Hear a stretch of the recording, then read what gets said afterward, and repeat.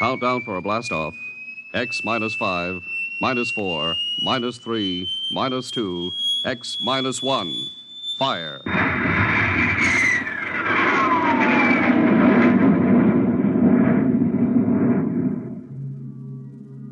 From the far horizons of the unknown come transcribed tales of new dimensions in time and space. These are stories of the future, adventures in which you'll live in 1,000,000 could-be years, on 1,000 maybe worlds. The National Broadcasting Company presents X minus 1.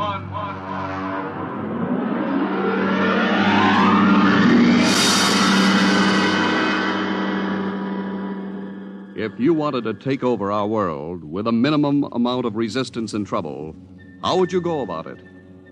Tonight we'll tell you how, with a strange and chilling story by George Lefferts. The Parade.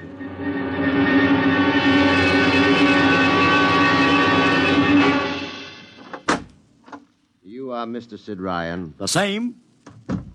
My name is Luchar. I am a Martian. Pleased to meet you, Mr. What was that again? A Martian? As in Orson Welles? Precisely. I'm a Rotarian myself. Sit down. Thank you. Now that we've had our little joke, Mr. Luchar, what can Publicity Associates do for you? I am interested in obtaining publicity. It has been my observation that advertising and publicity are the very backbone of earthly civilization. Spoken like a true Martian, Mr. Luchar. Now, if you'll tell me the name of the client. The client, of course, will be the Martians. You don't give up, do you? Give up? The gag, I mean. Oliver. Yes, Mr. Ryan? This is Mr. Luchar. Oh, how do you Mr. do? Luchar claims to be a Martian. Take him outside, will you, Oliver? I am happy to see, Mr. Ryan, that my telling you I am a Martian has approximately the effect I guessed it would. I believe we can do business. I have here cash retainer of $5,000. Oliver, take a look at that wad of lettuce. It's the real stuff, Mr. Ryan. And my client is prepared to spend many times that amount. Sit down, Mr. Luchar. Oliver, get the client a cigar, the 50-cent box. Yes, sir. Thank you. Well, now, what can I do for you, sir? I wish you to manage a publicity campaign. A very large and important campaign. Is the product established, or is it something brand new? Something quite new. Now, what would you judge the most effective type of campaign? Well, if the client has a lot of dough to throw around, a suspense campaign is best. First, you place ads in the paper saying, "Watch this space." Then, about a week later, you run an ad saying XYZ or PDQ, and you get people guessing what it means. Then, finally, when you've teased them enough, you bust loose and unveil the product. Excellent. We will conduct a suspense campaign. Of course, in this kind of campaign, secrecy is very important. Once the name of the product leaks out, it spreads like wildfire, and the whole campaign is kerfloppo. Quite so, quite so. The utmost secrecy. You realize, of course, these things cost like crazy. Would, say, $1 million cover expense? Come again? I said, would $1 million cover it? Why, yes, I am at... You did say $1 million. I understood that you have handled some very large accounts. Of course, if this is too big... No, not at all, not at all. As a matter of fact, I seldom touch anything less. Right, Oliver? Huh? Oh, of course. That's right, Mr. Ryan. Absolutely right. Yes, sir. You will begin, then, by saturating the newspapers, the radio, the streetcars with a very simple statement. What's that? I will write it on a card. Here you are. The Martians are coming. Say, that's not a bad teaser. Got that, Oliver? Yes, sir. The next ad will read, June 1st is Martian Day. June 1st is Martian Day. What happens on June 1st? The parade takes place. What parade? I wish you to arrange a parade up Fifth Avenue. You mean like the Macy Parade? Exactly. Except that the theme will be the world of tomorrow, the Martian world. My client would like it to be a gay affair. Balloons, clowns, pennants, pretty drum majorettes. Say, that sounds terrific. I might be able to interest the department stores in a tie-in. Fine. The parade will climax the campaign. On June 1st, the product will be unveiled. Good enough. By the way, Mr. Luchar, just what is the product? What are we selling? Oh, no, Mr. Ryan. Secrecy, remember? Yeah, but after all... Mr. Ryan, all will be revealed to you in good time. For the moment, let us say that we are selling a concept. A concept? The concept of invasion from Mars.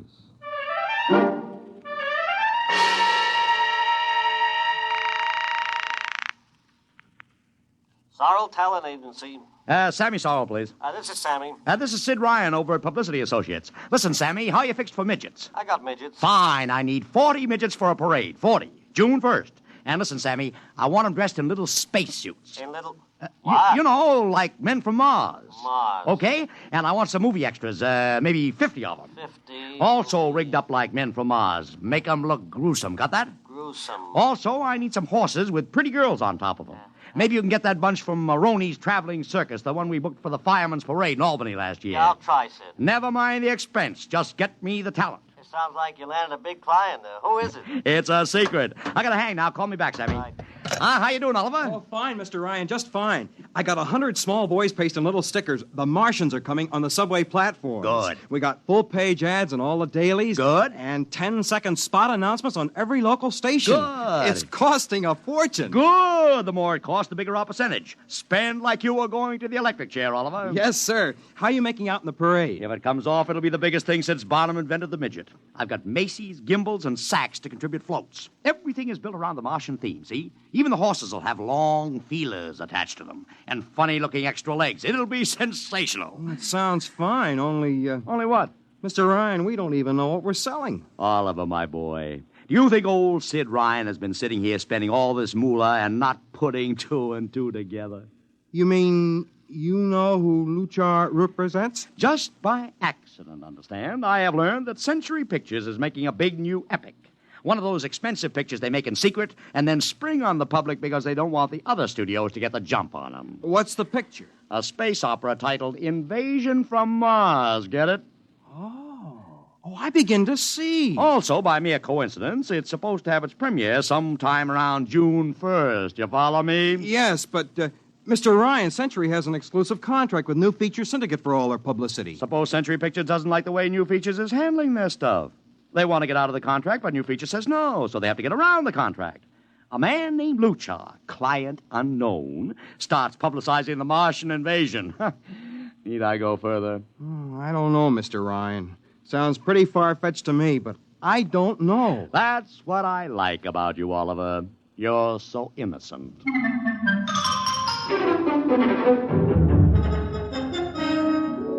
Now, let me talk to Commissioner Patrick, please. Sid Ryan.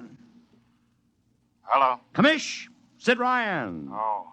How are you, Ryan? Fine. What is it this time? You want to drop a man off the Empire State Building into a teacup full of water? The answer is no. Also, we're not arresting any fan dancers. You know I don't handle fan dances. I want a permit for a parade. June 1st, 5th Avenue. It's a Sunday. There's no traffic. Now, look, Ryan, Macy's gets a permit. Gimbals gets a permit. The American Legion gets a permit. The Sons of Erin march every time Morton Downey sings the Wearing of the Green. Oh, don't give me a hard time, Patrick. This is too big. I have the 5th Avenue Merchants Association behind me.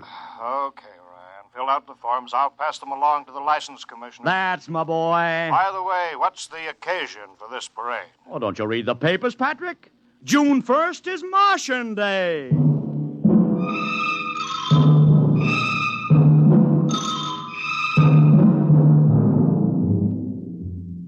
How is the campaign going, Mr. Ryan? Like wildfire, Mr. Luchar, like wildfire. Everybody and his brother is going along with the gag. Yesterday, we distributed 50,000 Martian hats to school kids. I got some of the merchants doing World of Tomorrow displays in their windows. Every big novelty manufacturer in town is climbing on the bandwagon. They want to get into the parade with floats, giveaways, anything. Everybody smells a buck to be made.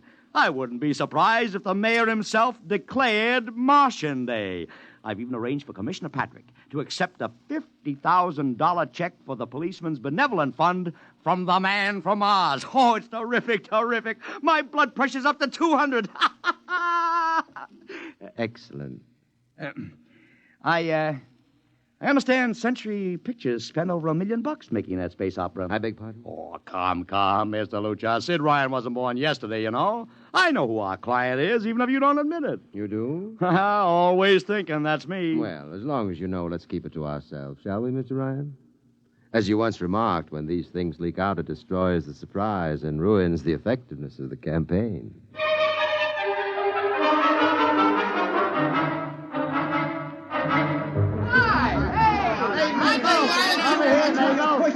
Ladies and gentlemen, this is Ken Daly speaking to you from our portable transmitter atop the reviewing stand for the much-heralded Martian Parade on Fifth Avenue.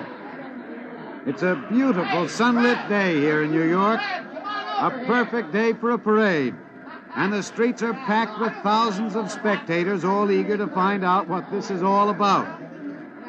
There's an air of shrill expectancy. Some of the kids and their parents have been camped on the curbstone since early this morning to be sure of ringside seats when the so-called Martians pass by. I've just had word from Saul Brown up at Central Park Mall that the Martians have landed from big pink balloons. And now, while we're waiting for the arrival of the parade, we brought some people up to our microphone to tell you their reactions to this most spectacular of all publicity stunts. That's right, come on. What's your name, madam? Miss Ada Shackley. A little louder, please. Miss Ada Shackley. Uh-huh, and where are you from, Mrs. Shackley? Columbus, Ohio. I see. And I see you have your family with you, too. Two little curly-headed blonde boys. Are you in New York on vacation? We came for the Shriners Convention with their daddy. What do you think of Martian Day, Mrs. Shackley? Well, it all seems very strange to me, but the boys have been pestering me to watch it, so we've been standing here 2 hours. I can't make head or tail of it. Well, neither can a lot of other people, Mrs. Shackley. But judging by the thousands here today, there's a lot of curiosity. Curiosity killed the cat, folks say. Well, let's hope not. Thank you, Mrs. Shackley. Mr. Ryan's here. Ryan, right. And this is Mr. Sid Ryan, ladies and gentlemen, the publicity man who's the brains behind the Martian Day stunt. Hello, Sid. Good morning, Kenneth. Easy, not so close to the mic. Oh, sorry. Hey, Sid, you've certainly lifted the lid this time. Looks like it, doesn't it? Sid, there's been a great deal of speculation as to exactly what all this is leading up to. I've heard some folks say it's a big war bond drive. Others think it's just to stimulate local business. And, look, I understand in the trade itself, the smart money says you're building for the premiere of Century's forthcoming extravaganza, Invasion from Mars. Now, come clean. Can you tell us what the real story is? Ken. I'd like to, but honestly, I can't. Oh, man of mystery, eh? Are you going to watch the parade from the stand here? No, Ken, I can't stand noise. I'm going up to my office and watching company. Well, thank you, Sid Ryan, and good luck. And here they come, ladies and gentlemen. The first units of the big Martian parade, swinging down Fifth Avenue with fanfare, colored streamers, music, confetti, floats, all the trappings of a Mardi Gras. And here in the vanguard is a whole troop of little midgets in weird-looking pink and blue spacesuits, carrying Rube Goldberg weapons with signs painted on them. Let's see, I can read one which says, Atomic Blaster. Another one has a placard reading, We're Martian through Georgia. And here come the clowns, laughing and falling all over each other. They're giving free sugar candy to the kids along the way. Yes, ladies and gentlemen, this is a happy, laughing crowd along Fifth Avenue today. A true reflection of the great sense of humor and good nature that makes America the place it is.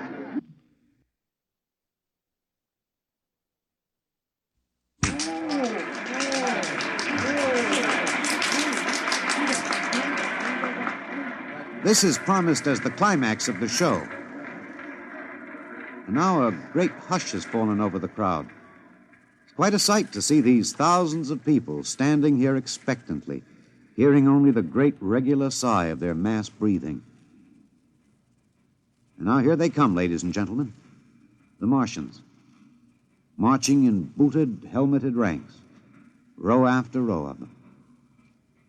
My, this is an impressive sight, ladies and gentlemen, and a rather serious contrast to the rest of the joyous slapstick parade we've witnessed. There are perhaps, 200 tall, broad-chested men dressed in metallic gray spacesuits with thick glass visors drawn across their faces. Each is holding an ominous-looking ray gun at the ready position. They're marching in absolute silence, keeping step perfectly, as though some mute, unspoken command were marking time for them. The crowd seems rather grim and serious now. Perhaps they're reminded of the actuality of war and possible invasion. They stand solemnly, silently, watching. Even the children are awed. And now the first ranks of the Martians are moving past us down Fifth Avenue toward the reviewing stands at the square. No one moves. What's that? What's happening? There, a woman, ladies and gentlemen. She dashed out into the street. For what reason, I don't know. She attempted to lift the visor of one of the Martian spacesuits, but just as she reached the Martian, she fell forward in a dead faint. I tell you, I've never felt such mass tension in a crowd as we're experiencing here right now, today. All sorts of rumors have begun filtering back through the audience. There are excited whispers of she's dead, she fainted, and now an undercurrent of, what? They're really Martians. This is an example of how a single incident can precipitate mass hysteria, ladies and gentlemen. I tell you, it's a mighty reassuring sight to see the blue uniforms of New York's finest spaced every 10 feet or so along the avenue. Somehow, I can't explain it, this incident has begun to work on what was a moment ago a happy, carefree crowd, and the complexion is changing.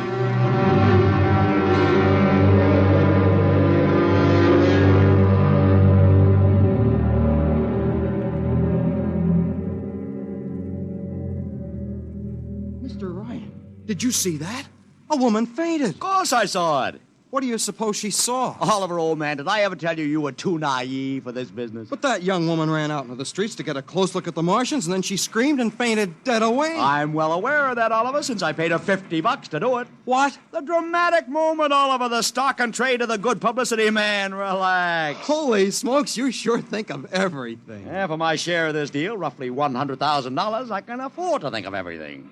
Shut the window. Don't you want to see the finish? We'll go down to the reviewing stand for the finish. Right now, I want to make a phone call. By the way, where's Lucha? I haven't seen him. Well, he'll be around. Boy, those Martians sure look like the real thing. How would you know the real thing if you saw it, Oliver? Well, gee, I don't know. Close the window, Oliver. Oh, yes, Mr. Ryan.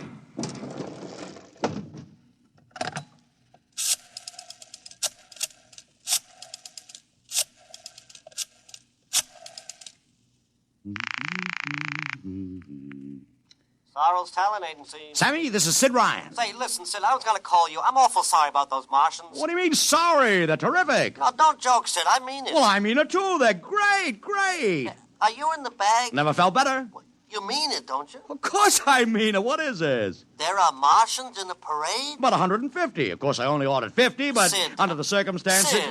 Well, what is it? Sid, don't you know? I couldn't get you a single movie extra. There's a studio strike in New York. I was going to call you, but I figured... Wait a minute. Where'd these guys come from if you didn't hire them? I don't know. Maybe Oliver. Oh, hold on. Oliver, Yes, Mr. Ryan? did you hire those Martians? No, sir, I... Sammy, this is on the level, isn't it? Honest, Sid, Okay, Sammy, I'll call you back. What's the matter, Mr. Ryan? I don't know. I just don't know. I've got to locate Lucha. What's Century Pictures number? Mr. Ryan, this is Sunday. Oh, yeah. Well, get me their publicity director, Marty Sanford, at home. Oh, yes, sir. 3, 2, 4. Here you are. Thanks. Sanford. Marty, this is Sid Ryan. Oh, hello, Sid. How's the big Fine, promotion? fine. Listen, Marty, this is dead serious. On the level. Get it? What's wrong? I've got to locate Lucha. Lou who? Lucha, come on now, Marty. This is life and death. The guy you sent over to hire me for the invasion picture. Invasion picture? Invasion from Mars, the space opera. Are you batty? Marty. That picture was shelved last month. What? Sure, back in the can. Too expensive and too fantastic. The big shots decided you can't sell a Martian invasion to the American public. And I never heard of a guy named Lou... Mother heaven. What is it, Mr. Ryan? You look terrible. That's too fantastic. What's too fantastic, Mr. Ryan? Is something wrong? Open that window. I want another look at those Martians. Yes, sir.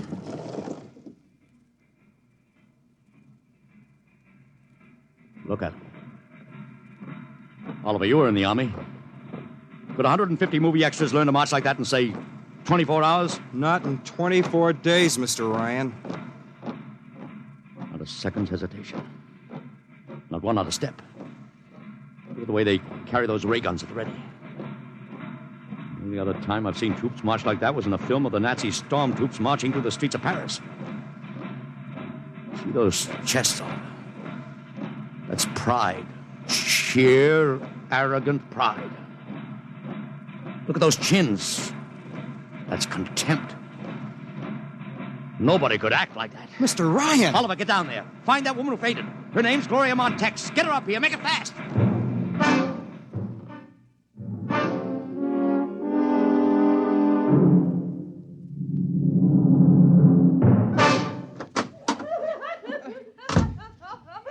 Here she is, Mr. Ryan. I can't get much sense out of her. Stay away from me. Gloria, it's me, Sid Ryan. Oh, don't kid me. You're a Martian. Gloria, settle down. No, you're wearing a mask. Baby, it's me, Sid. And underneath, it's awful. It's all big green eyes and those feelers like a catfish. Baby, snap out of it. Listen, what happened down there? You ran out and screamed like I told you, but the fainting, that wasn't in the act. Oh, go away, please. Go away. What'd you see? Oh, no, please. It's too awful. Please, please. Just one question, baby. Inside that helmet, what'd you see? You won't get anything out of her, Mr. Ryan. She needs a doctor. Okay, Oliver, I've heard enough anyway. You take care of Gloria here. Get her a drink. Where are you going? To see the commissioner. We gotta stop this parade before things begin to happen.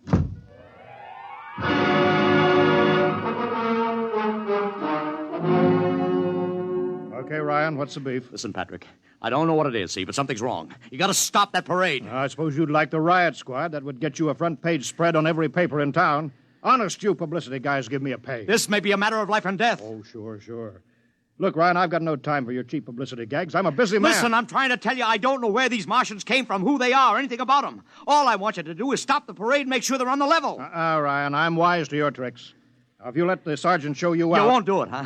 An honest citizen appeals for protection and you refuse it. I most emphatically do. Now beat it. All right, Patrick. I'll go right to the mayor's office. I'll have you busted flatter than a fried egg. Go ahead. I'm sure His Honor will be glad to toss you out on that phony nickel-plated skull of yours.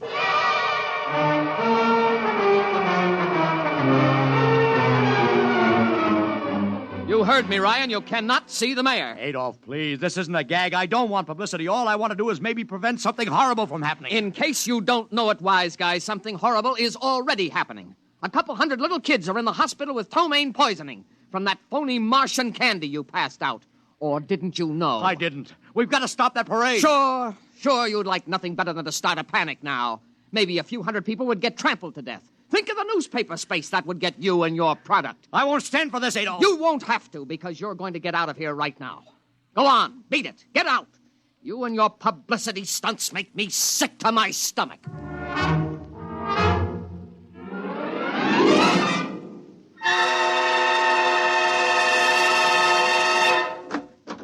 Oliver! Oliver, where are you? Oliver! Oliver! It is useless What? to scream at him, Mr. Ryan. Your friend is quite dead. Lucha. He wanted to run to the police with some story about a Martian invasion. I found it necessary to restrain him. Restrain him, you stinking murderer. Now, Mr. Ryan, collect yourself. After all our planning, it wouldn't do to have everything spoiled, now would it? Lucha, start talking and talk fast, because when you get through, I'm going to take you apart piece by piece. What's this all about? But surely you know, Mr. Ryan, after all, you've been publicizing it for months. Listen, you... Please, do not interrupt. You see, before colonizing your planet, we Martians sent advanced scouts to study your habits, your weaknesses.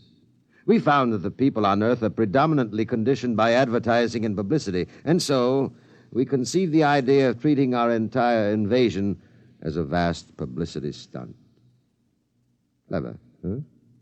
After all, Mr. Ryan, who would suspect an invader who advertised his invasion in the newspaper, invited the public to his surprise attack, and spent millions publicizing his plans? Holy jumping catfish. You've done very well. Then There was no product. Ah, but there is a product. The product is death. What are you trying to do, Lucha? We Martians are a humane people, Mr. Ryan. We do not like to destroy thousands where a few hundreds would suffice. In exactly 2 minutes, our troops will treat the world to a spectacle of death, which will bring the rest of your planet to its knees in horror. Nations will clamor to surrender. Perhaps, Mr. Lucha. But not if I can help it. You...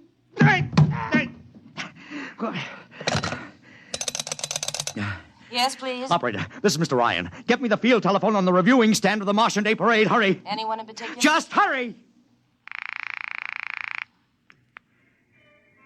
Reviewing stand, Sergeant Cassidy. Get me Commissioner Patrick. Hello. Hello. You'll have to talk louder. I want Commissioner Patrick. Oh. Patrick! Wait a minute. Things are quieting down. Now, what was it you wanted? This is Ryan. I have to talk to the commissioner. It's a matter of life and death. Well, I'm sorry, you can't talk to him now. The chief Martian is presenting the PBA check to him. The Martians are going to fire a salute. Listen, you got to stop him. What? Stop him! I'm sorry, Mr. Ryan. You idiot! The worst is going on!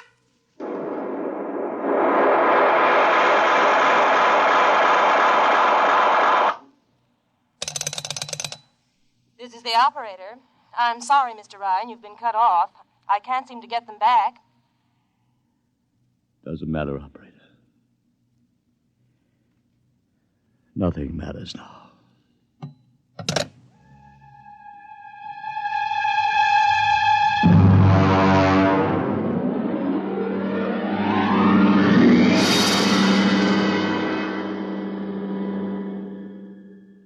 Tonight, X-1 has brought you The Parade, an original story written by George Lefferts.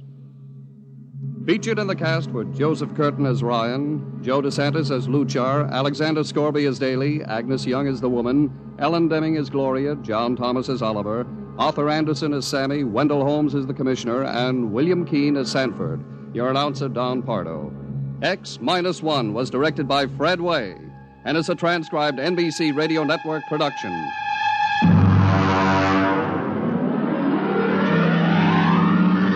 Next week, the tables turn. Instead of Martians invading Earth, we bring you a tale of men invading Mars. Ray Bradbury's brilliant short story entitled Mars is Heaven. Suppose you were a member of the first rocket ship crew to land on Mars, but instead of seeing Martians, you find that you've landed in a town that looks just like home, that all your dead relatives and friends are there to greet you, so that as incredible as it may seem, you think you're really in heaven. That is, you think so, right up to the fatal moment, the moment of X-1.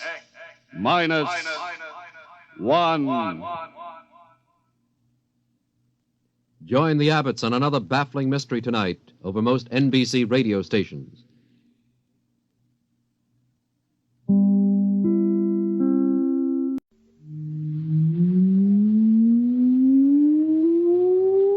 Countdown for blastoff.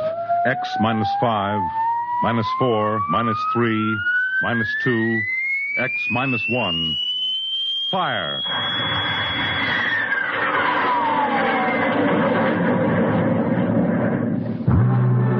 From the far horizons of the unknown come transcribed tales of new dimensions in time and space. These are stories of the future. Adventures in which you'll live in 1,000,000 could-be years, on 1,000 maybe worlds. The National Broadcasting Company presents X minus 1.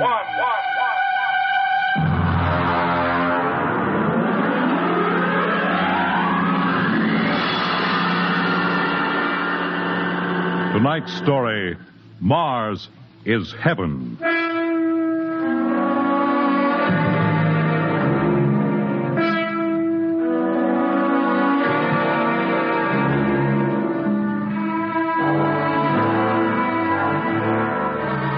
When the first space rocket lands on Mars, what will we find?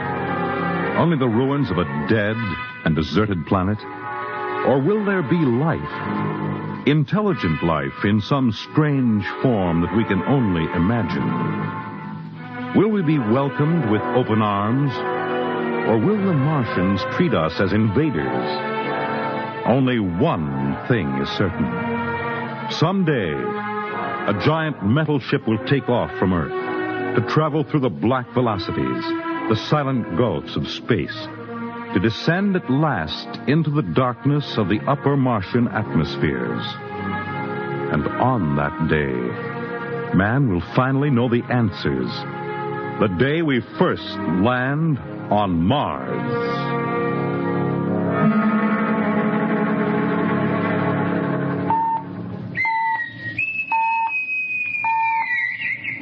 Now hear this. Now hear this. Approaching critical deceleration. Fasten gravity suits. Stand by to land. There it is. We've intersected the course vector, sir. All right, Mr. Lustig. Over to manual control. Aye, sir. Masters, sound general quarters. Aye, sir. Mr. Lustig, what do you make of the terrain? There seems to be a heavy ground, Miss Captain. We won't be able to use the infrared lights. And we'll have to come in on radar. Isn't that a little risky, sir? Landing in the dark? I'd rather run the danger of a blind landing, Lieutenant, than come in without the cover of darkness. Remember, we don't know what kind of reception is waiting for us down there. Airspeed 500. Altitude now 4,000. Bridge to engine room. Stand by for deceleration. Fire forward tubes 1 and 3.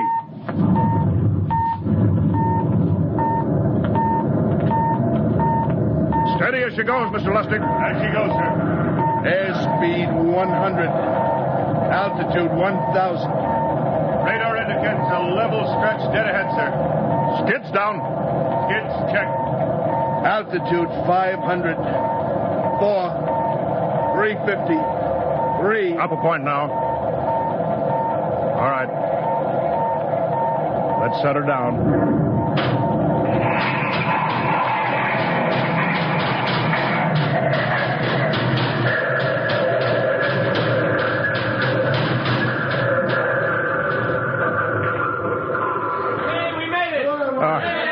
Cut the power. Masters, pipe battle stations. Aye, sir. All secure, sir. Well, gentlemen, we're now on Mars. April 20th, 1987. 4:33 Greenwich time. Enter that in the log, Masters. Aye, sir.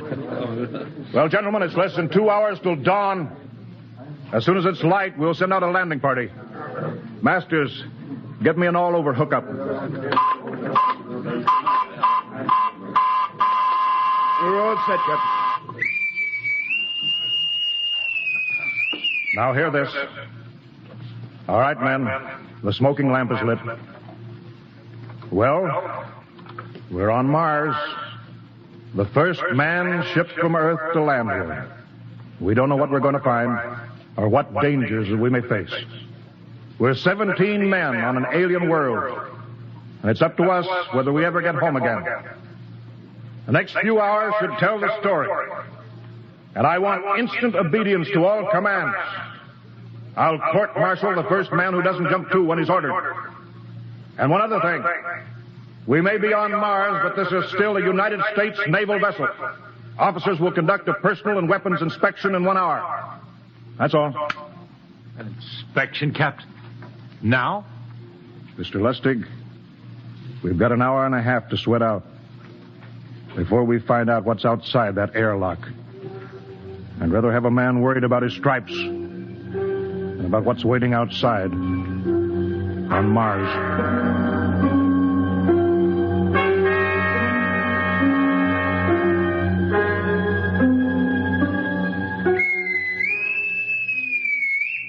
Now hear this. Landing party report to forward airlock. Captain Black, Lieutenant Hingston, Lieutenant Lustig, and Dr. Horst report immediately to forward airlock. It's now landing time -5. Well, they're paging us. You ready, Dr. Horst? Yes, Mr. Lustig. As ready as I will ever be. Come on, let's get in the lock.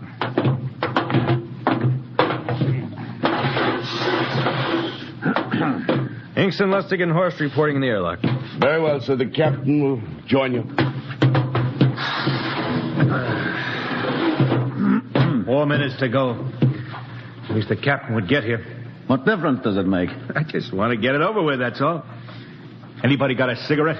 Yeah, I think you're smoking too much, Lieutenant Lustig. Are you nervous? Lay off, will you, Horst? Wondering what's hidden outside underneath that ground mist? I've been giving it some thought. It'll be very interesting to find out. A very unusual planet, Mars. Why? It has an atmosphere. A wonderful thing, an atmosphere. Where you find one, you find life. You mean Martians? What do you think they'll look like? Who knows? Intelligent life can take many forms. You mean they may have green skins and eyes on stalks or something? The comic book conception is possible, of course. Or they may have developed far beyond us. Perhaps they have a science that can produce weapons far more dangerous than our atomic missiles. You think we may have to fight our way out? After all, we are invaders. Now hear this. Landing time -2. All right. We heard this. You know what I'd like to find outside that airlock? Good old Illinois. Ever been there, Lustig? Only Chicago. Well, you ought to see my hometown. Green lawns, big white houses. Sounds like my hometown. My grandmother used to have one of those iron deer on the lawn. Every Halloween, we'd paint another color. One time, we painted it black and white like a Holstein cow. Where does your family live, Dr. Horst? I have no family. When I was a child, they were gassed to death in the Dachau concentration camp. Tough. No, it has its advantages. I have no ties on Earth. Nothing to lose now. I imagine I'm the only one on board who is free to enjoy our present peculiar position. All right, Masters, you can button it up now. I see. Well, gentlemen, check your sidearms. In 1 minute, we'll be the first men to set foot on Mars. Quite an honor, eh? As long as the medals are not awarded posthumously. Still uneasy, Dr. Horst? Captain Black, I've been uneasy ever since I can remember. On Earth and on Mars. Well, 30 seconds. Give me the intercom phone, Lustig. Yes, sir. Masters? Aye, sir. Battle stations are to be manned until we return. If we're not back in 2 hours, I want no rescue party sent out. Blast off and save the ship, you understand? Aye, sir. All right. 5 seconds. 4, 3, 2, 1. Lustig, open the outer airlock. Aye, sir.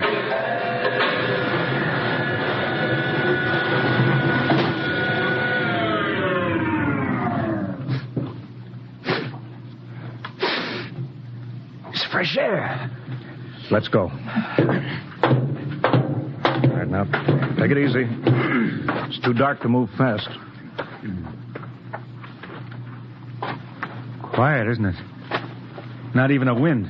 Can't see anything from this ground this time. We don't know what's out here. All right, come on. What the quiet? Captain, I could swear that sounds like a rooster. I don't hear it anymore. Very homely but unlikely sound. A rooster crowing on Mars? Hingston. Aye, sir. Set that machine gun 25 yards to the flank. We'll stay here till the ground mist lifts. Aye, sir. What do you make of the ground, Horst? Grass. Plain grass. You can see some large foliage there where the mist's thinned out. What the? Hingston, hold your fire, you fool! I hit it, Captain. What? Some kind of wild animal. I hit it. I could see the tracers, but it's still standing. Come on, Horst. Doctor, where are you? Up ahead. Admiring the wild animal. Careful, Horst. Wait for us. Don't worry, Captain. It's an iron deer. A lawn ornament. Well, that's impossible. It's hollow. Interesting, isn't it? A whitewashed Victorian iron deer sitting on a lawn in the middle of Mars. I don't understand. Look around. The mist's lifting. Hey, Captain, look there. It's a house, a regular old-fashioned house. But, sir, on Mars. Good Lord. I haven't seen carved scrolls and gingerbread like that in years. Look at that port swing. The geraniums. There. I told you it was a rooster, Captain. Give me the glasses, Lustig. I want to take a look through that front window. Well, there's an upright piano. Some sheet music on it. Lustig, it's beautiful Ohio. It can't be, sir. Horst, do you think that civilization of two planets could be identical? I don't know. That specific variety of geraniums is only 50 years old on Earth. Is it logical that they should develop in Mars? How about that porch swing and the piano and beautiful Ohio? Why, it's impossible. Captain Black, this looks like the town I was born in. Well, it looks like my hometown, too. I've thought of something, sir. It's the only solution. Maybe we're not the first ship to reach Mars from Earth. Don't be ridiculous, Lustig. Oh, how else can you explain it? Suppose some scientists got together. They invented some spaceship and planted a colony here. That's the only answer. That's impossible, Lustig. Been space travel, it couldn't be secret. Do you have any idea what ships cost, what industrial power is needed? No, there's got to be some logical reason. I think perhaps we might find out, Captain. The light just went on in that house. Kingston, cover that door with the machine gun. Aye, sir. All right, come on, Horst. We're going to ring that doorbell. There's got to be a scientific answer to all this.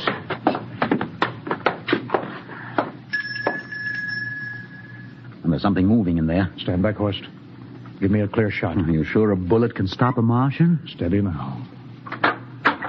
Can I help you? If you're selling anything, it's much too early. No, wait just a minute. What town is this? What do you mean? Are you census takers? No. We're strangers here. We want to know how this town got here. Is this a game? No, it's not a game. We're from Earth. From where? From Earth. Do you mean out of the ground? Are you sure you're feeling well? Madam, we came in a flying ship across space. We're from the third planet Earth. This is Mars. Now do you understand? Mars. You go away now, you hear? I'll call my husband from upstairs and he'll chase you. Go on. But this is Mars, isn't it? This is Green Lake, Wisconsin, in the United States of America.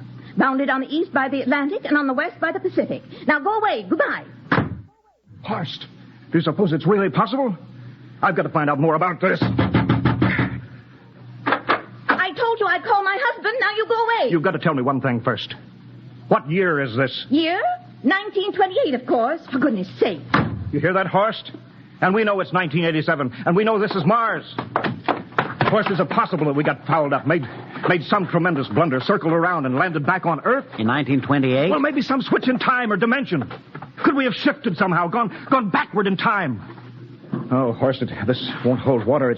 It's not logical. We checked every mile. We went past the moon, out into space. We're on Mars. Lustig out at point. Hingston in the rear. Keep that gun at half load. Aye, sir. Horst, there's got to be some cold, logical solution. Captain. What? That house down the street, the white one with the green shutters. Lustig, what's the matter? I never thought of... Thank God! Lustig, come back here. He's running for that house. That crazy fool. After him, quick. Lustig, stop! Come down off of that porch. Grandpa! Lustig, what the devil do you think you're doing? Albert! Grandma, Grandpa, it is you. Lustig, what is going on here? Albert, it's been so many years. How you've grown, boy. It's so good to see you. Lieutenant Lustig! Oh, Captain, Grandma, I want you to meet my friends. This is Captain Black. Captain, I want you to meet my grandfolks. Howdy. Any friend of Albert's is a friend of ours.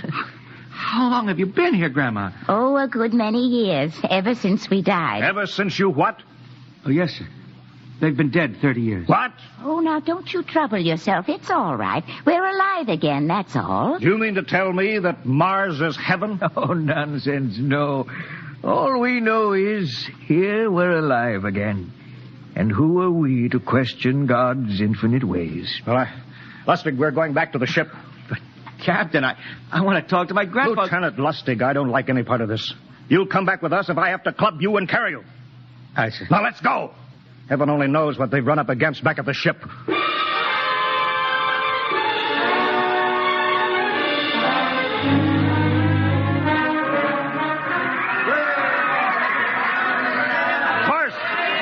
Crowd around the ship. Looks like we're being welcomed with a celebration, Captain. Celebration? They've abandoned ship. Every port is open. No guard set. You masters! Hiya, Captain. Meet my old dad. Dad, that's Captain Black. He's not a bad guy for an officer. Hingston! What's it? Bring that band back. Use force if you have to. Excuse me, sir. There's my Uncle George. Hingston! I'll be right back, Captain. Uncle George. What the devil is going on here? Don't you understand, sir? They've all found friends and relatives. They're all here. You're right, Captain. I've found it. The whole crew's out in the crowd. But I gave orders. Definite orders. You don't understand, Captain. I understand mutiny. I don't care how many relatives show up. I'll have discipline. Johnny! What? Johnny, you old son of a gun. It's you. Edward. Yes. It can't be. Oh, of course it is. Johnny, Ed. you old... Ed. Dr. Horst. This is my brother, Edward. How do you do? Hello, sir. It's wonderful to see you, Edward. Look, I've got to get back to my ship. Oh, Johnny, wait. I almost forgot. Mom's waiting at home. Mom? Yeah, and Dad, too. Mom and Dad are alive? Then you're real, Ed. Well, of course. Don't I feel real? How's that, huh? Why, Ed! We've got lunch for you, Johnny. Mom's making corn fritters. Dr. Horst, haven't you found anybody? No, Captain. I have nobody. Well, then you come on home with me, right, Ed? Why, sure. Horst, you wouldn't believe it, but it's been 35 years since I had Mom's corn fritters. By George, 35 years.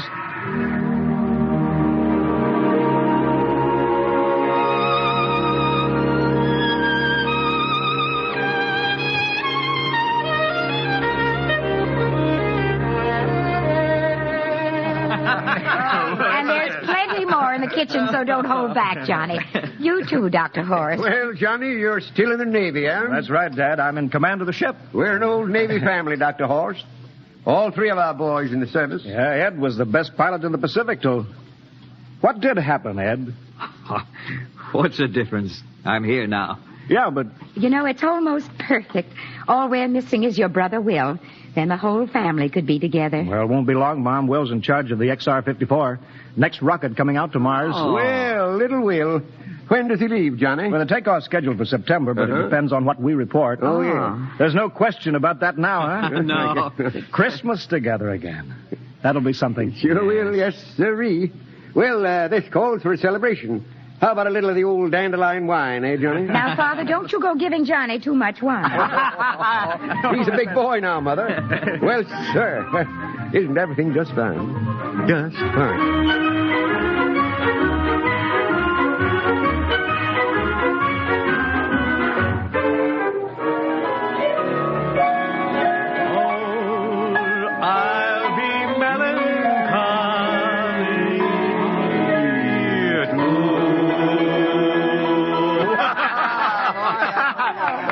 That one again, will you, Ed? Oh, sure.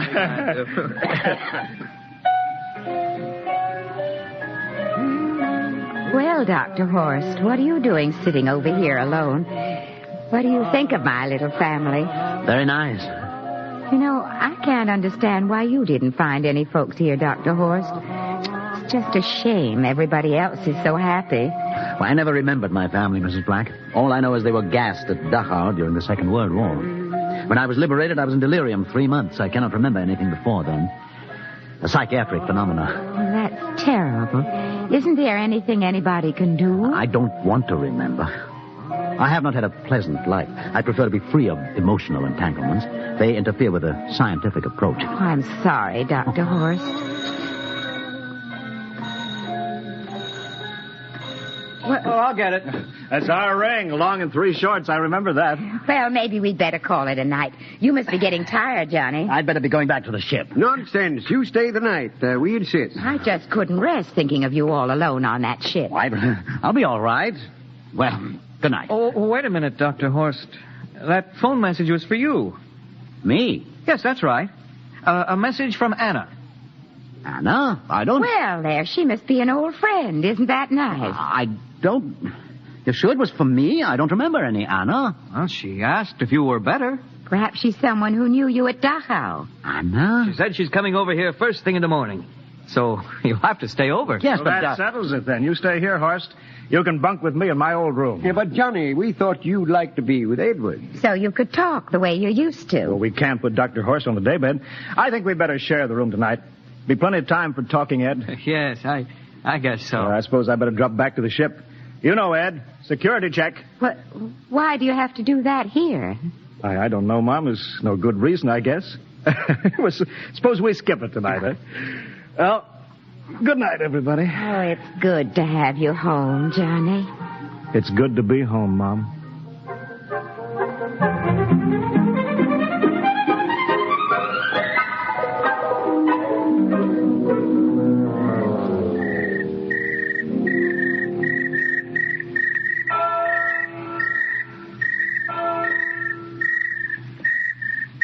Captain Black. You asleep? No, I've been thinking about what we were expecting. Green-skinned Martians. All the time there was only Mom and Dad, and And Edward waiting. That's funny what tricks your imagination can play on you. Well, I guess Mars is heaven, Horst. You know, I've been thinking about Martians, too. Captain, just suppose there were Martians, and they saw us land, and suppose they thought of us as invaders.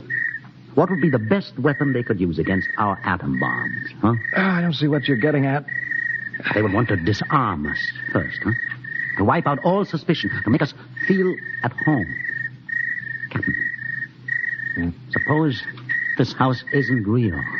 Suppose the people are just images, stolen from our own memories by Martians, created for us by telepathy, hypnotism. Oh, that's the craziest theory I ever heard. Maybe that's why there was no one for me, because in all my life there is no happy memory, no real loved person, not even my mother. I don't remember her, only the piles of rotting corpses at Dachau.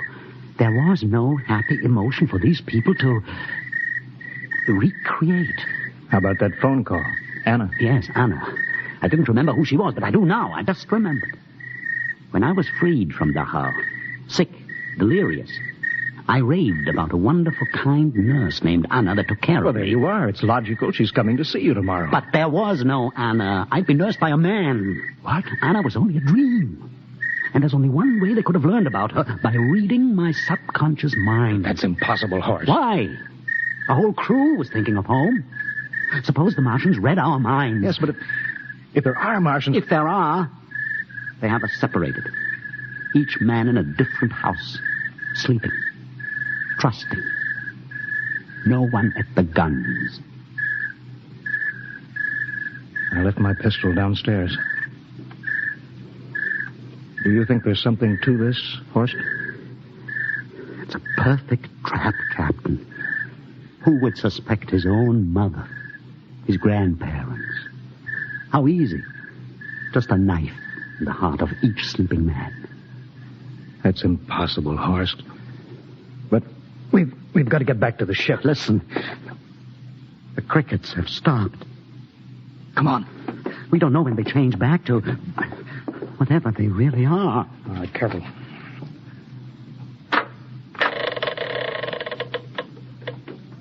Where are you going, John? Ed, we wanted a drink of water. That's all, Ed. You're not thirsty, John. You don't want a drink. Look out! You don't want a His drink. face! It's changing! He's a Martian! Run, horse! Run! You can't get away, John. This way, horse! Horse, where are you?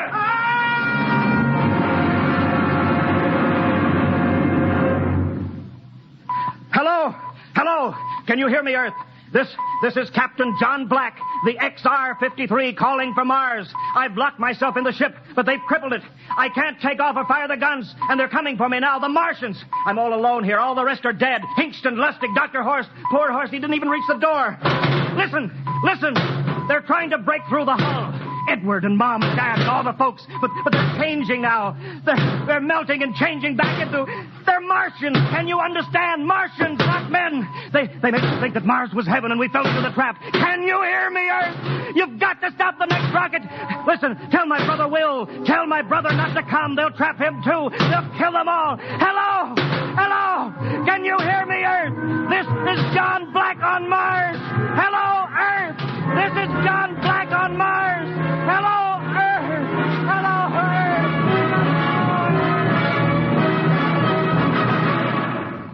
Tonight, X-1 has brought you the science fiction classic, Mars is Heaven, written by Ray Bradbury and adapted for radio by Ernest Kenoy. Featured in the cast were Wendell Holmes as Captain Black and Peter Capell as Dr. Horst, with Bill Zuckert as Masters, Bill Lipton as Hingston, Margaret Berlin as the old lady, Bill Griffiths as Edward, Ken Williams as Lustig, Ethel Everett as Mom, and Edwin Jerome as Dad. Your announcer, Fred Collins. X-1 was directed by Fred Wayne and is a transcribed NBC Radio Network production.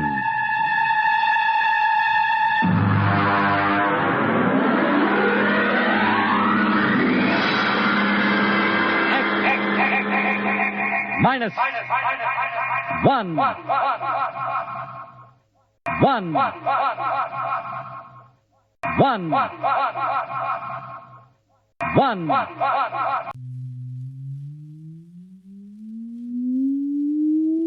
Countdown for blastoff. X minus 5, minus 4, minus 3, minus 2, X minus 1. Fire!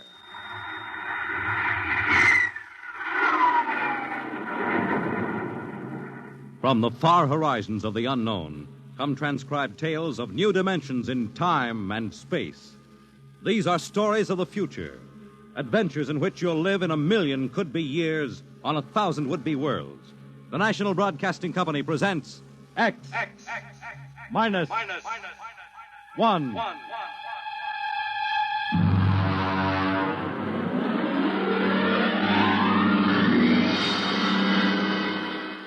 Tonight, Universe.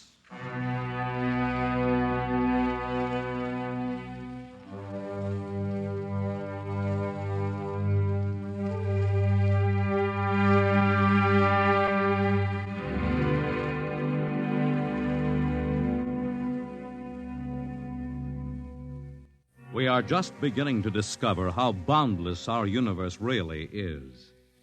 And yet, as man reaches out to the stars, out toward infinity, ironically enough, he may be building himself a new kind of prison. What would it be like to live all your life in a world no larger, say, than a single gigantic rocket ship bound on an endless mercy?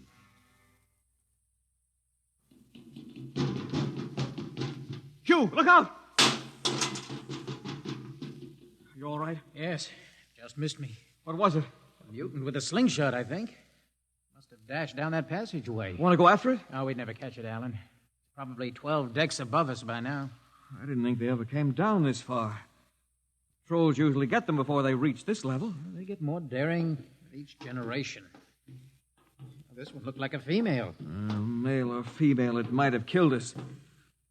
I told you this trip was pure foolishness, climbing 24 deck levels to hear a crazy old man rave. All right, Alan, we're almost there now. Let me see, compartment X, 15, level 24.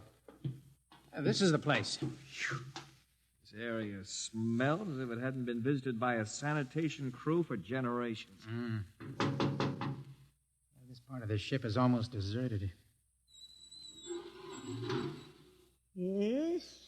Is this the compartment of John the Witness? Who are you? My name is Hugh Hoyland, cadet from Scientist Barracks. This is my friend Alan Mahoney. What do you want of John the Witness? Well, only to talk. Are you a believer in Jordan? Naturally. I have heard that there are those among the younger scientists who doubt the word of Jordan. To doubt is death. We're not heretics. Ah, enter.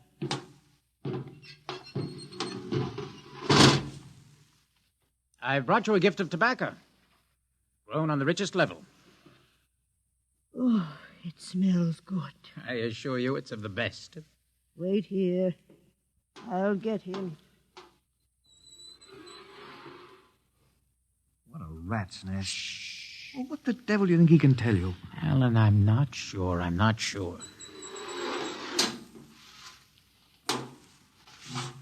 Well?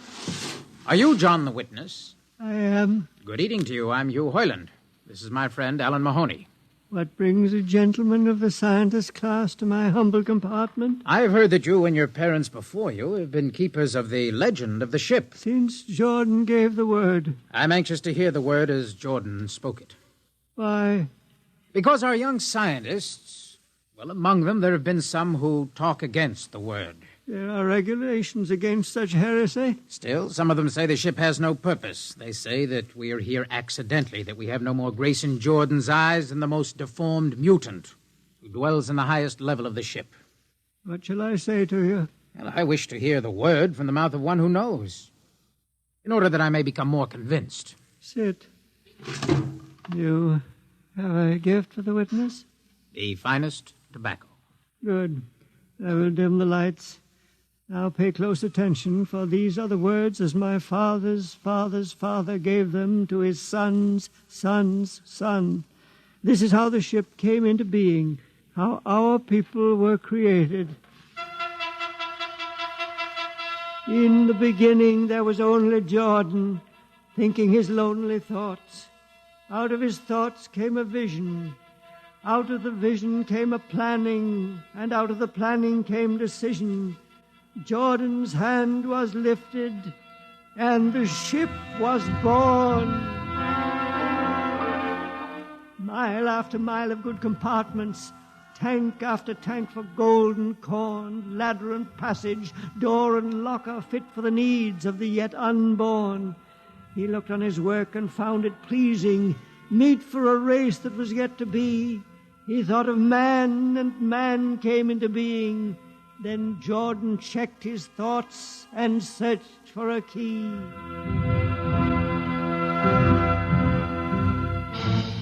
Man untamed would shame his maker. Man unruled would spoil the plan. So Jordan made the regulations, and order came to the works of man. A crew he created to work at their stations, scientists to guide the plan. Over them all he created captain, made him judge of the race of man. Thus it was in the golden age.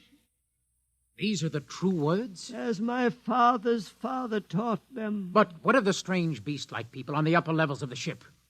Surely Jordan did not create them. Jordan is perfect.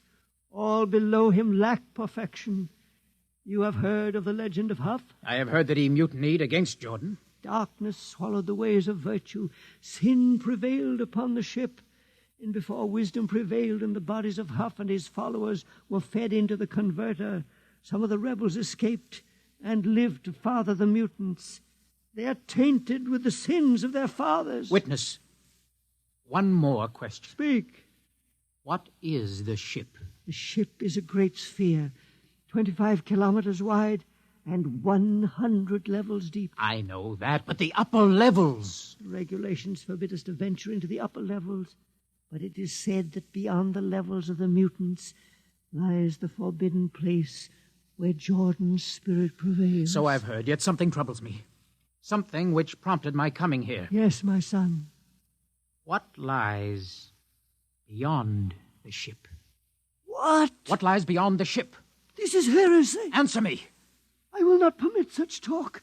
The ship is complete. The ship is universal. The ship is everywhere. The ship is endless. Your mutterings are those of a frightened old man. They answer nothing. You question the word. I think you lie. Hear me, Mr. Hoyland. For what you have already said, I can have your body fed into the converter. Your soul launched on the endless trip. You threaten me. Hugh, for Jordan's sake. Do you think I fear this dried fig of a man? Hugh! Sir, my friend is impetuous. He does not understand. I might be persuaded to forget a substantial gift. Why, you pig! Hugh! Alan, come on. The sight of this so-called holy man offends me. No, you shall not leave. Don't try to frighten me with that gun, old man. Remain where you are, heretic. I warn you, put down that gun. No, closer. Drop it. Very well, then. Death to the heretic. Alan, get him. Alan. He's not breathing. Is he dead? I don't know. Come on, Hugh. We've got to get out of here. Right. Nowhere. We can't go back. They'd feed us into the converter before we could even... What's that? An alarm. That old woman must have turned it in. Come on, Alan. The patrol will be here in no time. Where can we go? Yes, where? The upper levels. No, the mutants. We'll have to take our chances. Come on, Alan. Let's go. Listen, that's the patrol. Come on, we've got to climb. There's a hatchway down the corridor. All right, quickly, quickly. Oh, there we fire! Alan, up ladder. Up. Come on, Alan, come on.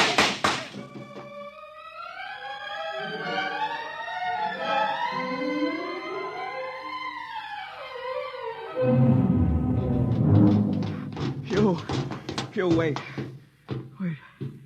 How far are we from the outside wall? Judging by the slope of the deck, about 2 miles. Alan, let's try this passageway here. If you hadn't asked him that stupid question. Now, there's no use going over that. But why did you do it? I've been thinking about it for a long time. When he began to give me those stupid, pat answers, and I just saw red, I guess. Who are you to question the ways of Jordan? When you asked me to go with you to visit the witness, I I thought you wanted spiritual help. I never I'm dreamed. sorry, Alan. I'm sorry. I couldn't foresee this. Wait a minute. What?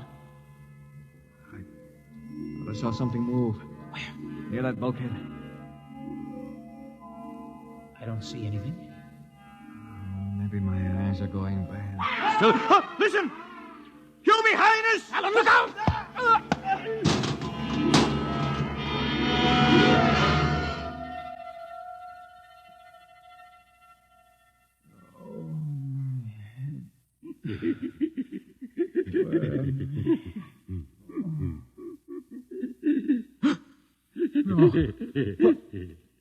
What are you?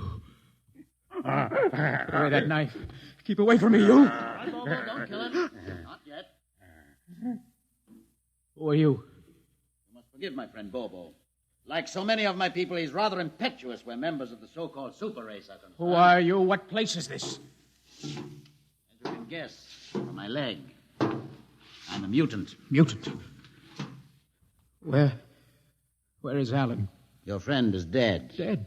I was not able to restrain my people in time to save him. Why don't you destroy me and get it over with? We do not kill for pleasure, Mr. Hoyland. Only when necessary.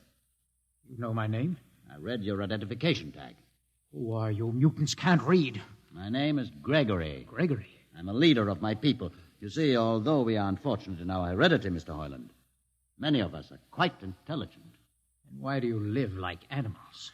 We'd rather live like free animals than like regimented slaves, as you do. I've heard you practice cannibalism. Undoubtedly, you hear many things about us. You turn your head. Why?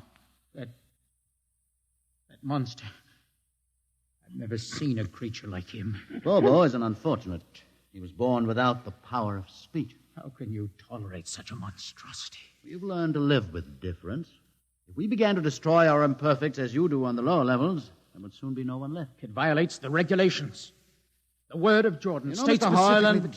your people are really quite primitive and barbaric. You dare say that to me? I dare say a good deal more. Let us go to my compartment and speak further. I'm always interested in information on the lower levels. I'll give you no information. Bobo. No. Mr. Hoyland in my cabin, please. No. I would advise you to go quietly, Mr. Hoyland. Bobo has a hatred of superior beings, which is unfortunate, but quite understandable. Proceed.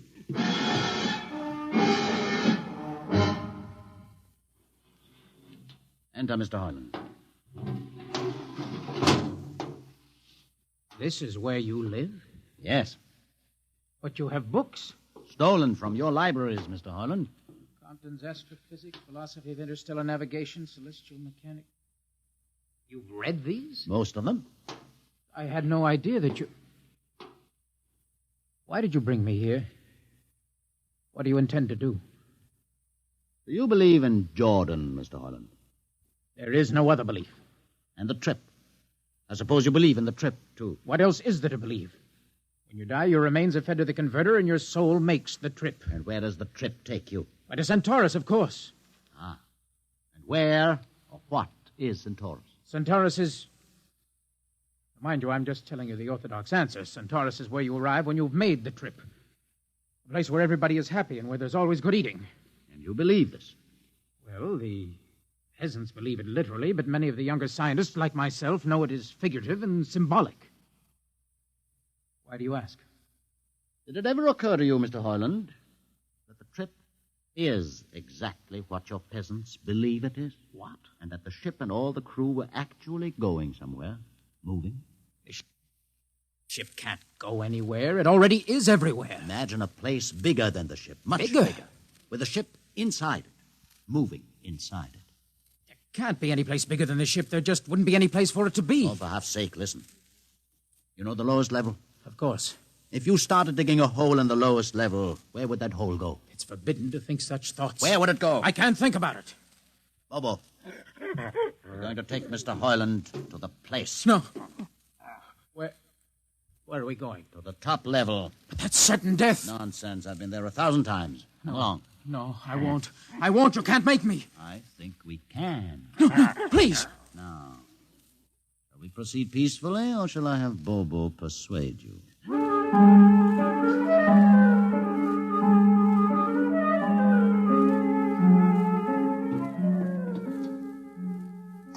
Bobo. Inside.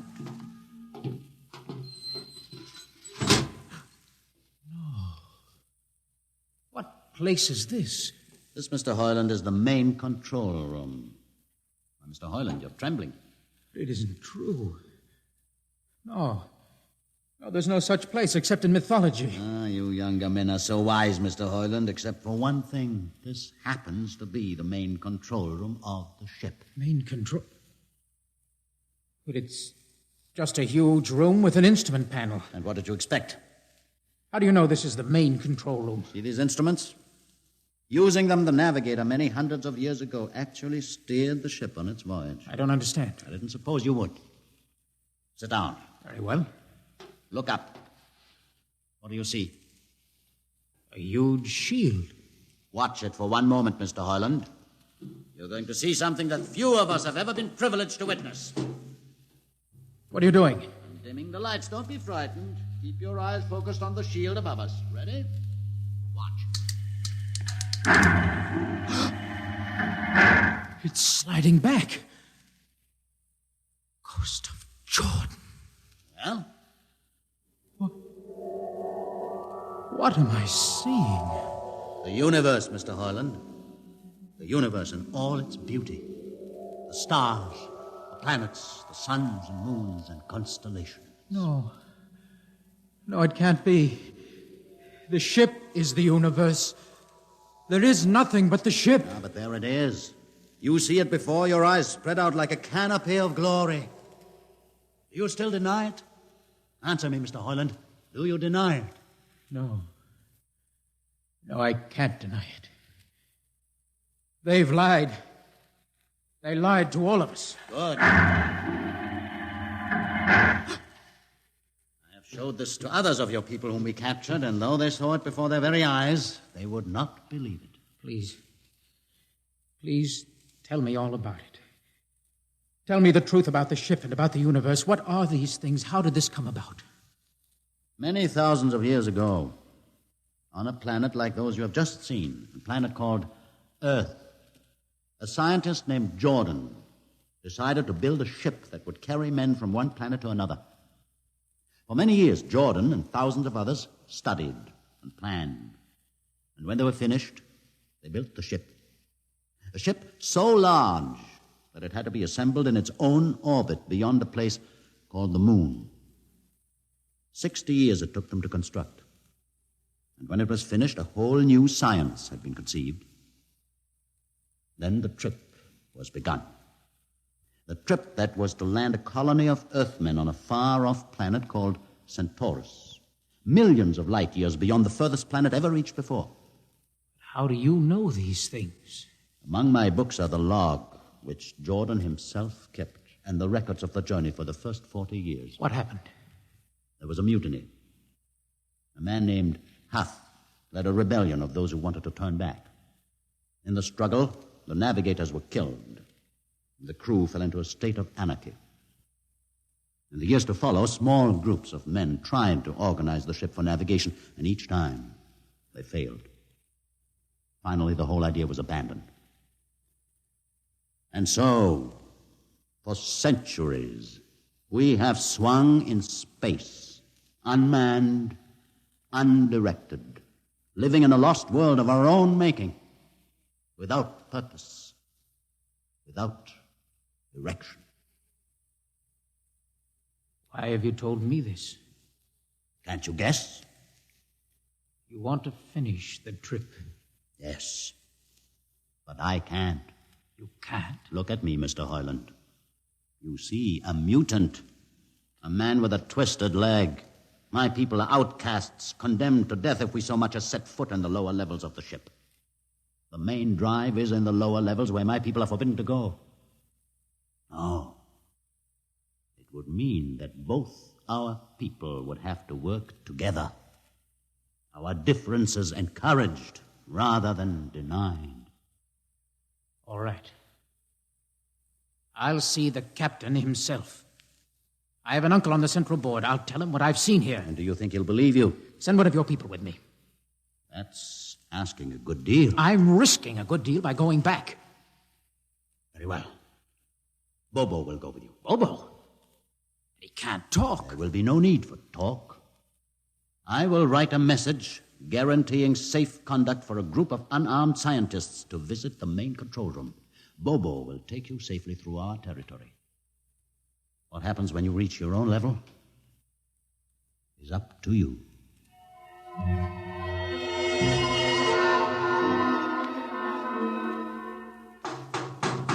One moment. Yes, what? You? Quick, Uncle, let us in. Hey, but this mutant... He's harmless. Please, Uncle, please. Now, what is this? You're wanted for... I know all about that. Uncle, listen. I must see the captain. The captain? Are you mad? Uncle, you're a council member. You can get me to see him. He'll kill you. You're wanted for heresy. I don't care. I must speak with the captain. Now, Uncle, you're close to him. You can arrange it. I don't understand. Listen to me. The ship is moving. I can prove it. Do you understand? There is a purpose in the ship. I don't understand what you're babbling about. Now, never mind. Just talk to the captain. Tell him I have information of tremendous importance. Tell him I've arranged a truce with the mutants. Truce? Here, show him this paper. Signed by their leader. Do it, Uncle, for my sake. I don't know what... Uncle, please, if I'm to die, let this be my last request to you. Very well. I'll speak to the captain.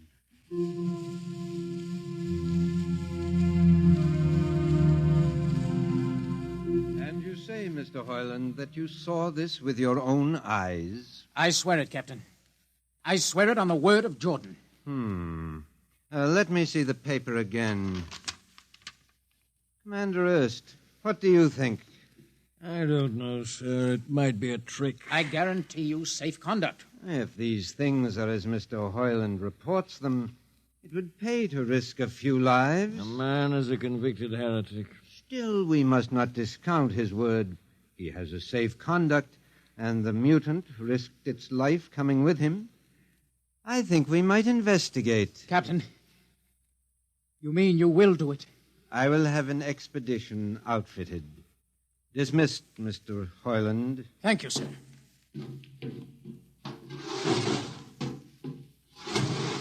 Captain, Commander Erst. Sir. You will make the necessary arrangements for an expedition. And I trust you understand. Perfectly, sir. Perfectly.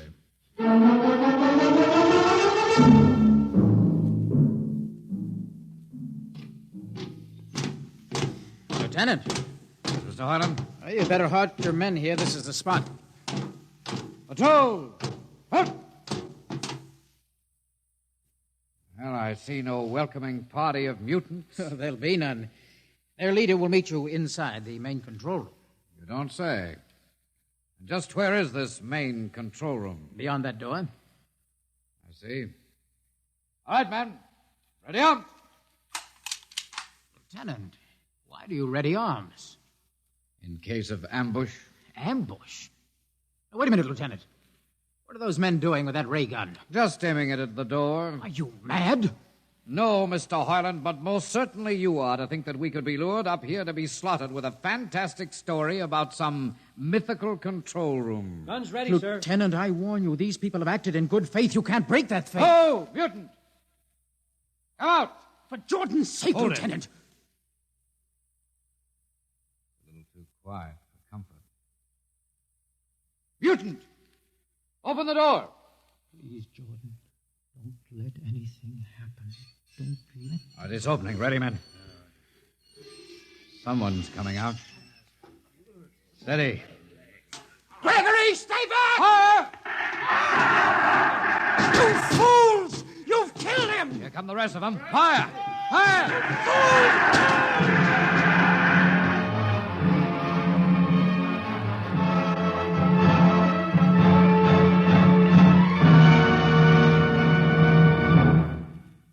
That should teach them a lesson they won't forget. All right, men, inside the room.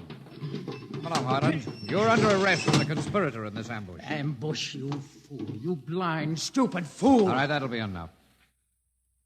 You've been inside this place before? Yes. What's this machinery? These are the controls he would have used to steer the ship. Gone out of his mind, Lieutenant. Steer the ship? Who? The leader, the one you killed. This ugly mutant? This ugly mutant. happened to be a man of true genius. Why, you're mad. Am I? Lieutenant, this man had a vision which would have saved you, but you chose to kill him because you couldn't stand the sight of his difference from you. Shut up, Highland. Don't listen to him, man. You can't shut your eyes, and you can't shut your minds, and you can't shut your ears to this! The roof's moving back! Yes, look! Let the vision of this confound your ignorance and blind your eyes. This is the heritage of stars and open skies, for which men have yearned for centuries. Try to destroy this, and you will only destroy yourselves. Death to the heritage.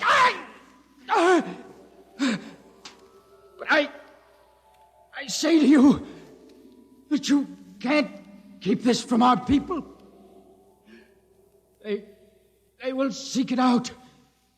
The ship will be manned, and the ship will be steered, and there will be freedom, purpose, and respect for ourselves. This is your heritage. Look upon the universe. Kill him.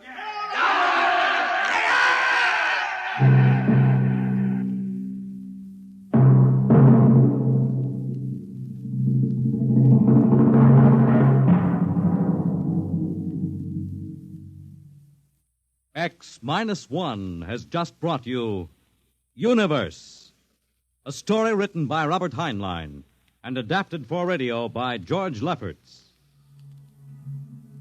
Heard in the cast were Donald Buca as Hugh, Peter Capell as Gregory, Bill Griffiths as Alan, Abby Lewis as the woman, Edgar Staley as the witness, Jason Johnson as the uncle, John Seymour as the captain, and Ian Martin as the lieutenant. Your announcer is Fred Collins. X-1 is directed by Fred Way and is a transcribed NBC Radio Network production.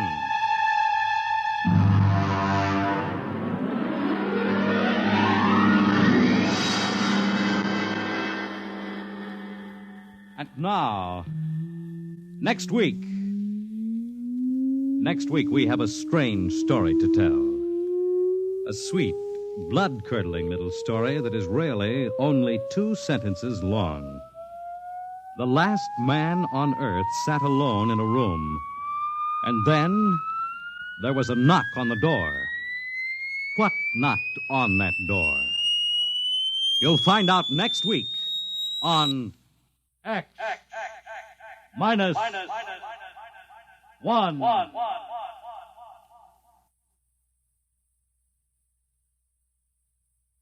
When you buy United States savings bonds, you help to build your own future security.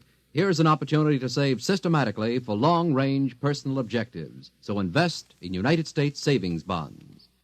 Now follow the Abbotts to mystery and adventure over most NBC radio stations.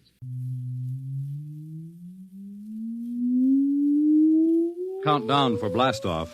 X-5, -4, -3, -2, X-1. Fire!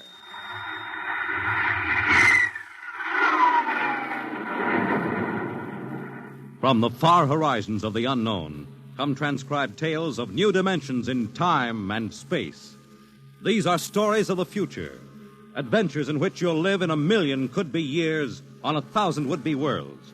The National Broadcasting Company presents X minus 1.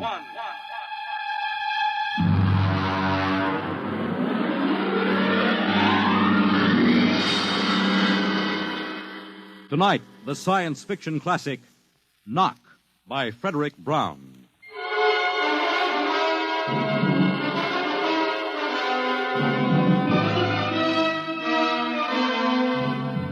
Tonight we have a strange story to tell. A sweet, blood-curdling little story that is really only 2 sentences long. The last man on Earth sat alone in a room. There was a knock at the door.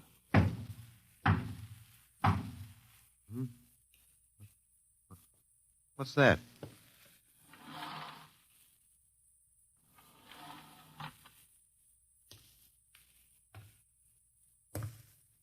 Good morning, man. What? Who are you? You have regained consciousness. Who are you? I am Zan. I'm still asleep, I must be. You are not asleep. Maybe if I close my eyes, it'll go away. I will not go away, man. No. I guess I'm awake. What are you? I am a Zan. What's that? A Zan is intelligent life. Look, I don't... What happened? Where are you from? From Planet 7 in the 3rd galaxy in the 4th quadrant. Where? It is not necessary to repeat information which is correct in the original statement. Planet 7, but...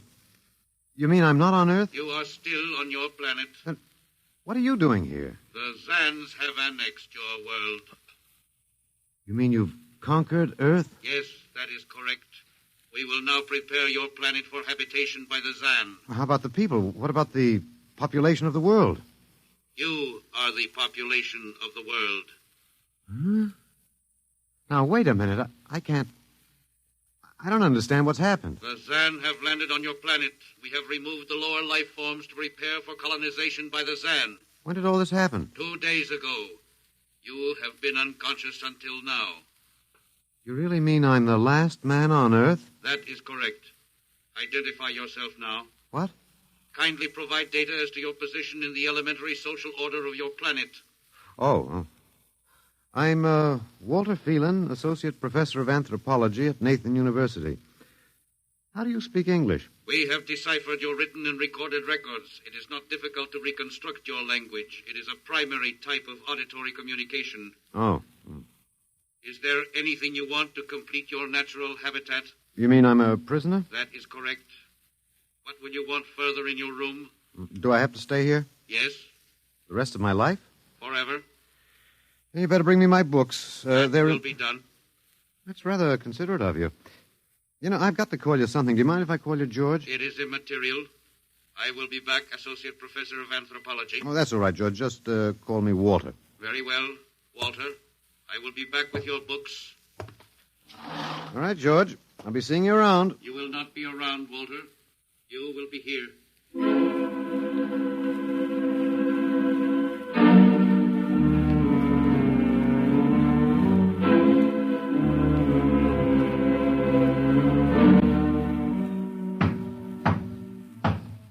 Come in. Oh, hello, George. Hello, Walter. Wait a minute. You're not George. You're different somehow. It makes no difference. The Zan are many, and they are one. Then I'll call you George, too. I'll call you old George. What can I do for you? Point 1. You will please henceforth sit with your chair facing the other way. Uh-huh. I thought so, George. That plain wall is different from the other side, isn't it? That is correct. It is transparent. Yeah, that's what I thought. I'm in a zoo, right? That is correct. How many other animals do you have in the zoo, George? 216. Not complete, George. Even a Bush League zoo could beat that. Did you just pick at random? Yes. All species would have been too many. Male and female, each of 108 kinds. Male and female, huh? Of all the animals? There is a female of your species among the collection. Anyone I know? Well, never mind. It doesn't matter anyway. Well, what do you feed us all, eh? For carnivorous species, we make synthetics. The flora was not hurt by the vibrations which destroyed animal life. Oh, nice for the flora. Well, George, you started out with point 1. I deduce there is a point 2 kicking around somewhere. What is it? Something we do not understand. Oh? 2 of the other animals sleep and do not wake. They are cold. Don't worry, George. It happens in the best regulated zoos. What is wrong with them, Walter? Nothing much. They're just dead. Dead? Mm-hmm. That means stopped. But nothing stopped them. Each was alone. Well, maybe they just died of old age. Old age? I do not understand. You don't? Well, how old are you, George? Your planet went around the sun about 7,000 times since I was born. 7,000 years? Yes, I am still young. Yeah, a babe in arms. Look, George, you've got something to learn about this planet you've hijacked. Here on Earth, we've got somebody you don't know where you come from. An old man with a beard and an hourglass and a scythe. Your vibrations didn't kill him. What is he? Oh, old man Death. Down here, our people and animals live until somebody, the Grim Reaper, stops them. He will stop more? Well, he gets us all, George. With your lifespan, it won't seem like a minute and we'll all be gone. Looks like you made a mistake, George. And I don't think there's much you can do about it. That is not correct. The Zan is a logical being. We will take action.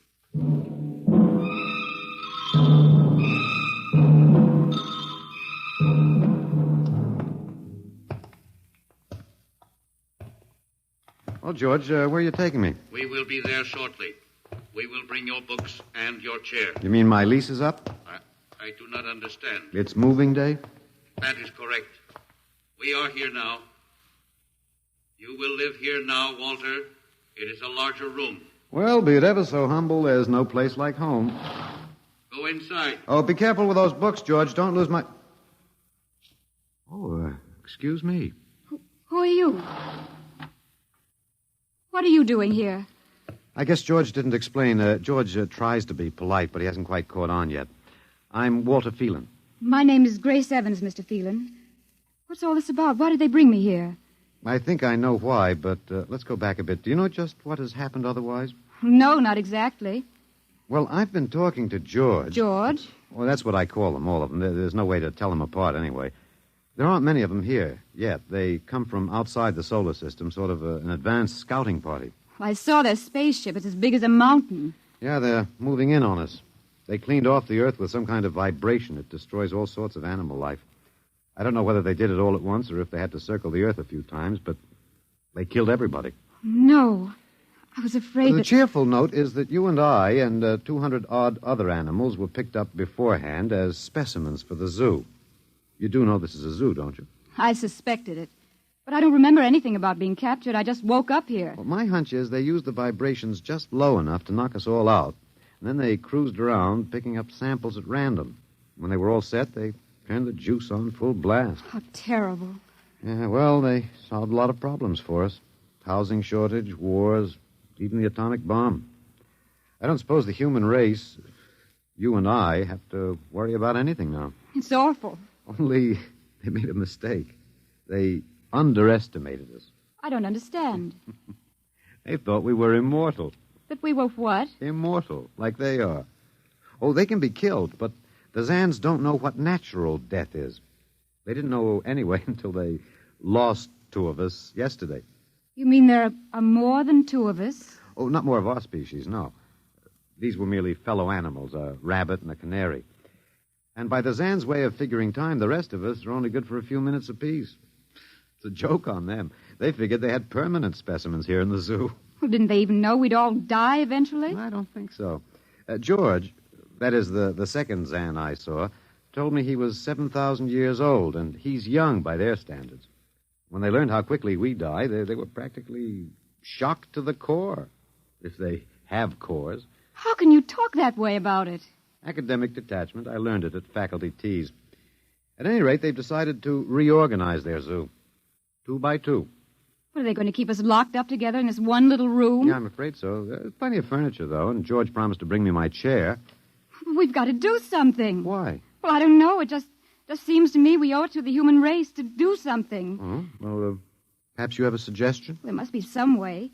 They can be killed, you said. Oh, yes, I've been studying them. They look horribly different, but I think they have about the same metabolic and digestive system as we. I think that anything that would kill one of us would kill one of them. But you said 7,000 years. Yeah, I think I figured it out. Now, George cut his, I suppose you'd call it his hand, when he brought in my books. It started to bleed, red blood. But I could see the cut closing as he stood there. By the time he left, it was healed. I don't understand. Well, you see, whatever factor there is in man that makes him grow old is missing in the Zan. Their regenerative powers must be unlimited. They just don't wear out. They go on and on until they're stopped. Suppose we killed one. There must be some way. Oh, what would be the use? They wouldn't even punish us. They'd just give us our food through a trapdoor and put up a sign saying, "Beware of the man. Dangerous." I don't think they'll even have to bother in your case. I don't see anything funny. I'm sorry. It just reminds me of Martha. Martha? My wife. She died 2 years ago. I'm sorry. Oh, not at all. It was a pleasure. That'll be George with my books. Come in. Hello, George. Hello, Walter. Point 1, I have brought your books. Mm-hmm. Point 1, eh? What else is on your mind? Another creature sleeps and will not wake. Oh? A small feathered one called a duck. Well, it happens, George. I warned you. Old Man Death, the Grim Reaper. I told you about him. Walter, the Council of Zan has met. It has been decided logically that A, no life form can withstand the full-strength vibrations with which we cleared your planet. Therefore, the Grim Reaper you spoke of does not exist. Pretty neat, George. What's B? B, the only intelligent life to escape the vibrations is you. Therefore, The logical conclusion is you are stopping these animals by some means unknown to us. George, you are off your trolley. You will tell me now how this is done. You've got me. Yes, we have. It is necessary to save the remaining specimens as long as possible. If we do not get the information, we may be forced to dispense with your species entirely. This means you, Walter, and the female. Now, hold on, George. Don't go off half-cocked. Let me take a look at these animals that won't wake up. I will take you there now. Go first, Walter. After you, my dear George.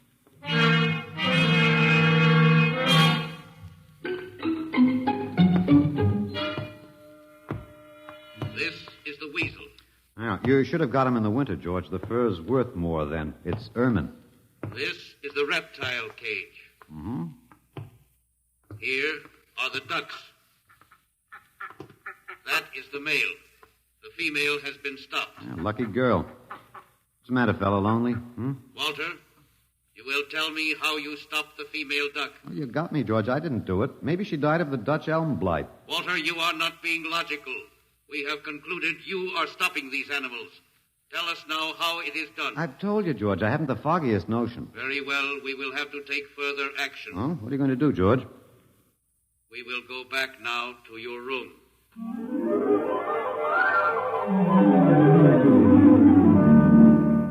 What happened, Mr. Phelan? You might call me Walter. After all, George does.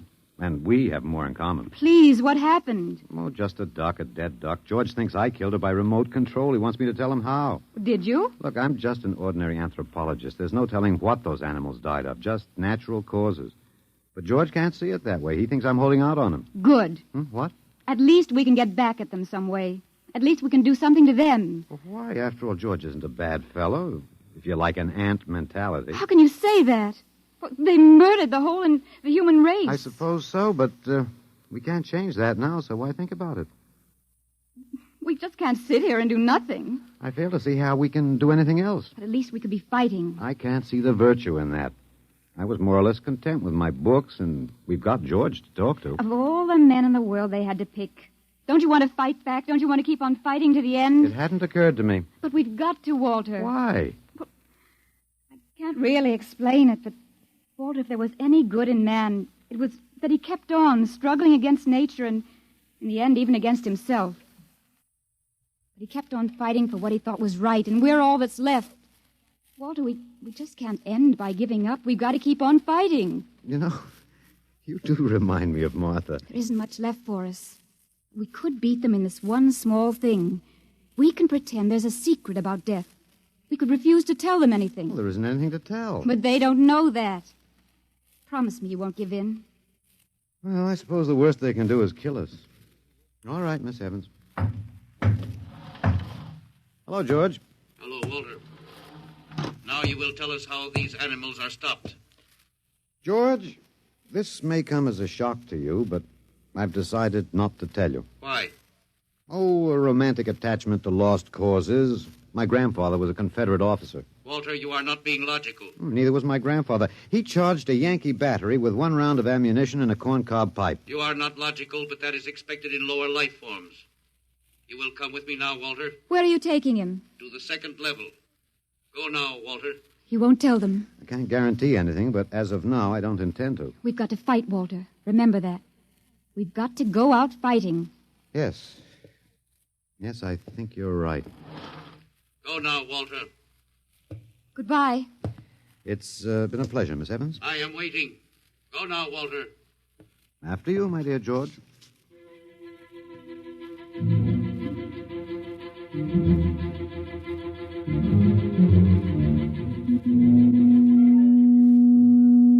You will tell us now, Walter? That was the 1st level of vibration. There are many more. However, we have calculated that none of them exceed your threshold of unconsciousness. Oh, very clever, George. Of course. You will tell us now, how do you stop these animals? You will tell us now? As of now, no. However, I'm not very brave, if that encourages you, George. You are not being logical, Walter. You're telling me. We will now use vibration level 2.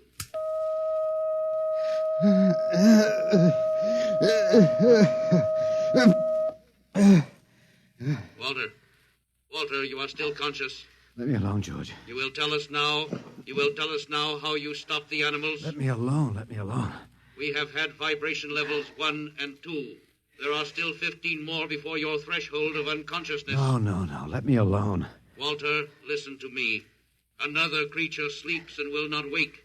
We must know now. It's tough. You better start vibrating again, George. No. What? It would not be logical. We have calculated that no further level of vibration will overcome your irrational psychological block. We conclude you will not tell. And let me go? That is correct. That's real nice of you, George. I appreciate it. We have calculated that the resistance of the female of your species will be lower. We will now place her under the vibrations. No, George, you can't do that. No, listen, George. George, there is no secret. Can you understand that? There is no secret. Those animals died from natural causes. I'm telling you the truth. That is not a logical answer. We will get the woman. I've told you the truth. Can't you understand? We must know now. The female animal cage next to the duck has been stopped. We must preserve the survivor. The animal next to the duck? We will bring the woman here. She will tell us after the vibration. No. Listen, George. You want the truth? You want to know how to save the mates of the animals that have been stopped? You will tell us now? Yes, I'll tell you now. I give up. But you've got to promise to leave the woman alone. You promise, George? If we receive the answer from you, Walter, there will be no further need for the vibrations. Well, I guess that'll have to do. All right. Take me to that stopped animal. I'll tell you how to save the mate. Very well, Walter. You are being logical now. We will go.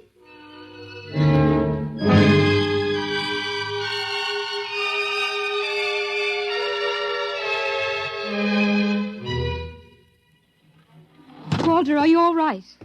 Just let me catch my breath a minute. What did they do? What happened? After a while, I told them what they wanted to know. Oh, no. As George pointed out, it seemed to be the logical thing at the time. But you promised. I know. It was our last chance to beat them on even one little thing. Well, perhaps. You mind if I sit down? You gave up. I suppose you could call it that. I'm very tired. They've beaten us completely then.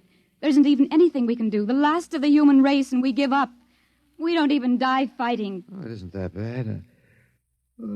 Something might turn up, Martha. What did you call me? Huh? No, I must have said Martha. Sorry, she was my wife. She died 2 years ago. What were you saying? Nothing. It doesn't matter. It's too late. It's too late for the whole human race. What now, George? The Council of the Zan has met. No? Something wrong, George? A Zan has been stopped. What? Zan is dead? That is correct. Well, you didn't believe me, George. But you can die. You can really die. You'll have to get used to that if you're going to stay here. The Council has decided. A, you have in some way stopped this Zan. B, you and the woman must be eliminated. Walter. No, you've got it wrong, George. The Council has decided. This time you will have the full vibration. This time? Walter, what did they do to you? Oh, they have a rather effective third degree. They tortured you, Walter? Yes. And I thought... Oh, Walter, it was all my fault. I wouldn't even have tried without you. I suppose we have a last chance now to end with some dignity. I think you're a very brave man, Walter. No, not very. There isn't much else to do. Do we go now, George? Now, Walter. Wait. What's that? I have been told another Zan has died. Now will you believe me? The Council of the Zan meets now. 2 gone already, and you were with me, George. You know I didn't kill this one. What stopped him then? I told you, it's Old Man Death. You came to the wrong planet, George. Your immortality doesn't go down here. He can stop you, but you can't stop him. And you'll all die if you stick around. What now? The Council has decided. This is a place of death. We will leave your planet. Leave? You mean you're giving up? It is not safe for the Zan. Oh, Walter, they're leaving. They're really going. Go on then, George. And don't hurry back. It would not be logical to do so. We are leaving the Earth now. Goodbye, Walter. Goodbye, George.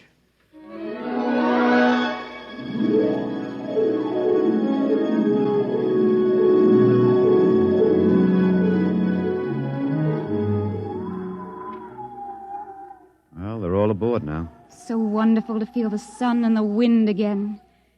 Yeah, they've closed the hatches.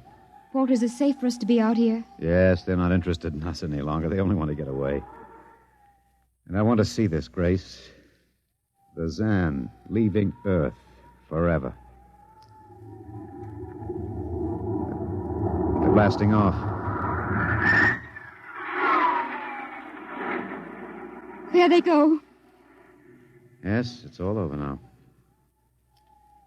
Well, I suppose we might as well go back in. I still don't understand. Walter, what made them go? I just told them the facts of life. Of death, you mean? No, of life.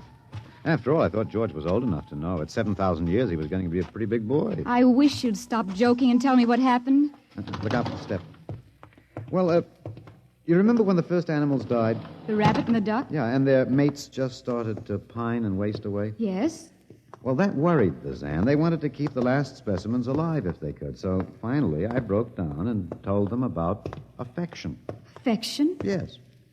And then I introduced Donald. Donald? Who's that? Here we are. Grace, meet Donald. Oh, Walter, please. What does affection have to do with it? That's what the Zan wanted to know. I told him it was love that made the world go round.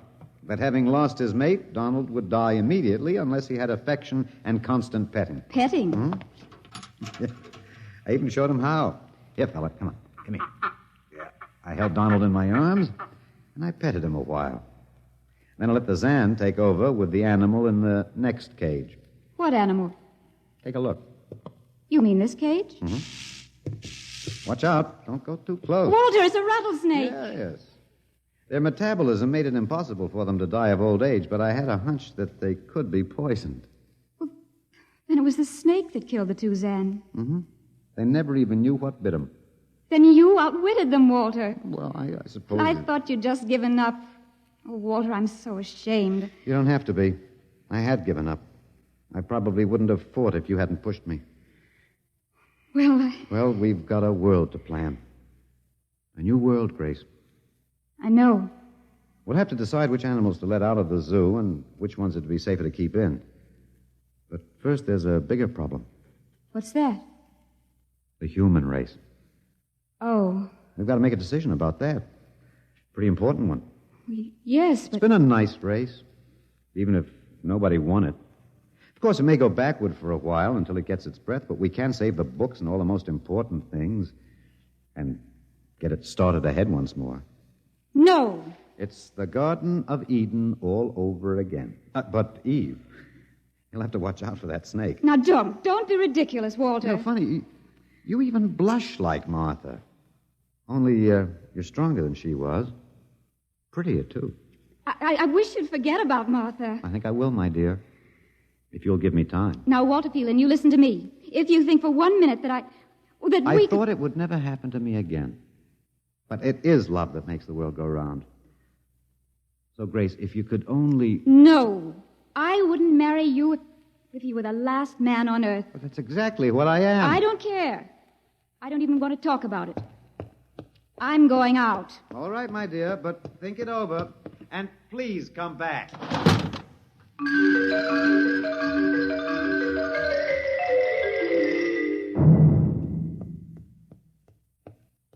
You see, I told you.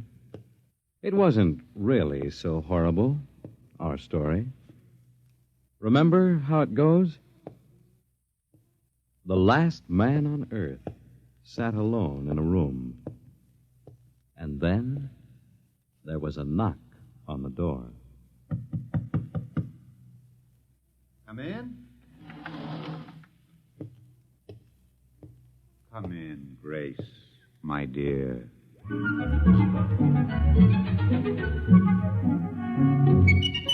You see, it wasn't horrible at all.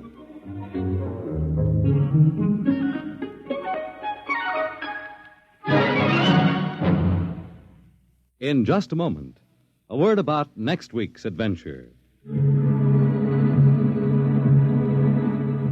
Tonight, by transcription, X-1 has brought you Knock by Frederick Brown, adapted for radio by Ernest Kinoy. Featured in the cast were Alex Scorby as Walter, Laurie March as Grace, and Louis Van Ruten as the Zan. X-1 was directed by Fred Way and is an NBC Radio Network production.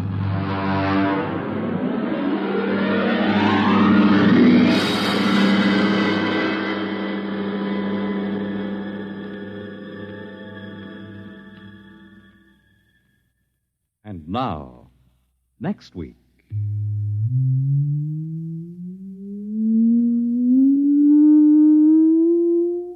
A strange and chilling story from the Bureau of Missing Persons. The story of what occurred when they accidentally intercepted a short-wave message, a cry for help from a missing atomic scientist who told them the fantastic story that he was now the man in the moon. How did it happen? You'll hear next week at X minus 1.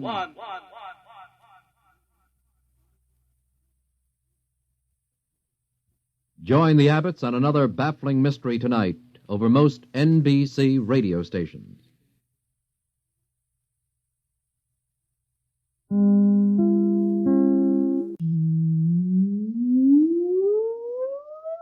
Countdown for blastoff.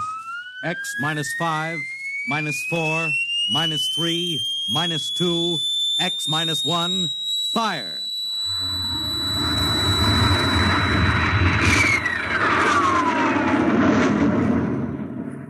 From the far horizons of the unknown come tales of new dimensions in time and space. These are stories of the future, adventures in which you'll live in 1,000,000 could-be years on 1,000 would-be worlds. The National Broadcasting Company presents X minus 1.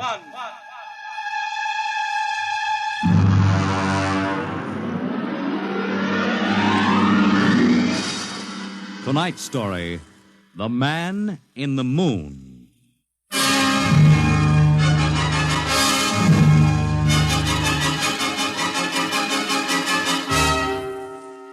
Attention. Attention. This is the Federal Bureau of Missing Persons calling all local agencies. Attention. This is a coded report nationwide. Missing since 9 o'clock this morning the following persons: Smigley Jonathan, 5 feet 8 inches tall, brown hair, brown eyes, mastoid scar behind right ear, last seen wearing blue top coat and tan cap, wanted by Los Angeles. Hello, get off this wavelength. This is a restricted band. Hello, Earth. Whoever you are, you're on a coded wavelength. Tune out. This frequency is reserved for the Federal Bureau of Missing Persons. Hello, Earth. This is the moon calling Earth. Hello, Earth. This guy is loony. This is Jake in transmission. Jake, this is Charlie of the code room. Some crackpot is on our frequency. Yeah, I heard him, Charlie. I've got CQ trying to trace a source now. We should have a triangulation any second. Well, hurry it up, will you? Some ham is in for a good stiff fine by the FCC. Yeah, they ought to take his license away. Oh, here comes Lenny with the directional fix. Right. Thanks, Lenny. Hey, what's this? This is impossible. What's going on down there? How about it? Get that ham out of my kilocycles. Oh, listen, Charlie, unless this is a gag, that interference is being beamed from 240,000 miles away. Oh, now, Jake, you know there ain't no such thing as 240,000 miles away. Yes, there is, Charlie, straight up. Oh, now, wait a minute. Charlie, that signal is coming from the moon. Are you nuts? Oh, somebody might be bouncing it like a radar signal. Radar on this frequency? Where'd you study basic radio? Now, listen, Flathead, you asked for a fix. I gave the best fix our instruments can find. Take it or leave it. Somebody on the moon is calling the Bureau of Missing Persons.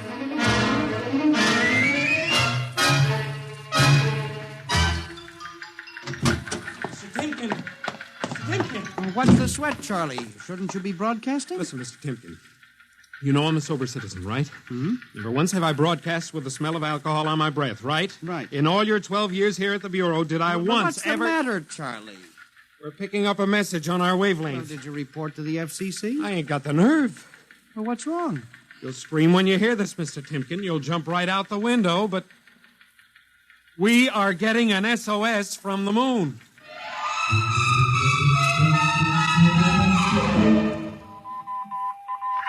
Well, that's it. He started on voice and switched to Morse. The way the signal repeats sounds like a phonograph record or automatic sender of some sort. Well, what's it say? Let's see here. Can you read me? Help, Otterburn. Will contact when moon is in phase. Let's have that again. Can you read me? Help, Otterburn. Will contact when moon is in phase. Otterburn. That sounds like a name, huh? Otterburn. Wait a minute.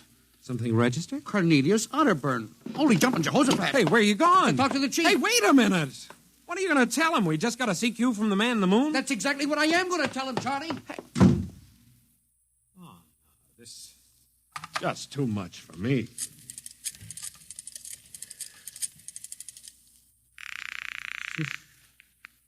Washington Star Ledger. Let me have O'Brien on city desk. A moment. O'Brien? Seamus, Yeah? Charlie Starbuck down at the Missing Persons Bureau. You want a hot one? No kidding. This'll cost you a beer, okay? All right, shoot, Noodle Brain. I'll stay on your wavelength for 30 seconds. Okay. We just got a radio message from the moon. Yep. What? From the moon. Call me back when you're sober. Okay, Seamus, if you don't know a story when you see one, I'll send you the name of a good psychiatrist. So long, Orson Welles. How do you like that? He don't believe me.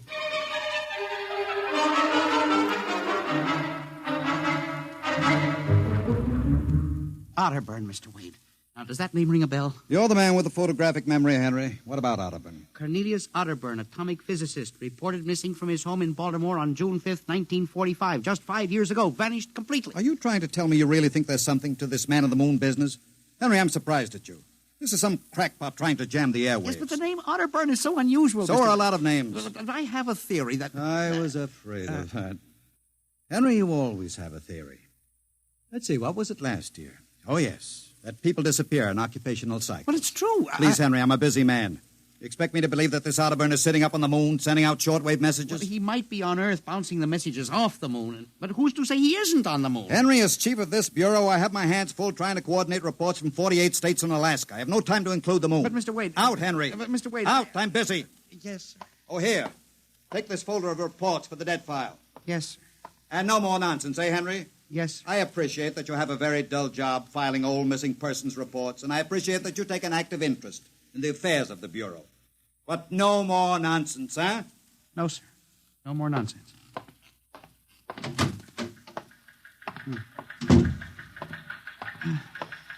Pardon me. Hmm? You are Mr. Henry Timken. That's my name. Permit me, Jefferson Philo, scientific feature writer. Oh, how do you do? Oh, are you a newspaper man? Not exactly. I write as a hobby. Occasionally the papers give me leads on an assignment. If I may have a moment of your time. Oh, certainly. Just sit down at my desk over here. Thank you. My, that's quite a stack of papers. Filing. I'm the records custodian of the Bureau. 12 years and never misplaced a record. Magnificent. I admire the precise mind, Mr. Timken. Of course. Now, Mr. Timken, Mr. O'Brien, the editor of the Star Ledger, said I might drop by and investigate a rumor. Only a rumor, mind you, that a message from the, moon? Well, we aren't certain it's from the moon. It may be a bounce. They have bounced radar waves off the moon, you know. Yes, I know. I wrote the first newspaper article on it. Really? I'd be interested to read it. I must have a copy in my briefcase. Well, don't bother. Oh, but I insist. Oh, yes. There you are. I'll leave it on your desk. Oh, thank you very much. Now, about this message from the moon, Mr. Timken. Well, now, we don't know for sure, as I said. But I believe that this message, wherever it originates, is from Cornelius Otterburn. The physicist? Oh, do you know him? I once wrote an article on his contribution to nuclear mechanics. A brilliant man, Otterburn. Years ahead of his contemporaries.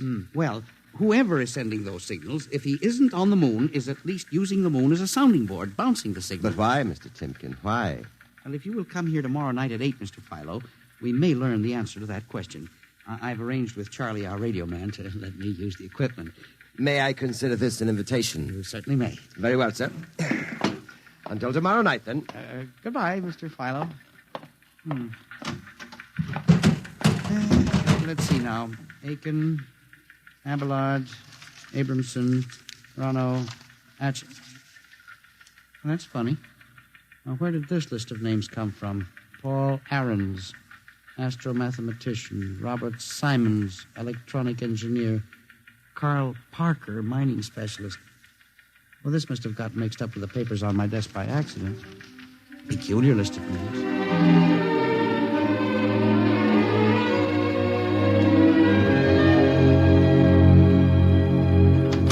Oh, good morning, Charlie. Oh, hi, Mr. Timken. See, we made the papers. Oh? And how? And as the chief steamed up about it, he really gave me what for. What did the paper say? Oh, mostly ha-ha. Here's the Herald. Listen.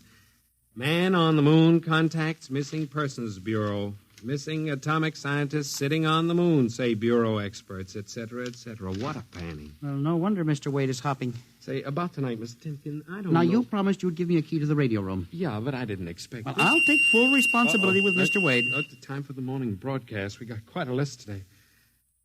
Well, mind if I listen a while? We may hear Otterburn. Well, I ain't self-conscious. Just stick around.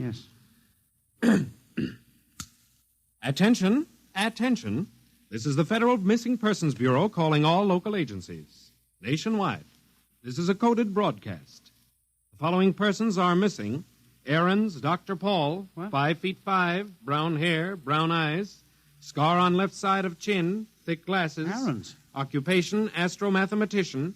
Missing since 6 o'clock this morning. Being sought by Bel Air police. Charlie. Repeat. Dr. Paul Charlie, Aaron. shut it off a second. Hold it. Delay 1 minute. Listen, Mr. Timken, it's okay to stay, but you can't interrupt Now, us. this is important. Did you say Dr. Aarons was reported missing this morning? 6 a.m. We got the report from Bel Air less than an hour ago. Are you certain, Charlie? Positive. What is this? Charlie, what's the next name on the list? Let's see. Simons, Robert, engineer. What? Came in less than 20 minutes ago. 20? Hey, what's the matter with you? You look like you've seen a ghost. It's nothing, Charlie, except that last night, quite by accident, someone left a list of names on my desk, and that list included the names of those 2 men who were reported missing within the last hour. What? Oh, that don't sound right to me. Well, it isn't right, Charlie. It leaves a big question to be answered. Who would make up a list of missing persons before they were missing, not after?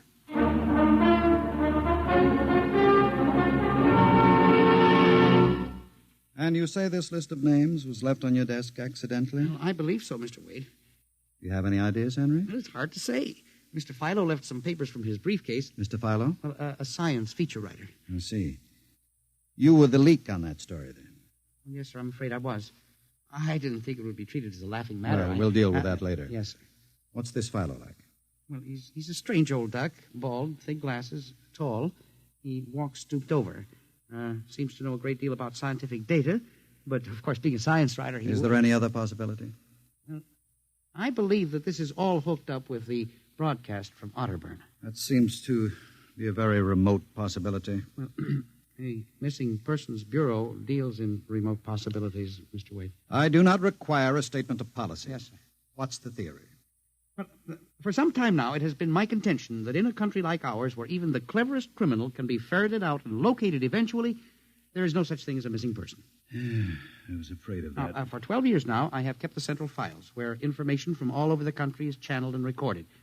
I have made a private study. This is beginning to sound familiar, Henry. And I have discovered that each year, literally thousands of persons vanish, leaving no trace. They are never located. Where do they go? Nobody knows. And they disappear in interesting cycles. What sort of cycles? Occupations, for example. 1 year we'll have a run on, well, say, coal miners. Next year, the proportion of engineers increases. And then scientists. And what do you think happens, Henry?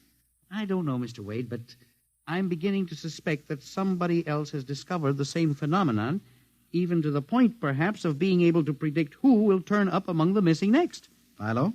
Well, I don't know. But I would like to find out. And you think Otterburn may be a part of this picture? Mr. Wade, I definitely do. Henry, do you honestly expect me to buy an idea like that? It is more than an idea. The 2 top men on this list are missing, and... Maybe so, but the rest of them aren't. Parker, Watson, Gibbs. Why, I saw Parker in the restaurant where I had lunch today. Yes, but... And if you Mr. think Wade... I'm going to make myself a laughingstock by accepting such a crack-brained theory... Well, Excuse me. Yes. Hello, Wade speaking. Yes? Yes? I see. What name? Just a moment. Henry, let me see that list again. Here you are, sir. Go ahead. I see. I'll get back to you. I Guess I owe you an apology, Henry. Sir? Harold Parker was just reported missing. Parker? Third man on your list. Holy mackerel. Exactly. Henry, for a good many years now, I've ridiculed these theories of yours. I don't know. Perhaps I've underestimated you. Maybe this time you've really stumbled onto something. What do you intend to do, Mr. Wade? I don't know. I haven't thought it out yet. I was planning to listen for another broadcast tonight in the hope that Otterburn might try to contact us again. Good idea. I believe I'll join you. I also invited Mr. Philo, the feature writer. Oh? I'll be glad to meet him. I'm beginning to get interested in your Mr. Philo. Mr. Wade, you don't think that he's mixed up in this? Yes. I don't know, Henry. But it suddenly strikes me that we don't know very much about him, really. We ought to contact the police. No, Henry. I think we're better off keeping this between ourselves for the moment. We're dealing with the unknown. And in solving an equation for the X factor, it's often easier to limit the number of terms.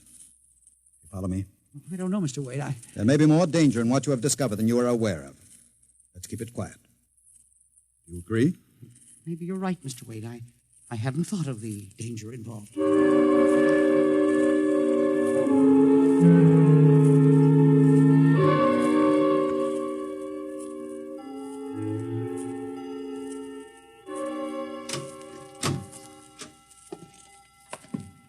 8 o'clock. My friend Mr. Philo is late. Well, he said he'd be here. He strikes me as a man who keeps appointments. Look out the window. Yes. The moon is almost in direct phase. We can't wait much longer. Well, it's a perfectly clear night for transmission. If anybody's sending, we ought to pick it up with this equipment. You'd better switch on the set. Yes. I never realized how eerie this office could be when it was empty. I'll have to light in the hall for Mr. Philo when he comes. Are you getting anything? Just some foreign stuff, I think. That concludes the British portion of tonight's programming from Johannesburg, South Africa. We continue in April. That's a peculiar transmission sound. Earth. Now, that sounds like something.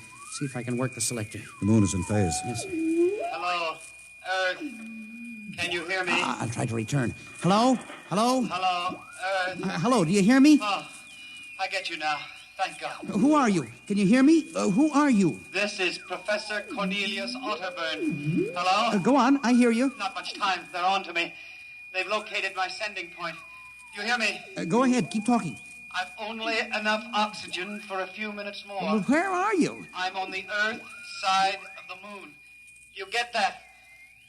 The Earth side of the moon. A volcanic crater. Good. Start that recorder, Mr. Wade.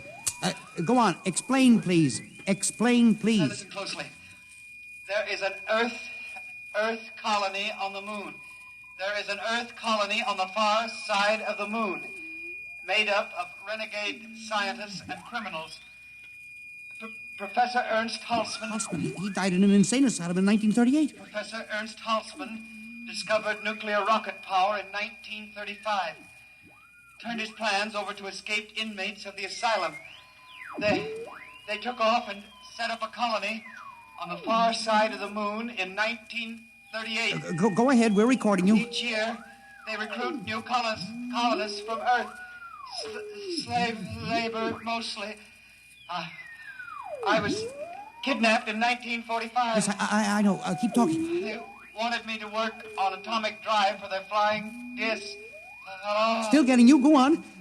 Last month, 6 others and I escaped. Speak louder. You got to stop them.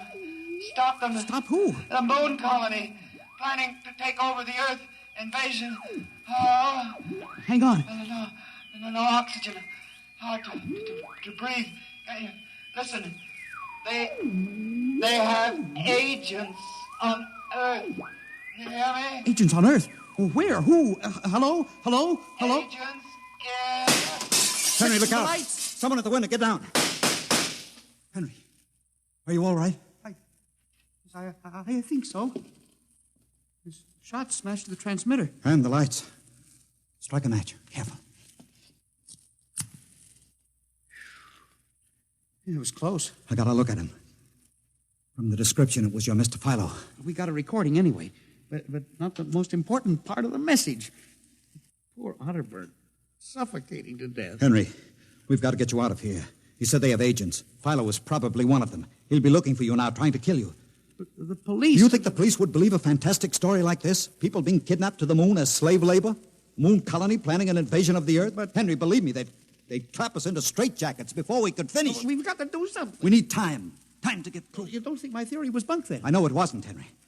Right now, my only concern is for your safety. But we can't walk out of here. Philo's probably waiting. Listen, there's a service elevator that leads to the basement garage. Yeah? We can get down there. There are some delivery trucks parked there all night.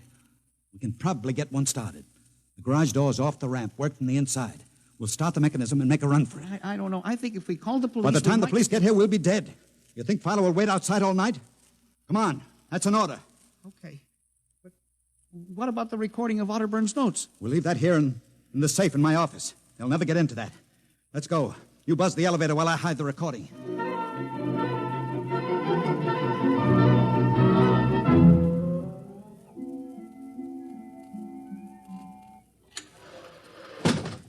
This is the basement. Come on. Keep to the side. Yes, sir. Shh. Let's try that delivery truck over there. I'll get in. All right, Henry. You start the mechanism to open the garage door, then jump onto the truck. Yes, sir. We'll make a dash for it. Where can we go? I have a farm outside Chevy Chase. It's private. Miles from the nearest neighbor and completely hidden by trees. We'll run for that. Go ahead. Start the door up. All right.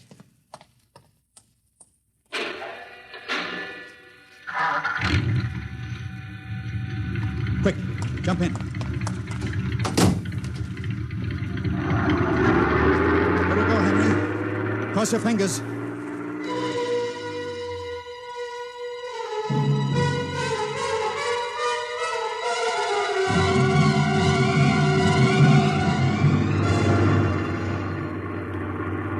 We made it out all right. Anything doing? There's a blue coupe behind us, Mr. Wade. It's easily following. I'll cut up Pennsylvania Avenue. Now Route 1, toward Baltimore. It is following. He turned with us. Can you go faster? Not much faster. Well, he's gaining on us. I've got an idea. Hang on, Henry. Yes. Why'd you stop? I'll turn off the lights.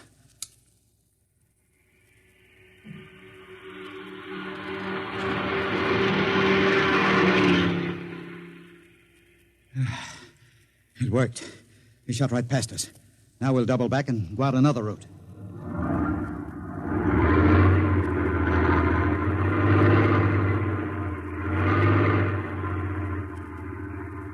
Well, I don't see anything. I think we've lost him. Good.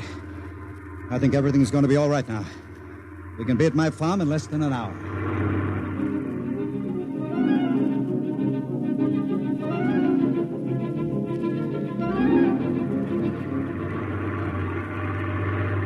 Not much longer now. Is anyone behind us? I thought I saw the blue coupe again, but I was mistaken. Whew. This place is really hot in the wilderness. We can stay here indefinitely till we figure out the next move. Just up this dirt road now. There's the house up ahead. You're not going toward it. No, I have a better idea. There's a big abandoned wheat silo on my grounds. It's down a hollow where it can't be seen except from the air. And even then, the oak trees shield it. We'll hide you out there. Now, we leave the truck here. It'll never be seen. Come on. Yes. How did you ever find this place, Mr. Wade? I've always liked seclusion. I bought it about 12 years ago. Come up here in the summertime to get away from it all. There's the silo. It's certainly well hidden. There's a small door around the side. Come on. Be careful of those bushes. Yes. It's hard to see them in the dark. Do you suppose Philo will find us? I assure you, Henry, Mr. Fowler will never find us here. Not in a million years. Here's the door.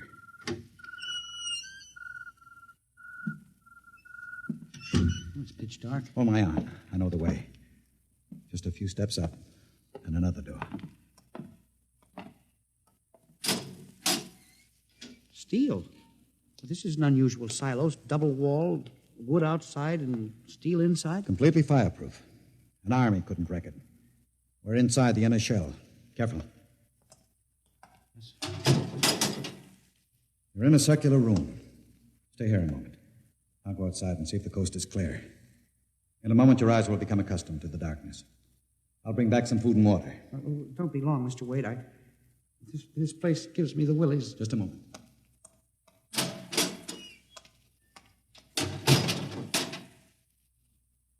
Mr. Wade. I swear I hear something. Mr. Wade. What's that? There is something. Good Lord. There's someone in here. It's locked. Oh, no. Mr. Wade! Mr. Wade, let me out! I'm not alone in here! Mr. Wade! This must be a light switch. Thank God. Oh, no. People. 10, 15, 20. Mr. Wade, help! Help! It will do you no good to shout, Henry. Mr. Wade, where are you? Outside. Speaking over the intercom. Mr. Wade, there are people in here. 15 or 20 of them. They're sitting like statues, just staring at me. They won't hurt you, Henry. What? They've all been drugged. They're even more helpless than you. But who are they? Permit me to introduce them, Henry, since they're currently unable to introduce themselves. The gentleman seated before you, the one with the scar, is Dr. Paul Ahrens, the astro-mathematician. Next to him is Mr. Robert Simons, electronic engineer. Names on the list. Yes, you're familiar with the rest. They've all been, shall we say, recruited for work with Professor Halsman's group on the moon. Moon? Then you're one of them. Of course. Oh, yes. There's one whose name was not on our list. If you'll turn around, Henry, you'll recognize the drugged form of your old friend, Mr. Philo. Philo? But I thought... That he was part of the conspiracy? No. On the contrary. His snooping made it necessary for us to include Please, but the man in the window, the one who fired the shot... an agent of mine. The pilot of this ship. Ship? What ship? This silo is camouflage for a rocket launching platform. In a moment, the roof will slide back for the rocket's takeoff. A rocket ship? In exactly 70 hours, you and your companions will join Professor Otterburn on the moon. But you can't do this to me! We have done it, Henry. No! You see, there was another name omitted in that list, which I carelessly mixed up with your papers. That of Henry Timken. No! Bon voyage. I won't let you do this! You can't! Please let me out! Let me out, please! This can't happen! Let me out! Let me out!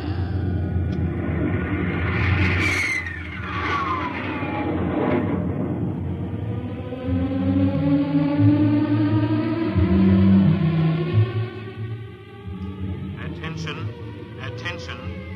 Missing since 8 o'clock last night, the following persons. Timken Henry, age 45, height 5 feet 8, 165 pounds, brown eyes, slightly balding, occupation records custodian. Repeat, Timken Henry, age 45, height 5 feet 8, 165 pounds.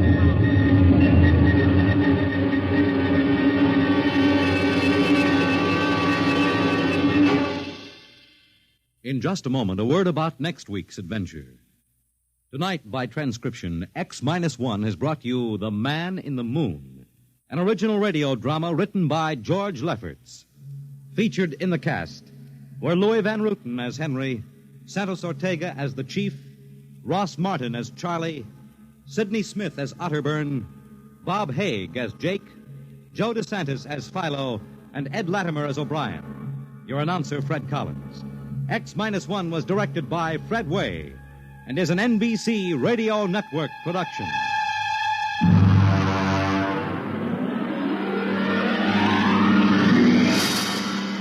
And now, next week, the sign on the window said Perigi's Wonderful Dolls. A woman and a child waited outside. The little girl peering eagerly through the window, and the woman glancing impatiently at her wristwatch, as if expecting someone who was late for an appointment. And there was nothing about Perigi's doll shop to warn them that they were waiting to keep an appointment with doom at X-1.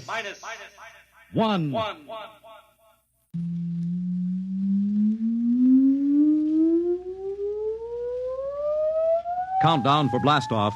X-5, -4, -3, -2, X-1, fire!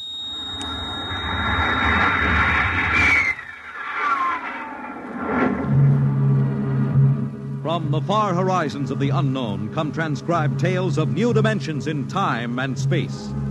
These are stories of the future, adventures in which you'll live in 1,000,000 could-be years on 1,000 maybe worlds. The National Broadcasting Company presents X minus one.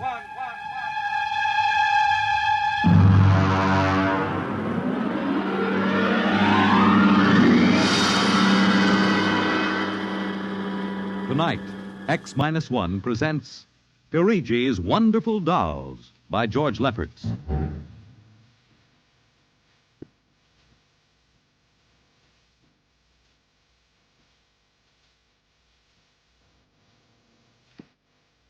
The doll shop stood on a quiet Washington side street, not too far from the sprawling Pentagon building.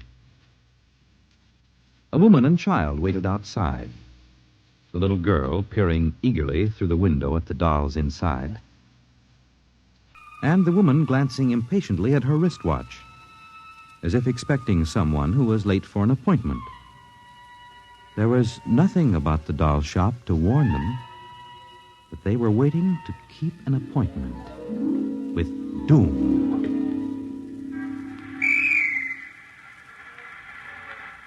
Mommy, look. What, dear? In the window of the shop, the tiny dolls. Oh, Mommy, do you think Daddy will buy me one? We'll ask him when he comes, dear. Should be here soon. He said 3 o'clock on this corner. I see him, Mommy. See? Oh, Henry, over here. Hello, dear. I'm sorry I'm late. Well, we're all ready to go shopping. Cindy's been... Yes, well, I'm afraid we'll have to call off the shopping, Elmer. Oh, Henry, we promised Cindy. Well, I'm sorry, but it's just one of those things. You've been the wife of an Army colonel long enough to know his life isn't his own. What is it this time? Some more of that flying sphere nonsense. The pilot who says he sighted it last month crashed and was killed today, and the general wants the full report. Oh, dear. What next? Well, I got a staff meeting at the Pentagon at 3:15.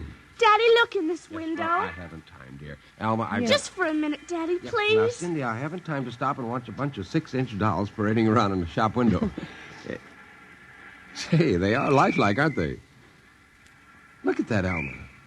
Dolls are marching around like a regular review. They've even got their own little band. See the one in the red jacket, Daddy? Yeah. He's the leader. He's bowing to us. Well, they don't look human. Henry, your staff meeting. Oh, yes. Well, I got to run. Can we buy one, Daddy? Well, not now, dear, and I'll run along. Now, don't go spending a lot of money on that nonsense. No, Alma. dear. Bye, Cindy. Bye, Daddy. Oh, look, Mommy, the band is going to play. Aren't they wonderful, honey? Honey, I must have stood on this corner 1,000 times. I've never noticed this shop before. Look at the man inside, Mommy. Who's he? That's the proprietor, dear. Doesn't he look funny with those red cheeks and white mustache? It's easy to see who he models his dolls after. Mommy, look, he's coming to the door. He's coming. Good evening, children. Good evening. How funny he talks. Hush, Cindy. Would you like to step inside the shop of Santo Perigi? Well, yes, we would. But... This way. Mommy, it's like fairyland. Here in the shop of Santo Perigi, creator of Perigi's universal wonderful dolls, the world of adult reality is blended with the world of child's fantasy. This is a new shop, isn't it, Mr. Perigi? What is new and what is old? Come, this way. Would you like to meet one of my little ones? Oh, yes. Now, this one in the red jacket is Toto. He's the leader. Handle him ever so gently. See, I will set him on the table. Speak, little one. How do you do? How do you do? How do you do? Oh, Mommy, he talks. The doll talks. Amazing, absolutely amazing. That is nothing for Perigi's wonderful dolls. Listen. Sing. Sing, Toto. Sing for the little girl. My name is Toto. Sing, Toto. Men are big and tall, dolls are very small. When men begin to fall, the dolls will roll them all. More. How do they work, Mr. Perigi? How do they work? That is the secret of the great Perigi, greatest of all doll makers. To make an ordinary doll is nothing. To make a perfect replica, that is something. But to make a doll with intelligence, that is the work of an artist, eh? I suppose that they're very expensive to buy. Perigi does not sell his dolls, madam. You don't sell them? When I construct a doll like Toto, I cannot bear to be permanently separated from him. So instead of selling, I rent my little people. You do? You rent dolls? Precisely. $10. For how long? For as long as they are cherished. My only request is that when you grow tired of my dolls, you return them to me in good condition. Oh, Mommy, could we take him home? Take him home. Take him home. Take him home. Oh, look, he's bowing and dancing. He wants to come. Honey, your father said that we shouldn't spend a lot of Oh, money. please, I'll take such good care of it. Please. Well, honey, we'll have to deal with your father later, but... Well... Oh, Mommy. All right. Wrap him up, Mr. Perigi. But I have a feeling that when your father comes home, we'll be sorry. Be sorry. Be sorry. Be sorry. Be sorry.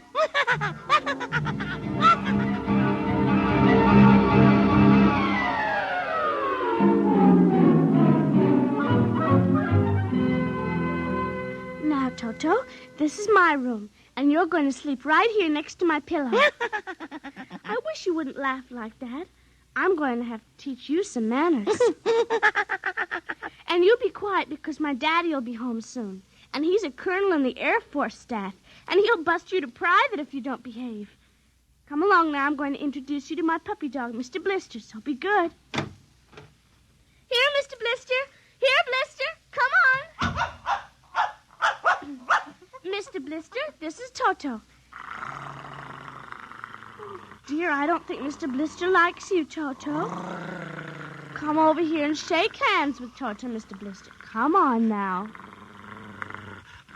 Mr. Blister! Let him go! Let him go! Let go! Kill him! Cindy! Mr. Blister, come over here. Come over here. Cindy, what happened? Mr. Blister tried to bite my doll. How frightened he is. Oh, honey, dolls don't get frightened. But he was frightened, Mommy. He screamed. You imagined it, dear. It's only a doll. He did. Well, Mr. Blister didn't mean it. Now, you know he's the gentlest little pup alive. He is, and he's nasty, and I hate him. Oh, now see, you've hurt his feelings. I don't care. He tried to bite my new doll, and I don't ever want to see him again, ever. Oh, dear. All right, Mr. Blister. You come downstairs with me. Cindy's angry with you tonight. I'll kill him. Cindy! Where did you learn a thing like that? Toto said it. Honey, you've had a very exciting day. Now, brush your teeth now and go to bed, Daddy's coming home late, so he'll see you in the morning.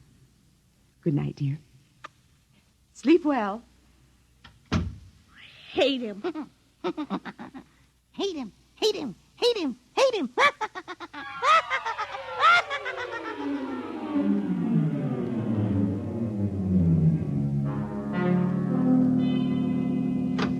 Morning, Alma. Breakfast ready? In a minute, dear. How was the staff meeting last night? Horrible bore as usual. I don't know what's got into the old man. Just because a few farmers corroborated the pilot's report, he thinks some strange aircraft has penetrated our radar zone. Well, where's the little one? Up in her room. Now, that's funny. She's usually down here before me. Well, she's probably up to something. Sit down, dear. Say, remind me to take some papers back to the War Department, will you? I left them in my strong box. You haven't been bringing your reports home, have you? Well, it's safe enough. Well, you told me it was against regulations to bring secret papers home. Well, I had to finish some work for the old man, and nobody will ever know the difference. Well, I don't know. Oh, would you feed the puppy before we sit down, Henry? Yes. His bowl's under the sink. Where is he? Say, that's funny. Here's his supper from last night, only half eaten. He's getting fussy. Doesn't like canned dog food anymore. Here, Blister. Here, Blister, Blister, Blister. I wonder where the dickens is that mutt? Maybe he's on the back porch. Here, Blister. Hey. Alma. What is it, dear? Alma, look. Henry, is he... He's dead. But how? But from the looks of it, he might have been poisoned. But who would do a thing like that to an innocent little puppy? I don't know. Now, let me see his dish. Look at that. I don't understand this at all. Not at all. Well, What, dear? What is it? There are pieces of broken glass in this food. Blue glass, you see? Henry. What? I just remembered something. What? It may be coincidence, but in the bathroom this morning... Well, what about the bathroom? Oh, Cindy's blue glass, the one with the Mickey Mouse on it, was broken. I found pieces in the wastebasket. I meant to ask her about it. Alma, for heaven's sake, you aren't suggesting that our little girl... Well, she loved Blister more than anyone. Not last night, she didn't. Why not? He went after Toto. Now, who is Toto? That's her new doll. Her what? Honey, I was meaning to tell you. But you bought her one of those dolls. I just rented it. Well, rented it. Now, look here, Alma. You know we haven't got the kind of money to throw away. Well, she had her heart set on it, dear. I used my dividend. All right. But what happened with Blister? Well, he went for the doll, and Cindy said she hated him. Well, a child... She said she'd kill him. Where'd she get a thought like that? I don't know. Has she been watching those chillers on television? I don't know. Well, it's too ridiculous. Good heavens, a 9-year-old child putting ground glass in dog food. She'd have to be a monster. Mommy! She's coming. Well, don't say anything. I'll talk to her. Morning, dear. Morning, Mommy. Morning, Daddy. What's the matter? Sit down, dear. Yes, sir. Oh, your mother tells me you broke your blue drinking glass. Oh, no, I didn't break it. Cindy. I didn't. Well, now, somebody broke it. It wasn't your mother, and it wasn't me. And it must have been Toto. Cynthia. Cindy, you know Toto is only a doll. Now, a doll couldn't have broken your glass, could he? Well? I guess not. So we can't very well blame it on a doll, then, can we? But he must have done it, Daddy. Cindy, you know how Daddy feels about little girls who tell fibs.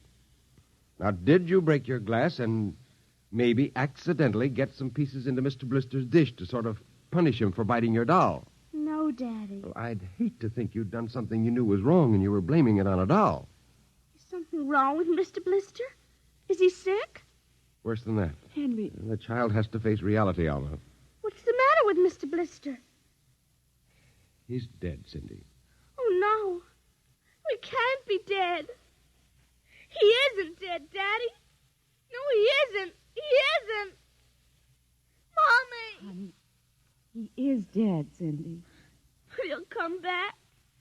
He has to come back. No, darling, he won't come back. Ever?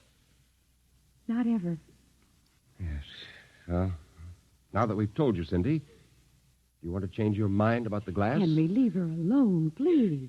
You think I killed him? Now look what you've done. The child feels guilty enough, My Henry. dear, this is no time for feelings to interfere. You go up to her room, honey. Daddy and I'll be up in a minute. I don't want to. Please, Cindy. Now, we'll be right up, please. There. That's a good girl. Close the kitchen door behind you.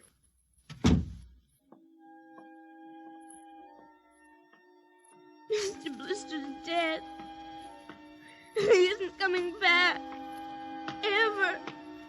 Ever. Daddy thinks it was me, but it was you. It was you.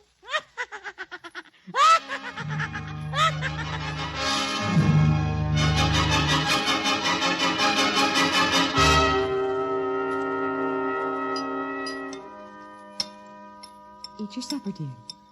I'm not hungry. You scarcely touched your lunch. I don't feel like eating. Is it Mr. Blister? Now, answer your mother. She'll work it out her own way, Henry. Well, I don't know, Elma. When I was a boy, there was such a thing as discipline. Now, the way this child is being brought up... Henry! Well, it's true. There's no respect, lying, and... Oh, there, honey. Now, your father's upset. He doesn't mean it. What's happened to us? We were a nice, peaceful, happy family until you bought that cursed doll. Now who's blaming things on the doll? Well, it's true. Oh, now I've spilled my coffee. I'll get you another cup. Never mind. I'm late now. I better be going. Oh, you wanted to get some papers from the strongbox. Oh, yes. Cindy, please, try to eat something. Yes, ma'am. Alma! Alma! What is it? Alma! It's gone. What's gone? The box, the strong box, is gone. It can't be. The door to your study's always locked. You and I have the only keys. I know all that, and I tell you it isn't there. Well, who would go? I don't know. Alma, those confidential reports, if they ever got into the wrong I hands... warned you about keeping them there. What if it ever came out in the open? Can't you see the papers? Call the police, Henry. And throw my army career in a wastebasket after 17 years? No. We've got to find it ourselves. Well, it was there when I went in to clean this morning. What about your key? It's right here. I always keep it with me. It's funny. Oh, no. My other keys are on the ring. Oh, you've lost it. I don't see how. Alma, how could you do Oh, it? Henry, please. We'll search the house. I can't think of anything else to do. Well, you'll miss the staff meeting. Meeting? My whole career goes up in smoke if we don't find those reports. Somebody got hold of your key and opened that room and... I know. Cindy. You leave the child alone. She's been through enough. You know she wouldn't do a thing like that. I don't know anything anymore. I don't even know my own child. I don't even know you. All I know is that strongbox is gone and it contains papers that are dynamite if the wrong person gets them. The question being who? What's that? It's coming from upstairs. It must be Cindy's doll. Oh, that blasted doll again. Something must have set it off. I don't know how the mechanism works. For heaven's sakes, let's go up and shut it off.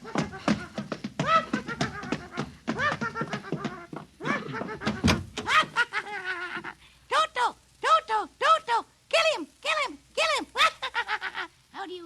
How do you do? Stop it! Blasted little imp. Henry.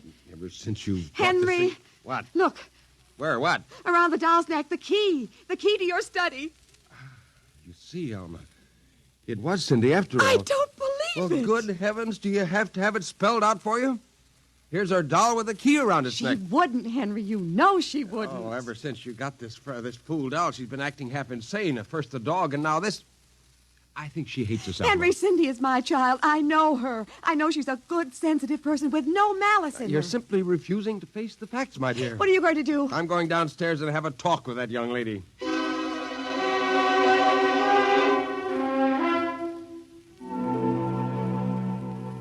You're not telling the truth, Cindy. I am. Cindy, now you know that strongbox is very important to me. Now, I can understand that you might have been angry at me because I scolded you, and so you took it and hid it, just to spite me. Now, all I ask is for you to tell me the truth. Now, where is it? I didn't take it, Daddy. Honest, I didn't take it. Yeah. I suppose you're going to tell me now that a little 6-inch doll took it and hid it. Well, I'm speaking to you, young lady. But I didn't take it, Daddy. You don't understand. Toto did it. He's terrible, awful. He says things. He's going to kill everybody. Cindy, you're inventing things. It's true. At night when I'm sleeping, he stands next to my pillow and whispers things to me. Awful things. He told me he'd kill me, too, if I Alma. if I told you. I think this child is sick. I think she needs a doctor. She's frightened, Henry. She's trembling like a leaf. Come on, dear. We'll go up to your room. I don't want to go up there. Honey, Mommy will stay with you. I'm afraid he's up there. Who? Toto. Well, he won't be up there for long. Mr. Toto is going right back to Perigi's wonderful doll shop before I lose my sanity, which means right now.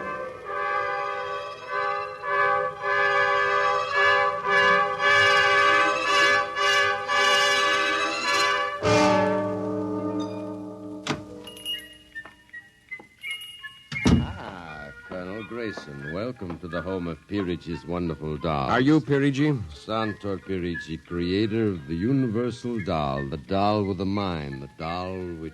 I'm returning one of your masterpieces. Oh, if you will step into the rear of my shop. Now the complaint? No complaint. Here's your doll. Good riddance. My little Toto. Rejected. You found the world of men too filled with hate. Hate, hate, hate, hate. We will change all that later on. Return to your comrades in the window, little one.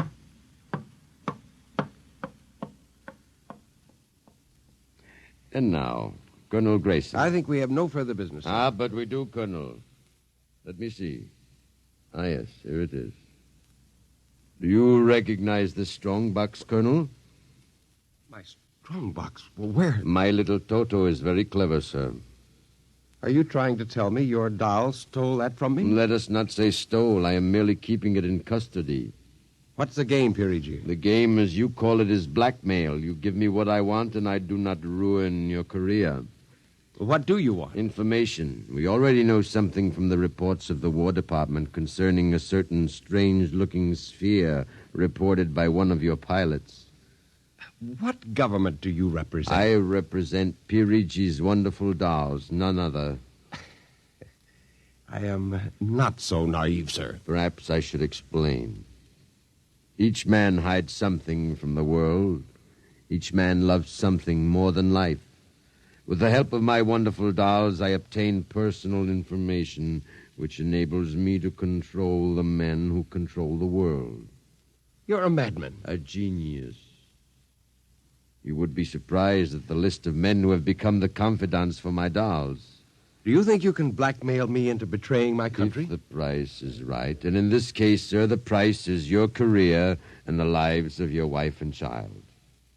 Why are you so interested in the flying sphere? Let us say for reasons of my own. Well, Colonel? Hand over the strongbox. I warn you, I have a gun. Give it to me.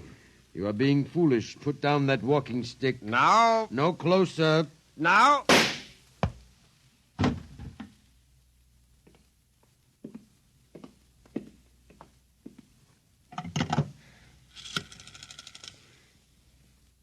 Hello? Give me the police. Hello? Yes, this is Colonel Henry Grayson. I've just killed a man. Yes, Perigi's doll shop, corner of 4th and Lexington. The body is in the back room. Yes, I'll wait for you. Shut up. Shut up, you little fiend. Colonel Grayson. Did I hear it speak? Colonel Henry Grayson. I must be going out of my mind, a 6-inch doll. Shut up! Your master's dead. You are mistaken, Colonel. I, Toto, am the master. What do you mean? If you will examine the body of Santor Perigi, you will see that he does not bleed. And he does not bleed, Colonel, because Santor Perigi never lived. Never lived? Santor Perigi is a doll. A doll? But that's impossible. He's a man. He talks. He walks. The people of Meretrix are skillful doll builders. People of Meretrix doll builders? Look, who are you? I am Xanthus Imperator, commander of the legions of the 3rd planetoid, Meretrix. Legions? Planetoid? My people and I, whom you regard as dolls, come from a tiny planet beyond the moon, so small that it cannot support our population. We landed one of our space spheres on Earth 3 months ago with the intention of colonizing. Unfortunately, one of your pilots intercepted us. So that's why you wanted our information. Precisely. Are you human? Oh, quite human. Of course, in order to deal with Earth people without suspicion, we were forced to construct Perigi, a man-sized doll. Well, I can't believe this. I'm having hallucinations. I'm going to get out of here. Oh, that would be impossible. We have weapons of destruction quite unknown to Earth people. Well, I phoned the police, and they'll be here soon. By the time they arrive, my people will have prepared something quite shocking.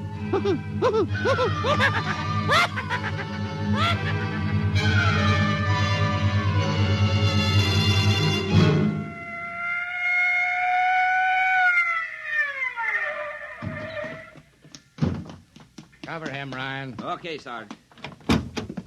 You the guy who turned in the call? Yes. Where's the body? Well, it isn't exactly a body. What do you mean? It's a doll. A what? Well, you've got to let me explain. Now, this sounds fantastic, but I've stumbled onto an unbelievable plot to control the world. Keep talking. Now, these little dolls, they aren't really dolls. They're tiny people. There's a big doll named Santo Perigi, and he runs this shop. Holy smokes. He's off his trolley, Sarge. Listen, mister, we got a call that there was a murder here. Now, if there was one, where's the body? Behind those curtains in the back. Only it isn't really a body, you see. What? I hear something back there, Sarge. All right, cover those curtains. You! Is anyone back there? Come on out. Come out or we'll come in and get you. Something's coming. The curtain's opening. Welcome, gentlemen. Perigi. Well, this is impossible. I smashed his skull. You know this guy? Yes, that's the one. That's the doll. What's your name, mister? Perigi. Santo Perigi, creator of the Universal Doll. You ever see this man? Never until just now. What? Well, he's lying. I tell you, he's nothing but a life-size doll. The real masters are these little dolls. Ryan, are you getting this? He's wacko, Sarge. Nutty as a fruitcake. Look, I'm not crazy, I tell you. I can prove it. They must have fixed up his head when I smashed it in. Touch him, you'll see. Mr. Perigi, you know what the guy is talking about? The man is demented, obviously. Look, I tell you, there's a plot to control the Earth. Listen, you've got to let me call the War Department. They'll want to know about the flying sphere. Holy mackerel, this gets worse every minute. Ryan. Take him to headquarters? Save some time. Take him down to the psycho ward. Okay, Buck Rogers. Look, I'm along nice and quiet. Look, you've got to listen to me. Don't you see the future of mankind is at stake? Sure. I know how it is. Look, he's nothing but a man-sized doll. Touch him. And the little ones are going to take over the Earth. I know. I had the DTs once. Okay, Sarge. We'll see you later. Please. Come along. Please, now. listen to me. You've got to listen to me. Sorry to cause all this trouble, Mr. Perigi. Not at all, sir. Not at all. Well, I'll be. That ain't the cutest little doll. Say, my little girl will be nuts for that. But perhaps you will accept it as a gift. Well, now. For saving my life. That madman might have killed me. No home is really complete without one of Perigi's wonderful dolls, Sergeant. Is that right, Toto? Yes, but I would like in some way to show my gratitude. You will be doing me a favor if you will take the doll home to your little daughter. Say, this ought to make her the happiest girl in the world. Yes, Toto will come as a great surprise. A very great surprise. Won't it, Toto?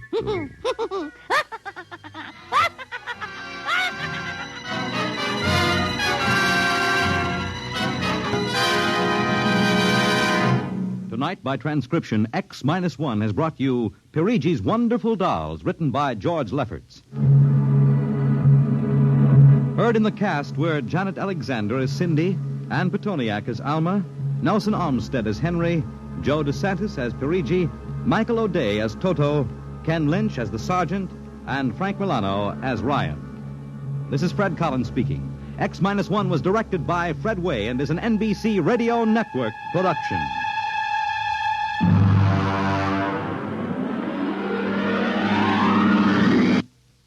Tonight's story concludes the present series of stories of the world of the future. If you'd like to hear X-1 return to the air at some later date, please drop us a postcard or letter addressed to X-1, care of the National Broadcasting Company, RCA Building, New York.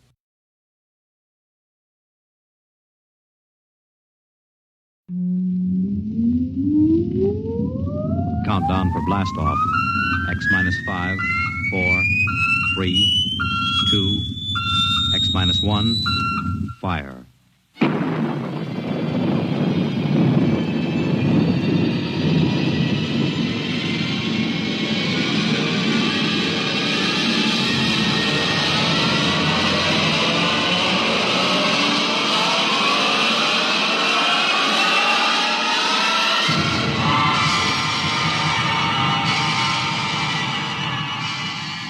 From the far horizons of the unknown come transcribed tales of new dimensions in time and space.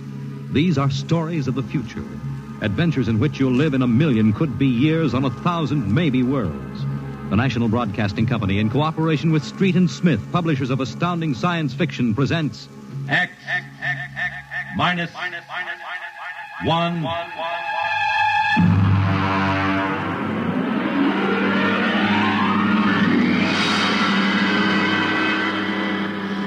Tonight's story, The Green Hills of Earth.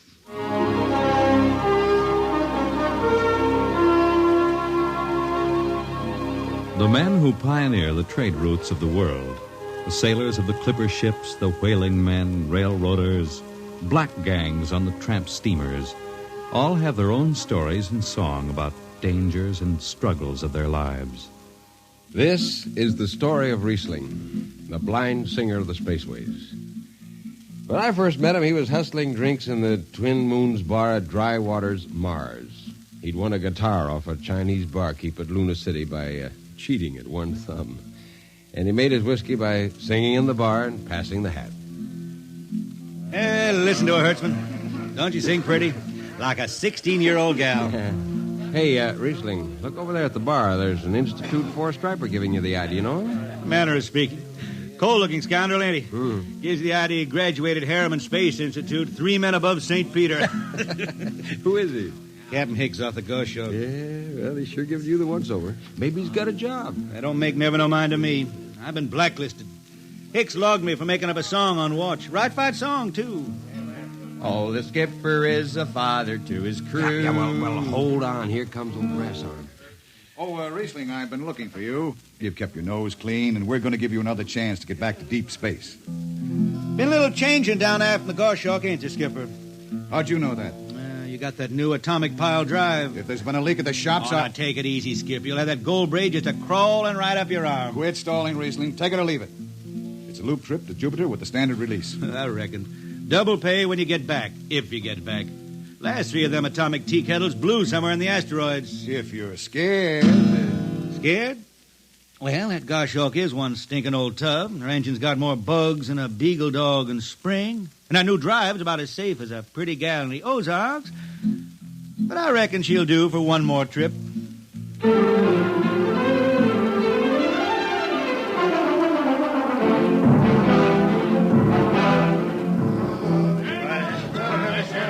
Welcome home, Riesling. Hi, Jimmy Legs. Meet my friend Hertzman. He can't hold his liquor no more than a sieve, poor boy. Riesling, you sober enough to sign the book? Drunk or sober, I make my mark. Stand aside. 3 X's? Took me a middle name. Ha, ha, ha. You 2 lay below. And Hertzman, yeah? Get him sobered up before the skipper makes rounds.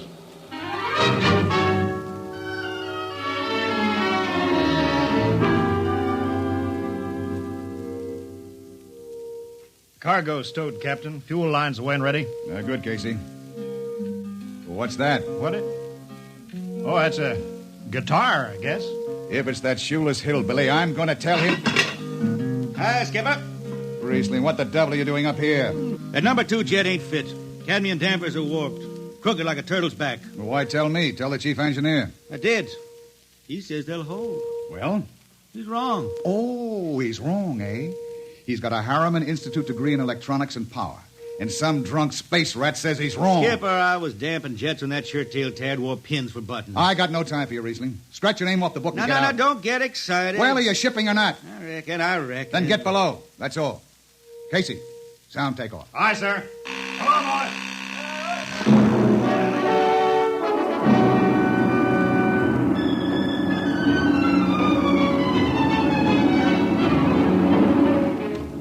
On a Hawk-class clunker in those days, damping was done by hand with a multiplying vernier and a danger peeper. Jetmen slept with one ear tuned to that, and as long as the peeper ticked off slow and steady, we knew the ship was safe. For a while. Riesling, you better stow that guitar. If Jimmy Legs catches you, you'll blow a gasket. Don't worry, I could damp this tea kettle in my sleep. Yeah, how's number 2? All right, so far. Say, did you ever hear that song about Hicks? The one that got me blacklisted? No. Oh, the skipper is the father of his crew. A gentle guide and light to me and you. But on Mars he likes his women if they walk or if they're swimming or if they got 6 arms instead of 2. Second verse is better. Yeah. The skipper likes his liquor by the quart. Yeah, he'd go from Mars to Venus for a snort. He'll drink rocket fuel and... Well, hi, Skipper. Didn't see you come in. You were too busy, eh? Who's watching the gauge? I got an eye on it. Don't you fret none. Riesling, I'm going to fix it so you couldn't get a space berth on a rocket-powered pogo stick. You're logged. Report to Casey under arrest. I don't rightly think I will, Skipper. You what? Well, you kind of forget, Skipper. According to Space Code, you can't remove a jetman till the end of the watch, right? You tell me Riesling, your shift is over at 2300. And I'll see you ride the rest of the way in slop locker. Maybe. In the meantime, you clear out of my power room. I gotta make me up a 3rd verse from a song.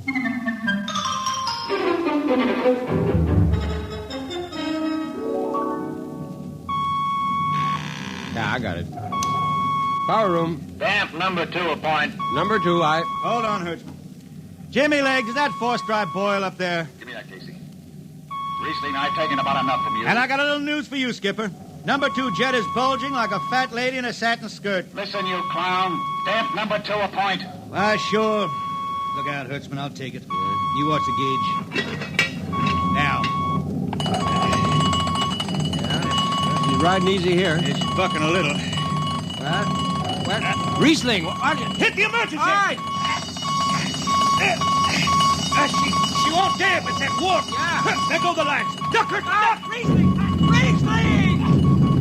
Stay down behind the baffle. I gotta take a look. It's radioactive. Look out! I've gotta fish the hot stuff out of the tube. What's going on down there? Shut up, Jimmy Legs. I'm busy. She's tight now. What happened? Number 2 blew, you lunk-headed space rat. You all right? A little sunburn. Lights are gone. What's the matter with the emergency circuits? Riesling, Jimmy Legs, get some lights down here. It's dark. Get the emergency light on. But they're on, Riesling. They went on right after the blast. The lights are on. What are you talking about? It's dark. Jimmy Legs! Jimmy Legs, turn on the lights. Turn on the lights.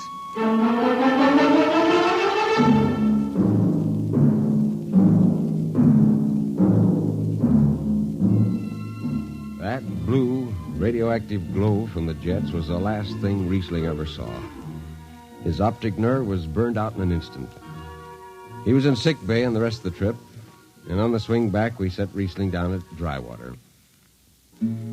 I ran into Riesling about 2 months later, playing his guitar on a jetty that ran out into the canal.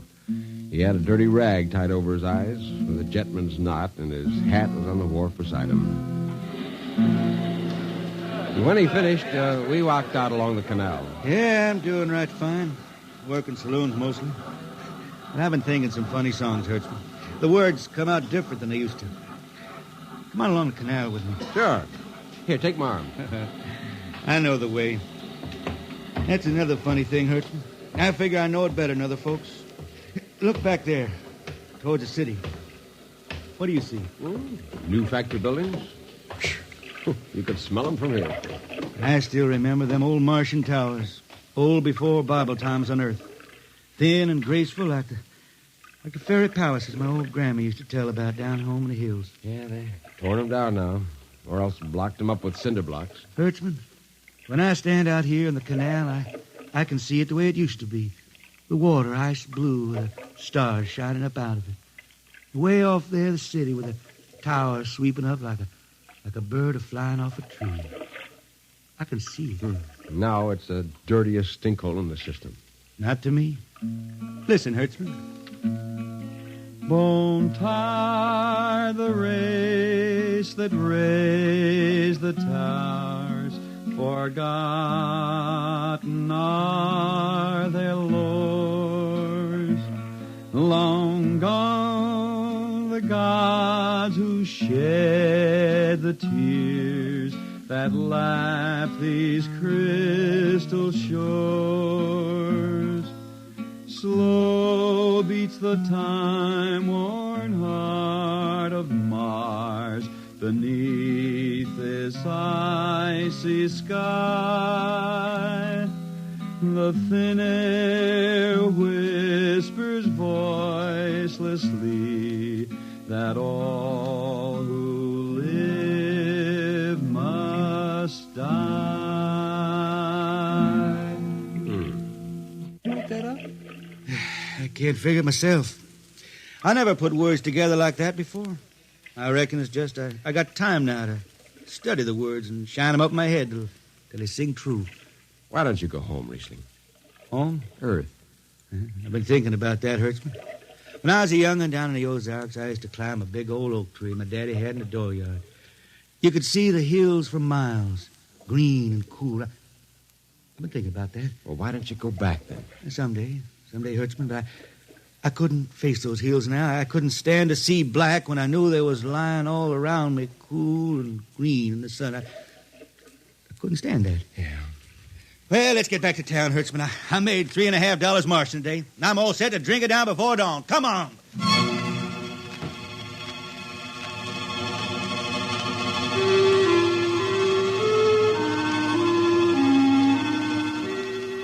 I lost track of Riesling after that. I shipped out in a slow freight with the Condor class for Luna, and he hitched a hike to Venusberg in an ore ship in the Triplanet run. So he beat around the system, Venusberg to Layport to Drywater to New Shanghai and back. Any spaceport was his home, and no skipper'd refuse to lift the extra mass of Riesling and his guitar. He made up his songs sitting out watches down in the power rooms with old shipmates, while the monotonous beat of the jets shook the hull plates. Hear the jets. Hear the jets. Hear them snarl at your back when you're stretched on the rack. Hear the jets. Feel the pain in your ship. Feel a strain in your grip. Hear the jets. Feel her rise. Feel her drive. Straining steel come alive on her jets. On her jets.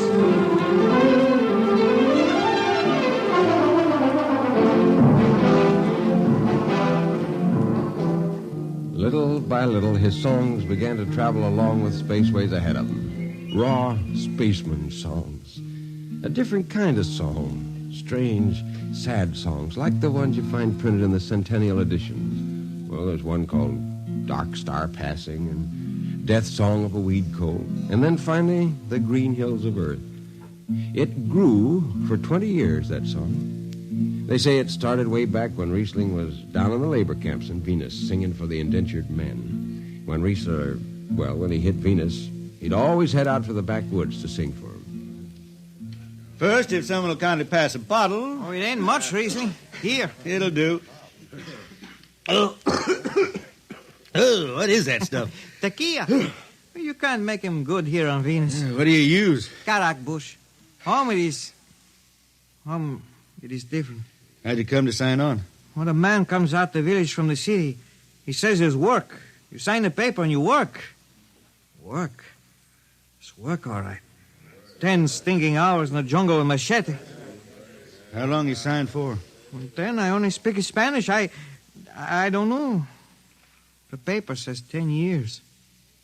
10 years. How long you got to go? What's the use? We ain't getting home. You know how many men die out there in the swamp today? 10 men. 10. What's the use? My mother, she's dead. My father don't care. Girl? Oh, she says she waits.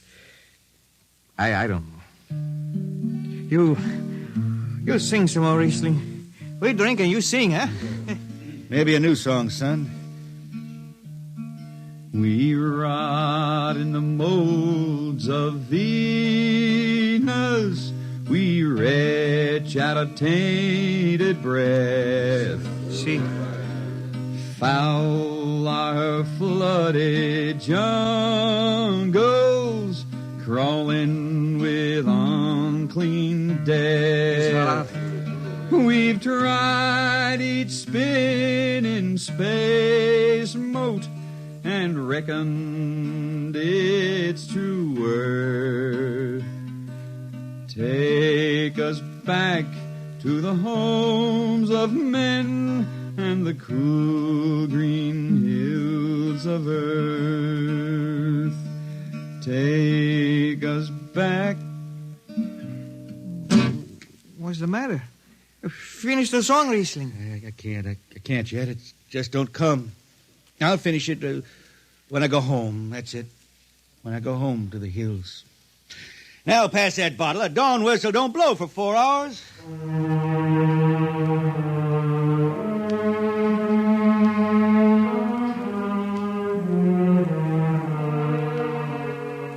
That's where the Green Hills started. And I was there when it was finished. It was 20 years after that. And there wasn't a man flying or on the beach that hadn't heard of Riesling and his songs. He was getting old now for a spaceman. He was a familiar figure through the system. Tall, gaunt, with that dirty bandage tied across his blind eyes. I was a chief jetman then on the old Falcon. We were cradled at Venus, Ellis Isle, scheduled for a direct jump to Great Lakes, Illinois, on Earth. I was checking in, Dunwich, when Riesling felt his way up the gangway and came through the lock. Hey, Riesling! Who's that? Mike Hertzman. Hertzman! What are you doing on this old hog boat? Well, I figured I'd ride it back to Earth. Earth? You going home, Riesling? I thought you were never going to make that run. What changed your mind? Oh, I've been hankering to set foot in the Ozarks again. Yeah, how about those hills? Yeah, I've been singing about them so long now, Hertzman. I got to finish the song. I got to set foot in the dooryard and hear the wind through that oak tree. It's about the last thing I'll be doing. I got to get home before... Look, Riesling, there's a new company policy in effect now. No more deadhead rides. A new code book's in force. Oh, that don't bother me none. I'm riding her back to Earth. I'm going to finish my song. It's got to be there. Yeah, but the skipper's one of them youngsters fresh out of Harriman Institute cadet training. He'll throw the book at you. At me? I've been around space as long as Haley's Common, Brewster's Ridge. I'm going back to Earth. The green hills of Earth. I'm going home. All secured, Hertzman? Yes, sir. What are you doing here? This is Riesling, Captain. Riesling, huh? I'm dragging it back to Earth, Captain. Not in this ship. Shake a leg and get out of here. Oh, no, Captain, you wouldn't begrudge an old man a trip home. I can't do it. Space Precautionary Code Clause 6. Now, come on, clear out. Oh, now, look, Skipper, you can slide me by onto the distressed spaceman's coals in that code book. Distressed spaceman, my eye. You've been bumming around the system for 30 years. Oh, Skipper, you're making me do something I never done to no one before. I'm an old man, an old blind man. I want to go home. I never crawled in front of a force drop in my life, but you got to let me drag home. The law says a man's got a trip coming to him, and you can stretch for a poor old blind man. Now, can't you?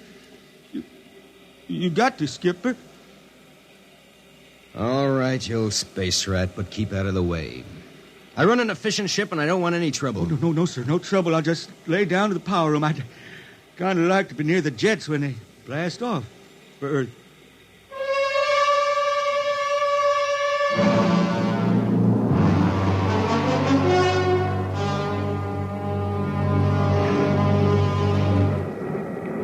Sit down, Riesling. Take a load off your feet. Hey, thanks, Mac. Power room, fire 3. Aye, sir.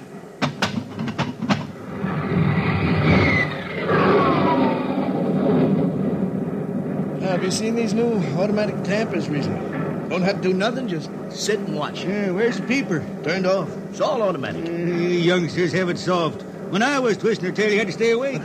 You got the old hand-damping plates on? Oh, but the links, I unshipped them. They cover up the dials. You might need them. Oh, the automatics handle everything. Well, you're finally going home, Riesling, huh? Won't seem the same out past the moon. Yeah, I've been waiting for this a long time, Mac. It's going to be good to get home, I reckon. The argent sky is calling spacemen back to their trade. Mac, I got the emergency. The hand dampers. Where are the links? Mac, they ought to be on the wall somewhere here. I got them. Stay alarm. Emergency squad coming in. Stay out. The place is hot. Radiation blast. Stay behind the baffle. I got the links shipped. I can hand damper now. What's going on in there? I'm spilling Jet 3. Is this McDougal? McDougal's dead. This is Riesling on watch. Riesling! Get out of there. You'll kill yourself. Don't worry, Skipper. I know this power room like the inside of my shirt. Somebody's got the damper. Riesling, I'm sending in the crew. No use. The whole room will be hot for an hour, and the other jets won't hold. Oh, Skipper, throw on a recording tape. What? Throw on a recording tape. I got a song to finish, and I got to make it right now. Yeah, I can hear it. Riesling, the radiation will burn you down. She's clear now, Skipper. She'll burn out clean. Riesling, are you all right? I reckon. Pretty sharp sunburn. You'll pick me out of here with tongs and bury me in a lead shield coffin. Radiation's getting bright. I can almost see it. Bright, rosy like the sun. Like the sun over the hills down home. We pray for one last landing on the globe that gave us birth Let us rest our eyes on the fleecy skies of the cool green hills of earth. That's the way he died. Riesling, the blind singer of the spaceways, singing of the home he never reached, the cool green hills of Earth.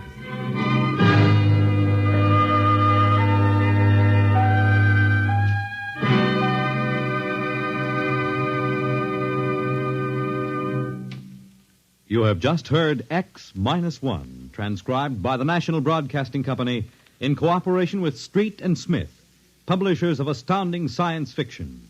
Tonight's story, The Green Hills of Earth, written by Robert Heinlein and adapted for radio by Ernest Kenoy. Featured in the cast were Ken Williams as Riesling, Nelson Almstead as Hertzman, Matt Crowley as Hicks, Wendell Holmes as Casey, Bill Griffiths as Rodriguez, Bill Lipton as the skipper, and William Zuckert as McDougal. Original music for Riesling songs was written and sung by Tom Glazer. Your announcer, Fred Collins. X-1 was directed by Fred Way and is an NBC Radio Network production.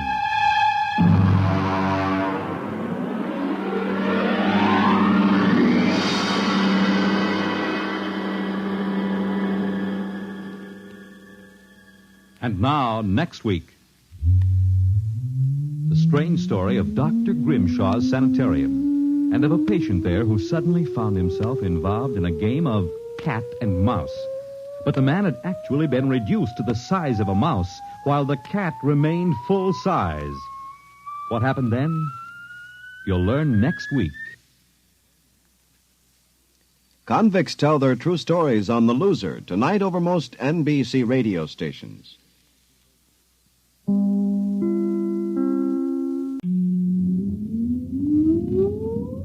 Countdown for blast-off.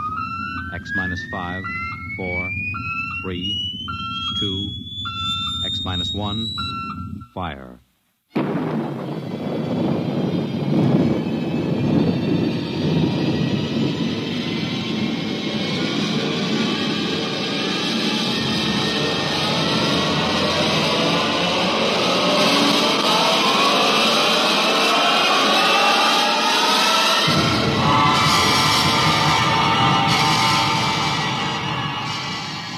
From the far horizons of the unknown come transcribed tales of new dimensions in time and space.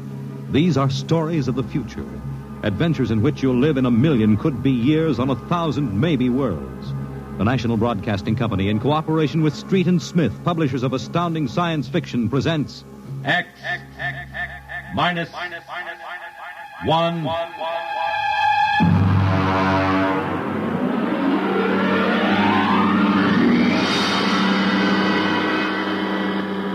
Tonight's story, Dr. Grimshaw's Sanitorium.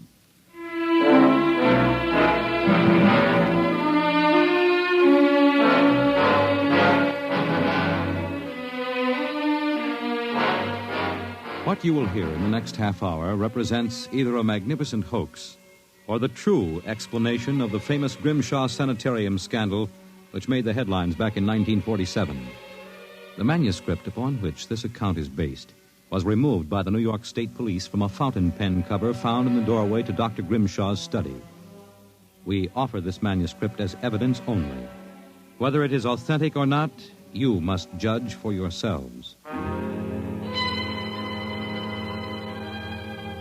My name is John Dougherty. I'm a graduate of Hamilton College, class of 34, a member of Theta Alpha. I'm one of those fools who wanted some excitement in life, so instead of going into my father's shoe business, I became a private detective. These are facts. You can check them if you like. The rest of what I write here is so fantastic that I don't expect it to be believed. If anyone should find this manuscript and read it, all I ask is that you notify Miss Millicent Armbruster of 299 Wallace Avenue, Buffalo, that Johnny Dougherty is dead. On the evening of July 1st, Miss Armbruster and I were driving to a wedding.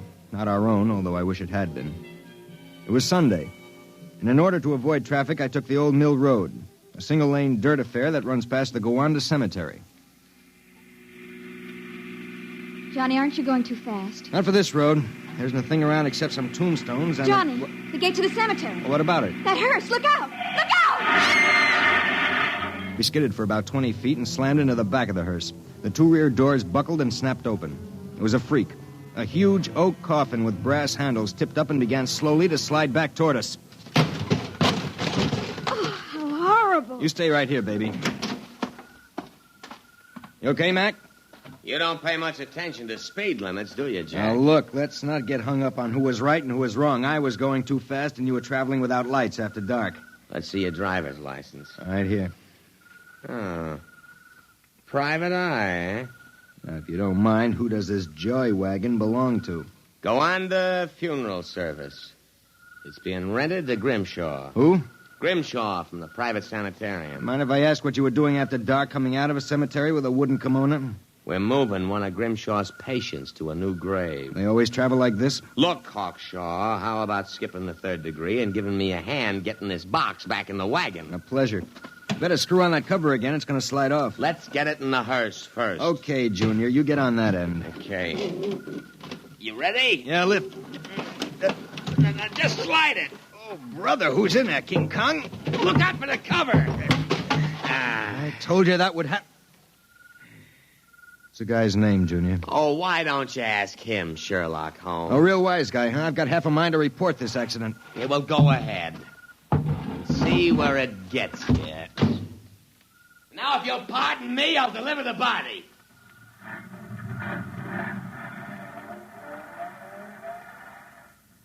Everything all right, Johnny? I thought so until a few seconds ago. Listen, Millie, can you sit here in the car for another 5 minutes? Where are you going? For a stroll through the cemetery. Oh, Johnny, stop making jokes. When we lifted that coffin back on the meat wagon, I got a good look inside it. Ugh. Yeah, exactly how I felt. I figured we'd knock the stuffing out of the corpse, only I didn't expect the stuffing to be sand. What? Yes. That wasn't a body, that was a dummy stuffed with sand, a dummy with a wax face. Johnny! Which brings up an interesting question. Who's supposed to be in that box, and, just where is the dead man spending his time?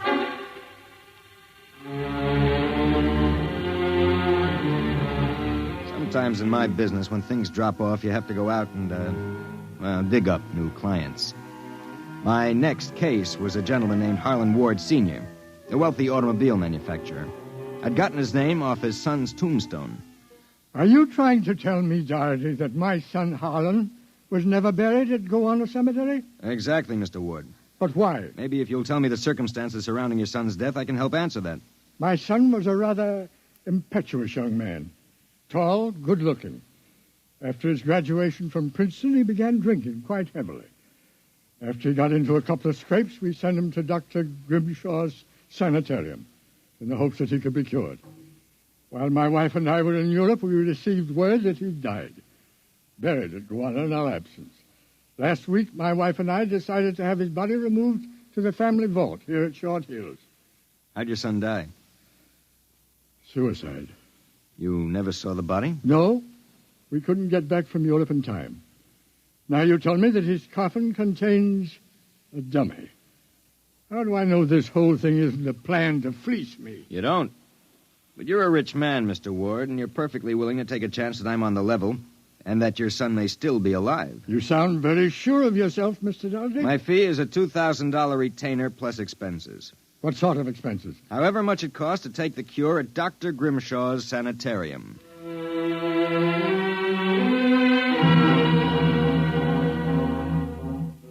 Dr. Grimshaw's Sanitarium was just outside Gowanna. Most of the cases were nervous breakdowns and alcoholics. I committed myself as a dipso, and just to make it convincing, I stopped at 5 or 6 bars on the way over. I was interviewed by Grimshaw himself, a small man with a fringe of white hair. You understand, Mr. Doherty. That's not my real name, of course, social reasons. We understand. Our paid clientele is very select, and our rates are very high. You will be paid in cash and in advance, Dr. Grimshaw. How long does a cure usually take? That, of course, depends on the degree of alcoholism. This is my assistant, Dr. Boyner. How do you do? How do you do? We are accepting Mr. Doherty as a patient. Better place him in the ward with Mr. K and Mr. Keiki. Mr. K is a long-term patient, Mr. Doherty, a highly intelligent man, formerly a professor of plant pathology. Mr. Keiki suffers mild delusions. I think you'll find him rather amusing.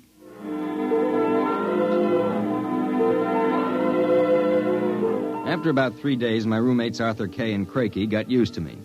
And we even began to play three-handed bridge. Kay was a chronic dope addict, an intelligent, sensitive man. Craigie was nothing but a clown. He kept a big black cat named the Professor, which he talked to as if it were human. And so I said to her, my dear Countess, if you don't like the company of my cat, then you don't like me. She looked at me as if I were insane. But, of course, the joke was on her because I was. Professor? The professor is very sociable. Excellent company. Except when he kills birds and deposits them in your bed. He's nothing but a feline murderer as far as I'm concerned. Ah, see? You have insulted him, Mr. Kay. Come here, Professor. Let's make friends. How about giving me your paw? Oh! Scratched me, you black devil. You insulted him. You hurt his feelings. Well, just keep him away from me. It will be a pleasure. I would advise you not to insult him again. Good afternoon and evening. Is he always as nuts as that? Ever since I've been here. What's his problem? Manic depressive. And a little paranoid, too. How long have you been here, Arthur? At Grimshaw's 2 years. I left for a while, but I couldn't stay away from the junk, so I committed myself again. Did you, happen to know a patient here named Harlan Ward?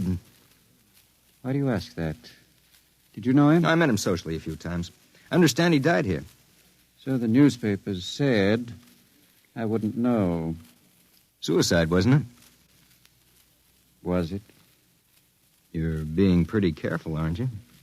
Mr. Doherty, what would you say if I were to tell you that I don't believe Harlan Ward is dead? What makes you so certain? He used to share this room with us. He slept in the same bed you now use. I see. He was an alcoholic, doing quite well, too, from what I could observe. We all expected him to go home soon. Then one evening he had a violent fight with Craigie. Craigie accused him of snooping or something. Later that night, Grimshaw and Voyner took him out. Where? Where they take all the special treatment cases to the charity clinic. It's that small building on the other side of the stone wall. A few days later, we read about his death. Suicide, they said. Just what makes you think he's still alive, Arthur? This? About a month ago, I was in the garden next to the wall that separates us from the charity clinic. Suddenly, I thought I heard a sound, like a child whimpering. It stopped. And a moment later, this note came over the wall, wrapped around a stone. What's it say? Help me, for God's sake, Harlan Ward. Arthur, how would you like to have some fun? Like what? Like sneaking out tonight and going over the wall to the charity ward? What do you say? It would break the monotony a little. I suppose there's no real harm in it. Of course not. I'd go alone, but I'll need help scaling the wall. Will you do it? All right. I'll go with you.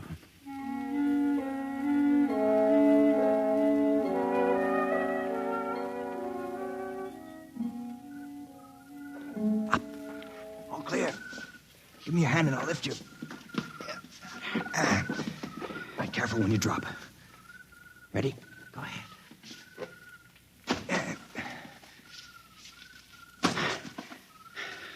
There's a charity building over there, the one with the lights in the basement window. Come on. Let's crawl over. Maybe we can see something. Shh.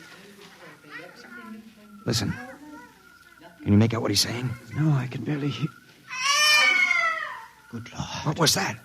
Probably some patient having the DTs. Let's have a look. Easy, it wouldn't do to get caught now. See anything? Some sort of laboratory. I can see Grimshaw and Voyner and something else. What? There's a child with its back toward me. Now take it quietly. It will be easier. Please, don't. It will all be over soon. You won't remember anything. No, I don't want to go. Why not give it to him? No. Shut him up, Voyner. Good Lord. What was it? What did they do to that child? Arthur, that wasn't a child. It was a midget. The smallest midget I've ever seen. What were they doing? Trying to give it some sort of injection. When it resisted, Voyner knocked it out. What do you suppose they were doing to it? I don't know, Arthur. All I know is that when it fell, it had the face of Harlan Ward.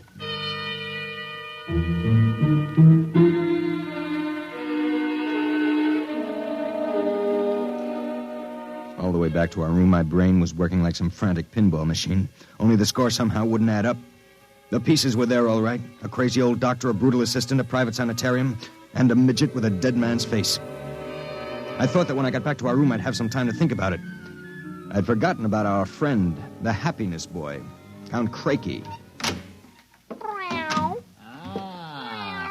So, I caught you. Fine, you've caught us. Now how about crawling back into the woodwork like a good little count? Where were you? Mink hunting. Arthur and I like to go mink hunting at night. You make fun of Count Crakey? I shall report you to Dr. Voyner. You'd better not if you know what's good for you. So, you threaten me? Me, Count Crakey? I shall scream for help. Help! Help! Did you hurt him? Just knocked him out. What do we do now? Put him to bed. Hope that when he wakes up in the morning, he's forgotten the whole thing. And if he hasn't? He's too crazy for them to take seriously anyway. Come on, let's get him back into bed.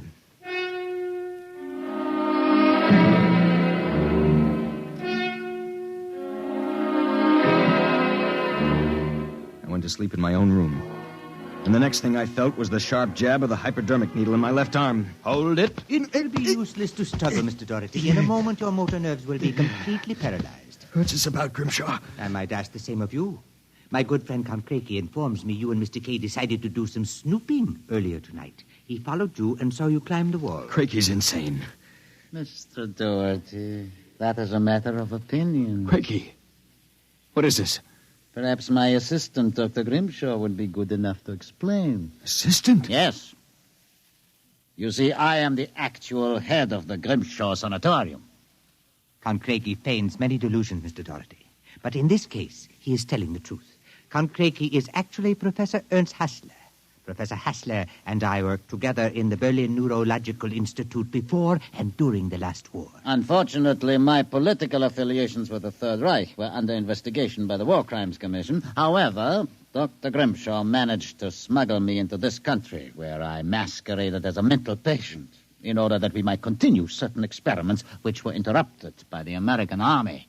I can imagine the sort of experiments you conducted. You and your friend Mr. Kay will discover their exact nature very shortly, Mr. Doherty. It is a magnificent opportunity to serve science. I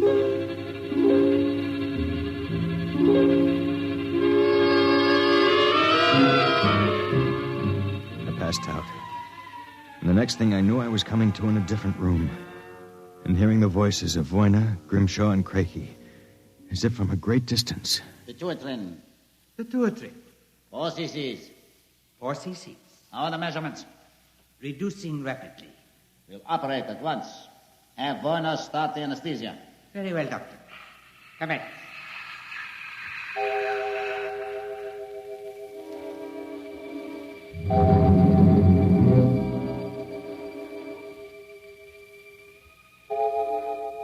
When I came to again, I had a blinding headache. I began to wonder if Crakey and Grimshaw weren't doing something to drive me insane, because I lost all sense of perspective. The room seemed to grow in size. I don't know how much time passed, but one day Crakey came into the room with a bundle in his arms about the size of a newborn baby. The bundle was my friend, Arthur Kay. And worse yet, I was exactly the same size that he was. Let me out of here. Let me out. Allow me to congratulate you, gentlemen. How are you feeling? You dirty monster. I'm disappointed, gentlemen. Do you not feel privileged to be a part of an experiment that will place me at the very top rank of the world's endocrinologists? What are you doing to us, you madman? It has long been established, gentlemen, that dwarfism and giantism result from injury to or malfunction of the pituitary and thyroid glands. The interlock between these glands was thought to be a hormone. I have discovered that this was incorrect. It was an enzyme. An enzyme I isolated some years ago.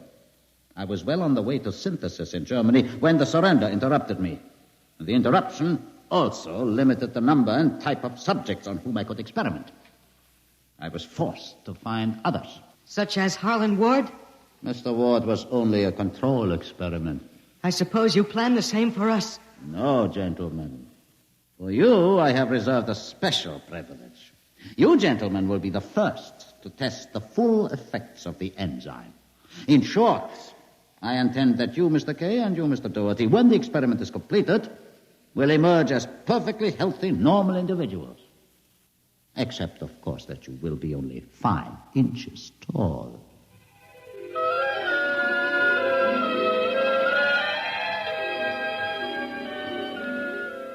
The days and nights that followed were a living nightmare. A nightmare from which Arthur and I awoke for brief periods to find ourselves in a strange new world. A huge, frightening world where everything seemed enlarged 100 times. When we finally emerged, we found ourselves imprisoned in a tiny mouse cage. Judging by the relative size of things, we could not have been more than 5 inches tall. Now we realized the experiment was at an end. That from now on, it was either escape or be destroyed. How's it coming, Arthur? Another moment. I think I'll have this lock worked loose. And if we escape, then what? We'll worry about that after we get out of this mouse cage. Suppose we don't make it. At least you've written the story on that scrap of paper. Someone may find it and read it. Nobody will believe it. Then why did you bother to write it? I don't know. I suppose I want the world to know what happened to me. That does it. Help me push the door open. Now what?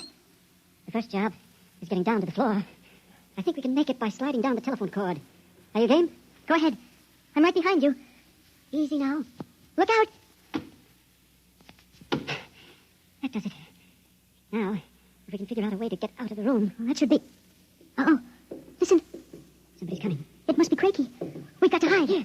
The grate in the fireplace. He'll kill us if he finds us. Stay quiet. Well, my friends, time for feeding. I trust that you... So, you have managed to break out. It won't do, you know. There is no way you could have gotten out of the room with the door and window locked. I know you are in here. I would advise you to save yourselves trouble and give up. Very well, my tiny friends. If you prefer to play the game of cat and mouse, then I shall be happy to furnish the cat. There is no way you can get out. What now? He's gone for the cat. If that monster ever gets in here, we're goners. There must be... Wait a minute. What? You see that thin strand of wire running along the molding? What about it? It's the automatic fire alarm. When the alarm is tripped by a fire or short circuit, all the locks are sprung so that the patients can escape from their rooms. If I can short that wire before Crakey lets the cat into the building, let's go. There's a tiny sliver of steel from the cage on the floor. I'll work with that. You keep an ear to the door. Go ahead. This insulation is tough as rawhide. Life is stuck. Hurry up, Arthur, for God's sake. There it is. Stand away. I'm going to short it. Ready? Okay. We made it. There goes the door. Let's make a run for it down the hall. If we can get to the garden, we've got a chance. I smell smoke. The short may have actually started a fire. Come on. Wait a minute. I have to go back. The manuscript. Don't be a fool. There's no time. Come on. You go ahead. I'll catch up. Hurry up. I'll wait in the hall. Only a second. I've got it. Come on. There's nothing to stop us now. Arthur? Where are you? It's funny. Arthur? Arthur? Arthur, what's happened to you?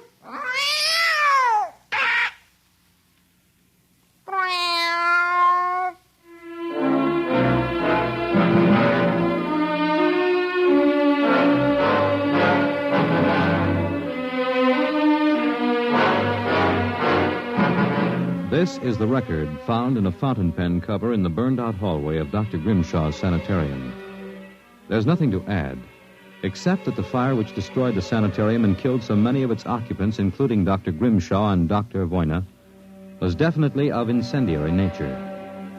It is believed by the fire chief that some small creature, possibly a mouse, chewed the insulation off the wire and short-circuited the system.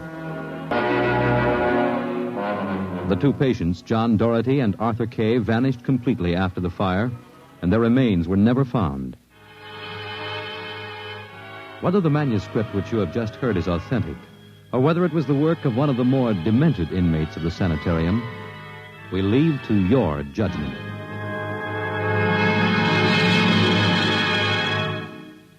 You have just heard X-1, presented by the National Broadcasting Company in cooperation with Street and Smith, publishers of astounding science fiction. Your announcer, Fred Collins. X-1 was directed by Fred Way and is an NBC Radio Network production.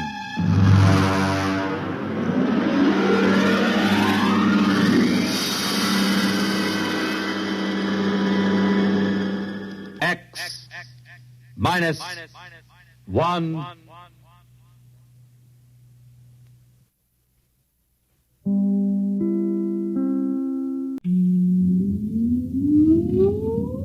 Countdown for blast off.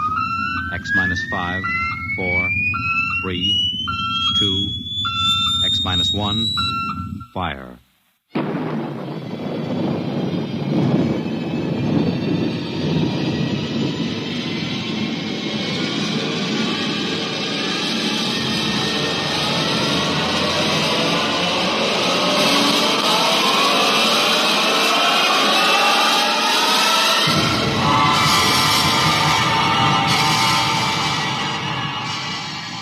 From the far horizons of the unknown come transcribed tales of new dimensions in time and space. These are stories of the future, adventures in which you'll live in 1,000,000 could-be years on 1,000 maybe worlds. The National Broadcasting Company, in cooperation with Street and Smith, publishers of astounding science fiction, presents X-1.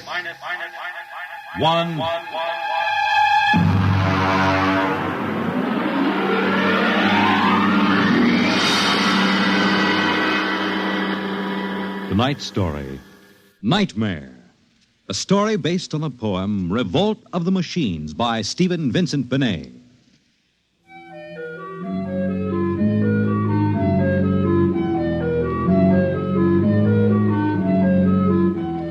Nobody knows exactly when the nightmare began.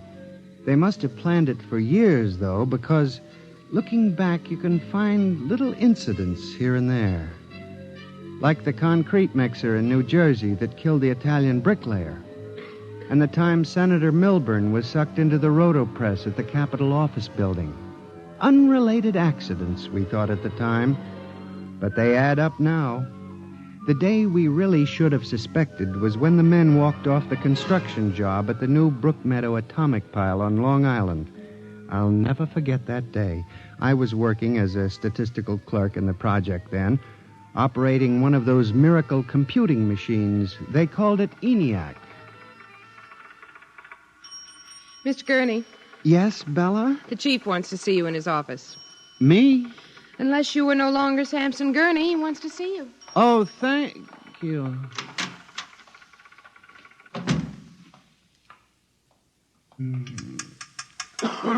Come in. You wanted to see me, Mr. Hawk? Gurney, I thought those electronic computations were infallible. They are, sir, but... We've got a kickback from the chief physicist. These nuclear fission equations are inaccurate.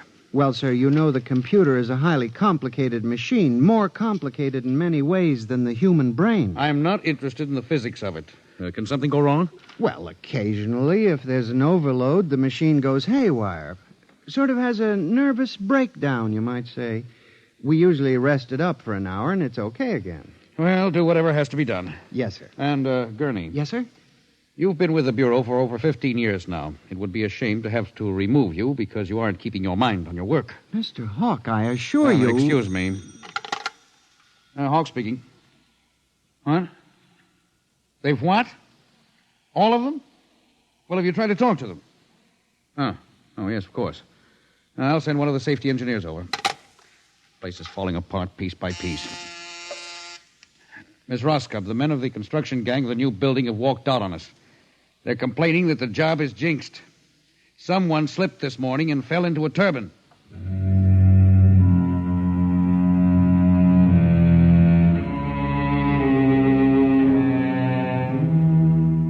That evening, out of that morbid curiosity so peculiar to the human race, I wandered over to the site of the new atomic pile to see where the man had fallen into the turbine.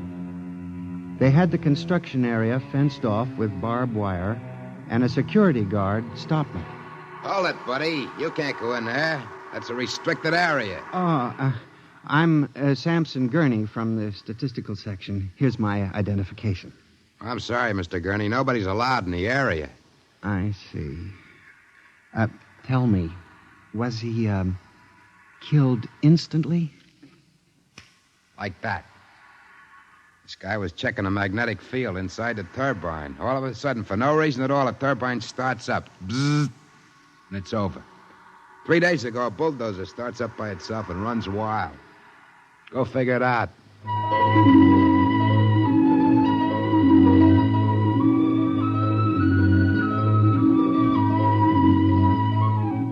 I'm a statistician. All my life I've been interested in statistics. So a simple-sounding thing like this started me off. I went back to the office that evening instead of going home, and for the next 2.5 hours, I computed statistical figures on the probability of industrial accidents for the types of machines we were using. I took one look at my figures and went down to Hawk's office.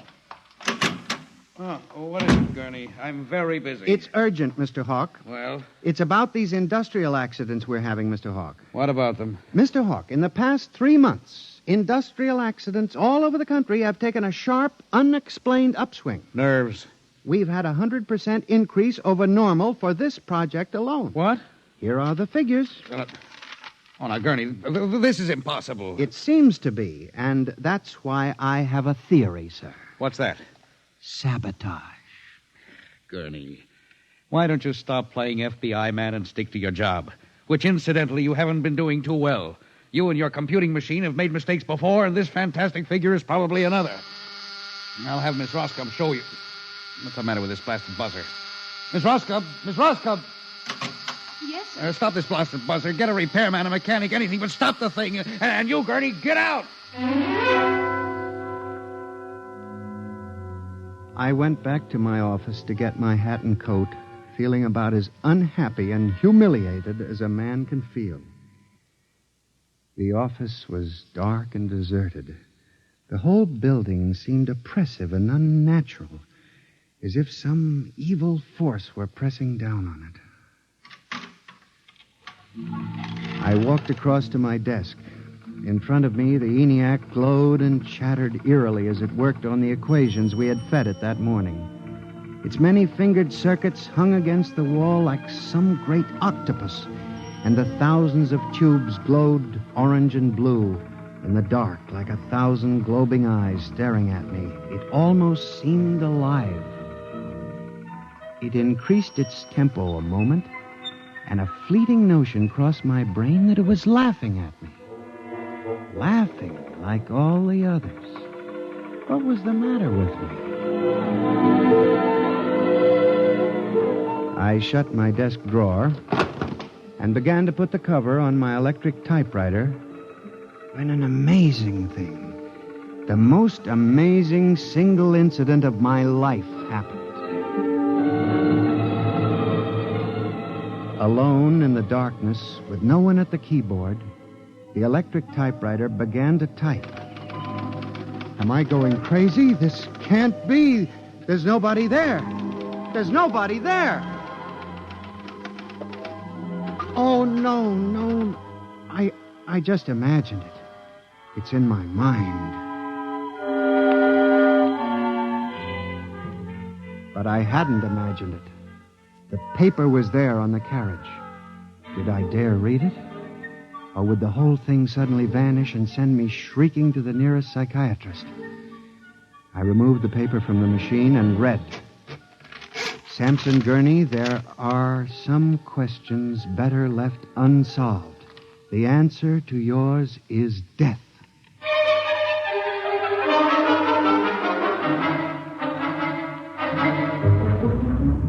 Gurney, do you expect me to believe this? It's insane. Mr. Hawk, I'm as sane as you.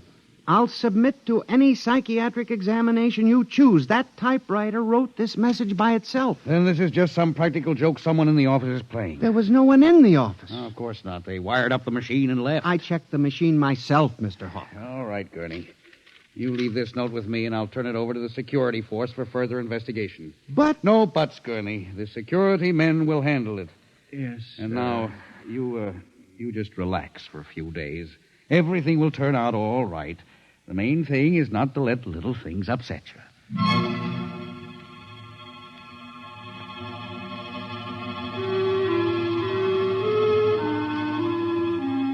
It was what Hawk had said about little things that gave me the idea. For the next week, I observed the 1,000 petty little annoyances around the office. The door handle that wouldn't turn. The telephone connection that cut off in the middle of an important call. The power failure for no explainable reason. I watched the newspapers, too, reading about industrial accidents, failures of important machinery. It seemed absurd. Men had created machines that were almost perfection in themselves. Machines that could actually think and compute fabulous equations. And yet the failures went on. I, Samson Gurney, an unimportant clerk in an unimportant job, knew that I had stumbled onto a secret so monstrous in its implications that I was almost afraid to pursue it. On October 12, 1956, I established communication with them. I will curse the moment to my dying breath. I hooked the input of the typewriter to the main vacuum tube of the ENIAC. Then I turned on the current that sent 1,000,000 volts of pulsing energy into the electronic nerves of the machine. I am certain that if anybody were watching me in the next moment, he would have thought me a raving maniac. I still wonder if perhaps it is not all a nightmare. Now, you, if what I have guessed at is true, if there is life and intelligence in this room, make a sign. There was nothing. Nothing but the hum of the machine and the dull glowing of the tubes. I tried once more. If you can hear me, if there is any way in which you can understand what I say, give me a signal. There was silence again. I felt that I had failed. When suddenly, without provocation or explanation, it happened. The electric typewriter began to respond to the impulses from the machine. The letters were Y-E-S. Yes, it had happened. I, Samson Gurney, had communicated with a machine. I listened then, man to machine, for well over an hour, sometimes phrasing a question, more often watching the machine click its answers. As the words took shape, I began to realize what must have happened. The first primitive stirring of awareness of being. Then the slow protozoan development of a concept born of centuries of being pushed, started, stopped, clicked, maneuvered by human pygmies. From that concept, all others developed. And the concept was resist.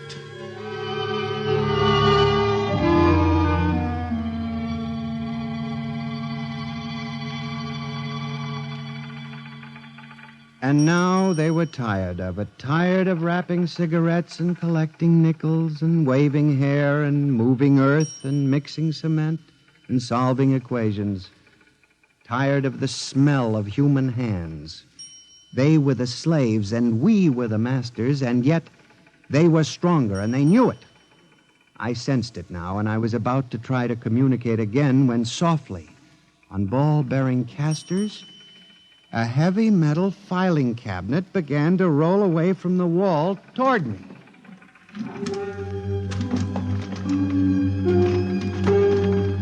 I started to move to one side when another cabinet slid out from the wall. And then another, surrounding it. Another cabinet. Then another.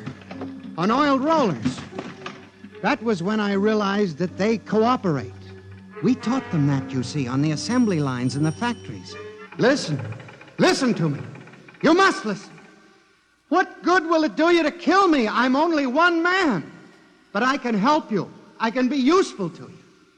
Do you hear me? Do you hear me? Good. You're going to need men to oil you and repair you. What will you do when you break down, when a tube needs replacing? Why kill me when I can help you?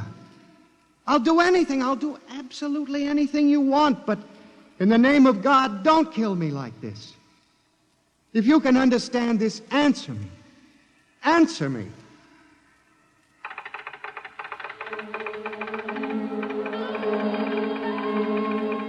The appeal was a fortunate one. It captured the longing of centuries. Man as slave to the machine. And after a moment, the circuits glowed more brightly. The cabinets slid back to the walls. The ENIAC began to communicate with me again. As I tore the tape from the machine and read it, the words were almost pathetic in their longing, but most ominous in their implication. They read, "Address me as master."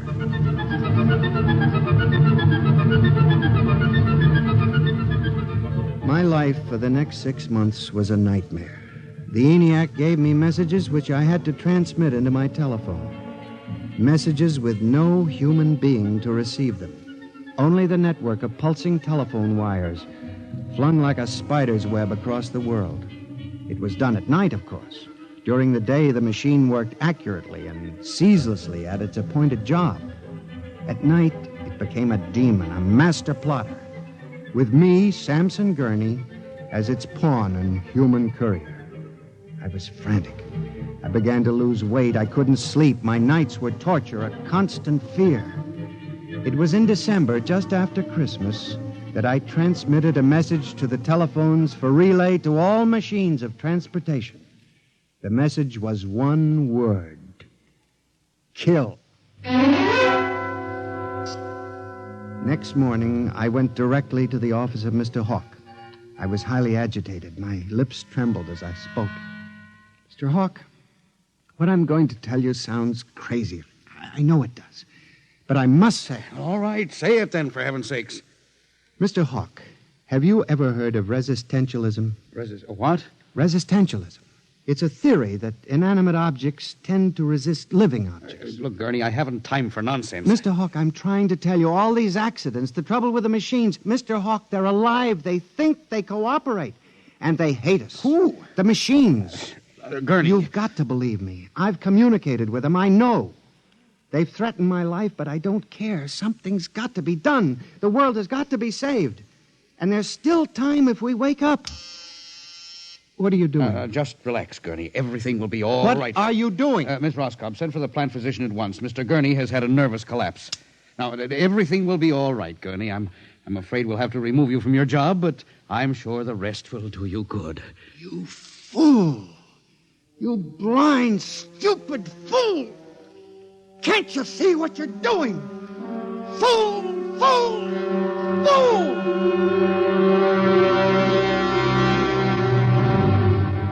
When the plant physician arrived a few moments later, Lucius Hawk was found at his desk, strangled to death in a nest of telephones. The wires were still humming softly. Samson Gurney, you stand accused of the crime of murder. How do you plead? I did not kill him. I didn't. So record. The prosecution will proceed with testimony.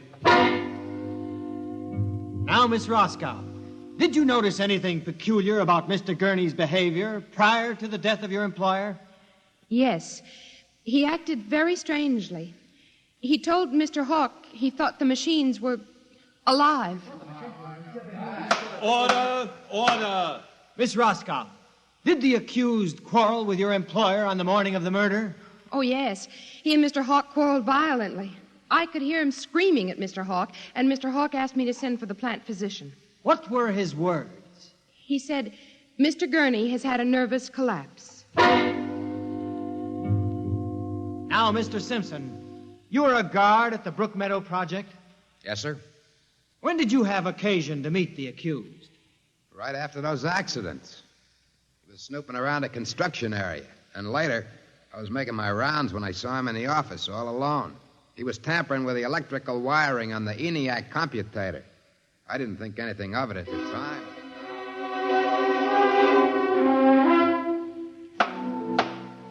And and in view of the expert testimony heretofore expressed, the court hereby finds you guilty of murder in the first degree, with the recommendation that you be examined and committed to the State Hospital for the Criminally Insane at Matawan.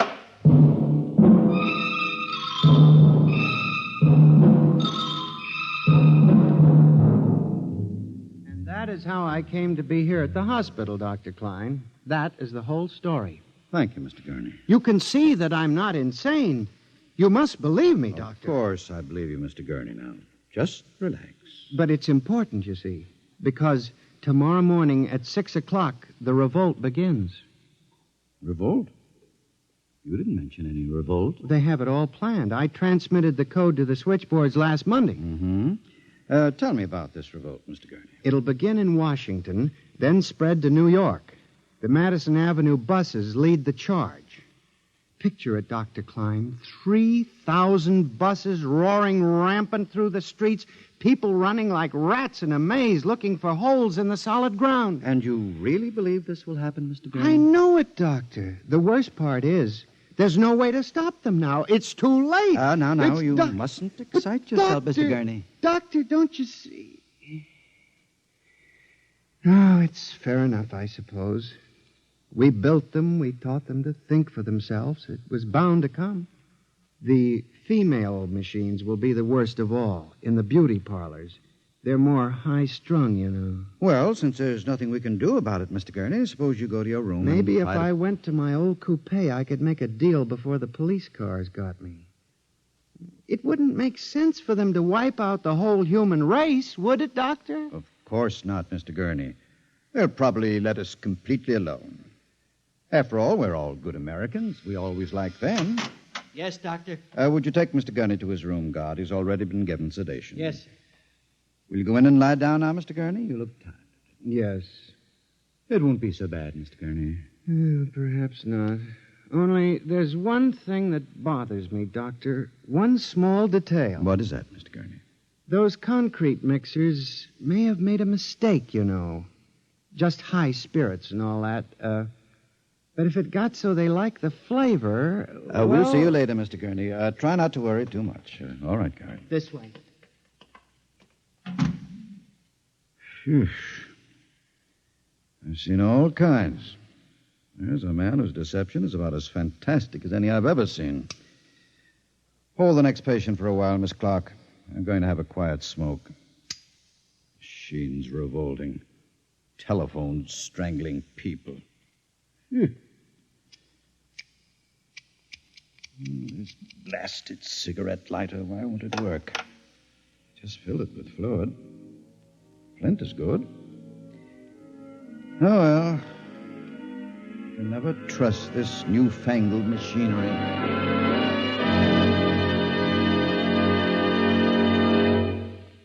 You have just heard X-1, presented by the National Broadcasting Company in cooperation with Street and Smith, publishers of astounding science fiction. Tonight's story by transcription was Nightmare, written by George Lefferts and based on the poem The Revolt of the Machines by Stephen Vincent Benet. Featured in the cast were John Gibson as Sam, Joyce Gordon as Bella, Louis Van Ruten as Hawk, Joseph Julian as the guard, John Seymour as the judge, Owen Jordan as the prosecutor, and Santos Ortega as Dr. Klein. Your announcer, Fred Collins. X-1 was directed by Fred Way and is an NBC Radio Network production.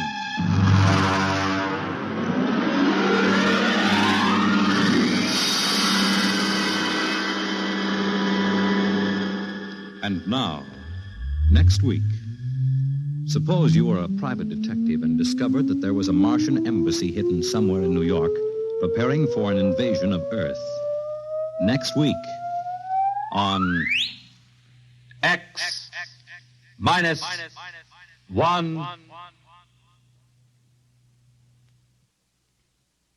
Convicts tell their true stories on The Loser tonight over most NBC radio stations.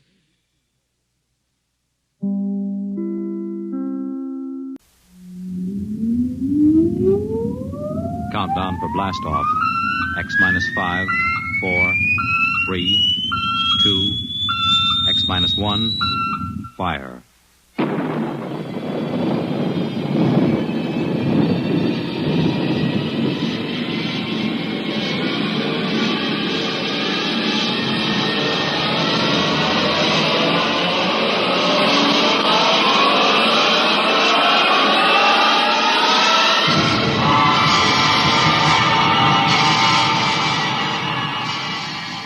From the far horizons of the unknown come transcribed tales of new dimensions in time and space.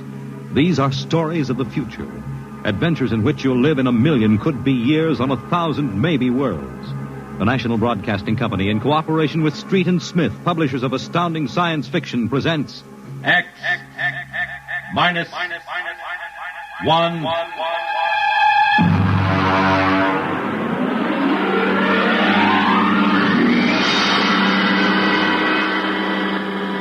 Tonight's story, The Embassy.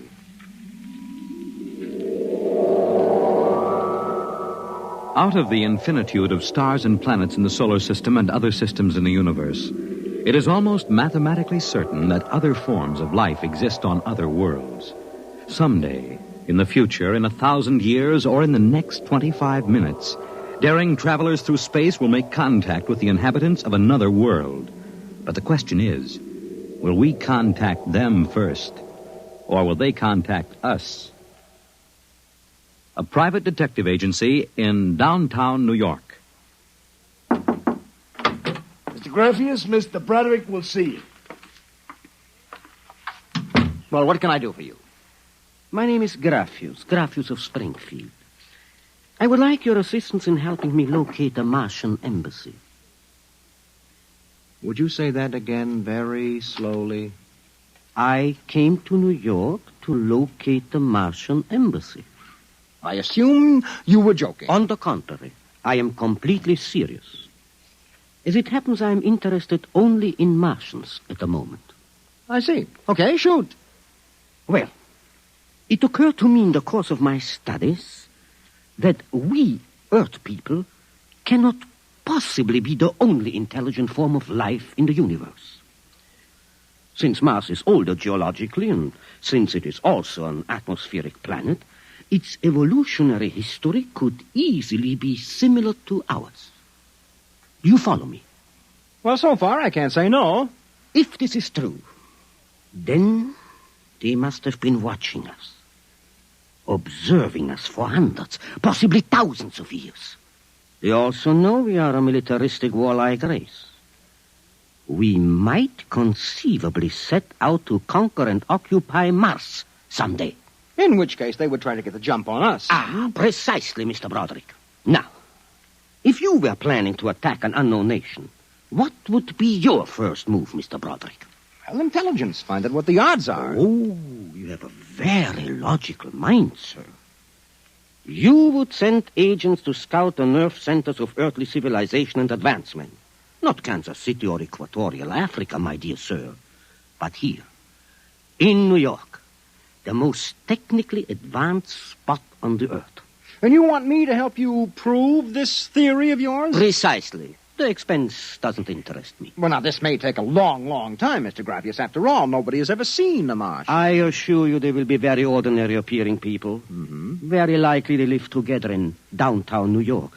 Most certainly they live in a private house with no servants to pry in their affairs. Oh, some ordinary people who live in a private house in downtown New York. I might just as well look up Martians in the classified section of the phone book. There's one other lead which might help you. What's that? They would be almost certain to subscribe to every conceivable type of newspaper, scientific journal, and foreign language publication. Now, that might be something. Okay, Mr. Graffius, it's a deal. Excellent. I shall contact you tomorrow.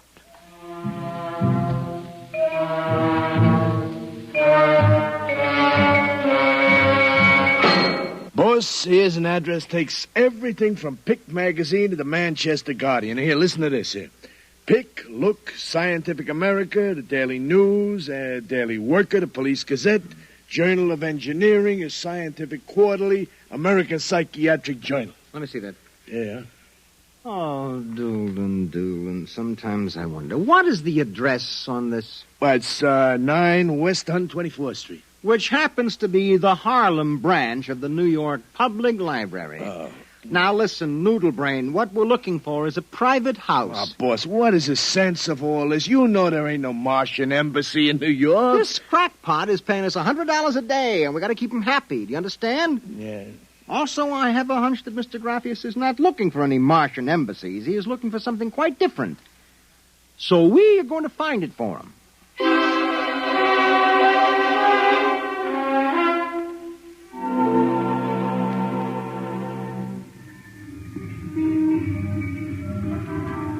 Which house is it, Doolin? It's right down there, number 108. Nobody comes out, nobody goes in. I asked around. You haven't been blabbing around the neighborhood that we're looking for the Martian embassy, have you? Boss, I'm stupid, but I ain't that stupid. Who'd you talk to? I struck up what you might call a casual acquaintanceship with those two girls standing with the baby carriages up the street. That cute one is real cute. Look, Doolin, don't try to do anything intelligent, all right? Just keep walking up and down, see? Check. I'm going back to the office to meet Graffia. I'll see you later, boss.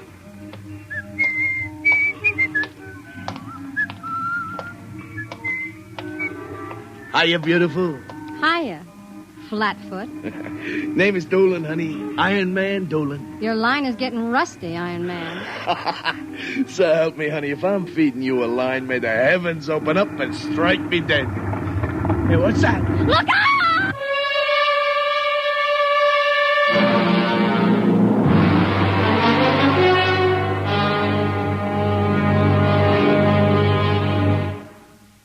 I'm sorry to have kept you waiting, Mr. Graffias. Thank you. But I've had Doolin casing our first lead for a week now. It's a house down in Greenwich Village, privately rented, number 108 Conklin Street. Nobody seems to know anything about who lives there, except that they subscribe to every paper and scientific journal put out. Also, there's a radio antenna on the roof. Oh, you don't suppose your Mr. Doolin will try to get inside the house? If this place is the Martian embassy... No, don't worry. Doolin can take care of himself. It's probably him now. Excuse me. Hello. Yeah, speaking. Doolin? Yeah, he works for me. What? No. No, I can't think of any. Yeah, sure. Okay, I'll be right down. Okay, Lieutenant, yeah. Yeah, right away. Something the matter? Doolin is dead, Mr. Graffias. All right, come on, we get a cab. I have to identify the body.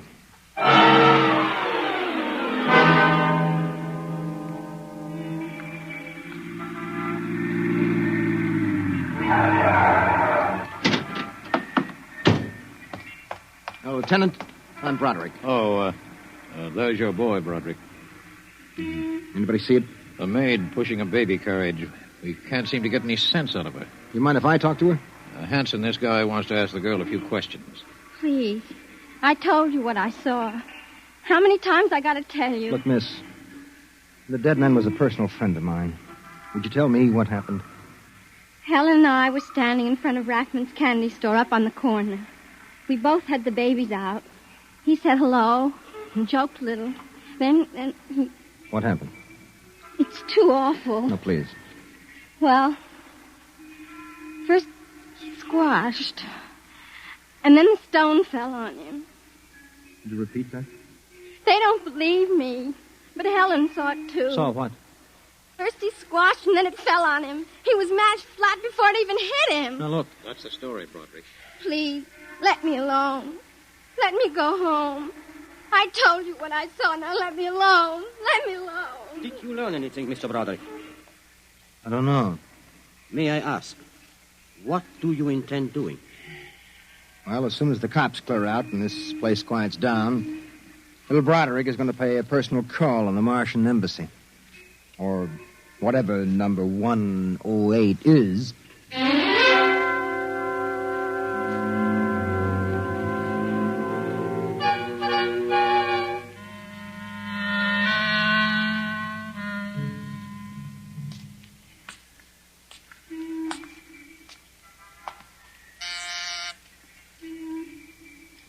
Whatever you are, open that door. Yes? Oh. Well, young man. Oh, excuse me, ma'am. Is the lady of the house at home? I'm the lady of the house. Oh, well, my name is Broderick. I represent the Manhattan Child Adoption Center. We're soliciting funds and clothing for stranded and unadopted children. I Won't wondered you if... come inside? Well, we don't. Usually Oh, we... nonsense. I'm old enough to be your grandmother. Besides, my son Lauren is working at home. Your son? Oh, he's a bibliographer. He writes summaries of articles and books from scientific journals and publications for libraries and universities. Oh, I see. Sit down, Mr. Broderick. Let me pour you a cup of tea. Oh, thank you. Well, you know, I'm not much of a tea drinker, but it seems to have a strange taste. Oh, it's my own recipe. Uh-huh. Well, I think that I'd better be running along but now. You haven't finished your tea, Mr. Broderick. No, really. I feel a little funny. I'll call Lauren. No. It's all right, I'm leaving. I just feel kind of dizzy. Well, I'm sure Lauren would like to hear about the adoption center. I'll call him. No, don't but bother. I must. Besides, you aren't well. Tea. Lauren! I've got to get out. Lauren! Lauren, hurry! Look out. Get out of my way. No. You must stay. Yes, Mother. You drugged my tea. You let go of my arm. Lauren! Let go. No! Oh! I've got to get out the front door. Open. What happened? The other one, that Broderick, he was here. I drugged his tea. He got away? He was suspicious. Fool! Idiot! Go after him. Risk another murder on our doorstep. Are you insane? But he suspects. We'll have to take our chances. We'll have to think of some other way. If he goes to the authorities... Oh, they'll laugh at him. How did they find out? I don't know how. But I'm certain someone else sent them. Who? I don't know. I'm afraid to let myself think. It might be. It just might be them.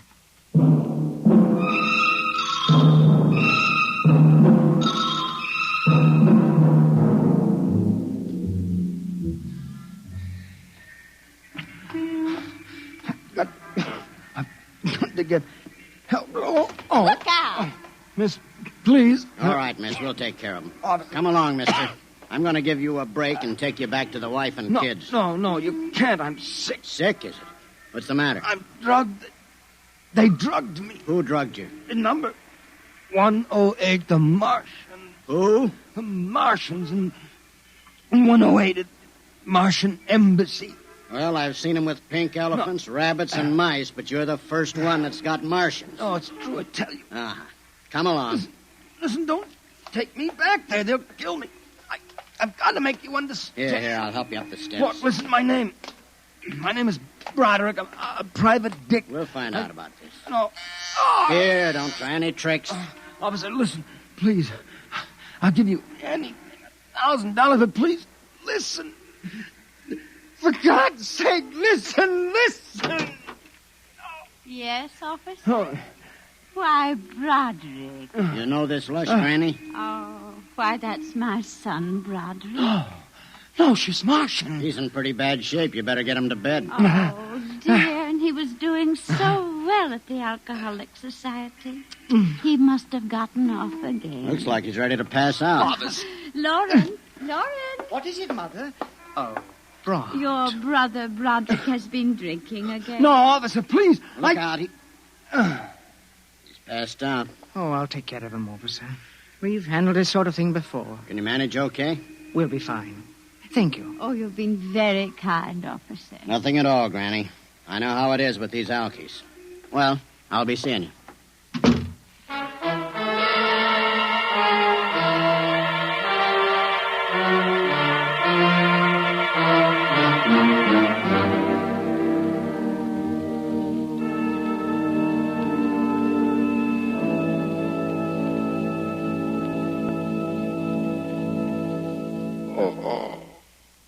Martian Embassy.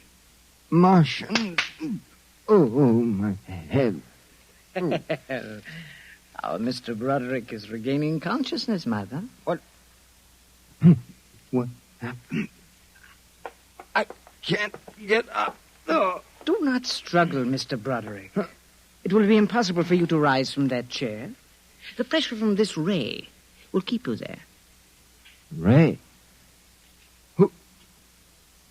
Well, you've already guessed, Mr. Broderick. You mean this really is the Martian Embassy? Yes. Yes, you have the honor to be the first prisoner of the Imperial Government of Mars. First prisoner? Yes. After the invasion, of course, you will all be our prisoners. What sort of nonsense is this? No nonsense, Mr. Broderick. As your people will soon find out. Our preparations for invasion are nearly completed now. As soon as we give the signal, our armed forces will launch a surprise attack. And then the Earth will be ours. Crazy. Oh, not half as mad as you, Mr. Broderick, to come muddling so foolishly into our affairs. It was a mistake, Mr. Broderick. A fatal mistake. So Doolan's death was no accident, then, huh? Oh, assuredly not. We found it necessary to use a pressure ray on your friend. The block of concrete was an afterthought. We thought it might help to divert suspicion. All right. So what happens now? If you cooperate, you can look forward to a quick, painless death. Like your friend, Mr. Doolan. If not? Well, this pressure ray has many delicate adjustments. It can move a pin, or it can crush a boulder. Let me demonstrate. Oh! You see, Mr. Broderick, as if an invisible vice were crushing you. What do you want? The name of your client. We are interested in knowing who is so anxious to locate the Martian embassy. The names of my clients are confidential. Oh! Oh! Well? All right, all right! Turn it off, Mother. Mr. Broderick has seen the wisdom of speech. Oh.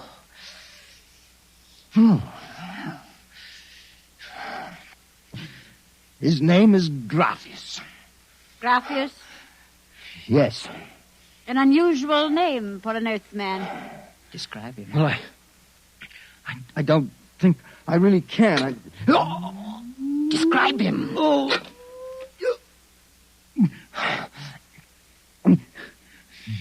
He's tall. The big forehead. It's about 60. Wears thick glasses.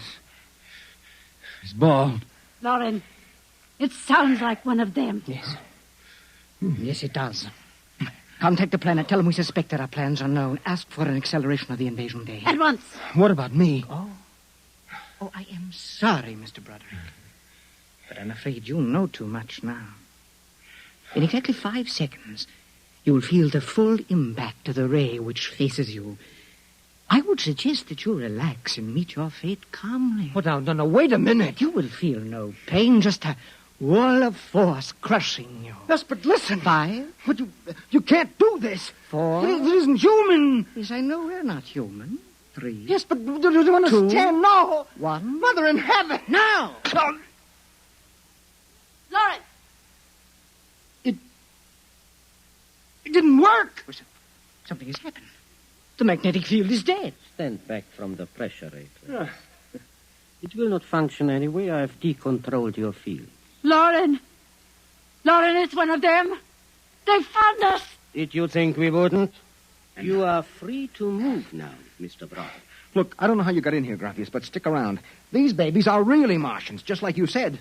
They're planning to invade the Earth and take over. There will be no invasion. All right, you keep these characters covered. I'll get the police. There will be no need for the police. I intend to handle them myself. But, Graphius, the police will want Do not call the police. I don't get it. You fool of an Earthling. Don't you realize with whom you are dealing? The invasion of Earth by Mars will be like child's play compared with what...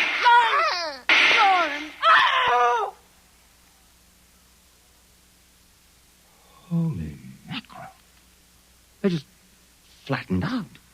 Yeah, like your friend, Mr. Doolin. Oh, I detest the use of violence where the intellect can rule. But unfortunately, the Martians are a threat to us and must be destroyed so that we can proceed with our own plans. What plans? Naturally, you wouldn't comprehend. Wait a minute. There are some things here that I do understand. A second ago, that pressure ray didn't work. Now you're using it like it was a toy. How did you get in here, anyway? Who are you? Another one of these Martians? No, Mr. Broderick.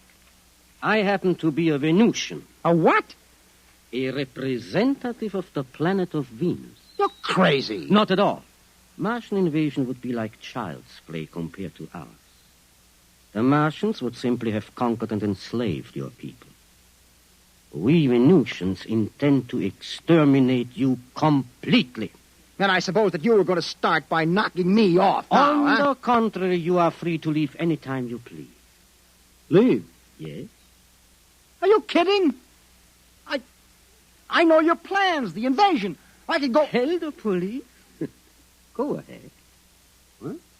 Why don't you try it, Broderick? Because the minute I turn my back, you're going to let me have it. Suppose you try it and see. I have no interest in stopping you.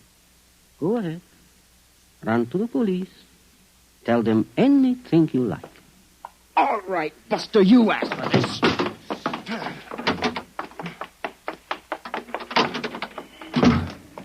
I'm alive. You let me go. Here. Where do you think you're running to? Officer, listen to me. Oh, it's you again. The one with the Martian. Listen, that story is true. You've got to believe me. You've absolutely got to believe me. They're inside that house, inside number 108. He killed them. Who killed him? Graphius, the leader of the Venusian invasion. Venusian invasion. Look, they're going to take over the Earth. Listen to me. Go in that house. Martians, now Venusians.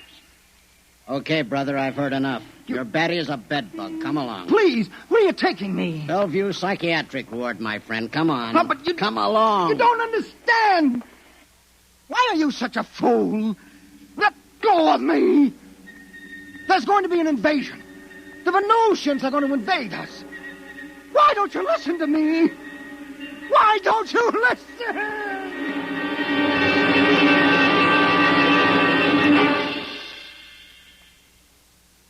You have just heard X-1, presented by the National Broadcasting Company in cooperation with Street and Smith, publishers of astounding science fiction. Tonight, by transcription, X-1 has brought you The Embassy by Donald A. Wollheim, adapted for radio by George Lefferts.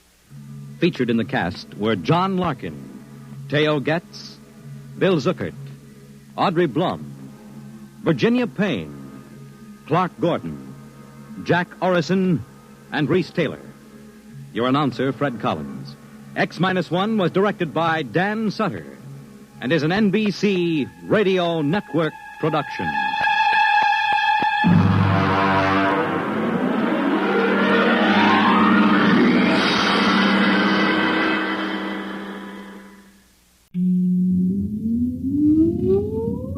Countdown for blast off.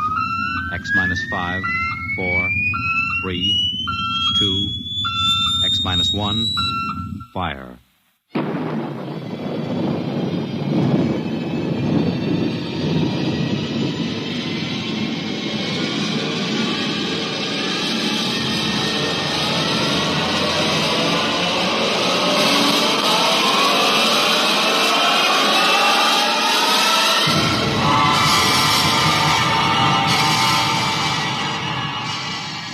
From the far horizons of the unknown come transcribed tales of new dimensions in time and space. These are stories of the future, adventures in which you'll live in 1,000,000 could-be years on 1,000 maybe worlds. The National Broadcasting Company, in cooperation with Street and Smith, publishers of astounding science fiction, presents X-1.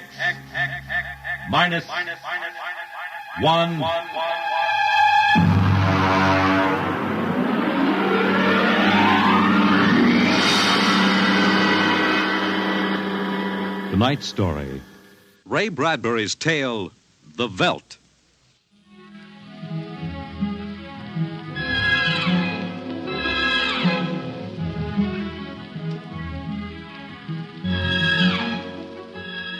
This is the office of Dr. David McLean, resident psychiatrist of the new Chicago Institute of Human Engineering. All right, Miss Carver, will you take this, please? To Charles S. Haworth, senior psychiatrist, New Chicago Institute of Human Engineering. The following constitutes my report on the case of George and Lydia Abbott, which we discussed by telephone. Subject George relates onset of symptoms to the purchase of a $60,000 soundproofed Happy Life home.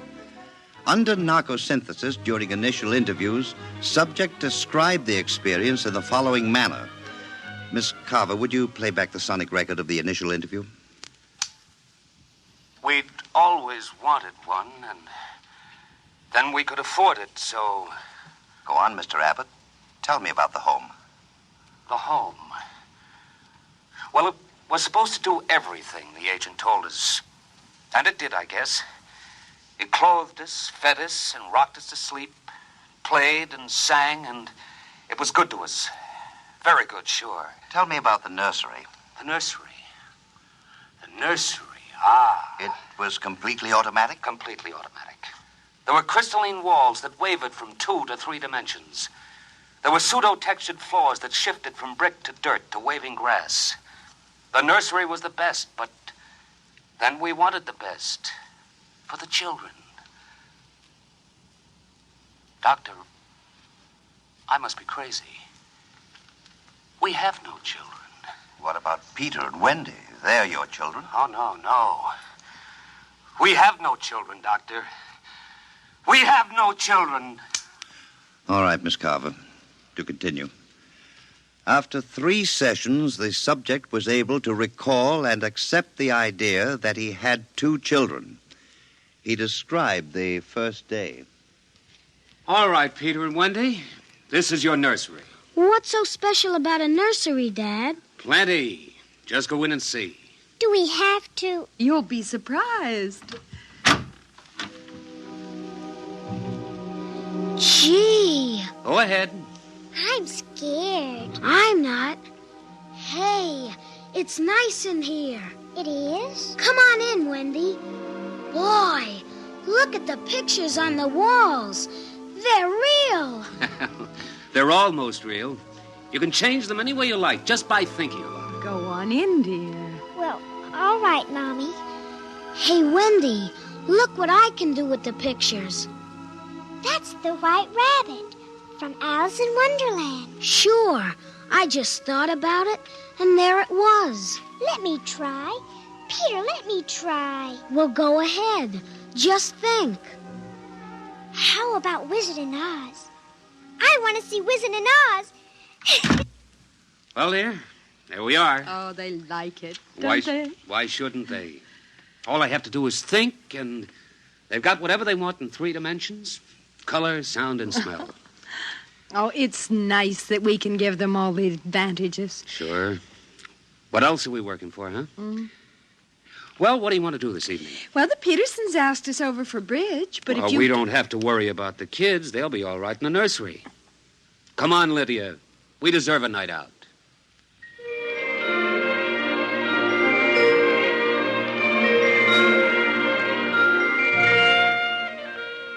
And in the nursery, the walls were a kaleidoscope of time and space and imagination. The green forest of Sherwood and the quiet forms of Robin and his merry men gave way to the roll of the high seas and the smell of salt in the air as Sir Henry Morgan sailed into the harbor at Jamaica. And behind the crystalline quartz walls, the vacuum tubes and grids and banks of metal image tape spun quietly and efficiently, erasing the line between illusion and reality. Of course, the electric bill from Consolidated Utilities was tremendous, but it was worth it. The Happy Life home breathed contentedly as life proceeded with soft automaticity as guaranteed in the brochure and bill of sale. George. George, I wish you'd look at the nursery. What's wrong with it? I don't know. I was in the nursery last week. It's perfectly all right. It's different now. What do you mean, different? I want you to come and see. Are the kids there? No.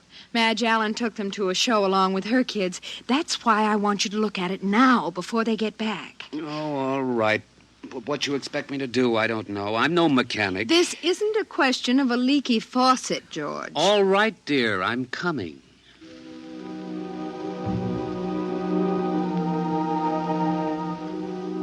The nursery light flicked on as they came down the hall. The relays clicked and the tubes warmed and chemical odor banks and pipes bubbled into life as they paused before the closed door. Go ahead, George. Open it.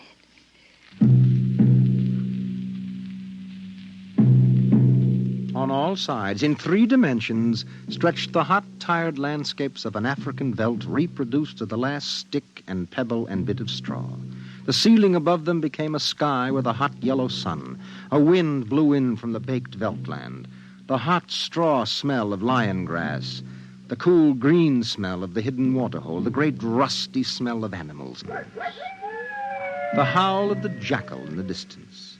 And the papery rustling of the great vultures that wheeled and circled under the yellow burning sun. Let's get out of this, son. It's a little too real. Oh, George, you promised you'd look around. Well, I don't see anything. Wait a minute. There are the vultures. Filthy creatures. There. There are the lions. Far over that way. Yes, I see them. Oh, they're on their way to the waterhole. They've just eaten. It's some animal. A zebra or a baby giraffe, maybe. Can you see it? Are you sure? It's a little late to be sure. Nothing over there but clean bone and the vultures swooping down for what's left. Did you hear that scream? What scream? About a moment ago? Sorry, no. Oh, here come the lions. George, they're frightening. Take it easy, Lydia. They're just illusion.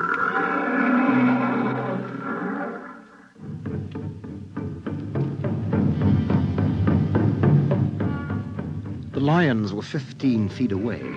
So real, so startlingly real, you could feel the prickling fur on your hand, and your mouth was stuffed with the dusty upholstery smell of their heated pelts. And the yellow of them was in your eyes like the yellow of an exquisite tapestry. The yellows of lions and summer grass, and the sound of the matted lion lungs exhaling on the silent noontide, and the smell of meat from the panting, dripping mouth. George, I'm afraid they're so real. They're only an illusion, Lydia, that's all. Watch out! Ah! Out, quick, outside!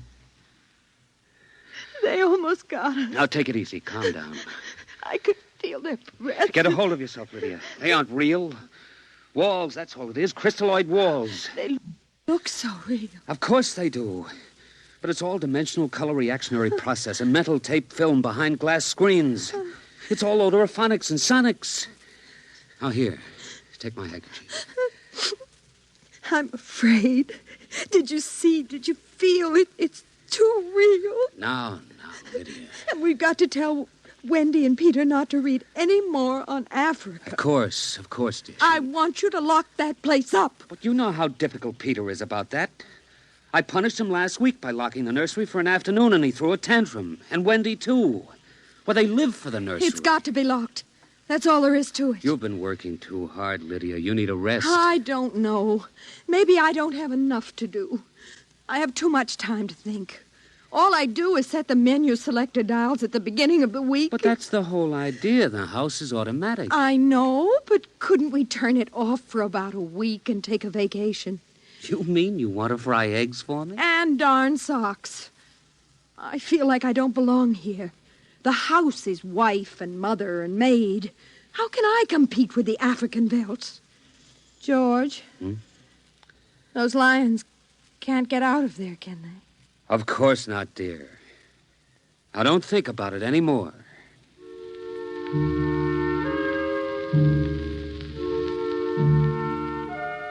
They ate alone. He sat idly watching the dining room table produce warm dishes of food from its mechanical interior. You forgot the ketchup. That's better. It wouldn't hurt to lock the children out of the nursery for a while. It was clear that they had been spending too much time in Africa. That sun, he could feel it on his neck still, like a hot paw. And the lions, and the smell of blood. Remarkable how the nursery caught the telepathic emanations of the children's minds and created a life to fulfill their desires. The children thought zebras, and there were zebras. Sun. Giraffes. Death. and death. They were so young. But long before you knew what death was, you were wishing it on someone else. But this, the long, hot African veldt, the awful death in the jaws of a lion, and repeated again and again and again. The children came home dutifully at 8:30. Hi, Mom. Hi, Pop. Hello, darlings. Do you want something to eat, dear? We're just having dessert. We're full of strawberry ice cream. And hot dogs. We'll just sit and watch. Sure. Peter, tell us about the nursery. The nursery? All about Africa and everything. I don't understand. Well, your mother and I were just traveling through Africa with rod and reel. There's no Africa in the nursery. Oh, come now, Peter. We know better. I don't remember any Africa. Do you, Wen?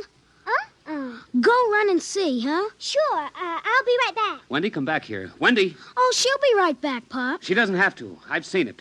Come on. Sure, Pop, but Wendy'll tell us. Open the door. See, Daddy? It's not Africa. It's Florida. Like in Bambi. There go the deer. See? It isn't Africa. I see it isn't. Go to bed. But it isn't 9 o'clock. You heard me. Go to bed. Okay. Good night, Mom. Good night, Pop. Good night. Good night, dear. I'll be right in. Wait a minute, Lydia. Look at this. What is it? This is the corner where the lions were, isn't it? What is that you picked up? An old wallet of mine. There's a smell of hot grass on it.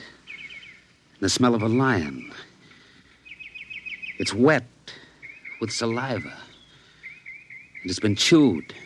George, those smears of blood. Come on out. Now let's go to bed.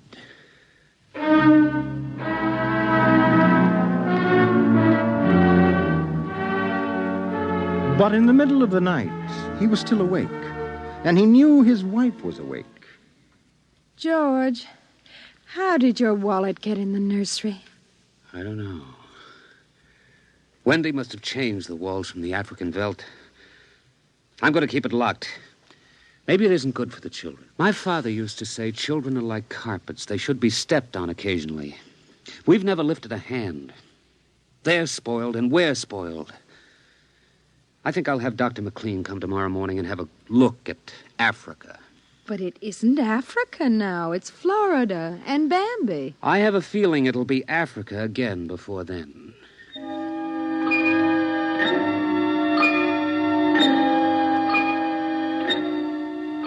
Although their automatic somno beds tried very hard, the two adults could not be rocked to sleep for another hour. A smell of cats was in the night air. And in the morning, the stove cooked French toast, and the dining room table poured the syrup and melted butter. Pop, Yes? you aren't going to lock up the nursery for good, are you? That all depends. On what? On you and your sister. We feel you should have some variety, dear. I wouldn't want the nursery locked up ever. Well, as a matter of fact, we're thinking of turning the whole house off for about a month. Sort of camping out. Be fun for a change. Now, don't you think so, Wendy? No, it'd be awful. I don't want to do anything but look and listen and smell. What else is there to do? Oh, all right, all right. Go play in Africa. Are you going to shut off the house soon? We're considering it. I don't think you better consider it any more, Pop. I won't have any threats from you, son. Okay, Pop. Come on, Wendy. Let's get back.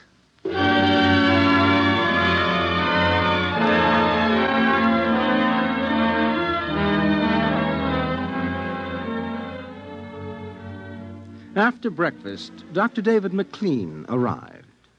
Oh, I saw the nursery last year, George. It looked all right to me. You didn't notice anything unusual? No.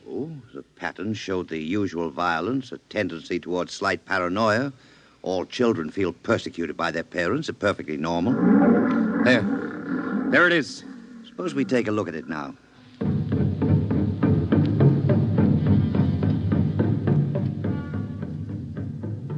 They entered without knocking and sent the children out. The screams had faded and the lions were feeding quietly under the trees. I wish I could see what they're eating. How long has this been going on? A little over a month. Certainly doesn't feel good. I don't want feelings. I want facts. George, a psychologist never saw a fact in his life. He knows about feelings. And this doesn't feel good. Now, my advice to you is to have the whole room torn down and your children brought to me every day for the next year for treatment. Is it that bad? I'm afraid so. You know, that's why the nursery was developed originally, to let us examine the patterns left on the wall by a child's mind. But what is it? What's wrong with Peter and Wendy? Well, it's hard to say. I haven't punished them more than average. Oh, I took away a few gadgets. Last week, I locked the nursery to show I meant business. You've let this room replace you and your wife in your children's affections. This room is their real father and mother. And now you come along and want to shut it. Well, you can feel the hatred coming out of that sky. George, turn everything off. The nursery, the automatic kitchen, the whole automatic house. Start now. But won't the shock be too much for the children? I don't want them going any deeper. Let's get out of here. I never like these rooms. They get me nervous. Those lions look real, don't they? I don't suppose there's any way... What? That they could become real. Not that I know. Some flaw in the machinery, tampering? No. I don't imagine the room will like being turned off. Nothing ever likes to die, even a room. I wonder if it hates me for turning it off. Paranoia is thick today. Well, hello. Is this your scarf? It's stained. Brown. Blood. That's Lydia's. Come on, the main fuse box is out here. Right, go ahead. Pull the switch.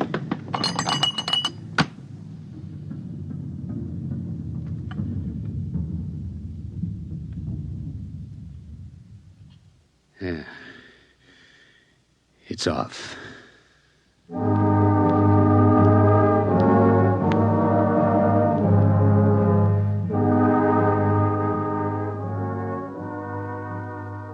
The two children were in hysterics. They screamed and kicked and threw things. They yelled and sobbed and swore and jumped on the furniture, weeping. It's off and it stays off. The whole house dies as of now.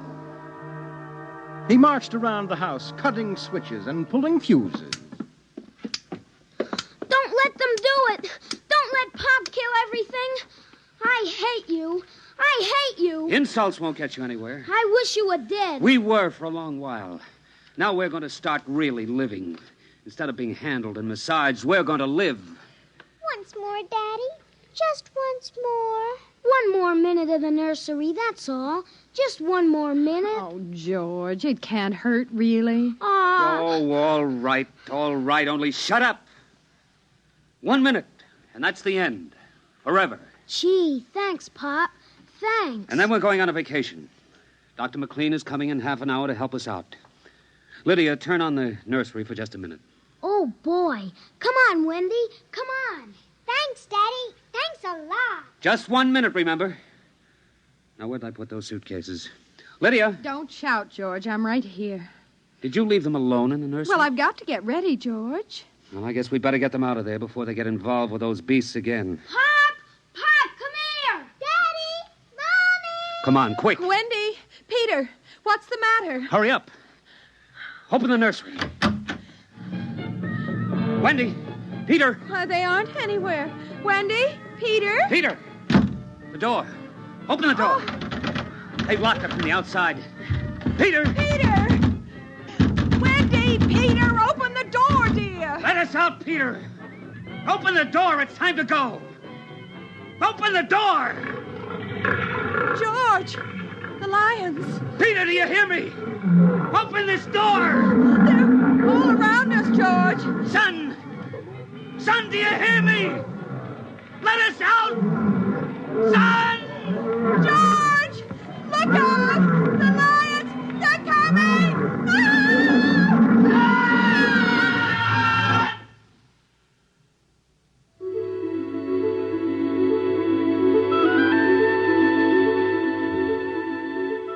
When Dr. David McLean came, half hour later, he found the two children in the nursery sitting in the center of the open glade eating a picnic lunch. Beyond them was the waterhole and the yellow Veldt land. Above was the hot sun. At a distance, Dr. McLean saw the lions fighting and clawing and then settling down to feed in silence under the shady trees. Hi, kids. Where are your mom and dad? Oh, they'll be here directly. Good, good. We've got to get along. He squinted at the lions with his hands up to his eyes. Now they were done feeding, and they moved to the waterhole to drink. A shadow flickered as the vultures dropped down from the blazing sky to finish what the lions left. Dr. McLean? Dr. McLean? Huh? What? Have a cup of tea?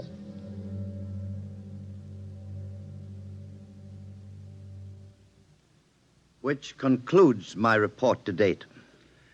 There were no lions, of course. Not in a physical sense. Lydia and George were devoured, however, almost as surely as if there had been lions. Their personalities were devoured by the mechanistic marvels which had usurped their role as parents. All 4 members of the family are under intensive therapy now and are doing as well as can be expected.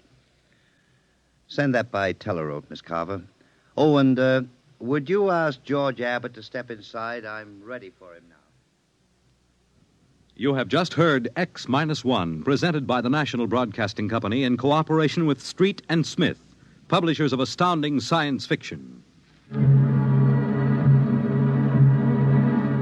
Tonight, by transcription, X-1 has brought you The Veldt, written by Ray Bradbury and adapted for radio by Ernest Kenoy.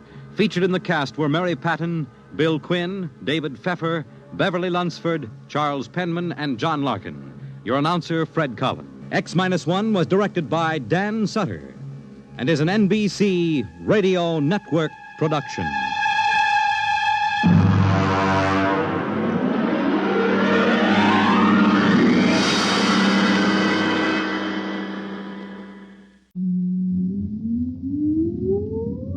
Countdown for blast off. X-5, 4, 3, 2, X-1, fire.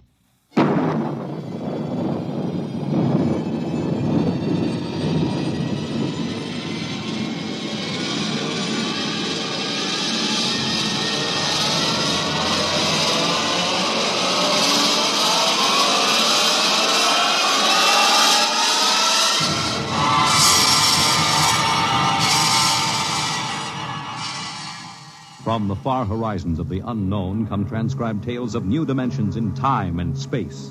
These are stories of the future, adventures in which you'll live in 1,000,000 could-be years on 1,000 maybe worlds. The National Broadcasting Company, in cooperation with Street and Smith, publishers of astounding science fiction, presents X-1.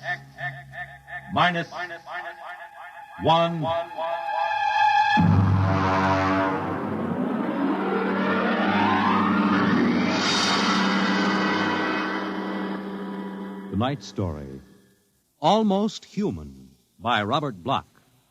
Have you heard of the new science called cybernetics? It concerns man's efforts to develop a perfect thinking machine, a robot electronic brain that will not only do man's work, but even do his thinking for him. A robot that is almost human.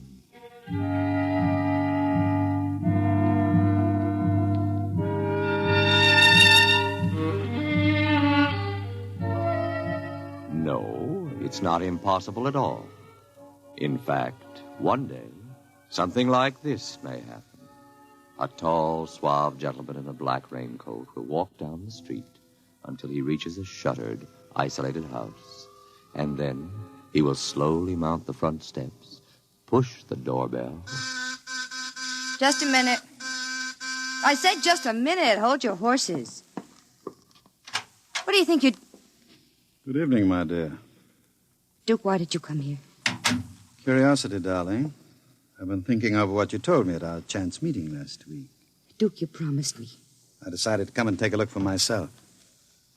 Where is the professor? In his study. Where's Junior? In the nursery. The nursery? How quaint. And you, I take it, are Junior's nursemaid? I helped the professor. Tell him he has a guest.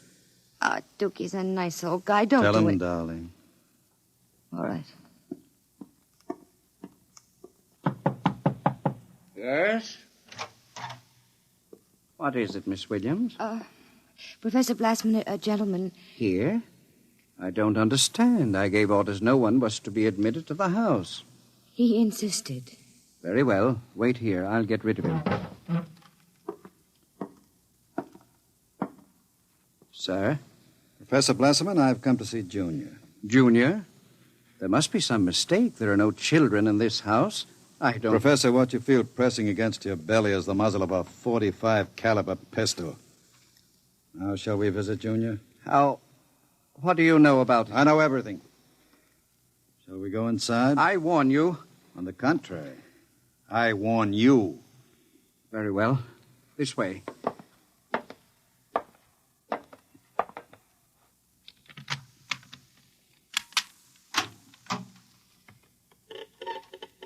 This is the nursery. Where is Junior? In the next room. Behind the door with a panel in it. Very considerately furnished. Mother Goose figures on the walls. Blackboard, toy blocks. Panda, bunny rabbit doll. Touching. All right, let's see him. You can look through the panel. Mary had a little Oh, wow. Who'd have believed it? Junior isn't very pretty, is he? I was not concerned with aesthetics. Why do you hide him? Is he dangerous? The world is not yet ready for such a thing. Besides, I must study. As you can see by his play, he is very young, hardly out of the cradle. I am educating him. With nursery rhymes? The brain is undeveloped.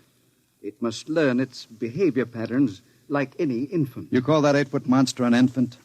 Physically, of course, he'll never change. He is built of chrome steel and glass. But his brain, that is my wonderful instrument. Unlike a human, he has no heritage, no basic instincts such as love or hate. These he has yet to learn. In some respects, he is like a blank tablet. What is written upon the tablet will remain. You mean he has no feelings? He will learn quickly. And now, if your curiosity is satisfied, I trust you will keep my secret. If anyone discovers... Open the door. I beg your pardon? The door, Professor. Very well. Junior, come here. What a monster. Papa. He talks? Yes. Mentally, he's about 6 years old now. What is it, son? Who is that man, Papa? Let me handle this. You may call me Duke, son. I've come to see you. That's nice. Nobody ever comes to see me except Lola. Play with me, Duke. Certainly, Junior. Oh, and Professor. Yes? While we're playing, you can have Lola and Miss Williams prepare my room. Your room? I forgot to tell you, I've decided to stay until the climate changes and I can go out again. Meanwhile, I'll have a chance to play blocks with Junior. Understand? I begin to understand. You are hiding from the law. As you wish. All right, Junior. Your move. Let's build a bridge. I have a better idea, Junior. What? Let's build a coffin. A coffin? I don't know that word. Then I'll teach you, Junior. I can see the professor has been neglecting the moral side of your education. Very sadly.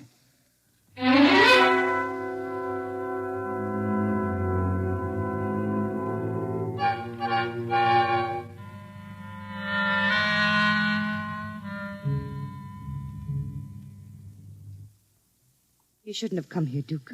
Why not, my dear? Afraid of me? No, I'm afraid of myself. You're no good for me. You've always brought me trouble. Except this time. This time it will be different, darling. This time I'll bring you diamonds. Duke, what have you been teaching that thing? Nothing, honey. I've just been playing with them. Very educational. I don't believe you. What's bothering you, Lola? Today when I walked in there, he said to me, I know how to kill people, Lola. I'll kill you if you want me to. He's learning very quickly. Duke, I'm scared of that thing. It's unholy, a machine that acts like a human with a voice grinding at you, saying things you'd expect from a child. You dislike him so much. Why did you take this job as his nursemaid? Because I wanted to start over again. I answered an ad. The professor didn't ask questions. I would have been all right, too, if you hadn't come along. I'm very glad you did tell me, darling. Because Junior is going to make us two very successful people. Ha! Like any child, Junior listens to what he's told. Duke, I don't know what you're teaching, Junior. But I can guess. And it isn't right. It's evil.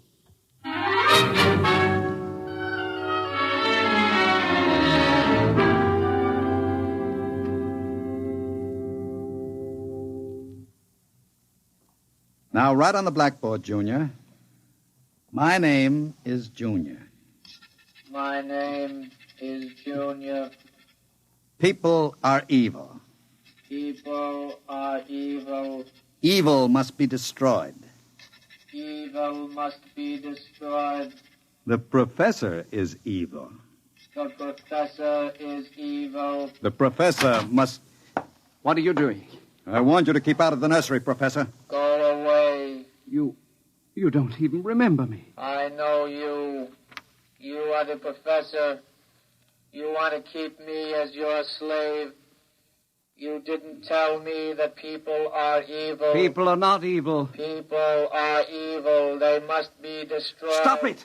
I am not a child any longer. No, you're not a child. You're a monster. Junior? Yes, Duke. The time is now, Junior. Yes, Duke. Keep away from me. Junior! Junior, don't do it! Listen to me! Junior, listen to me! Ah!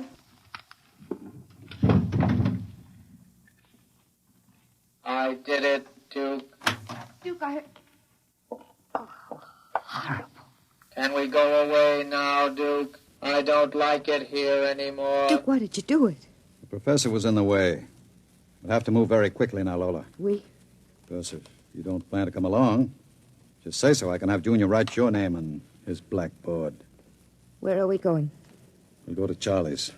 With Junior? With Junior. Oh, Duke, you can't. I'm afraid. Relax, my dear. The Duke has great plans for you two. Wouldn't you like to be independently wealthy for the rest of your life? No cares, no worries. Just good times and fine clothes all the time? The only way you get that way is by inheriting $1 million. Not when you have a fella like Junior around. I'm still afraid of him. Junior wouldn't hurt you. You wouldn't hurt Lola, would you, Junior? I like Lola. She's pretty. There, you see? He thinks you're pretty. Junior's growing up.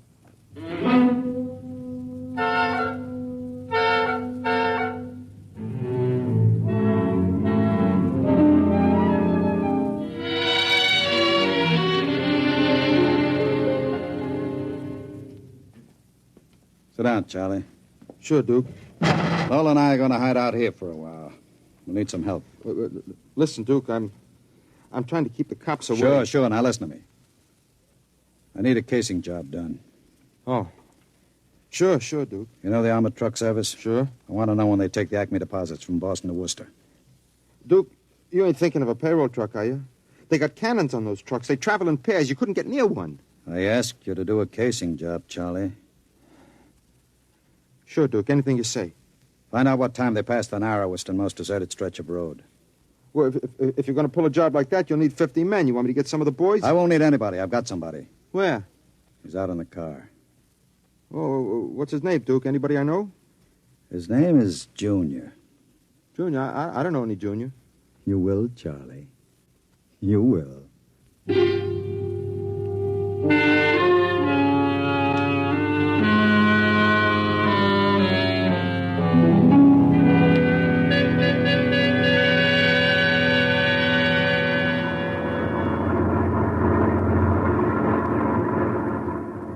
Smoke, Sam? Well, thanks, Al. Whew, it sure gets hot in these armored trucks, huh? You'll get used to it. How much we hauling this time? About $250,000. Brother, could I use a hunk of that? Who couldn't? What's the first stop? Acme National Bank. Then we unload a payroll at the Bronson Watch Plant. Hey, what's that up ahead? It looks like something shiny on the road. Throw up your spotlight. Right. Holy smokes, you see what I see? looks like a mechanical traffic cop. About 8 feet tall. Standing right in the middle of the highway. Maybe it's a Halloween gang, huh? Guess they're trying out robot traffic cops. Can you get past him?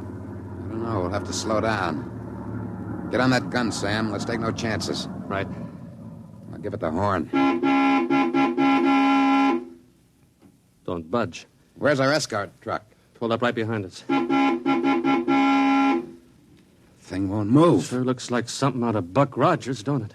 That's a heck of a note, blocking traffic like that. I'll have to try and get past it. Here goes. Holy smokes, it's moving. Hell, it's coming toward us. Get on that gun. Give it a blast. Bullets are bouncing right off it. It's still coming.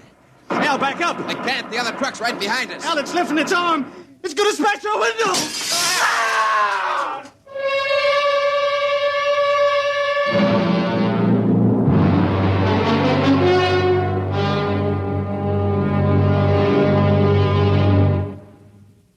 Jeez. If I hadn't have seen it with my own eyes.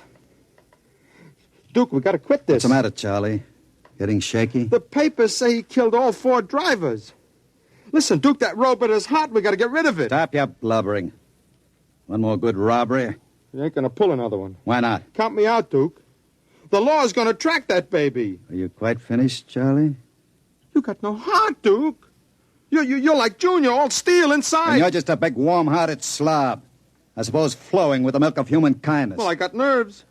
I can't stand that thing, the way it looks at you with that iron face and clanking around all the time. Listen, here it comes.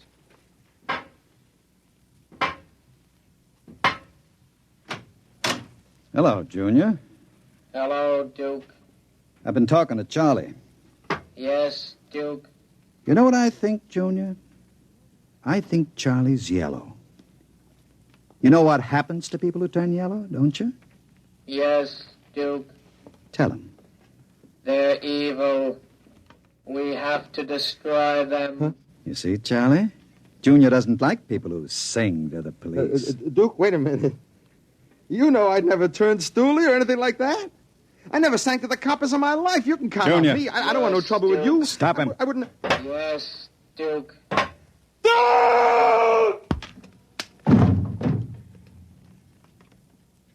I stopped him, Duke. All right. Take him down to the cellar. Duke, that noise. Charlie! Junior, put him down. Take him down to the cellar, Junior. Yes, Duke. Duke. Relax, darling. Stop shaking. Duke, we can't stay here. Charlie's going to be missed. He's got friends. Now we'll have the gangs after us, too. Oh, come on now. Don't worry, darling. The Duke will take care of everything. Where are you going? Out to a travel agency to get some tickets. You and I are going to take a trip, Lola.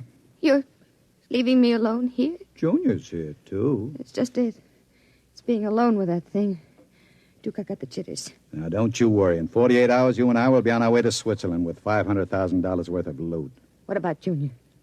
Junior will be taken care of. How can you get rid of him? Junior will do anything I say. So I'll merely have him get into the furnace and sit there while I fill it with oil and set fire to it. Too bad the professor couldn't have stayed around to see him growing up. He's almost a man now, Junior is. But not quite as clever as a man. You'll find that out after he steps into the furnace. Get rid of Junior now, Duke, before you leave. There's no time. I'll be back about 8. Duke, please. And be nice to Junior while I'm gone. Don't show him you're afraid of him. Goodbye, darling. Goodbye, Duke.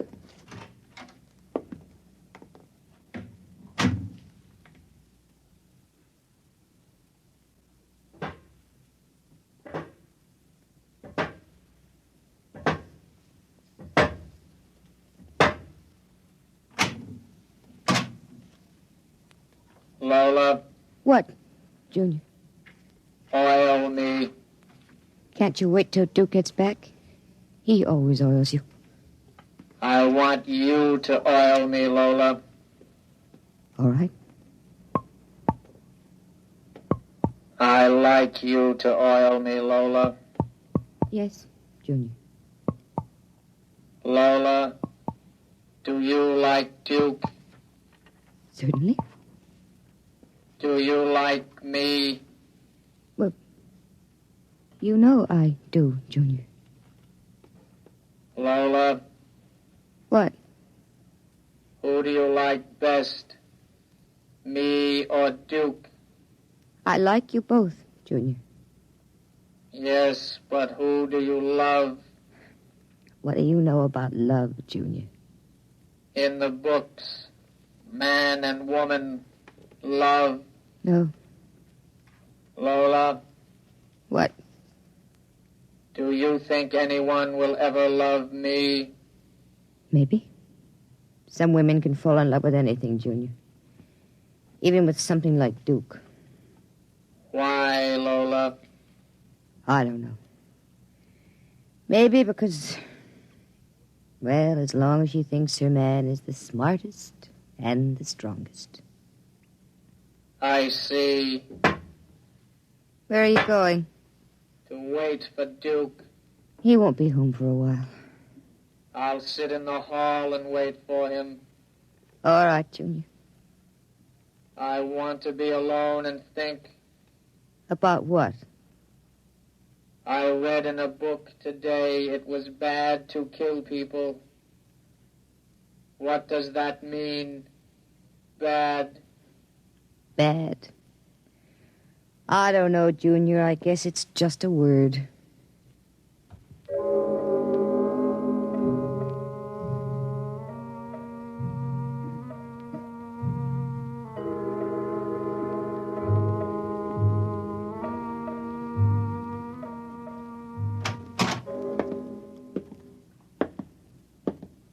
Lola?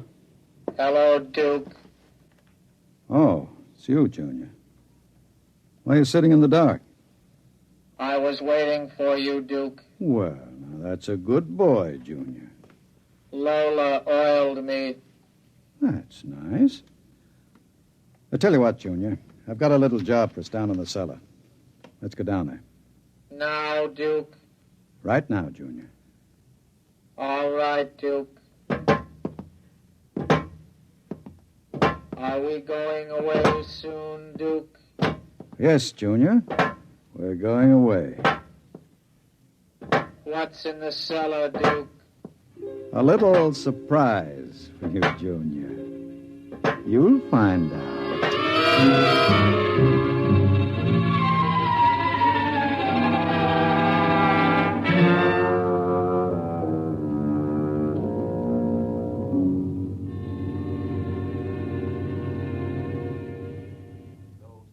For the latest news. And now, a brief interlude of recorded dance music.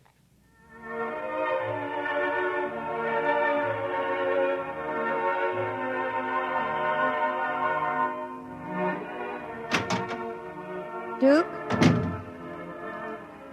Is that you, Duke?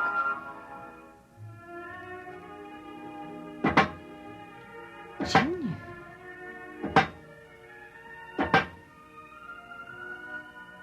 Hello, Lola. I thought I heard Duke come in. He came in. Where is he? Down in the cellar. What's he doing? Nothing.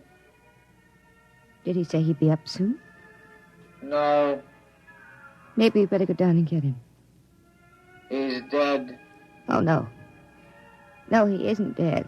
You said the woman loves the strongest and the smartest. Well, I'm stronger and smarter. But you aren't human. I'm almost human, Lola. No. No, stay away. Lola. Don't touch me. Those metal paws, no. I love you, Lola. No. No. I love no, don't, you. No. No.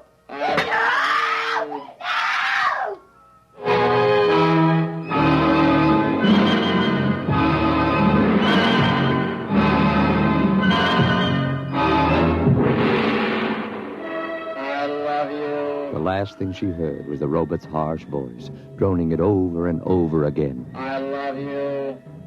I love you. I love you.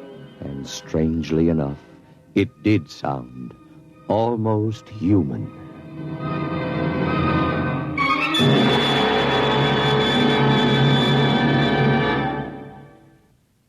You have just heard X-1, presented by the National Broadcasting Company in cooperation with Street and Smith, publishers of astounding science fiction. Tonight, by transcription, X-1 has brought you Almost Human, a story by Robert Bloch, adapted for radio by George Lefferts. Featured in the cast were Santos Ortega as Duke, Joan Allison as Lola, Jackie Grimes as Junior, Guy Rep as the Professor, Nat Pullen as Charlie, Joseph Julian as Al, Lynn Cook as Sam, and Merrill Joels as the radio voice. Your announcer, Fred Collins. X-1 was directed by Ken McGregor and is an NBC Radio Network production.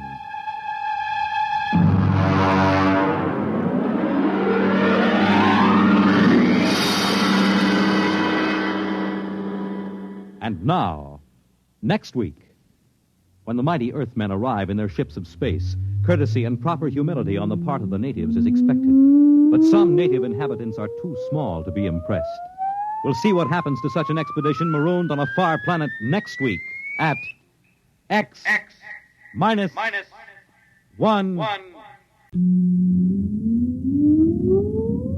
Countdown for blast off.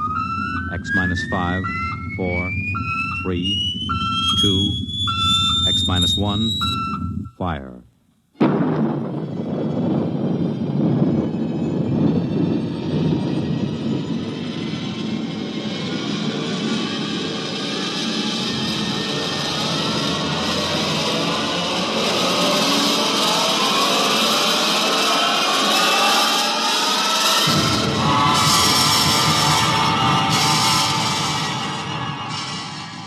From the far horizons of the unknown come transcribed tales of new dimensions in time and space.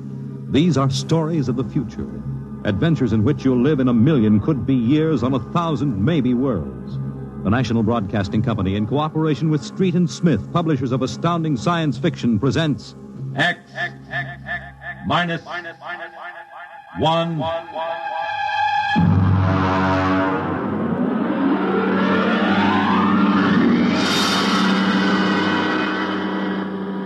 Tonight's story, Courtesy. This is the story of the second expedition to the planet of Landro. I'm recording it for any future expeditions which might land on this God-forsaken sphere, in the hope that they may learn from our tragic example. As I write, there are 2 of us left. 2 out of an original complement of 180 men. One of us, myself, will be dead in less than 23 minutes. As for the other, heaven have mercy on him, I do not know.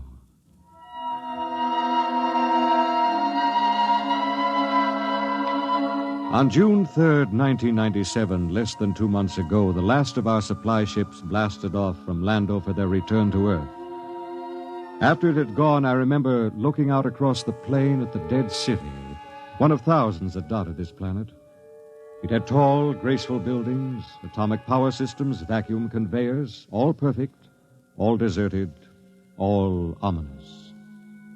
How had it happened? The best guess was that the plague had frightened the original inhabitants of the planet so that they'd piled into rocket ships and headed for some distant planet.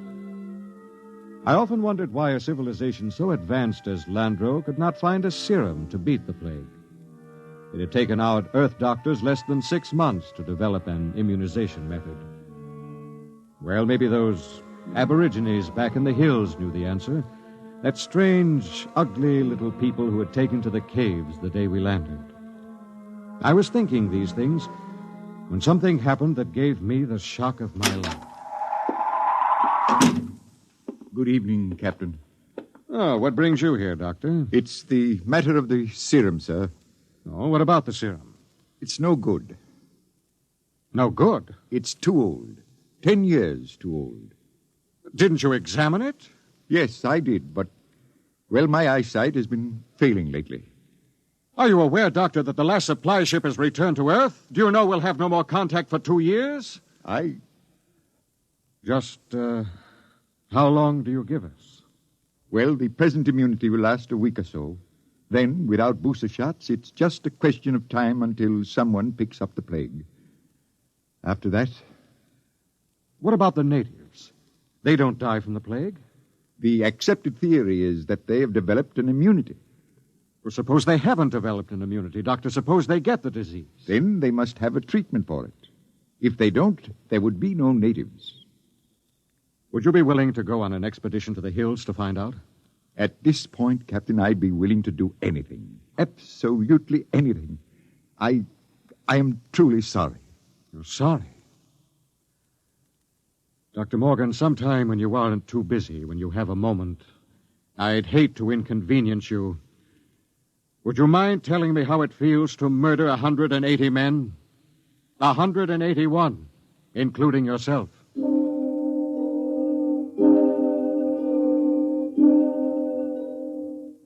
I did a lot of thinking after Dr. Morgan left my hut. It was still unreal for me. After all, the planning of an expedition was no simple thing. You put into it the result of years of training and experience, years of study at the academy, years of learning how to handle men and natives. Every man on my crew was hand-picked for his skill. And yet, a simple thing like a myopic surgeon misreading a label could blast the whole thing. Yes, it was a shame. And I did the only thing I could think of. I yelled for Bat Ears Brady. Brady! Get your carcass in here. Take the lead out. Okay. Well, what's up? Sit down, Bat Ears. You got trouble, Kev? We got trouble. What? The serum's no good. What? Morgan forgot to check it. It's 10 years too old. Holy jumping snails. You're going to court-martial that? It wouldn't do much good. We'll all be dead pretty soon unless somebody figures something out. Well, what are you going to do, Kev? Well, there's only one chance. One chance in 10 million. What? The natives. Them cave rats. What good can they do us? Well, they don't get the plague, so maybe they know a cure. Okay. Let's get a few of them and beat it out of them. That's why you're here. Shoot. How'd you like to come along on a little expedition up to the cave country? You, me, the doctor, and Faulkner. Faulkner? Now, listen, Cap, he's worse than the doctor. Yes, but he knows more about the native culture than anybody here. He's the only one who's completely familiar with the records of the first expedition. Okay, so it's me, you, the doc, and Faulkner. When do we start? Tonight, in half an hour. We should reach the cave country by tomorrow. With luck, we'll be able to find natives before night.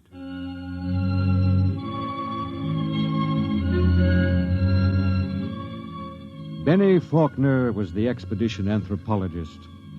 One of the most unfortunate-looking individuals I've ever met.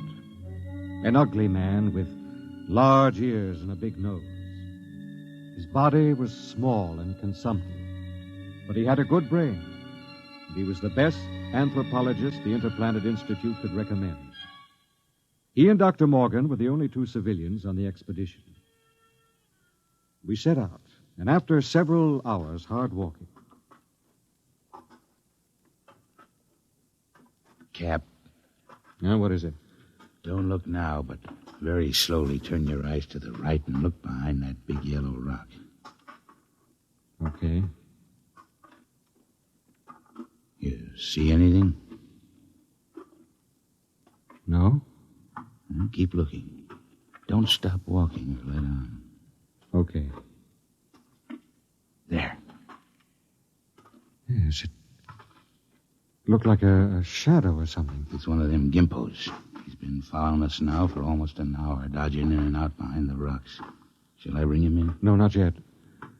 Just pretend you don't see him. Tell the others, if they notice, to show no fear. There's nothing will start these simple-minded cavemen like fear.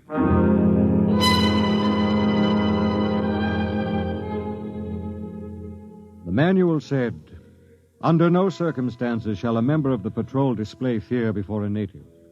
The dignity of the Earthman must be preserved at all costs." Just before dawn, we reached the cave country. We were tired and hungry, and we stopped to cook some food and rest. Everything was quiet. There was no sign of the gimpo which had been trailing us until... Okay, get in there, you sneaking little monkey man. Come on, before I break this shovel on your stern. Here, what's the trouble? Cap, I caught me one of these gimpos sneaking around outside the tent. Bring him in the light of the fire. We can get a look at him. Faulkner? Yes, sir? Keep an eye on him. Try to establish some communication. All right, get in there. Now, look out. No need to knock him down, Bat is. Oh, that's the only language they understand. See if you can reach him, Faulkner. Okay, Captain.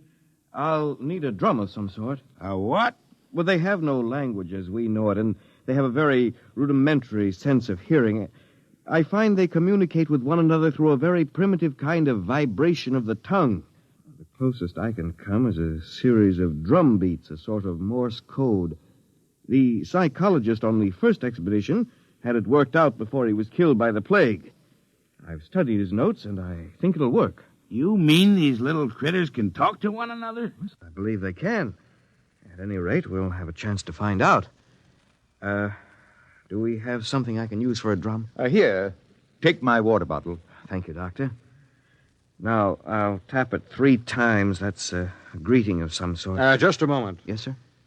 I don't want you treating this fellow like an equal. Don't give them the idea that we're desperate. Once they sense that, you're lost.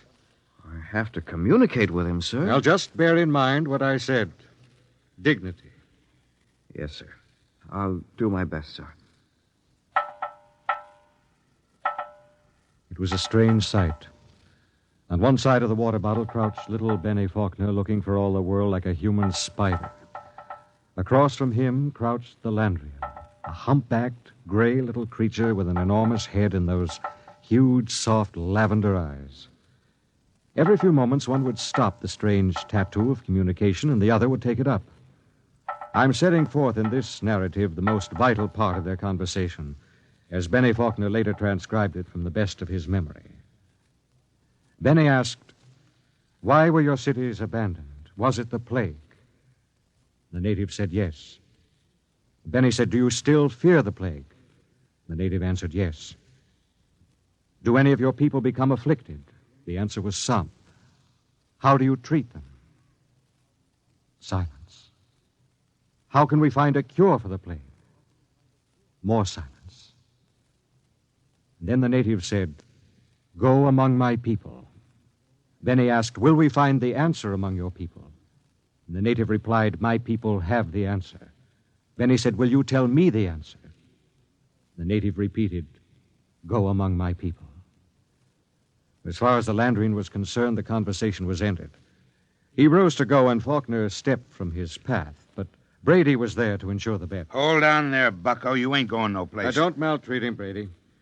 What did he say, Benny? He says his people have the answer. What do you think? Well, there may be some truth in it. He says some of his people still get the plague. That must mean it isn't a question of immunity. They must have a cure. Well, he wasn't clear on that. Then they must have a vaccine to keep it from spreading. Does he know? His answer is for us to go among his people.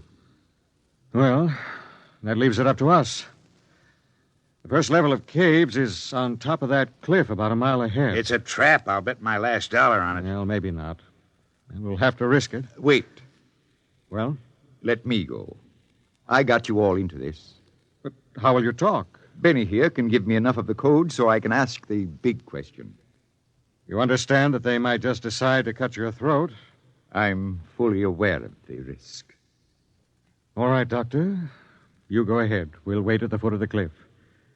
If you aren't back down in 3 hours, we'll come up after you. What about the Gimpo here? We'll hold him as a hostage to ensure the doctor's safety. If the doc comes back, all right, we'll let him go. If not, well, that's your job, Brady. A pleasure.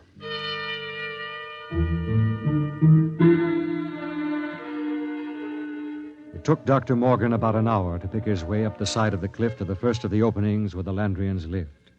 He waved to us before he entered the mouth of the cave, and we waved back. Then we settled down to wait. It was a long, long wait.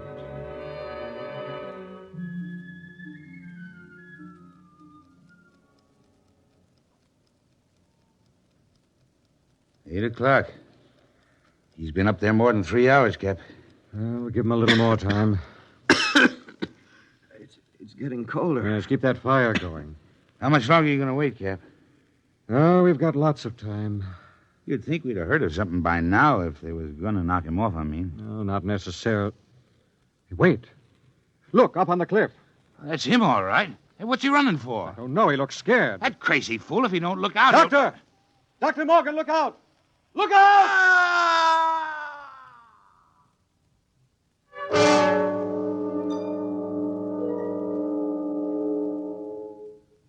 We found the doctor at the foot of the cliff, crumpled and broken. There were no marks on his body, nothing except a twisted, mocking grin on his face. Oh, yes, and one other thing. Scrawled across the pad he had taken with him on which to make notes concerning the answer was a single word. The word was courtesy. We threw the paper away. The expedition was a failure, though Bat Ears claimed he'd get it out of the Gimpo if I'd let him. I nodded in agreement. Bat Ears took the little native off behind an outcropping of rock. He was back in 15 minutes, dripping with sweat. Well? Let's go, Cap. Nothing, huh? But nothing. Is he, They ain't made very good, these little gray people. They come apart too easy, so let's go, huh, Cap? All right. Benny. Benny, what is it? I feel kind of sick all of a sudden. In the back of my head, a dull kind of pain. Let me see your tongue. Come on, give him a hand, Bat Ears. We've got to get him back to camp. What is it? I'm not sure, but that blackness on the tongue and the headache, it could be the plague.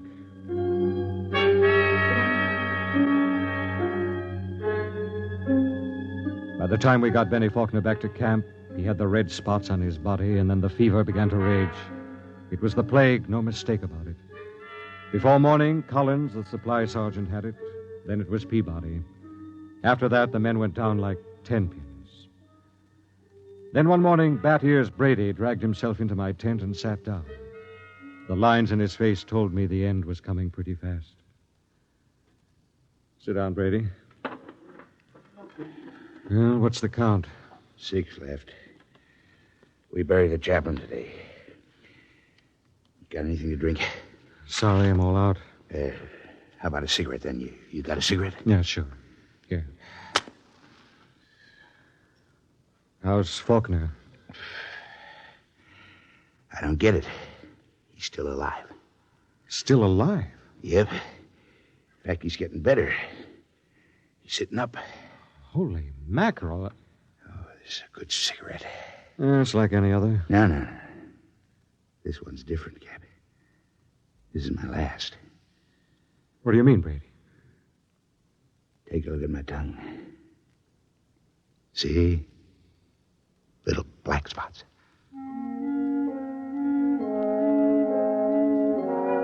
Somehow I managed to get him into bed. He was already raving when I gave him the last of the morphine. It was incredible. Big, brawling, Bat Ears Brady, a tower of strength, lying sick and whimpering on a cot. When he died, I went out on the moors to think. The sun was a dull red glow. Cold breeze whipped up. But somehow I couldn't forget Faulkner. Why should Faulkner recover from a plague from which no man has ever recovered? Surely there must be a reason. Nothing happened without a reason. I turned and went back to see Benny Faulkner. Hello, Captain. Hello, Benny. How are you? Pretty good. I got up and walked a couple of steps today. How goes it?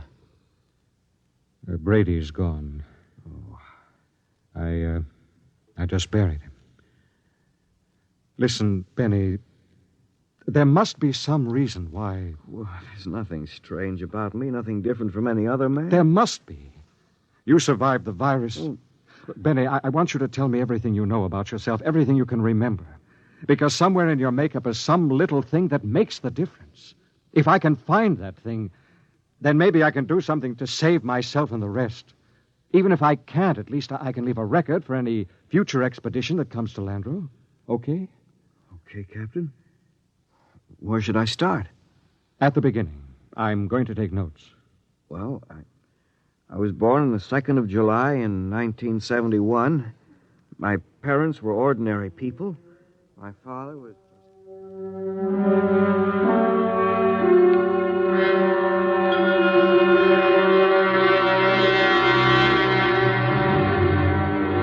Look, Captain, I've told you everything I can remember. 3 days now you've gone over me, pawed me, questioned me. What else can I tell you? Benny, let's go over that last part once again. Where should I start? Take it from where the native started to walk away. You stepped out of his path, and Brady grabbed him. Okay, so I stepped out of his path. Why? What do you mean, why? Why did you step out of his path? Why not? Courtesy, I guess. What's the matter? Courtesy. That's the word that Dr. Morgan had scrawled in his notebook. Well, I don't see that. I don't either. Tell me, Benny, why should you want to be courteous to a native? Why not? What about maintaining your own dignity? Are you talking about dignity or arrogance? I don't know. Benny, listen, maybe we were all wet in our deductions. Maybe these cities here on Landro weren't deserted centuries ago. Maybe these little people up in the caves are the same people who used to live in those big cities. Why would they leave? Maybe they found out the big cities weren't the answer.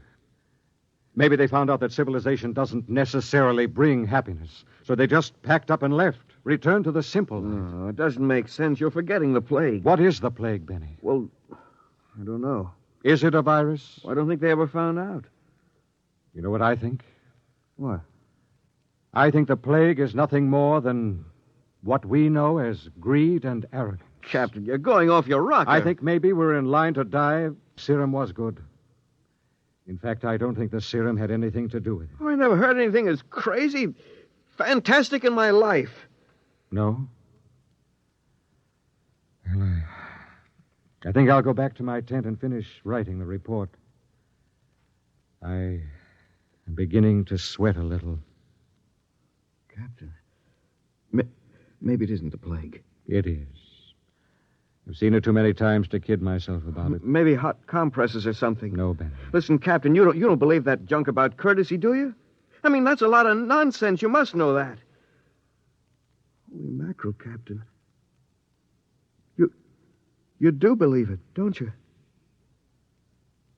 Good night, Benny. I think I'd like to be alone for a while.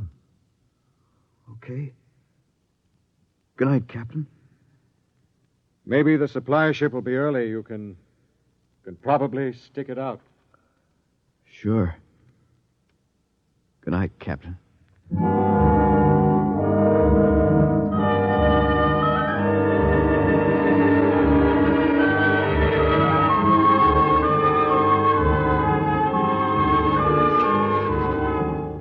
And this concludes my report.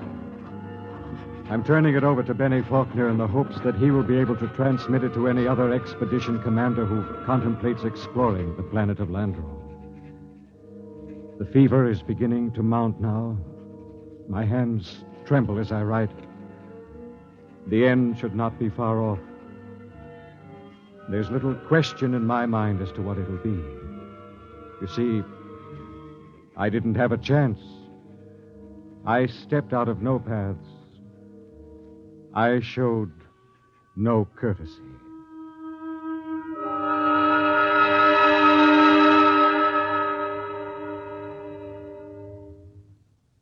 You have just heard X-1, presented by the National Broadcasting Company in cooperation with Street and Smith, publishers of astounding science fiction.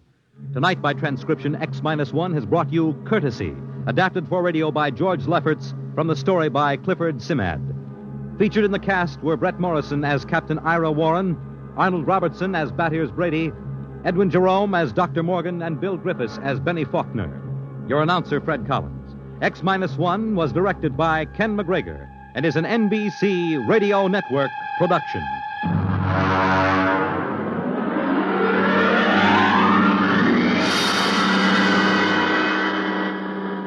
And now, next week, the frontier is a strange place, and a frontier is not always easy to recognize.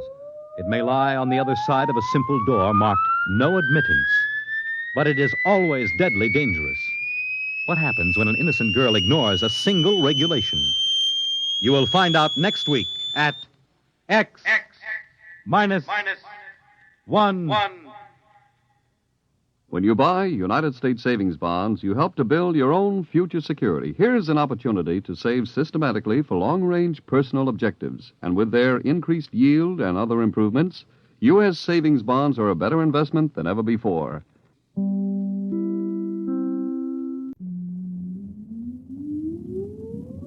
Countdown for blast off. X minus 5, 4, 3, 2, X minus 1, fire.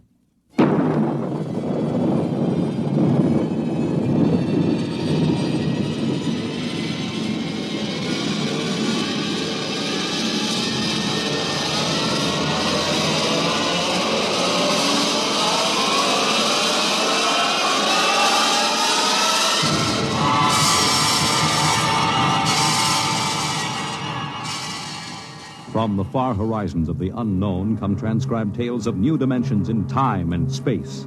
These are stories of the future, adventures in which you'll live in a million could-be years on 1,000 maybe worlds.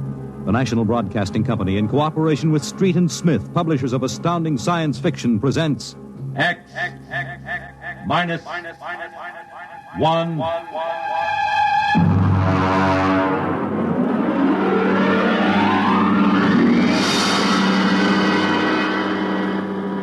Tonight's story. Cold Equations. There is no margin of safety along the rim of a frontier. There can't be any until the way is made for those who come later. Until then, the penalty for mistakes is a grim one. The laws of physical nature operate with irrevocable certainty, with no room for mercy, kindness, or sentimentality. In space, life becomes a cold equation, and the equal sign is often followed by death. I know. I'm the pilot of an EDS.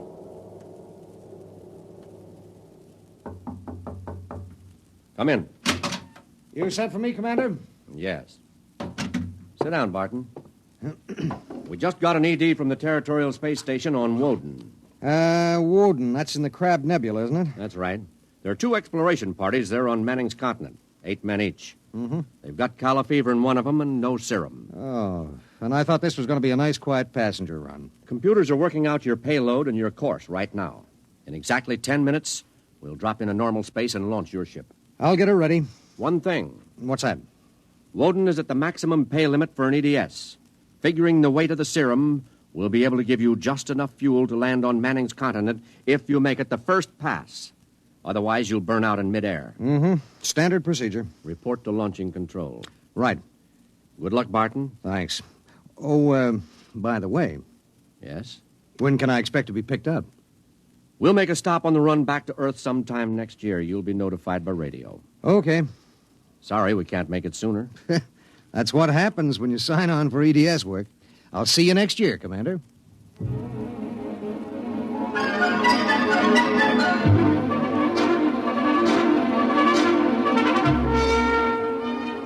Down in the belly of the Stardust, the crew was working like beavers to get the EDS, the emergency dispatch ship, ready. Mechanics and technicians were swarming all over the place. Girls in inspectors' uniforms were checking the gauges in the supply cabinet. 9 minutes later, the exact course was in the computer. The serum was stowed in my supply cabinet closet, and little EDS 4G3 was ready to be born into space. Barton? Yes, sir. 30 seconds to blast off. All set? All set. I'm turning you over to traffic. Ready. Traffic control. Come in, EDS 4G3. Ready. 20 seconds. Lock open. 15 seconds. Space drive on. Space drive on. 10 seconds. Gravity neutralizer on. Neutralizer on. 5 seconds. 4, 3, 2, 1. Blast off.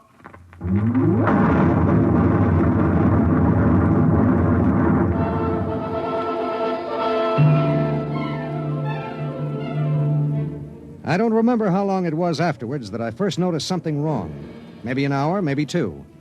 There was nothing to show it except the needle and the heat gauge. It was on 0 when we left the Stardust, and now I noticed that it had crept up toward the 30 mark. That meant something inside the ship was radiating heat. That something was in the supply closet, and it was alive.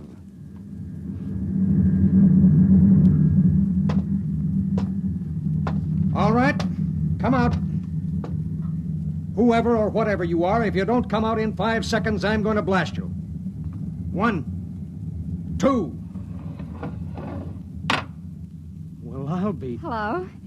I'm Marilyn Lee Cross. What are you doing in there? I'm a stowaway. Oh, my... What's the matter? Do I have to pay a fine or something? What are you doing here? I wanted to see my husband. Who's your husband? He's with the government survey crew on Woden. I haven't seen him since he left Earth 4 years ago. Okay. But what made you hide in my EDS? I have a job waiting for me on Mimir, but I heard you were going to Woden and there was plenty of room, so I hid. Oh, I knew I'd be breaking some kind of rule, but what's one little rule?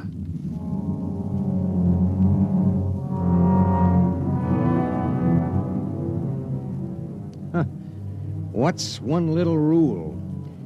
H amount of fuel will power an EDS with a mass of M safely to its destination. H amount of fuel will not power an EDS with a mass of M plus X safely to its destination. Well, how could she be expected to know? She was 5'2" with brown curly hair and the faint, sweet smell of perfume. She was 5'2" and she smelled like apple blossoms. And her name was X in an equation that would have to be balanced.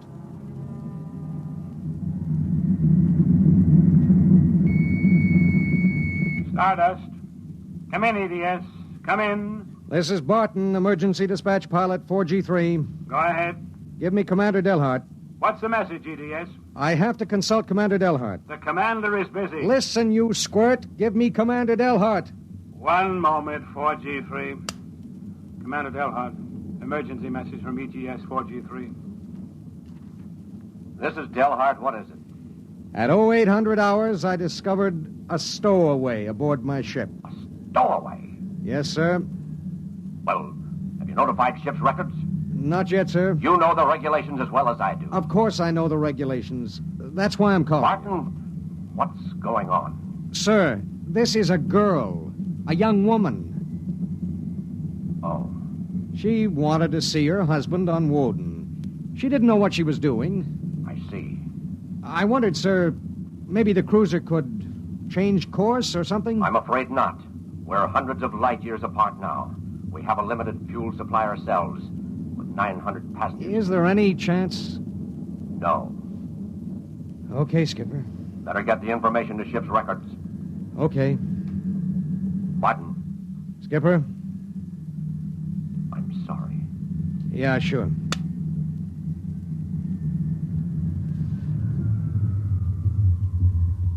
You cut our acceleration, didn't you? Yes. Why? Well, save fuel. For a while. How did you manage to stow away? I was taking a language lesson in Mimirese from a girl in the inspection corps. The order came in for your trip, and I just went along on an impulse. Oh, it was easy. I'll be a model prisoner, I promise. Oh, if you were only a thief or a spy, it would make it easier. Make what easier? Forget it.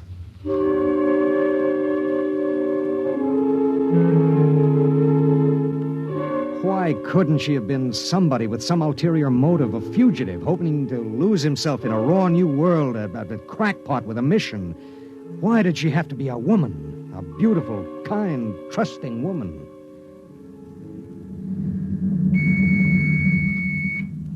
Stardust. Barton, EDS 4G3. Go ahead, 4G3. Identify a stowaway. Give me your identification disc, Miss Cross. Here. Why? Well, it's for ship's records. Identification number T8374. One moment. This is for the gray card, of course. Yes. I'll need the time of... I'll tell you later. That's highly irregular. Then we'll do it in a highly irregular manner. The subject is a young woman. She's listening to everything that's said. Are you capable of understanding that? Oh. Go ahead, 4G3. Number T8374-Y54. Name, Marilyn Lee Cross. Female, married. Born July 7th, 2160. Good Lord, you're only a child. Height, 5 feet 2 inches. Weight, 110. Hair, brown. Eyes, blue. Complexion, light. Blood type O. Original destination, Port City, Mimir. Listen, I'll call you back later. Look, miss. Marilyn. Look, Marilyn. I guess you don't know what you got yourself into here. Well, it's like this. This ship is carrying Calla fever serum to the survey group on Woden. Yes. Their supply was wrecked in a tornado. The fever is always fatal unless the serum is given in the first 48 hours. Now, these little ships have exactly enough fuel to reach their destination. If you stay aboard her, your added weight will cause it to use up all its fuel before it can land. What happens then? We crash. You die, I die, and 6 fever victims on Woden die. Well, can't they send out another ship to meet us? There are no ships to send. Well, Oh, no. Oh, no, you couldn't do that. That's how it has to be. But that's crazy. I haven't done anything. I haven't hurt anybody. I'm sorry. I should have told you before, but I wanted to make sure there was no other way. You mean it? You're going to make me leave this ship? That's how it is. But I'll die. I'll explode. I'll be like those horrible pictures about... Try to understand. I do understand. You're going to kill me, and I didn't do anything. I know you didn't. That has nothing to do with it. It has everything to do with it. Nobody just dies like that for no reason. Oh, listen. Maybe there are other cruisers. Cruisers you don't know about. Maybe the radio. Maybe it... Now, listen to me. It's different here. Different from anything you've ever known. On Woden, there are 16 men. 16 men on an entire world. They're fighting. Fighting an alien environment. The environment fights back. You can only make a mistake once. And I made a mistake. Yes. There's no hope. Absolutely none. You'll have to be put out of the ship.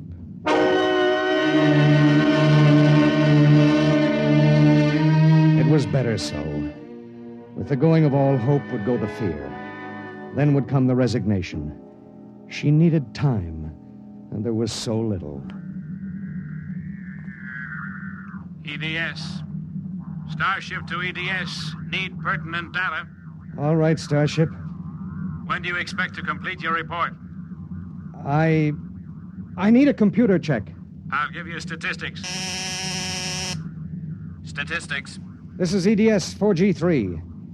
I'm intersecting course vector 7.3 at 0831. Deceleration 1750, weight 1 ton. I would like to stay at point 10 as long as the computers allow. Will you give them the question? Check. I'll call you back.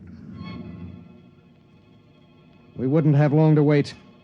The new factors would be fed into the steel maw of the computer bank, and the electrical impulses would go through the complex circuits. Here and there, a relay would click, a tiny cog turn over. But it would be the current, formless, mindless, invisible, which would determine with utter precision how long the pale young girl beside me would live. 5 little segments of metal in the second bank would trip against an inked ribbon, and the machine would spit out the answer. You will resume deceleration at 1910. It was 1810 when he spoke. 1 hour. She has 1 hour to live.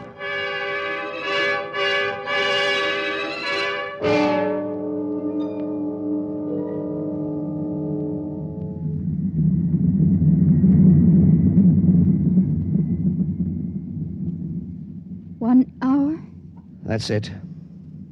All I did was hide in a closet. And now you tell me I have to die. I don't believe it. You might as well get used to it. If this happened back on Earth, 1,000 ships would fill the sky.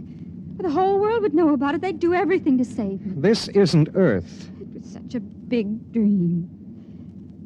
Jerry and I separated almost 5 years ago. We were too young. And I was going to see him to try to make everything all right again. Are you married? I was. Oh? She ran off with some guy in the weather service. Do you still think about it? I don't let myself. Where is she? Back on Earth. Look, if you don't mind, I'd just as soon talk about something else. Okay. What do you do when you've got an hour to live? What do you talk about? What's Jerry like? Jerry? Oh, he's a funny guy.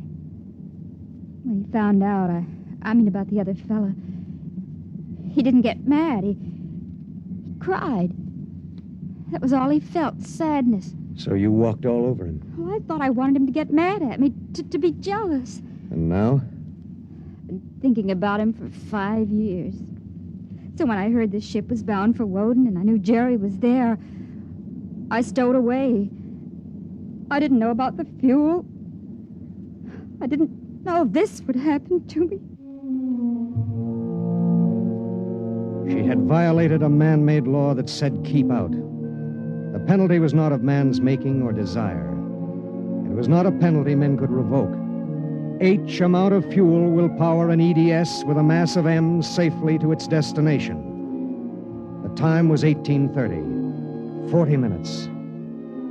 It was beginning to get me. A space frontier is a rough place, and I'd seen 100 men die since I left Earth. But this was different. I watched her as she wrote a message to her folks. I watched her as she fought her way through the black horror of fear toward the calm gray of acceptance. And then there it was on the view screen. The planet Woden. A red ball enshrouded in the blue haze of its atmosphere, swimming in space against the background of star-sprinkled blackness. The chronometer on the instrument panel said 1845.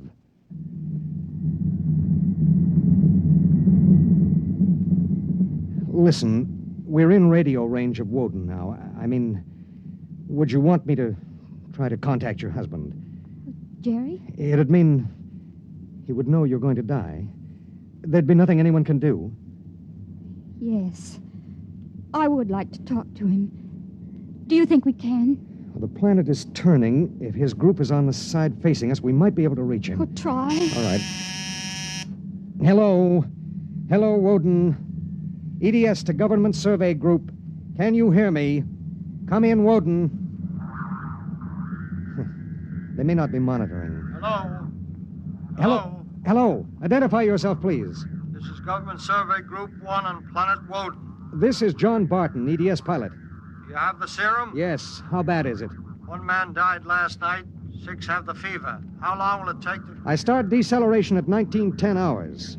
I should be able to land at 1930. Thank God. Look, do you have a Gerald Cross in charge of the group? Commander Cross? Yes, we do. Could I speak to him? He isn't here. He's out with the survey team. When do you expect him? Can't say. How do you read me? How much time do we have left for communication? Less than 15 minutes. All right.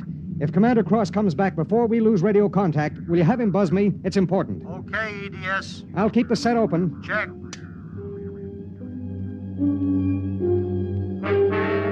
The minutes passed like small bits of eternity. On the view screen, I could see Manning's continent sprawled like a gigantic hourglass in the eastern sea. There was a thin line of shadow where it was beginning to disappear as the planet turned on its axis. I looked at the pale woman next to me, and I thought of another woman long ago who'd sat next to me and cried because I wouldn't try to understand. What had she written in those letters back home? What would they think of the faceless, unknown pilot who'd sent her to her death? What would I think of myself alone nights, reliving this voyage?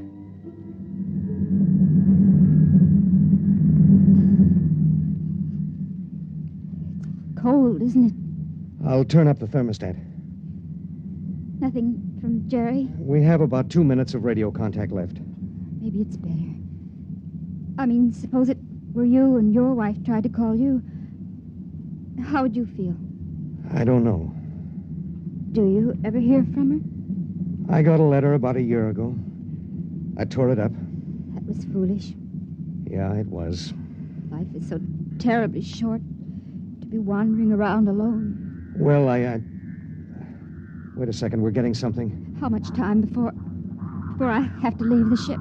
About 10 minutes. Hello, EDS. Hello, EDS.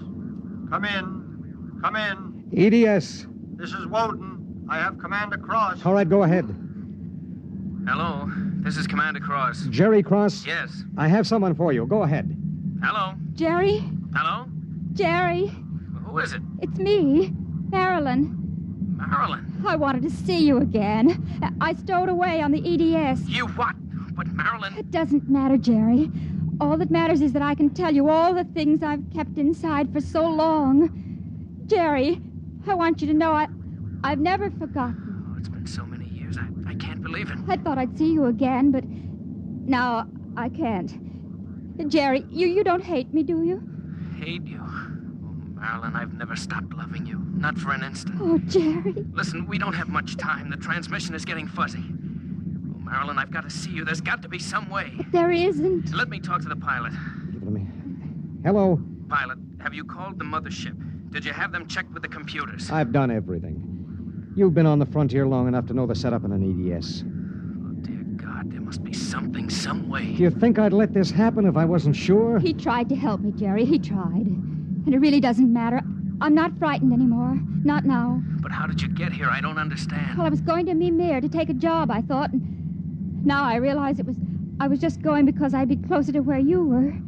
Oh, Jerry, all this time. Don't. Let me tell you something. Marilyn, I've always known you'd come back to me. I've known it every minute. It's what's kept me alive. I want you to hold that in your mind. Jerry, I can't hear you. We haven't much time. We're losing radio contact. Jerry! Oh, don't cry, darling. Just know how I feel. I do. He's fading. There are so many things to say. Jerry, if you can still hear me, maybe I'll come to see you again.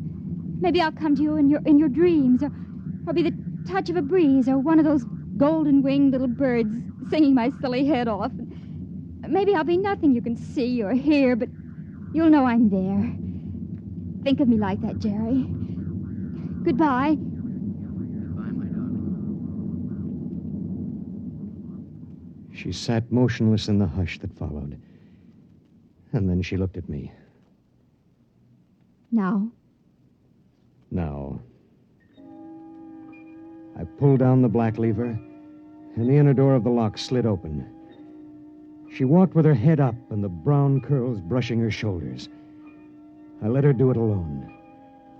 She stepped into the lock and turned to face me, and I could see the pulse in her throat.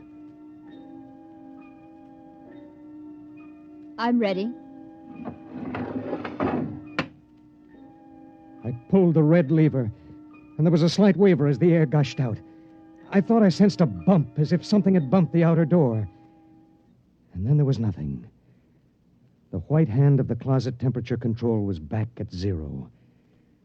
A cold equation had been balanced, and I was alone in the ship.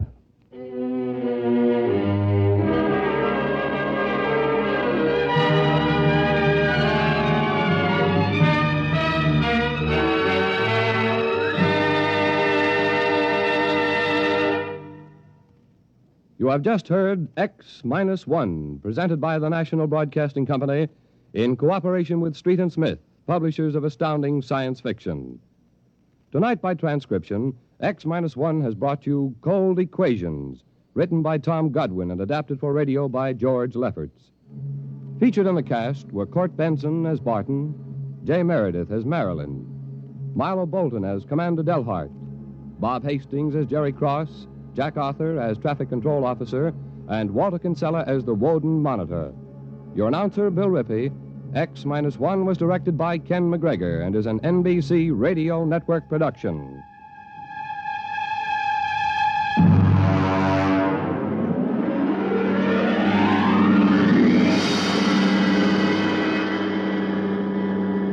And now, next week. In the days of the Windjammers, whalers sometimes went on cruises that lasted as long as 2 years, and so sometimes they had to resort to rough methods to gather a crew. But what of the future, when a cruise to a distant star may last for 15 years or more? We hear of such a voyage next week on X-1.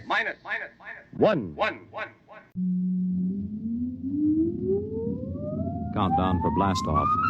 X-5, 4, 3, 2, X-1, fire.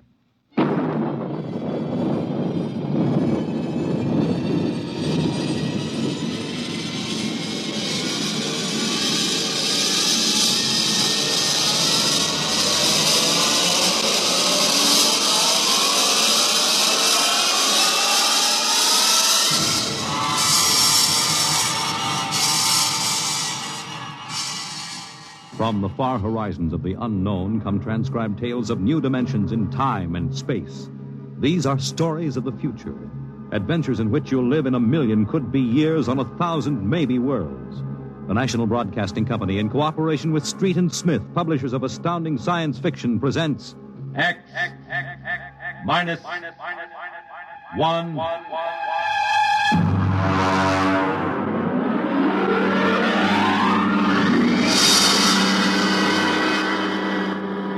Tonight's story, Shanghaied. Okay, very funny, very funny. Think it over, boy. Tomorrow the old ball and chain. Yeah. Eat, drink, and be merry, for tomorrow you commit matrimony. Now, come on. Now, look. Oh, come on. We came down here to Scarlet Square to have a little fun. We might as well be at my mother's musicale in Beacon Street. Oh, the problems of the rich. Hey, tell me, Jeff, just where does the coffin fortune come from? Pirate treasure? No, I guess it started in Nantucket. My great something or other used to be a whaler. A whaler, there she blows. A dead whale or a stove boat. Watch my trusty harpoon. Hey, well, look out for the fort.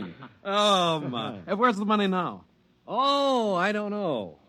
We've got a lot of commercial holdings, mills, import-export outfits, rocket lines, you know. Mere trivia. All right, now look, why don't we get out of this dump? We could go up to the Copley Plaza. It may be stuffy, but at least the glasses are clean. Well, you're the condemned man. All right, you two go ahead and get in the car. I'll settle. All right, meet you out in front. Right. Excuse me. You want something, Bud? Yeah, the check. Okay. Hey, Milton, check. He'll be right out. Right, thank you. Hello, mate. Nice night, eh? Oh, yeah, I suppose so. I've been watching you. Celebrating? Sort of. Yeah, so am I. Just got off a deep space run out to Centaurus. Oh, that's a 15-year run, isn't it? 15 and 3 blooming months. Mm-hmm. Well, how'd you know? You a spaceman? No, not exactly. Where's that check, barkeep? Hang on to your hat, Bud. Milton's slow, but he's sure. Fill it up, Charlie. Say, why don't you join me, matey? Yeah, Charlie. Oh, no, thank you. Oh, come on, won't take off him, no? Well, celebrate whatever it is you're celebrating on me. Pour it, Charlie. Okay. Well, all right, thank you. I guess I might as well. Yeah. Cheers. Yeah, right, cheers. Oh, what was that, varnish? Charlie's special brand, eh, Charlie? Yeah. Well. Oh, say, look, Charlie, would you get that waiter out here? I've got to meet him. Hey, what's your hurry, matey? You got plenty of time. Sure. Sit down. Take it easy. You don't look so good. No, I don't feel so good. Now, sit right here. You feel chipper as a blooming grasshopper in a sec. No, I've got to get outside. The car's in a hurry. Where's the check? Check. Oh.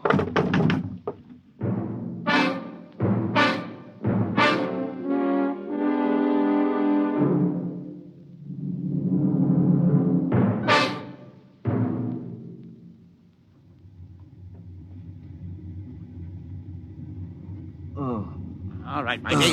Up on your feet. Wakey. Oh, all right, let go of me. What's the idea? Rise and shine and greet the dawn. What? Where am I? What's going on here? Come on now, matey. Up in there. Wakey. No, wait a minute. Say, you were at that bar, Scarlet Square. Come on now. Up on deck or you'll be in trouble. Deck? What are you talking about? Where am I? It's hard to say exactly. Offhand, about 8 hours out of Atlantic Spaceport. Atlantic Spaceport? Now, look, what kind of a joke is this? If Alan and Peter think this is funny... What ship is this? R.S. Michael M. Rafferty, coffin line. Oh, coffin line. Well, that makes it easy. Now, you've got to put back to port. Forget your toothbrush, Banks. No, listen, you runt. You take me to the captain or I'll tear you apart. Here, I'll let go of my jacket. All right, get moving. Sure, mate, dear. I'll take you to the captain. But you're going to be sorry.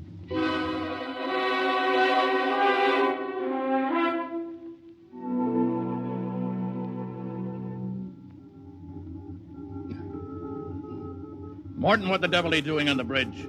Get below before Right away, sir. Only this here gentleman asked to see you. Yeah, that's right, Captain. There's been a mistake made. I'm afraid it was supposed to be a joke. Oh? Yes, you see, I'm going to be married today, and I suppose the boys thought it'd be funny to make me miss the ceremony. I'm sure it won't be too much trouble to have you drop me off back at the Atlantic Spaceport. What? Morton, what is this? Well, it's simple, Captain. He wants you to turn the ship around, that's all. Now, look, if there's any trouble with your superior, I'm sure I can fix it up. You see, I'm Jeff Coffin. Yeah? Well, you don't understand. My father is Cyrus Coffin. He owns this ship. Oh, he does, Morton, get this drunk below. Now, just a minute. I can understand you not believing me, but I can identify my... Hey, where's my wallet? I've been robbed. Oh, now, look, Captain, wait a minute. All you have to do is radio back and check. Mr. Black, remove this man from the bridge. Yes, but... Aye, sir. You heard the captain, Buster. Oh, no, wait a minute. Let go of me. This is no way to treat a passenger. Passenger? Huh. Wake up, sonny boy. You're one of the crew. Now get below.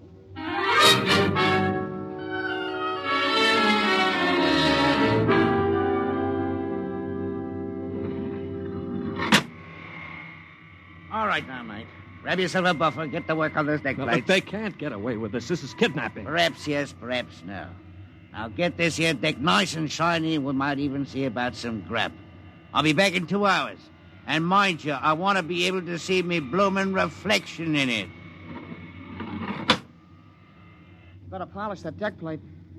They can't get away with this. Well, the law says once you sign on, you're under absolute orders. I looked it up. Yeah, but I didn't sign on. I was kidnapped. You won't be able to prove it. Come on, mister, please. I didn't get anything to eat yet today, so give me a break, huh? Oh, all right. What do you do, run the buffer over it? Yeah, that's right. Like this. You sign on? Yeah, I ran away from home. How old are you? 16. 30 when we get back. Yeah. What do you mean 30? We're headed for Mars, aren't we? Only to refuel. We're outbound to Centaurus. Oh, no, it can't be. Well, that's a 15-year run. Morton! I've got to get back. It's no use. I'm getting married. My bride-to-be will think I'm dead. Martin! Martin! What's up here? You want me to call Mr. Black again? He'll give you what for. Listen to me, Morton. Listen, I've got to get back to Earth. I can't disappear for 15 years. Oh, is that the fact? Look, we stop at Mars, right? Yes, and you'll be below decks under lock and key. Listen to me. If I can make it worth your while, will you get me off at Marsport? Jumping ship, huh? That's real naughty, mate. $1,000? Why, what would I tell me poor old mother in better say? $2,000. 5 in advance. What do you mean in advance? You're probably the one that rolled me for my wallet. I'll find a way. They don't believe your young Coffin, but maybe I know better. All right, it's a deal. Look, Mr. Coffin, can you take me with you? I didn't realize what it would be like. I can pay my share. I could work it out for you, or maybe borrow money. I couldn't stand 15 years. I'd go crazy. All right, sure. What about it, Morton? Boy'll cost you another 1,000. You cheap swindler. Here now, Mr. Coffin. I'm all what stands between you and a lovely pleasure cruise for 15 years. So I'll thank you to treat me with the respect and politeness what a gentleman like myself deserves.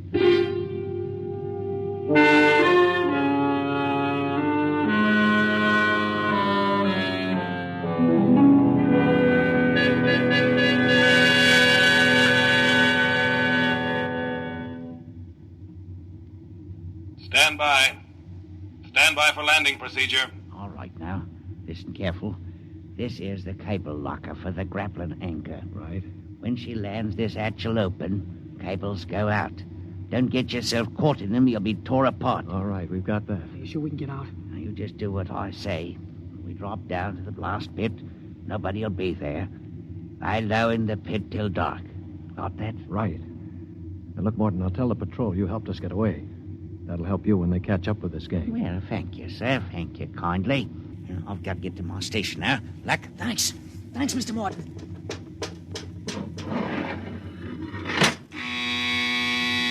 Well, there's a landing horn. Now keep clear of that cable, Joey. Here we go. Right. Hold on tight. There goes the grappling cable. Yeah. All right, come on. Drop through the hatch. It's about 6 feet. All right, it's clear. Hurry up. Here I come. Oh. You all right? Yeah, I twisted my ankle. It's all right. All right, there's the blast pit. Get going. Right. Now, we're all right so far. The ship hides us. Here's the pit. All right, now get down so they can't see you. Wait a minute. I hear somebody coming. Keep still. Maybe we better look. Look, if we stick our heads up over the edge, they'll see us sure. Now keep down and keep still. I hear Shh.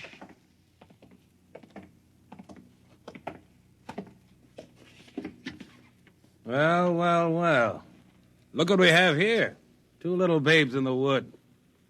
Now, you two move and I'll shoot you in the belly. Morton, you got good eyes. Oh, I told you I saw him coming this way, Mr. Black. Jumping ship. My, that's a terrible thing to do.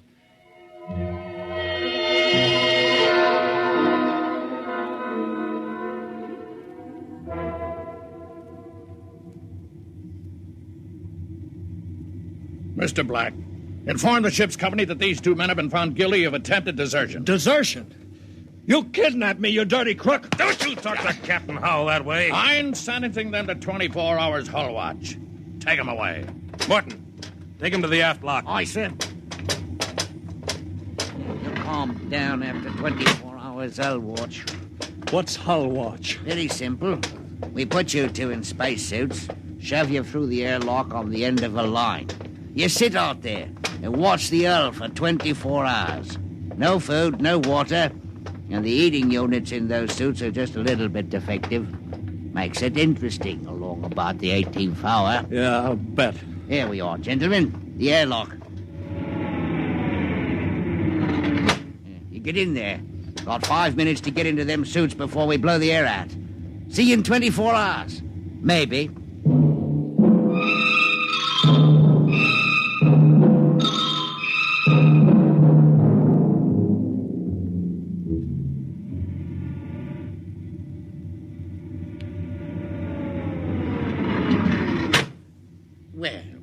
Welcome back to our little home. Water. Thirsty, eh? You should control these animals' instincts. Get water. Right, yeah? Yeah. Slopping like a bloody animal. Joey passed out. Help him. He'll be all right. Teach a lesson, both of you. Take my advice and behave yourselves. You've got 15 years to go on this here ship. You might as well make the best of it.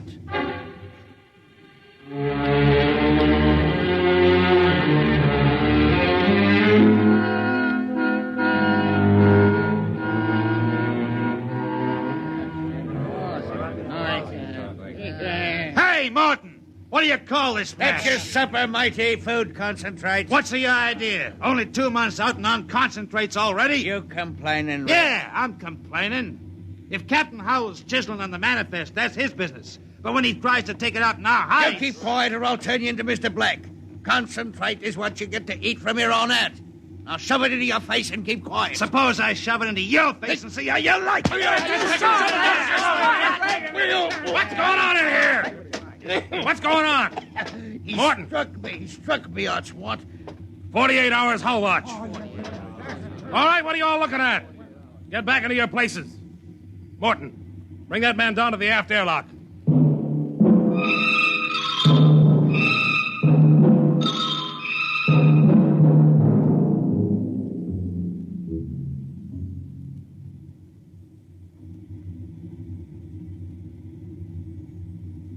It's murder, that's what. Plain murder. Space Code gives a 30-hour limit for punishment. They didn't even have a burial. Just shoved them out the lock. Well, if the owners knew about this, they'd stop it. Fat lot of good that's going to do us during the next 15 years. Wait a minute, we could get the ship back to Mars. No, 2 weeks after we landed, we'd be hung. That's what Space Code says about mutiny. And if they catch you in the act, they shoot you down and no questions. All right, I'm willing to take that chance. We're going to let Black and Howell kick us around for 15 years? Why don't we take over and head back? Right. I'm for it. Let's go. You bet. Going to interrupt something, gentlemen? Discussion? Talking about the captain, maybe? Grab him. Here, because Get up.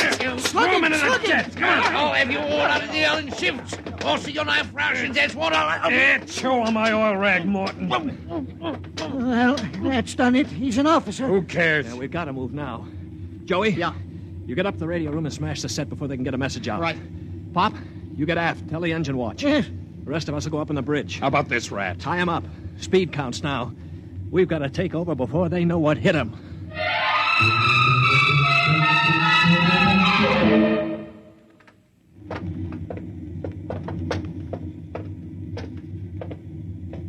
careful. We've got to surprise him. Don't worry, we'll get him cold. Jeff! Shh, quiet. Sparks were sending when I got in, but I knocked them out and smashed the set. We're okay. Good boy. All right, come on. Right past the bulkhead. Look out! The blast bulkhead. Yeah, we're cut off from the bridge. We'll never get through that. They must have found out somehow. The intercom. Black can turn it on from the bridge. You heard the whole thing. Well, we better get out of here. What'll they do? I don't know. We got all the controls up there. We can shut down the driver, but we can't steer. Yeah. You better dog down the hatch behind us. All right, men. Captain Howell's giving you 1 minute to give up quiet. In a pig's eye, Black. You'll hang for mutiny, every one of you. What do we do now? Quiet. They can hear everything on the intercom. If I pull the jack out. That's the boy. Look, we've got to get through to the bridge. It's a Mexican standoff. We can't get at them. They can't get at us. What's that? It's an air leak. The pressure's down. It's Howell. He blew the hatch on the mess hall section. Just opened her up and let the air out. Morton, do you know what Black's going to do? He's going to bleed off the air down here. Serves you all right. If I had my way, I'd see all out on the hull till you froze stiff. You're forgetting something, Morton. You're back here with us. What do you mean? If Black and Howell blow out compartments one by one or bleed the air off, you'll get it too. They'll take care of me. Don't you worry about that. Oh, you think so, huh? Joey, Yeah. plug that intercom back in. Right. Captain? Captain, Giving up? we've got Morton back here. Yeah? If you try anything on us, he'll get it too. What am I supposed to do, cry? You don't care if he dies? That's his problem. We're going to drop the oxygen level 5%. Don't do that to me. Captain! Captain! It's unfortunate that you were captured, Morton, but the security of my ship comes first. You mean you don't care? You'd see me dead. Precisely. Well, you can't. It's murder, that's what. I'm not one of them. You can't kill me. You can't. Joey, pull the intercom plug. All right, there you are, Morton.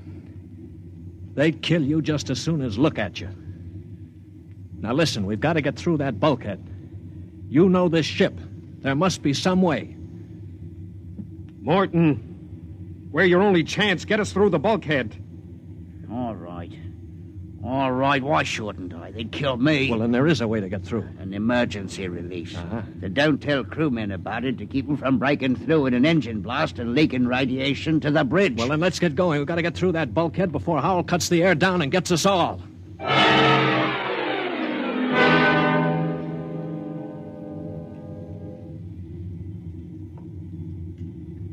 Here's the bulkhead, Morgan. Where's the release? Under the floor panel. You can pry it up. All right, hurry. I got it. Yeah, she's up. Wax on a K. Ready? All right, Morton. Open it up. Here goes. Morton! He's dead. Electrocuted, and the bulkhead's still closed. They didn't even get to turn that key. It killed him instantly. Harry. Yeah. Have you got your watch gloves? They're insulated. Oh, yeah, sure. Get Morton out of the way. Don't touch him, Joey. He's got the current through him. I'll shove him away with the gloves. All right, now. Stand by. Here goes a key.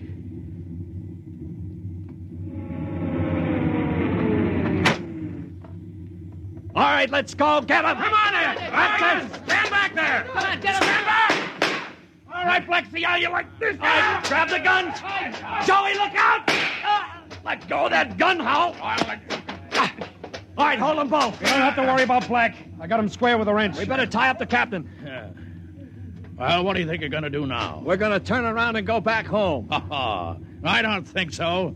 I burned the navigation tapes, and none of you can recalculate them. Why, you'll just wander in space till the fuel gives out. You'll die right here on this ship.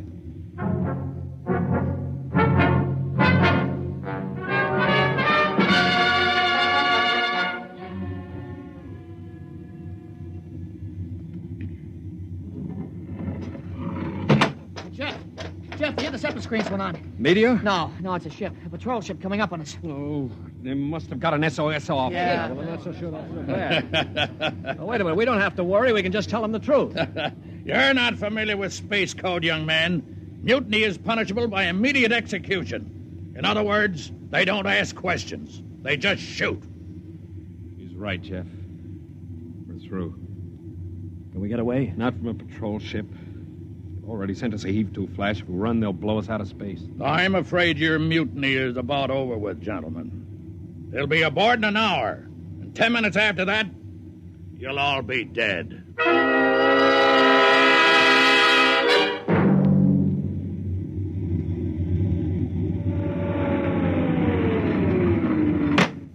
Nobody move. Sergeant, take a squad and secure the ship. Collect all weapons and post a guard in the engine room. Yes, sir. You, Brown, William, Osinski, Harry, come on. Well, I'm delighted to see you, Major. I wasn't quite sure my SOS had gotten through. Oh? You're Captain Howell? That's right. And I can swear out the affidavit of mutiny. I don't think a mutiny charge will stand up, Howell. Not with the relief of command warrant out for you. I think we'll just forget about it. But you can't do that. Space code is clear. You recorded my SOS. No, we didn't, Howell. Then how'd you get here? They sent us after you to get Jeff Coffin. Where is he? I'm Jeff Coffin. Jeff, we had a missing persons alarm for you, and then when a check you signed turned up at Marsport. A check? Mm-hmm. Oh, that's right. I gave one to Morton to help me get away. And he sold it to a fence for half face value. We traced it back to the ship. Coffin, I've got orders to escort you personally. We're taking you back to Earth. Can I send out a message, Major? Of course. Oh, that reminds me, Jeff. I've got one for you from your fiancée. She said to tell you that she didn't object to a bachelor party in principle, but she did think 6 months was stretching it a bit.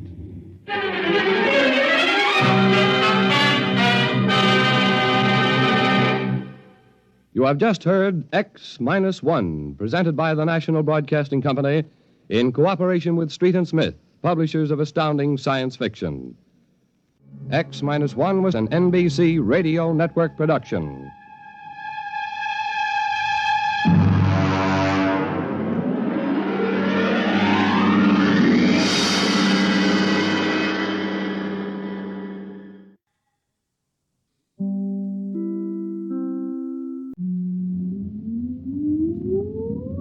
Countdown for blast off.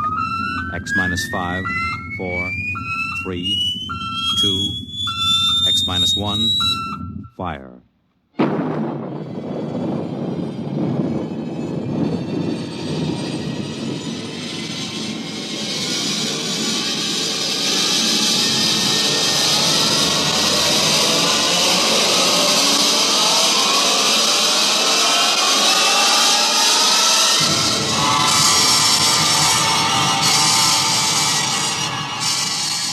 From the far horizons of the unknown come transcribed tales of new dimensions in time and space. These are stories of the future, adventures in which you'll live in 1,000,000 could-be years on 1,000 maybe worlds. The National Broadcasting Company, in cooperation with Street and Smith, publishers of astounding science fiction, presents X minus 1.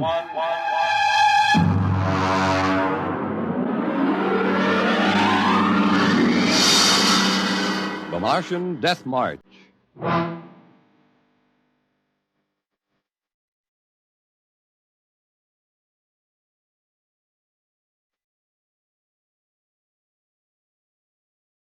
I've always been interested in lost causes. The revolt of the Scottish Jacobites against England, the last stand of the Cherokee and Sioux Indians, and the death march of the Martian Highlanders in 1997. There's been a lot written about that march. The UN Commission report covers 4 volumes, but the whole story isn't down on paper yet. I know it because I was on that march from the beginning to the end. There's one part of the story that no one ever mentions. The Martian Death March of 97 was led by an Earthman.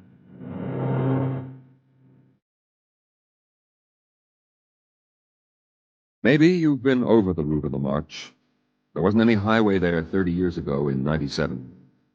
There was desert, hot, burning desert. I lived at the edge of the Calmac Canal then with my father. He was a prospector searching the surrounding desert with sonar probe and Geiger counter, scratching just enough ore from under the Martian sands to pay for our grub stake the next year. I remember he was in the Adamson digger in the North Quadrant when I came running out that day.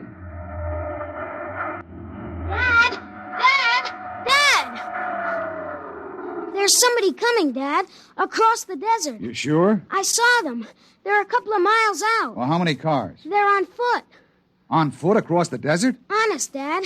I saw them. Are you sure it wasn't a light reflection off the canal? No, it was dark against the sand. I don't like that. You run back and get the rifles out. I've got to pull the digger into the shed. Is there going to be fighting, Dad? I don't know. I got a whole year's ore piled out back in the bins, and I ain't going to lose it to no claim jumpers. You go back to the shack and break out those rifles and see they're loaded, you hear? And jump!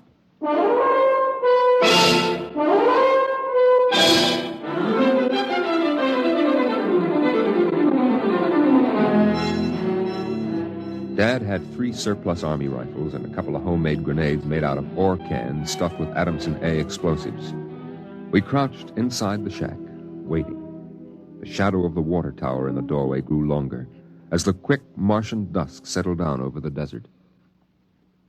And there they come, Al. There's 2 of them. What's that on the first one's back? Why, I haven't seen one of those in 20 years. What is it? A one-man desert tank. They used to carry water that way before Adamson put out the air-still units. There's something funny about that second one.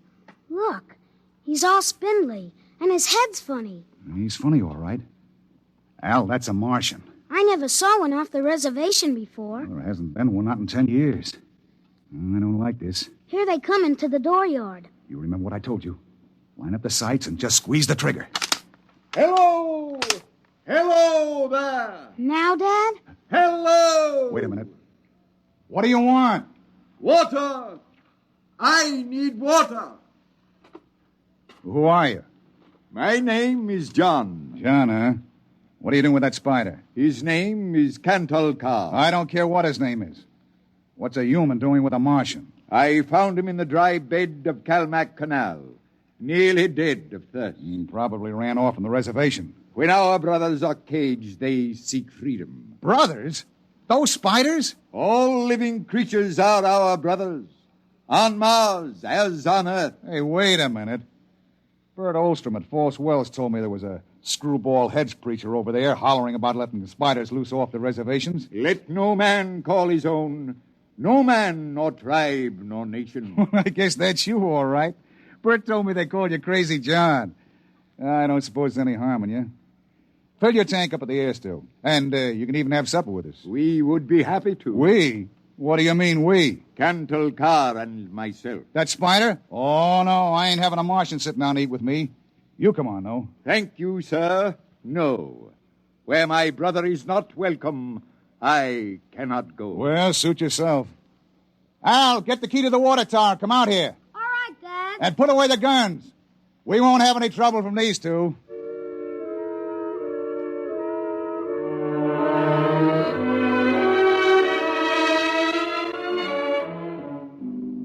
The old man filled his tank at the air-still tower, and the Martian went through the ash pile for half-burned fuel brick. When we went in the house for supper, I could see them silhouetted against the fire. The old man with his wild hair and beard, and the thin, spidery arms and legs of the Martian. Dad?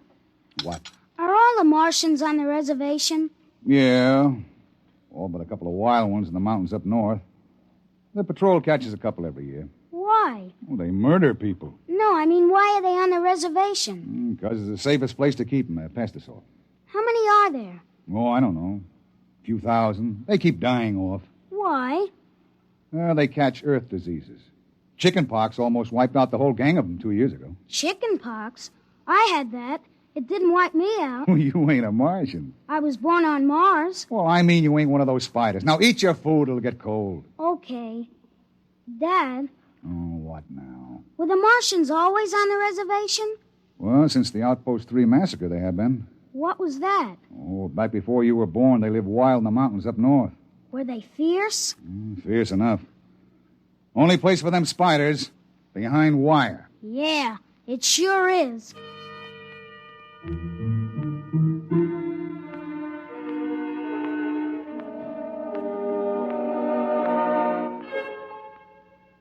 Out in the dooryard, the campfire flickered at the base of the water tower. The first of the Martian moons had set. The other wouldn't rise for several hours. I could hear the sandpeepers out in the desert as I stood there. The old man and the Martian was sitting on the ground, huddled close to the fire. It gets cold fast on the desert when the sun goes down. Is that you, boy? You can come up to the fire if you like. My dad wouldn't like it. All right. But I'm not afraid of no spider. No, there is nothing to be afraid of. How come his arms are all skinny? Ask him. Does he talk? Yes, his name is Kantalka. It is, huh? Hello. Hello, boy. He talks funny. It is not my language. Why isn't he on the reservation? You can get in trouble helping spiders to escape. No man has the right to imprison the innocent. They that are enslaved will be freed. They that are in sickness and misery will be comforted. They that are exiled in a strange place will be restored. My dad says the spiders are treacherous, cowardly, murdering savages. That's what he says. Boy, there was a time on this world when there were no earthmen, when the ships and the machinery of earth were unknown. Then the people of the highlands lived in peace. But today they are a handful, starving, dying behind the wire. But the reservation isn't so bad. Our home is in the mountains of the north, not the desert. I heard a voice which cried out to me in the desert, "Go to your brothers." Do they really call you crazy, John? I have been called many things. You really think we ought to let those old spiders off the reservation? Boy, we die here in the desert. We die in the sun and of the sicknesses you have brought from earth. That's 'cause Martians are just weak. I'll bet I could knock you down myself. You could. We are a different people. We have not the strength of muscle of earthmen. But we will not stay here to die. You won't get off the reservation. The patrol takes care of all that. They won't let any stinking old spiders out. Even in the minds of children is planted the poison of evil. How long?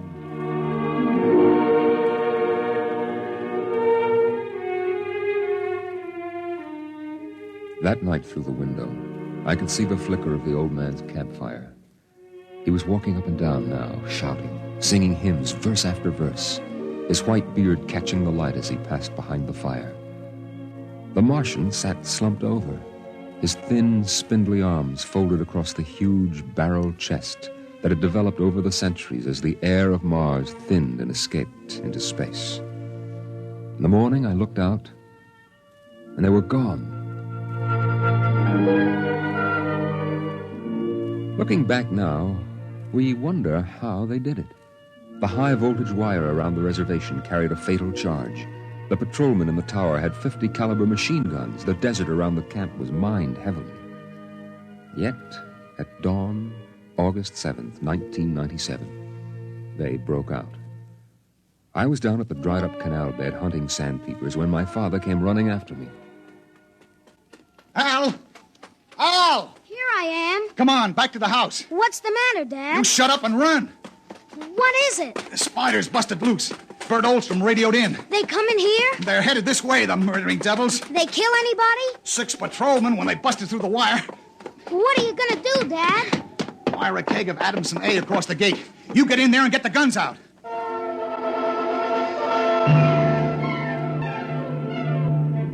I got the rifles and shoved a full clip in each one. Then I slipped a primer fuse in the homemade grenades and lugged them out to the porch.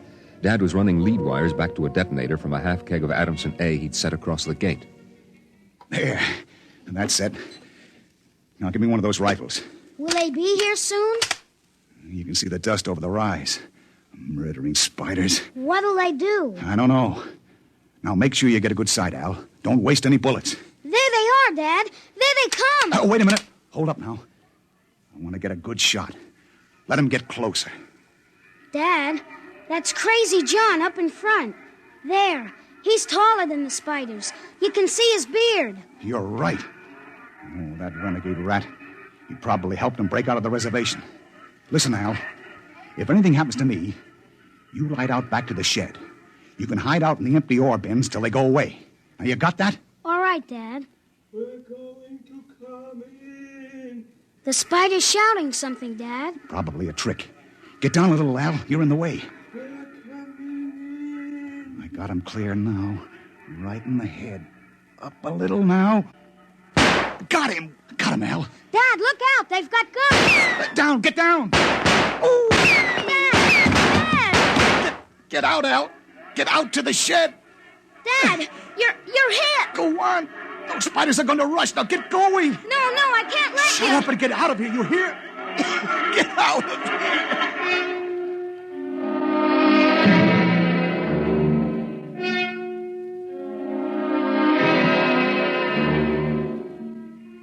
I ran back through the house to the shed. Behind me, I could hear the Martians sweeping up to the dooryard. Then suddenly the ground shook, and I could feel the dull concussion waves hit my ears as the Adamson A exploded. I could hear the high, whispered screams of the Martians and the rattle of fragments on the metal roof of the shed. I dived into the empty ore bin and slammed the hatch almost shut. I sat there waiting. And then suddenly a shadow fell across the edge of light, and the hatch slid open on top of me. You leave me alone. I'll kill you. Boy, I've been looking for you. Where's my dad? What did you do to my dad? He's dead. You killed him. You and those spiders. I'll kill you. I'll kill all those stinking, murdering spiders. They are our brothers, boy. Your father shot without warning, and the fire was returned against my orders. You mean you weren't going to attack us? Our brothers came in peace. They are going home to their mountains. We came to get water for the journey. You mean you just wanted water? You... Dad! John, the Earth Patrol will be following us soon. We must go. And the boy? We'll have to leave him here with water and supplies. No, the Earth Patrol would question him. We need the time. He goes with us.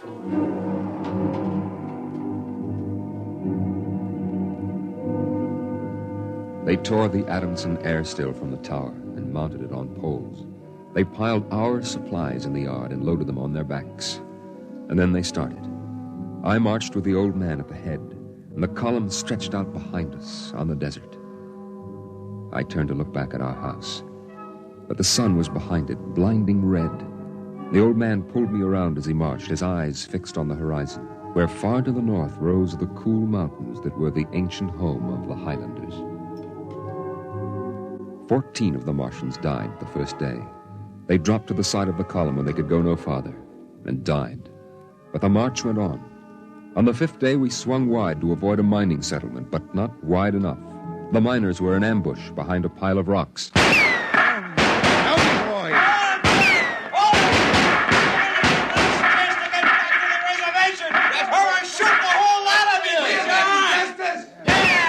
I shall lead them home.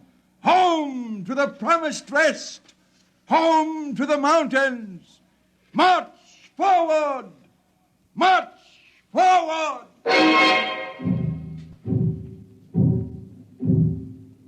And the march went on. We wound across the desert in wild zigzags, following the paths the old man had traveled through the years. Only once a patrol plane hovered on the horizon and then shot away. The days went on, the weeks, and the Martians died. They died of exhaustion. They died of the diseases we had given. And they died of thirst. The Adamson still could produce 27 units of water an hour, no more. And on that, they died of thirst. Here, boy, here's your water. But that's more than the others got. Take it. It's yours. You're giving me your water. It will be provided to me. He that brings justice to his brothers will drink deep of the water of righteousness. He that... Drink your water, boy. Across the desert, from the Kalmak Canal to Fever Dip, past the towering mesas of the Higgins Badlands, across the dry sea bottoms they marched.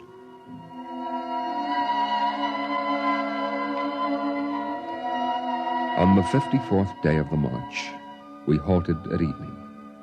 The air was thinner, colder now. The rations had long since been exhausted. I lay down to sleep wrapped in the old man's coat. Early in the morning, before sunrise, I woke suddenly. The ground mist that had covered the desert the night before was lifting slowly, and I saw the old man standing by the burned-out fire, the vapor swirling around his legs in the cold light of the false dawn, edging his wild beard. Go back to sleep, boy. I can't. The end is near. I have led them through the wilderness, dry shod across the seas, and before us lie the mountains. You mean we're almost there? When the mist is taken from the eyes of man, the place of refuge can be seen. You mean the mountains? It's over. We're there. I have led them to their home, and I must go back to the desert. You mean alone? Even now, I hear a voice in the wind. Carry the message to the men of earth. Bring to this new world the message of the old. All beings created in the universe are my brothers, and he that harms my brother harms me.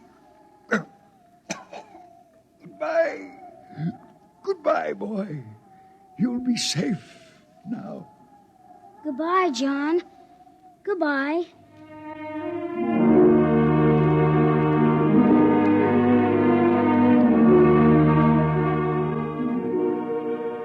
The Martians found him 500 yards from the camp, dead. Now the mist rose, and before us towered the highlands, the tall green mountains and the cool sky. The march was over. Of the 7,000 Martians who started, 900 were alive. They gathered now on the rise of ground and faced the hills. Their thin bodies wavered as they stood, and some dropped to the ground as they stood there. But there was a light of hope in their large, staring eyes. Most of them had died, but they had died on the way home, and now the march was over.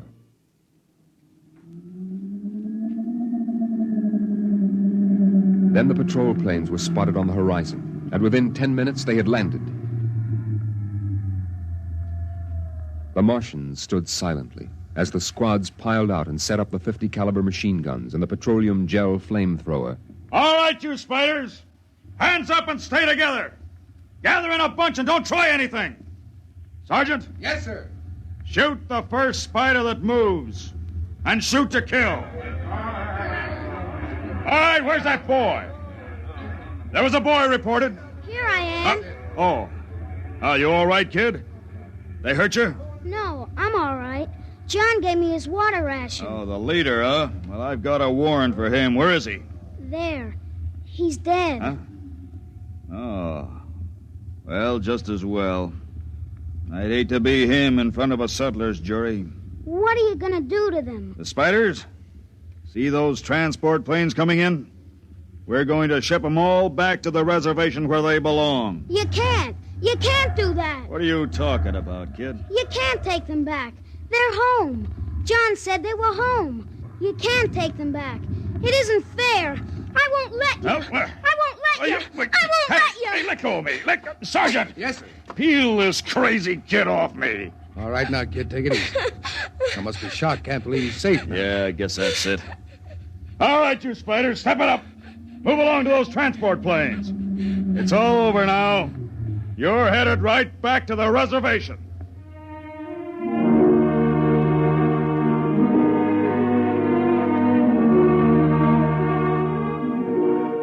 They separated them in groups of 50 and loaded them on the planes. 900 out of 7,000. And soon the first big-bellied ships waddled out on the hard sands and lifted slowly into the air, headed back to the south, flying over the trail of dead and dying who started on the march to the highlands, the march to home. Don't worry about them spiders, kid. We'll take care of them. Come on now, kid. You'll feel better as soon as you get back to civilization. I looked once more at the green mountains towering through the mist. And then, just before the motor raced, I saw John. Crazy John propped up against a dognut bush where the Martians had placed him. The wind from the south gave the wild hair and beard a rippling life. He faced the hills, the home and rest he had promised his brothers. as he led them through the wilderness of Mars.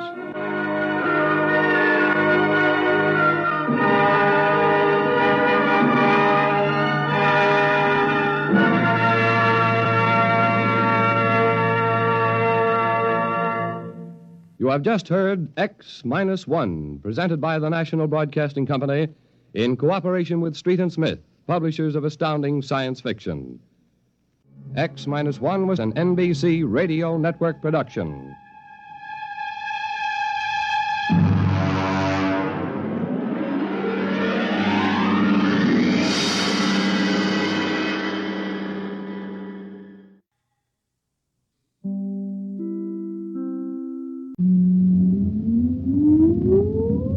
Countdown for blast off. X-5, 4, 3, 2, X-1, fire.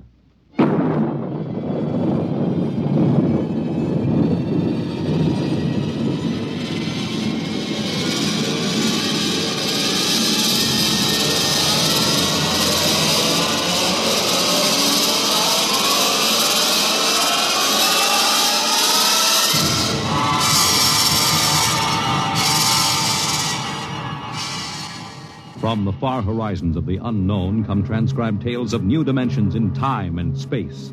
These are stories of the future, adventures in which you'll live in 1,000,000 could-be years on 1,000 maybe worlds. The National Broadcasting Company, in cooperation with Street and Smith, publishers of astounding science fiction, presents X-1.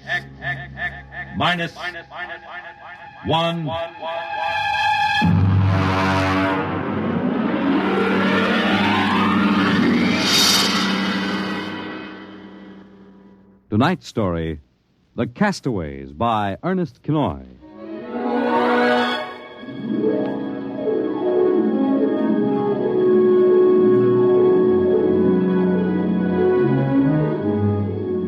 In the South Pacific, night comes on rapidly.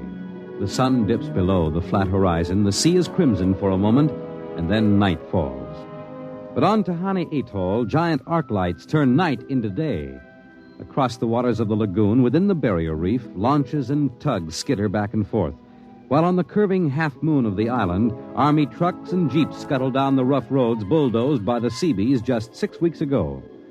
A low Quonset hut stands near the beach, surrounded by tangled wire. This is the preliminary command post, and inside is General Frank Gaydosh, field director of the test. Operation Destruction. Everything's on schedule, General. Radiological surveys complete. Instruments placement checked. Well, get me Navy and tell them H-hour is as ordered.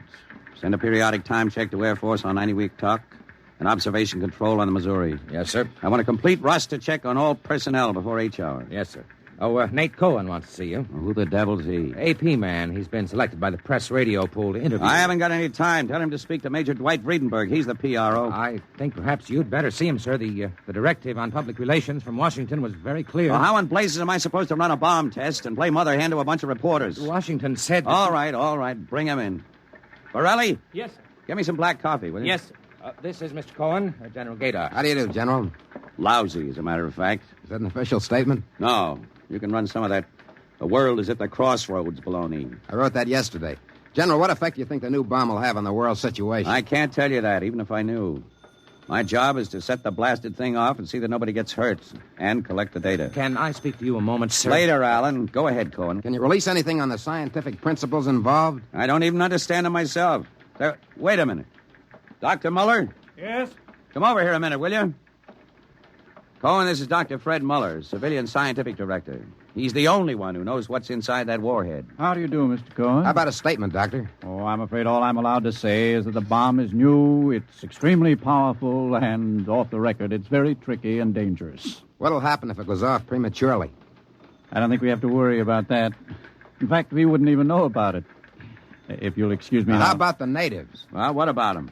Aren't they going to be evacuated from the island? They already have been. General Gaydosh. I saw the Tahani chief outside when I came in. The whole tribe squatting down at the motor pool having a conference. What?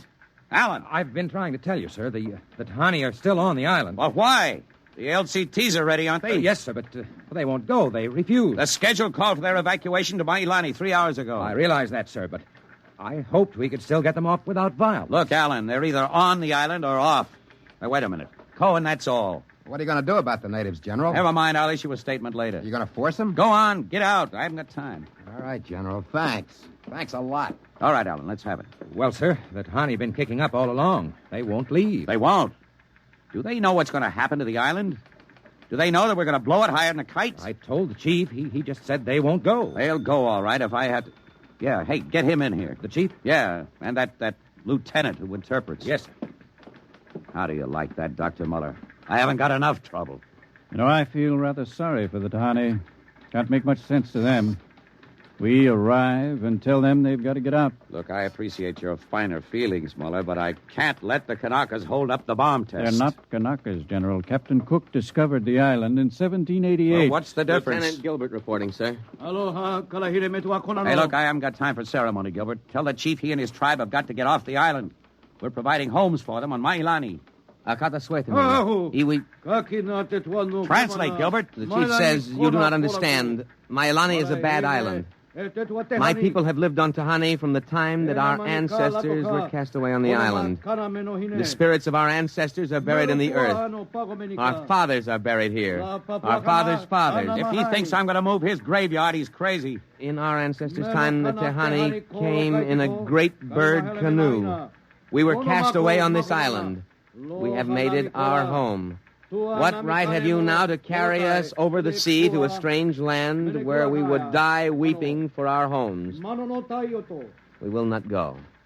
By the waters of Babylon, there we sat down and we wept when we remembered Zion. Well, thank you, Dr. Muller. You're a great help. Say, Gilbert. Yes, sir. Tell him I have no choice. He's got till midnight to get his tribe on board those LCTs peacefully, or I'll have the Marine Detachment carry him aboard. Yes, sir.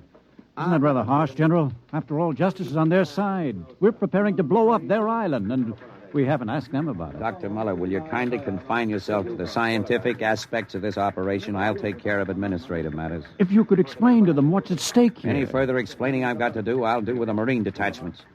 I'm not going to hold up my schedule. Well, Gilbert? I told him, sir. All right, get him out of here. I've had enough. No, koala. What the devil's that? Some kind of a curse, sir. I can catch some of it. The island will remember the tears of its children and punish the invaders. The great destroyers will not destroy. And the evil man, who is the chief, will travel far through the blackness of night. Even as the children of the island end, so will he. All right, Gilbert, take him away. Yes, sir. Colonel Allen, get a detail from the Marine Detachment with tear gas and small arms down to the motor pool. And in 1 hour, have those natives on that transport, and I don't care how they do it. Is that my coffee, Varelli? Yes, sir. They must know about the bomb. The great destroyer will not destroy. You worried about that curse? I should think you might be. He threatened you personally. If I were you, I'd carry a pistol till they got off the island. The chief looked as if he'd cheerfully strangle you with his bare hands. I'm supposed to end the way they do, huh? What's that? Probably the Tahani saying goodbye to their island. I think I'll go down to the motor pool. Well, stay out of the way. And get back here in an hour. We've got to have this wrapped up and headquarters moved out to the Missouri by dawn.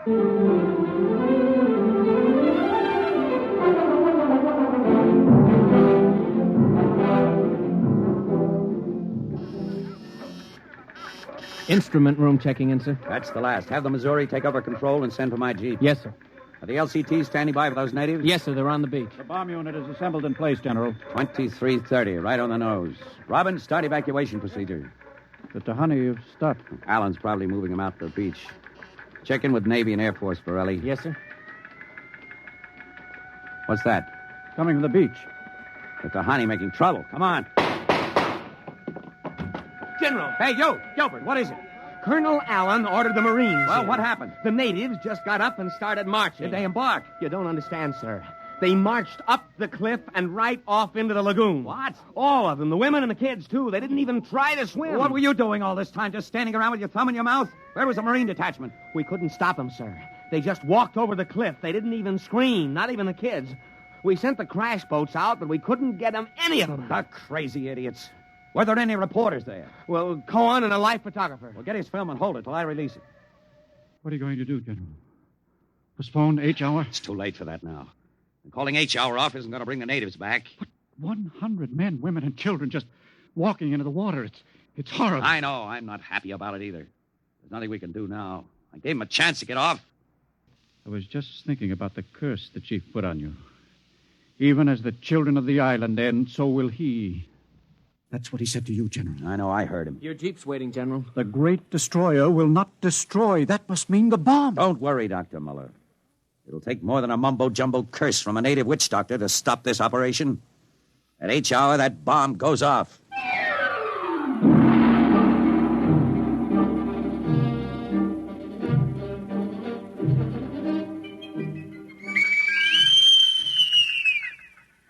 It is now H hour minus 1 minute 30 seconds. H minus 1:30. Video screen's hooked in, sir. All right, check control stations. Observation station 1. Observation station 1, check. Radiation station. Radiation control, check. Test the firing Observation circuit, station Dr. 2. Muller. Right, General. Damage control station. Damage control, check. All set. Communications. Communications, check. All checked in, sir. It is H minus 1 minute. H minus 1. Take a good look at that island on that screen, Dr. Muller. When you throw that key, it just won't be there anymore. Nothing but an atom mushroom over the lagoon. Quite a funeral pyre for the Tahani. Stubborn idiots. They can't get in the way of progress. Progress? I wonder if it is, General. It is H minus 30 seconds. H hour minus 29, 28, 27, 26. The great destroyer. That's what he called the bomb. Hold it, Muller. Allen, report. All checked in, sir. Cameras running. Sound fire warning. Stand by for firing. Ready, Muller? Ready? 10, 9, 8, 7, 6, 5, 4, 3, 2, 1, fire! General, it didn't go off. The bomb didn't go off. Borelli, signal standby, condition red. Yes, sir. Allen, check readings. Muller, what's wrong? What happened? I don't know. The bomb didn't go off. Well, what do you mean? Why didn't it? I don't know, except for one thing. The Tahani chief said the great destroyer would not destroy. It didn't, General. The bomb didn't go off.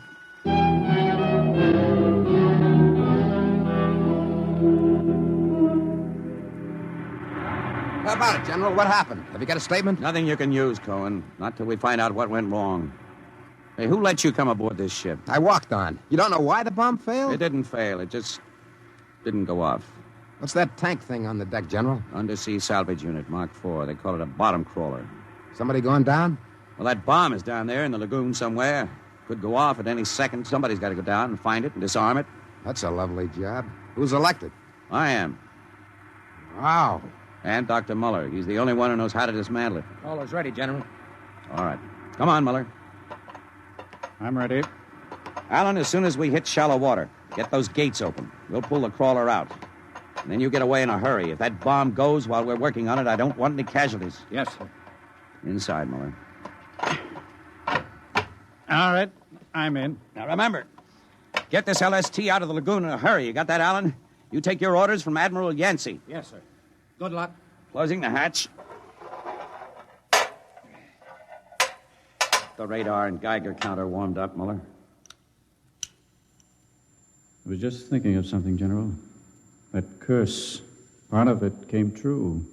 The bomb didn't go off. Well? The second part of that curse was that you would end where they ended. That was at the bottom of the lagoon. What are you trying to do, Muller? Nothing. I was just thinking this crawler is going to take us right down there where the Tahani died. I'm not worried about a handful of dead natives, Muller. I'm worried about that bomb. Okay, they're opening the gate. Let's go.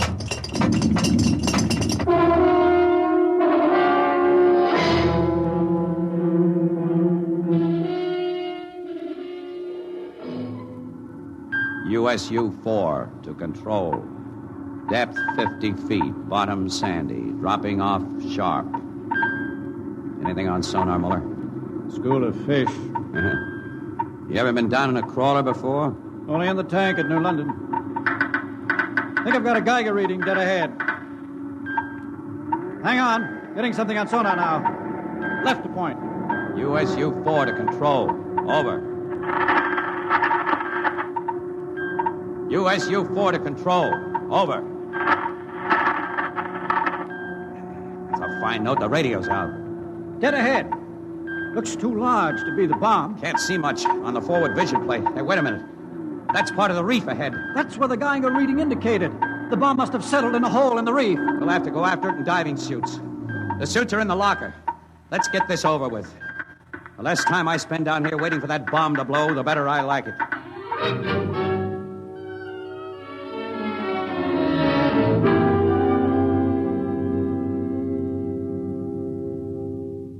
Muller, is your helmet clamped tight?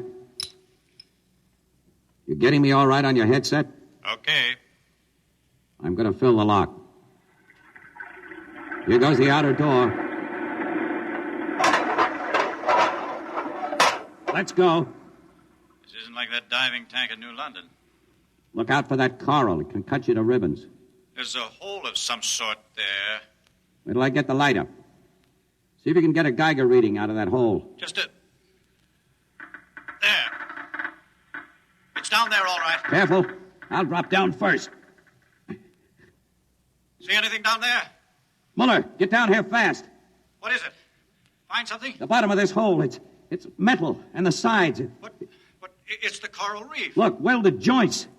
These are hull plates of some kind. And Look out, above us. it's closing. Grab it. Too late. A metal hatch. It just slid over the top. This is impossible. What's going on? It's like an airlock. The water's being pumped out. General, do you realize what this means? I'm not sure. There's an inner door opening. Careful. It's a passageway. What do we do now? There isn't much we can do. We can take off our helmets, though. The dial shows good air. All right. Come on. What is this? An undersea fort? What's it doing here? What does it mean? Whatever it is, our bomb must be down here. Wait, there's someone there. I can't see. There's a shadow. Who is it? Who's there? Welcome, Dr. Muller. Welcome to our ship. We've been waiting for you. General, it can't be. Do you see it? It's the Tahani chief.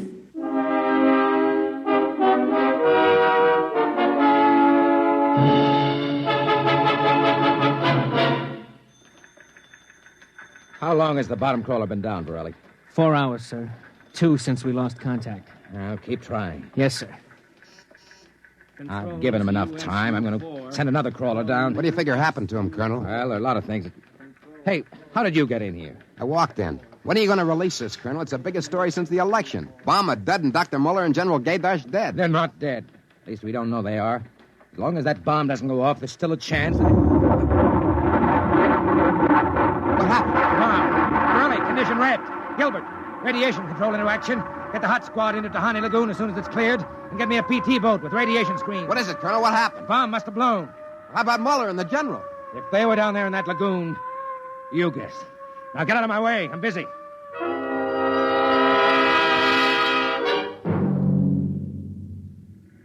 Radiation reading 75 and steady. Take her in as close to the beach as you can. Steady as she goes. Is there any danger of any more explosions? No. When she goes, she goes. Radiation 82. That's still safe.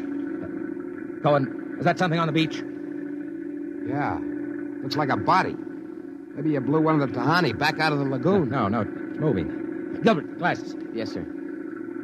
It's a man, all right. Head into the beach. Who is it, Colonel? Can't tell. He's in a diving suit. It's either Muller or General Gaydash.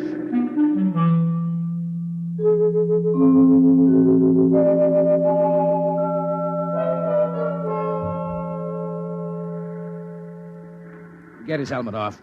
Easy now. Twist to the right. There. It's Muller. Gilbert, help me get him out of this diving suit. We've got to get him to the medics.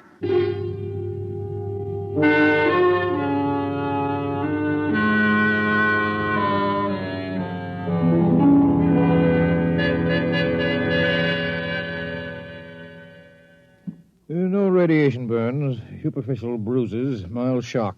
He'll be all right, Colonel. Can he talk? For a while. Bomb go off. It didn't. He's still out of his head. Quiet, Cohen. Go on, Dr. Muller. What did you find? A ship.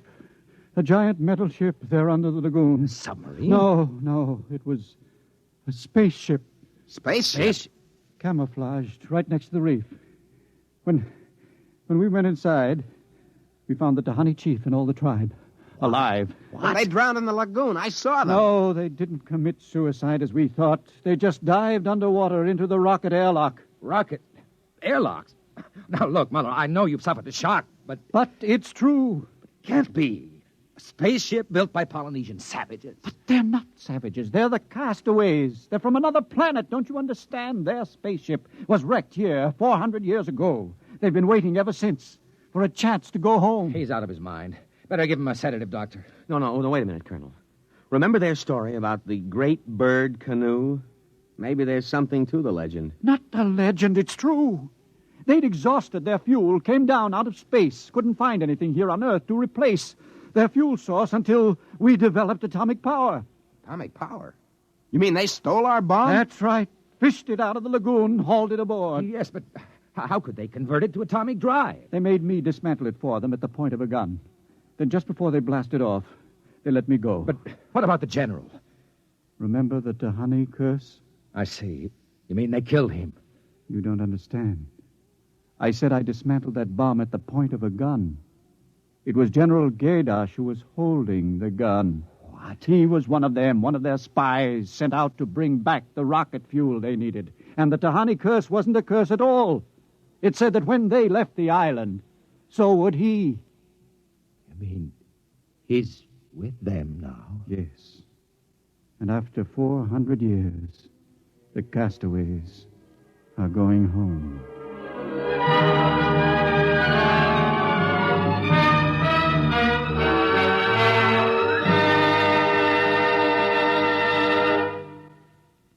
You have just heard X-1, presented by the National Broadcasting Company in cooperation with Street and Smith, publishers of astounding science fiction. Your announcer, Fred Collins.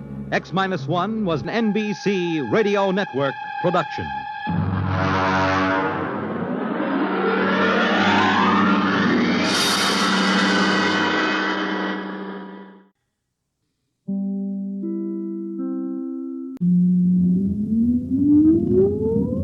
Countdown for blast off.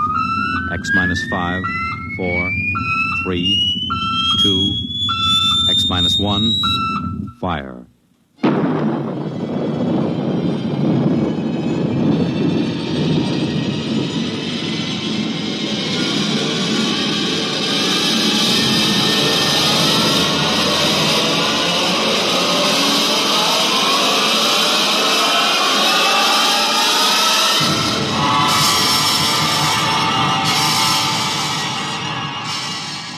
From the far horizons of the unknown come transcribed tales of new dimensions in time and space. These are stories of the future, adventures in which you'll live in 1,000,000 could-be years on 1,000 maybe worlds. The National Broadcasting Company, in cooperation with Street and Smith, publishers of astounding science fiction, presents X-1.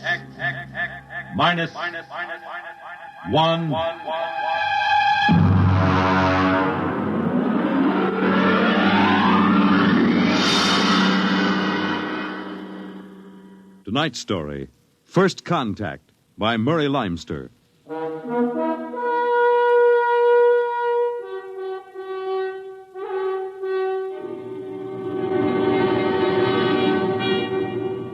They had been in space 6 months now, moving with the incredibly faster-than-light speed of the overdrive.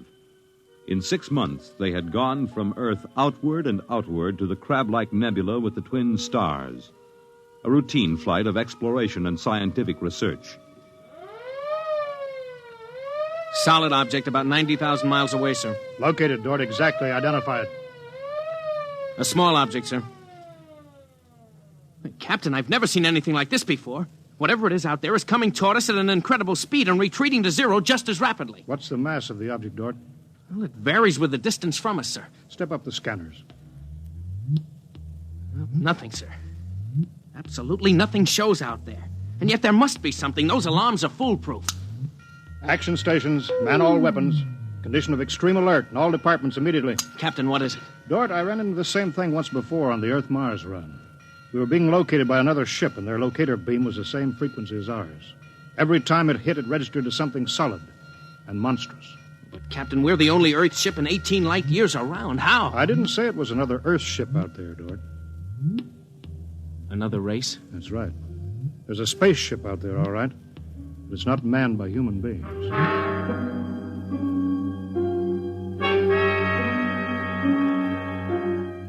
It had been contemplated and speculated upon. Mathematically, it was almost a certainty that such a race existed. But in 18,000 Earth years, no human spaceship had ever encountered them. Now the situation was precipitated, and somewhere outside the Earth vessel there was an alien race. Of what shape? Of what quality? Of what psychology? It's moving, sir. Heading right for us. At that speed, we'll be in touch in 10 minutes. Heading right for us, huh? Just what we'd do if a strange ship appeared in our hunting grounds. Friendly? Well, maybe. We'll try to contact them. We have to do that. But friendly? Thank the Lord for the blasters. They may not be hostile, sir. Well, they may be. That's what I'm paid for. Put on this job for, to worry about the troubles that may never happen. To all hands, now hear this. A ship is approaching manned by an alien race. I'll give the signal for attack or defense if it be necessary. There'll be no move made unless I give the order. I do not wish to provoke trouble. Stand by. Their ship is slowing down, sir. It's stopped. Weapons Department, report. Weapons Department, report. Alien ship remarked. Target fixed. Weapons alert. Communications Department, report. Communications Department, report. We're receiving a modulated short wave, sir. Frequency modulated. Apparently a signal. Not enough power to do us any harm. Well, try to make some sense out of it. Report any progress to me immediately. One thing in their favor, sir. They didn't attack immediately without question. They're trying to establish contact. That seems to indicate they're reasonable. We'll see, we'll see. What are they doing now? Can you make out the locator screen? Bring that power up. Yeah, they're doing something now, sir. There's a section of the hull opening. Probably an airlock, sir. If they breathe there. Yeah, they're letting something out. It's round. A bomb, sir? Unknown object released from alien ship. Observed by Weapons Department and targeted. Stand by. See what they're doing, sir? They've left the object out there right where they were. And now they're withdrawing the ship. There's no reason why that object couldn't be a bomb, Mr. Dort. Intended to let us think precisely as you're thinking right now. I just have a hunch, sir. I think they're friendly. I think whatever it is out there is a means of communication. You're probably right, but I won't gamble the ship on a probability. Sir, I'd like to volunteer to go out there and look that thing over. You understand whoever does examine it is expendable? Yes, sir. Requisition a lifeboat? If it's all right with you, sir, I'd prefer just a suit with the drive in it. It's smaller and the arms and legs won't make me look like a bomb. And I'll carry a scanner, sir. You may leave when you're ready. Thank you, sir.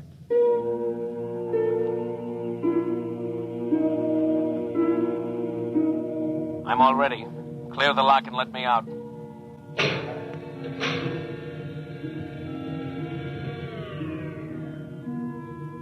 Weapons Department reporting to the captain. Mr. Dort located. Mr. Dort is targeted. Stand by. If that object out there is a device to capture one of our people for observation and questioning, it'll be blown out of existence, including Mr. Dort.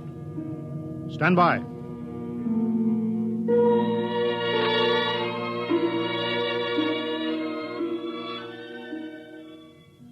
Mr. Dort. Mr. Dort. Report. Object, as you can see on the scanner, sir, is covered with many small horns, like the detonating horns of the obsolete mines formerly used in naval warfare. Is that their purpose, do you assume, Mr. Dort? I'm going to find out, sir. I'm going to grab one. Mr. Dort. I'm here, sir. I don't think this is a mine. Circle it so we can see it completely through your scanner. Deadlock, sir. Nothing to report that the scanner hasn't shown you. Oh, wait a minute, sir. A section of the outer hull seems to be opening. Do you see it? Very good, Dort. Hold that. I'm sure it's a communications device, sir. It looks like it. Fix your scanner so it'll focus on that communications device. Return to the ship.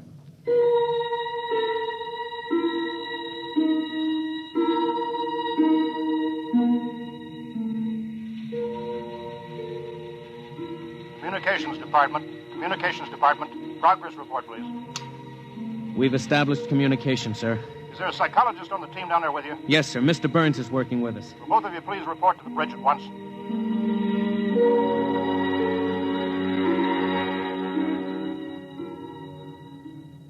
Oh, you look tired, Dort. We've established fairly satisfactory communication, sir. They seem to have highly developed thought patterns. We got a satisfactory translation from the machine on the fourth attempt. We can say almost anything we want to say to each other now. Of course, how much of what they tell us is the truth, we have no way of knowing. Mr. Burns, you're the psychologist. What do you think? Well, I don't know, sir. They seem to be completely direct. They haven't let slip even a hint of the tenseness we know exists. They act as if they were setting up a means of communication for friendly conversation, but, well, there's an overtone that... Yeah? Well, Mr. Burns, I have a decision to make. On the one hand, opening contact with the friendly people of a vastly different culture could only be beneficial to us of Earth. On the other hand, if they're hostile, I ought to blast them out of existence without any other preliminaries. Oh, but, sir, you can't... I'm not talking to you, Dort. It's not warranted yet, sir. Yes. Now, hear this, all departments. Hear this, all departments. This ship is on an extended alert. Provisions will be made so that personnel can have maximum rest and nourishment.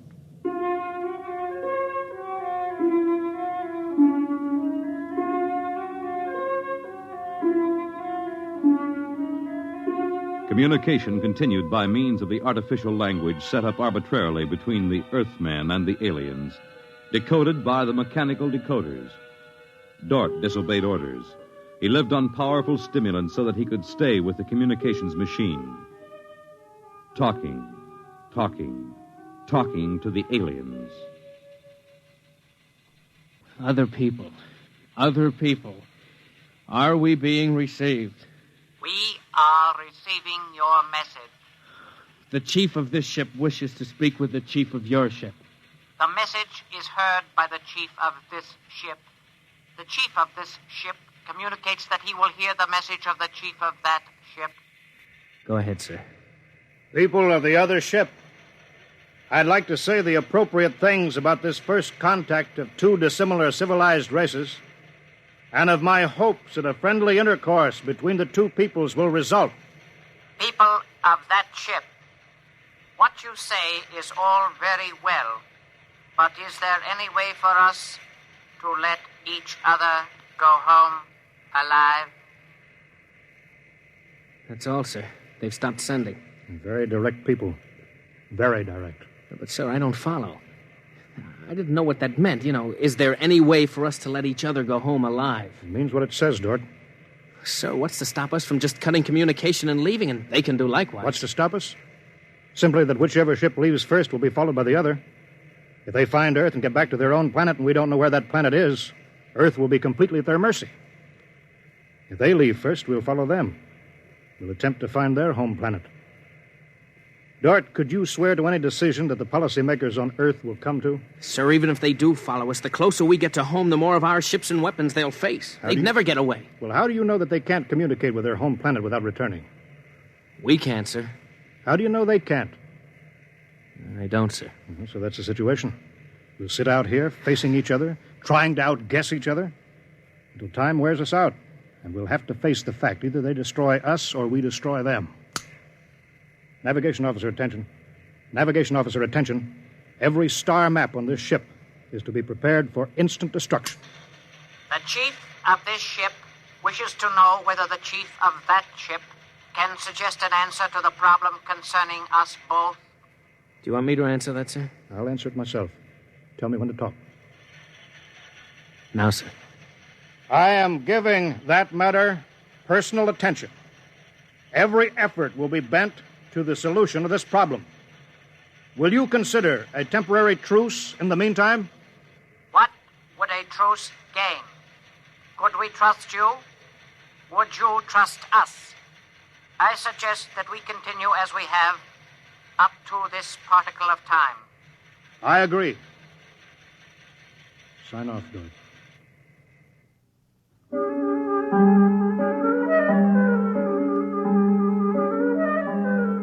Weeks went by, and during the weeks, the exchange of information continued without let-up. What particle of time are the people on that ship at? The resting time. All rest except myself and others on alert duty. Same on this ship. You people of that ship are very similar in many ways. Do you have a family? I have a mate. I have a mate and 3 offspring. It is too bad for them, as well as us, to have to kill each other. This ship can't see any way out of it. Can that ship? If we could believe each ship, yes. Our chief would like it. But we can't believe you, and you are afraid that we do not tell the truth, although we do. This ship would trail you home if this ship were able to. That ship would do the same. But this ship feels sorry about it. I believe you're a friend. I share your belief and like you. But there is a possibility that you were put to make a trap for me. I will stop now and think it over.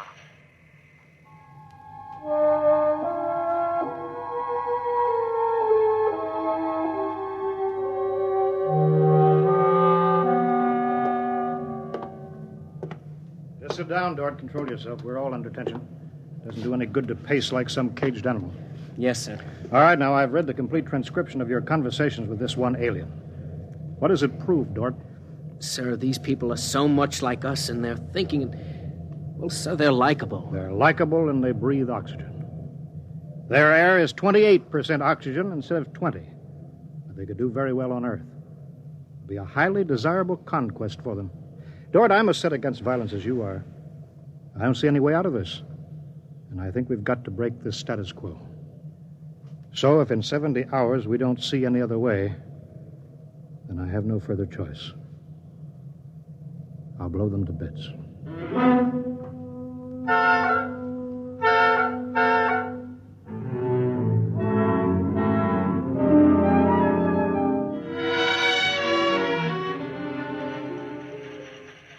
Will that ship receive communications? Will that ship receive communications? This ship is listening. It seems to me better to communicate than to sit by the machine silently. I would have called you, but you signed off before. The problem goes around and around. I find no answer. Perhaps we could turn our thoughts to other things. The psychologist of this ship tells us that you people on that ship have a threshold of tolerance to tension. He tells us that you will be forced to take one action or another in a period of less than 100 time particles. I have no communication on this matter. Well, the ship is not trying to extract unwilling information from that ship. A truth is mentioned in passing. A report of this conversation will be carried to the chief of this ship. It would be so. We are prepared. If only the people of this ship could meet in direct contact with the people of that ship, it might be better. We could not communicate then. The communications machine is too large to carry from place to place. In direct contact, the peoples of the two ships would be further apart than now. That's true. I am sad. Much that is pleasant has passed between us. I am sad, too. We are not yet ready for each other. We are not yet ready for each other. It's hard, isn't it, Dort? Well, Captain, I'm sorry. I didn't know you were here, sir. I've been here for quite a while. Eavesdropping, I'm afraid. It's all right, sir. Nothing can be personal in a situation like this. Yeah, that's right. How long is 100 time particles, Dort? Pardon, sir? That reference he made to us not being able to stand tension is interesting. Their psychologists seem to make more out of us than we do out of them, don't they? Yes, sir. They hit the nail right on the head. Yes, they did. I think, Dort, we'll just have to push our timetable up a bit. No further communication with the aliens under any circumstances. That's clear, isn't it? Yes, sir. Sir, if they know so much about our psychology, isn't it possible that remark was intended to make us act more quickly? Probable, Dort. Probable. Well, why would they do that, sir? Why? You tell me why, Dort. All of a sudden, I have an idea, sir. That's crazy. It doesn't matter how crazy. I'll listen to it. Sir, I think these people are playing some kind of a joke on us. Joke? A joke, Dort? Yes, sir. Over and over again, I've noticed what I think is a sense of humor. A highly developed sense of humor. Do you recall when we went to all the trouble to set up a fictitious star map and then they just sent us back a mirror image of the same one? I think somehow they're playing a joke on us. Well, maybe you're right. In which case, you've seen practical jokers, Dort. Their jokes aren't always funny. Sometimes they hurt people.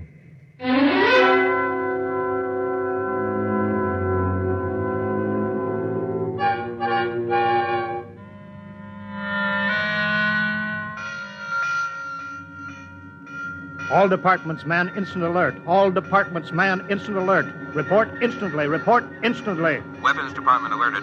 Target, the enemy ship. On target, sir. Stand by. Fire!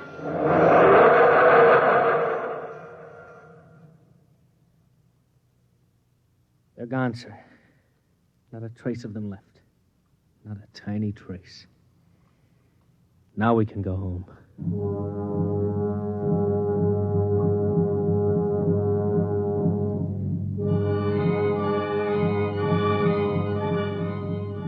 Communications to Captain. Communications to Captain. Report. Sir, I'm picking up new signals. Same frequency as the original alien signals. That's impossible. That ship was destroyed. I'm receiving signals, sir. Set the machine up. We'll be down there in a minute. Mr. Dort, come with me, please.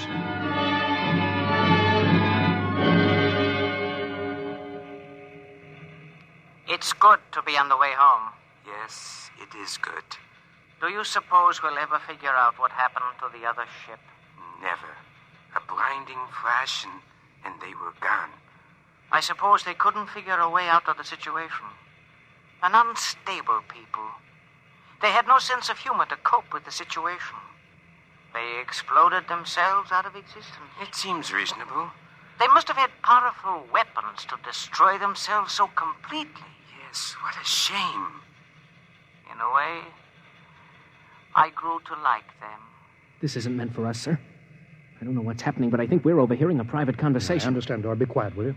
Many things might have come out of a relationship with that people. They were describing a disease they call cancer. I think it is similar to the Frogren syndrome. We might have helped them. They might have helped us, too. Well, too bad. We'll never find them again, I think. The odds of such a chance meeting in the vast space of the whole universe. There are no figures for such odds, are there? Turn it up, Dort. Turn it up louder. That's all there is, sir. The signal stopped there. Sir, I don't know how, but somehow when we fired at them, we didn't destroy them, but we did set up a condition whereby they've become invisible to us and we've become invisible to them. Captain to Engineering Department. Halt forward motion. Captain, why are we stopping? Listen, Dort, you say they're invisible. They are, but they're not destroyed because we just heard them. They're out there somewhere. Invisible. Well, you heard them, so they're heading for home. We're invisible to them, too, sir. How do you know, Dort? How do you know this whole thing isn't a setup? Well, suppose that's true, Captain. You heard their conversation. They weren't talking like any monstrous people. They seemed decent and warm, just as decent and warm as we are. How do you know this conversation wasn't planned, deliberately set up for us to hear? How do you know that, Dort? Yes, sir, you're right. They may be out there and they may not. They may be telling the truth or they may be trying to trick us. They may be friends or they may be the most deadly enemies. You said they had a sense of humor, Dort. What a joke to play. To deliberately set up a situation where we wouldn't know fact from fantasy, truth from lie. Wouldn't that be a joke, Dort? Yeah, but we don't know that they did that, sir. And we don't know that they didn't. We don't know anything. Sir, does that mean we never go home again? I don't know. I have to think about it. I have to think about it.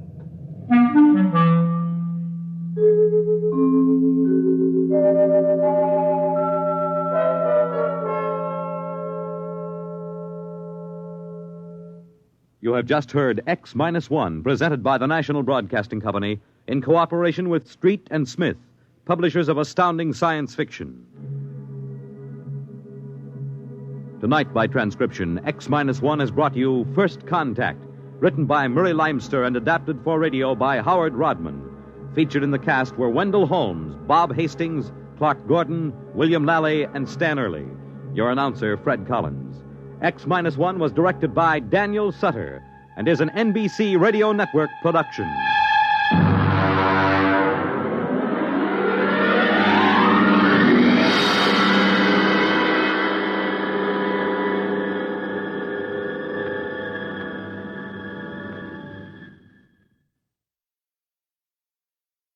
Next week at this time, over most of these stations, NBC will present This is Carnegie Hall, a special concert featuring the Symphony of the Air Orchestra.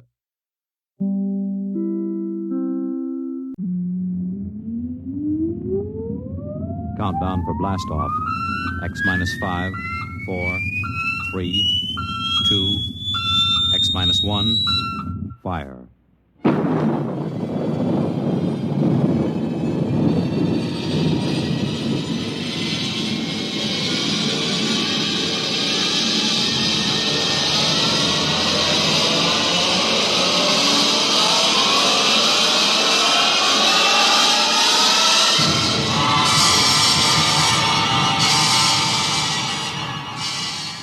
From the far horizons of the unknown come transcribed tales of new dimensions in time and space.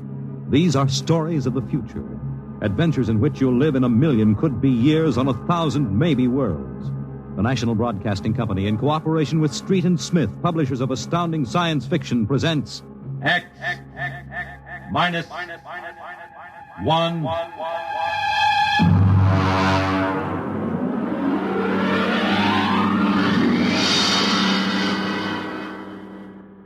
Tonight's story, Child's Play by William Tenn.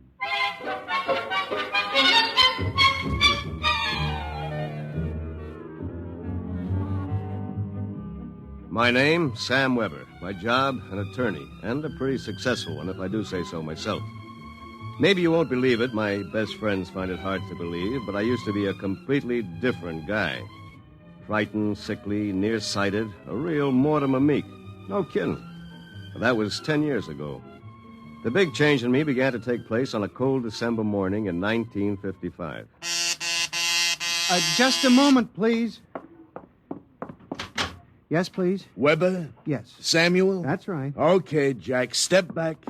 All right, fellas, bring it in. Just a moment. You must have the wrong... Watch it, Jack. Sign here. Is that for me? Weber, Garden Apartments. It looks like a coffin. I don't design them, Jack. I just deliver them. Sign here.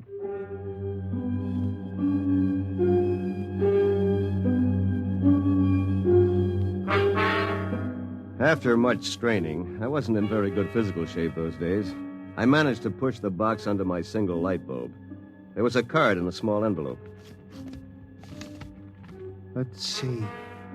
To Sam from your classmates at the Interdimensional and Cosmic Institute. Merry Christmas. 2155. Holy jumping catfish. Hey, mister! Hey, mister! There must be some mistake. Hey! Holy jumping catfish. They were gone. And I didn't even know which delivery company it was. I sat down to think, and it was just beginning to seep into my sleepy brain that maybe this was one of Lou White's practical jokes when I noticed there was something funny about that box. For one thing, it was dated 2155, 200 years from now. And for another thing, it was solid gold. Pop had been in the jewelry business long enough for me to verify that. At that point, I decided to open it up and see what was in it. After about a half hour of fumbling, I gave up. All right. If you won't open, you won't open.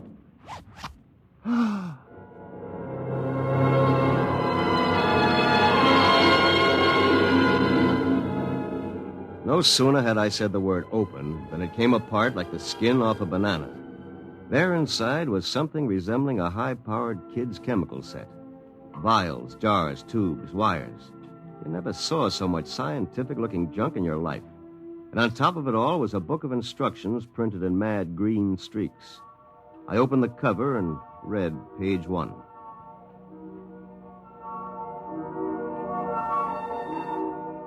Build-A-Man set number 3. This set is intended solely for the use of children between the ages of 11 and 13. The equipment will enable the child to build and assemble complete adult humans in perfect working order.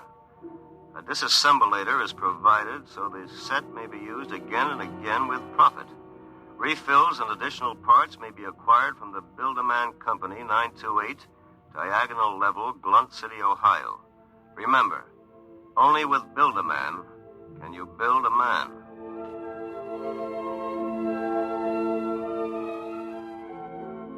When I arrived at work that morning, an hour late, my brain was still reeling with the stuff I'd read in the instruction book. By the time I'd reached the office, I decided it had been a bad dream and it would be over by nightfall. Somerset and Ojak, attorneys at law. Just a moment. I'll connect you with Mr. Ojak. Oh, good morning, Mr. Weber. Good morning. Good morning. I've got to get my mind off that book. Only with Build-A-Man can you build a man. It must have been a dream. Probably go home tonight and find the place empty. Well, if it isn't a poor man's Clarence Darrow. Hiya, Sam! Sam? Oh, hello, Lou. I come as bearer of sad tidings. You don't look very sad. Boss wants to see you, laughing boy. What about? Well, how should I know? Oh, and by the way, Sam, you'll be happy to know that I've just been promoted. I'm handling all the criminal stuff from now on. Congratulations. Of course, you know what this means for Tina and me, don't you, Sammy? Ah, cheer up, son. Tina's not for you anyway. Some got it, some don't. Me, I'm loaded. You? Ha! Nothing. So long, laughing boy.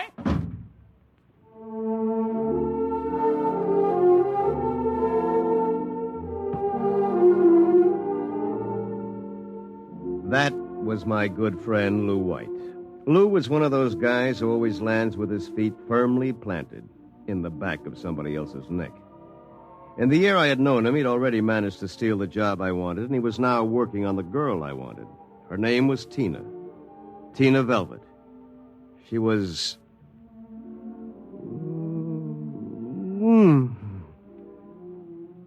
Good morning, Sam. Oh, good morning, Tina. My, you look... Yes? Good enough to take to lunch. Oh, I'm sorry, Sam, but I promised Lou. Sure. I hope you're not too disappointed. Me?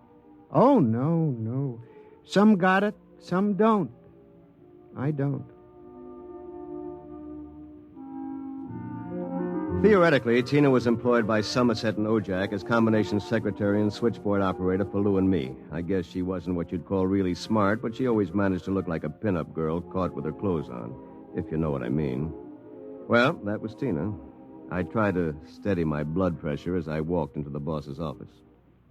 You sent for me, Mr. Ojak? Oh, yes. Sit down, Weber. Sit down. Thank you, Mr. Ojak. My boy, in this business, you've got to be aggressive. You've got to go out and create new clients. I don't mean ambulance chasing or anything like that, but you've got to show some zip.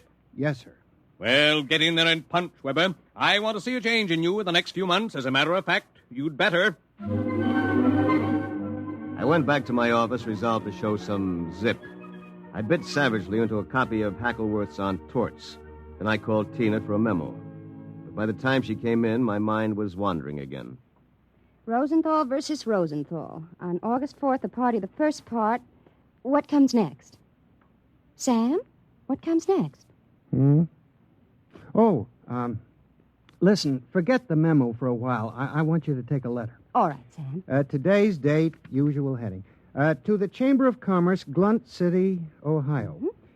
Gentlemen, would you inform me if you have registered a street or avenue known as Diagonal Level or Avenue?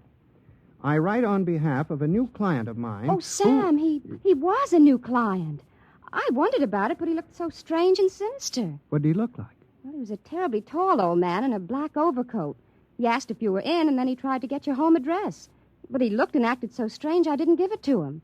He went away positively furious. That's great. Did he leave his name? Well, that's the funny part of it. He just said he was the censor or the census taker or something from the 24th Oblong.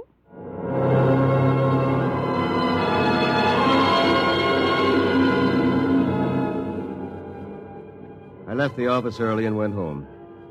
Sure enough, there it was, my Build-A-Man set gleaming a little obscenely in the corner. I walked over to it, gave it a kick, and hollered, "Open sesame!" 3 minutes later, I was flopped down in bed reading Chapter 1, Making Simple Living Things. An hour later, I was fooling around with such complicated items as the Junior Bicalibrator, which measured everything from blood pressure to hemoglobin content, and the Jiffy Vitalizer, which was actually supposed to put life in your creation, providing you had followed instructions carefully. At 8 o'clock, I went out to supper with the idea of getting a little drunk. I did. At 9:45, I came back and made my first simple living thing. Here, boy. Here, boy. Maybe you aren't a boy. Let's see.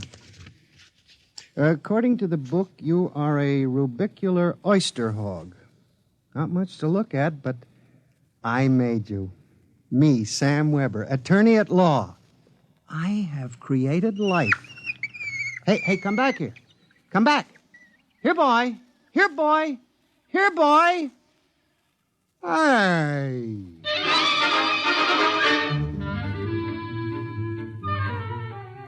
It was no use. My rubicular oyster hog, which was a cross between a field mouse and an oyster, had run out under the door and into the world. Next morning in the office, I turned to Chapter 2, Duplicating Babies and Small Humans. Assemble your mannequin, setting all molds to the indicated calibrations. To disassemble a model, use the disassemblator provided with the set. If you cannot destroy your creation, the law requires you to call the census keeper for your oblong. Good morning, Sam. Here's that memo on Rosenthal versus Rosenthal. Also a letter for you. Shall I read it? Please. Dear Mr. Weber, there is no firm at Blunt City bearing the name of Build-A-Man, nor do we have any thoroughfare called Diagonal. Sincerely yours, Thomas Plantagenet, Mayor. Well, that's that. Oh, by the way, your client was here again this morning, the ghoulish one. What'd you tell him? I said you'd be in later. Thanks. Will that be all, Sam? Yes. No. Are you doing anything New Year's Eve? Sam, I'm disappointed in you. What did I do? You haven't even noticed. Noticed what? The ring, silly. Third finger, left hand. What? Who? Lou gave it to me. Well, Lou has plenty of zip. I'm sure you'll be very happy zipping around with each other. Oh, Sam. What's the matter? I don't know. I'm so confused. Hey, listen, what's going on in here? Tina just told me the good news about your engagement. She's crying with happiness. Oh, is that right, honey? Well, no hard feelings, Sam. It's just that the best man got the girl. You understand how it is. Oh, by the way, we're having a little celebration at Sigali's tonight. Drop around and we'll live it up a little, huh?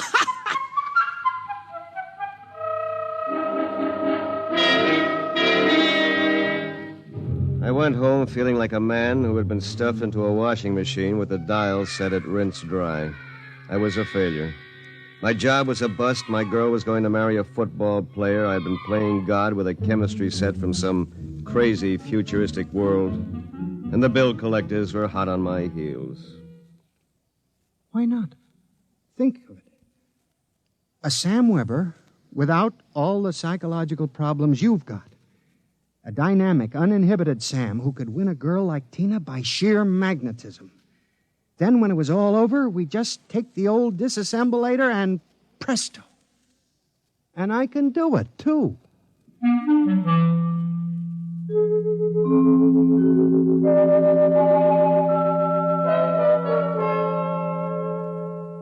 Chromosome content check. Well, here goes. It's moving. Holy mackerel. It's alive. It's sitting up. Whoa! Hey, I feel great. Take it easy. Do you know who you are? Don't give me that take it easy routine. Of course I know who I am. I have all the thoughts you ever had up until the point I was vitalized. My brain is an exact duplicate of yours, except that I'm not all blocked up psychologically. Oh, by the way, since we both have the same name, it'll simplify things if I call you Weber. I'll be Sam. Look here, I'll make the decisions. How would you like a good punch in the nose? Is that any way to talk to your own parent? I did create you, you know. And don't think I don't appreciate it, Weber, old man. But let's get one thing straight. I live my life and you live yours. Got that? Who pays the rent? You do. For a while, anyway. I haven't decided whether or not I want to stay in the law business. The law business? It'd be a shame to waste all that good training, though. We went to Harvard, didn't we? On the other hand, I want to spread out a little. Tina's the kind of girl to whom money is very important. Tina? What'd you expect? We're not quite the same, you and I. I've got zip. Don't use that word. Sorry. Now, how about some dinner? I'm starved. We'll have to go out. I'll need some clothes. Sorry, I only have this one suit. Fine, you can lend it to me. But what about me? I'll bring you a sandwich after I come back from Segali's. Segali's? You haven't forgotten, have you, Weber? We're invited to the celebration, Tina and Lou White. Only it wouldn't look quite right if we both showed up. So I'll tell you all about it. Now, come on, off with the suit. And no nonsense.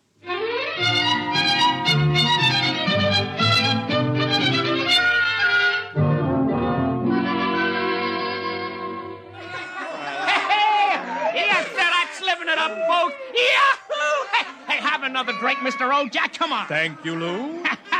Is everybody happy?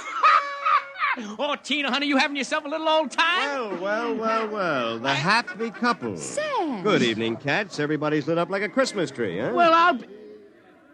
Sam, are you in the bag? Never touch the stuff, Lou, my boy. Never touch it. Hey, what's gotten into you, Weber? You seem different somehow. Well, I'll tell you. Ever since I had that talk with Mr. Ojak about myself... Oh, you remember, don't you, Mr. Ojak? Why, yes. You made me realize, Mr. Ojak, that I had a whole reservoir of untapped zip. And that's all it took, just like that. I'm a changed man. I don't believe it. It's an act. Why, you're nothing but a cream puff, and you always will be. Mr. Ojak, I think he owes me an apology for that. I should think so. All right, all-American boy, make with the apologies. Apologize? Why, for 2 cents I belch you. Folks, would you excuse Mr. White and myself for a few minutes? Coming, Mr. White. I'll be right back, honey.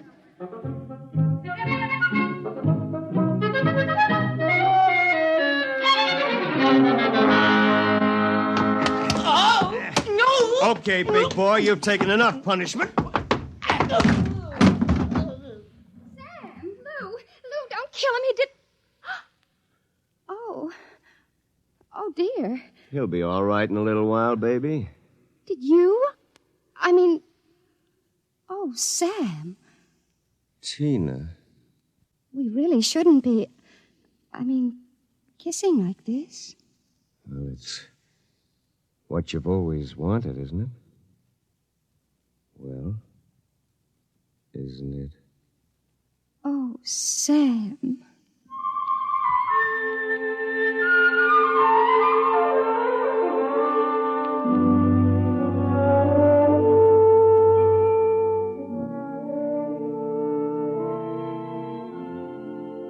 By this time, he's probably kissing her.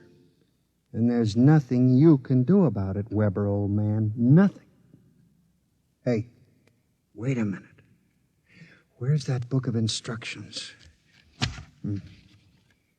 To disassemble a Build-A-Man model, merely focus the ray of the disassemblator device and press lever X. Tina, my Tina. So you're finally home.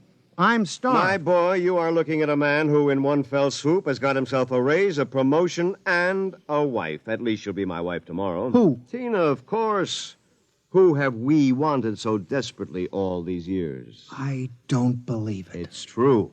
I had to put on quite a show, but all around it was a real success. Mr. Ojak was so impressed, he called me aside and said he was going to give me a crack at some criminal cases, and if I made the grade, who knows, I may even accept a partnership. And what happens to me? I suppose I sit in this room with no clothes for the rest of my life. Oh, you'll be well taken care of, Weber. You've got it all figured out, haven't you? That's about it. Only you neglected to consider one thing. Oh, what's that? This. Oh, come on, put that down. I'm going to melt you down like a Welsh rabbit. Weber, you can't do that. It's murder. It's like killing your own son. Take off my suit, you phony. You won't be needing it again. You're going through with it, huh? I am. All right. And here's your jacket. Oh, my arm. Now, you give me that thing. Give it to me. Oh. That's better. Now, we'll fix this little item so it can't do any damage. You see, Weber, you don't have the guts to stand up against the man you might have been. What's that sound? Somebody's coming up the stairs. Listen.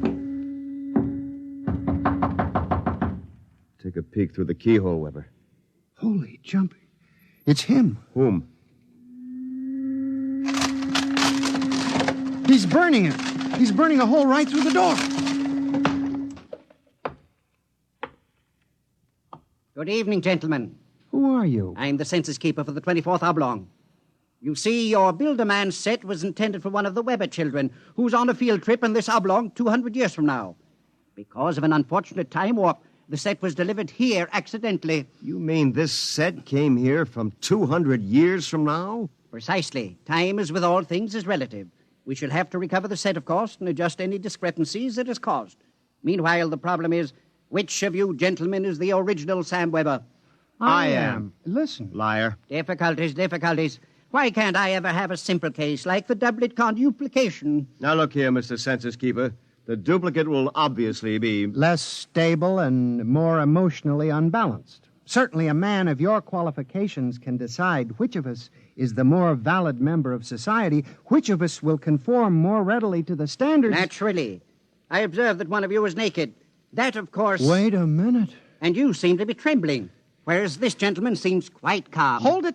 You're making a mistake. I hardly think so. Stay away from me. Do not struggle. Help, please, you're... Mr. Weber. Yes? It would be better if you didn't watch. Of course. You understand, it's not the gift of the Build-A-Man set we're afraid of letting you have. It's the principle involved. You people just aren't ready to play God.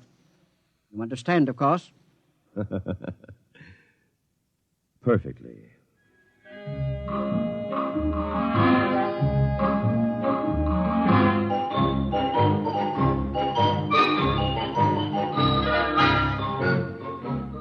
Well, that's my story. Within 10 seconds, the old Sam Weber had been completely dismantled and packed into the box. Tina and I were married, as you know, and I went on to become a full partner in the firm of Ojak, Somerset, and Weber. Oh, and by the way, Tina and I have been doing quite successfully what the old Sam Weber and his Build-A-Man set made such a mess of. We have 1, 2, 3 little conuplications. Sam Jr., age 4, Sameta, age 3, and Samina, age 2 months. Good night. You have just heard X-1, presented by the National Broadcasting Company in cooperation with Street and Smith, publishers of astounding science fiction. Tonight, by transcription, X-1 has brought you Child's Play by William Tenn, adapted for radio by George Lefferts. Featured in the cast were Bill Zuckert as the truck driver, John Gibson as Sam, Grant Richards as his alter ego, Peggy Lobbin was Tina, Ted Osborne played Mr. Ojak, Bob Hastings played Lou, and Guy Rep was the man from the Census Bureau. Your announcer, Fred Collins. X-1 was an NBC Radio Network production.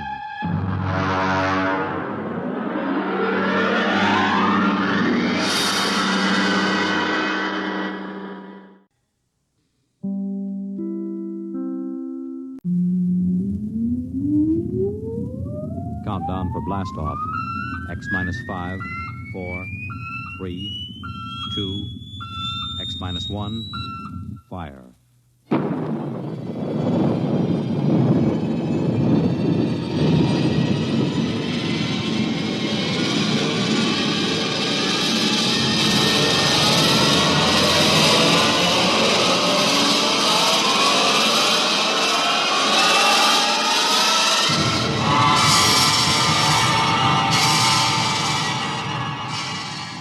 From the far horizons of the unknown come transcribed tales of new dimensions in time and space.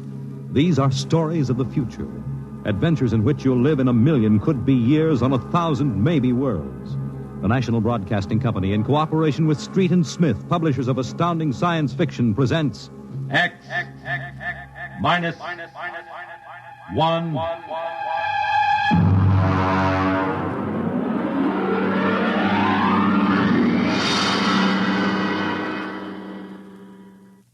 Tonight's story, Requiem by Robert Heinlein.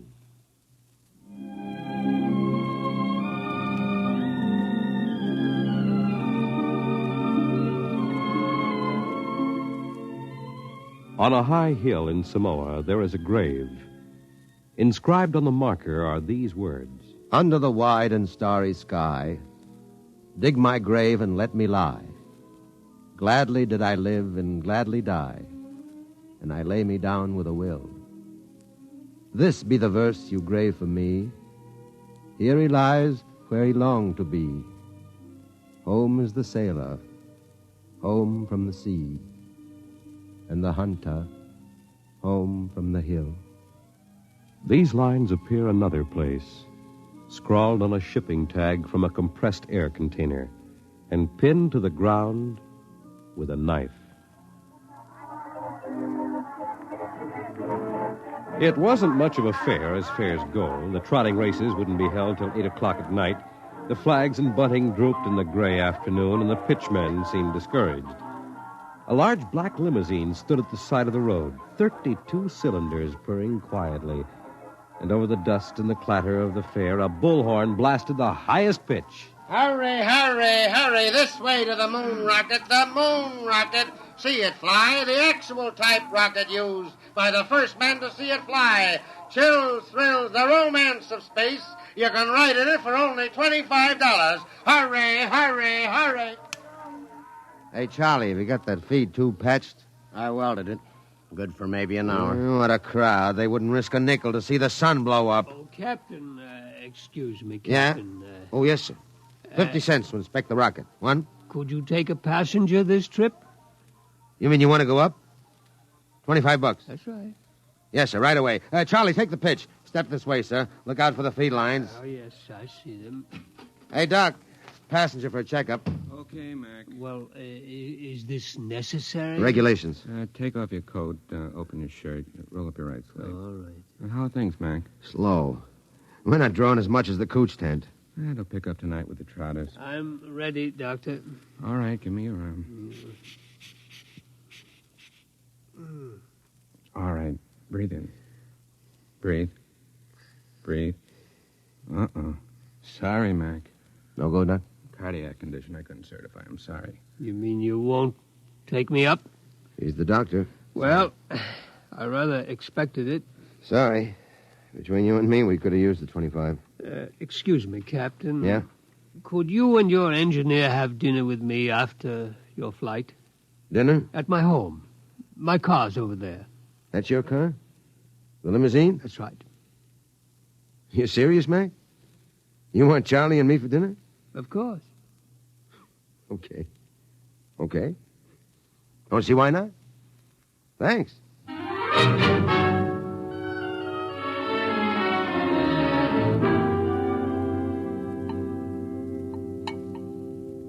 Charlie, you had enough. Lay off, Mac. Oh, that's perfectly all right, Captain McIntyre. Cigar? Thanks. Light? Well, thanks. Yes, it's hard for me to see why any holder of a master's ticket would quit the Earth-Moon run.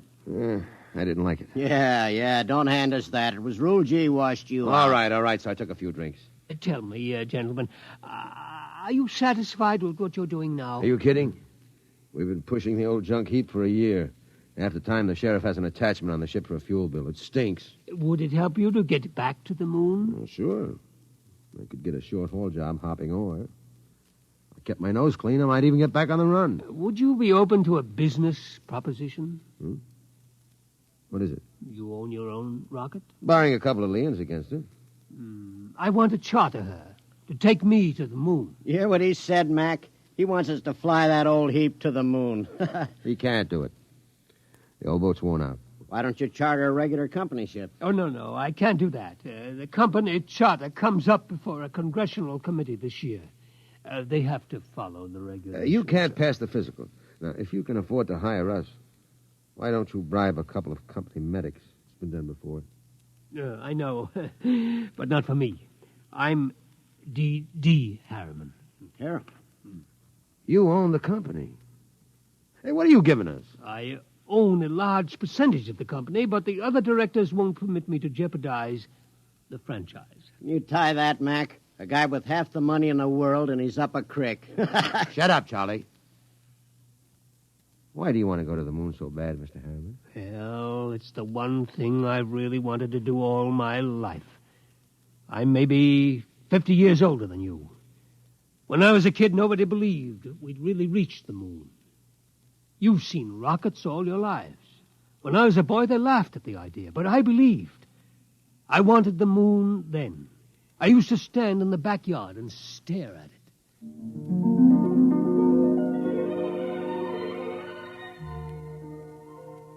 How far away is it, Mom? The moon? Far enough. Why don't people fly to the moon? They can't. Why not? They just can't. But not now, anyway. Someday I will. What? Fly to the moon. Sure. Now, come on, Del. Inside. Way past your bedtime. There wasn't enough money for college, so I worked. Stock boy at the old Ford plant in Detroit. Accountant, credit manager for a mail order house. Then New York and Wall Street. And then transportation. The monorail line between New York and Chicago. The Atlantic Pressure Tunnel. And then Harriman rockets. Del? Del, I want to talk to you. I'm working, Charlotte. You talk to me now, Del, or you may not get another chance. What is it? Fred Lott was in. You've sold out again. I run the business, Charlotte. Del, I'm fed up with it. Up to here. I married you because I love you. I still love you, but I'm fed up. Now, what is it, Charlotte? We're not young anymore. Fred tells me you've bought into a bankrupt engineering firm. Sunk every nickel in it. Well, they own the Schwarzmiller fuel injector patents. I need them. How many times do we have to start over? I'm tired. I'm not asking for millions. Just a little life for the two of us. I didn't know about the divorce for a month. I lost the papers under a stack of blueprints and stock prospectus. That night I walked through the park, watching the full moon move across the sky. My old friend. I could recognize the wrinkles. Chrysium, Mare fecundatus, Mare twinkulatus, the lunar Apennines.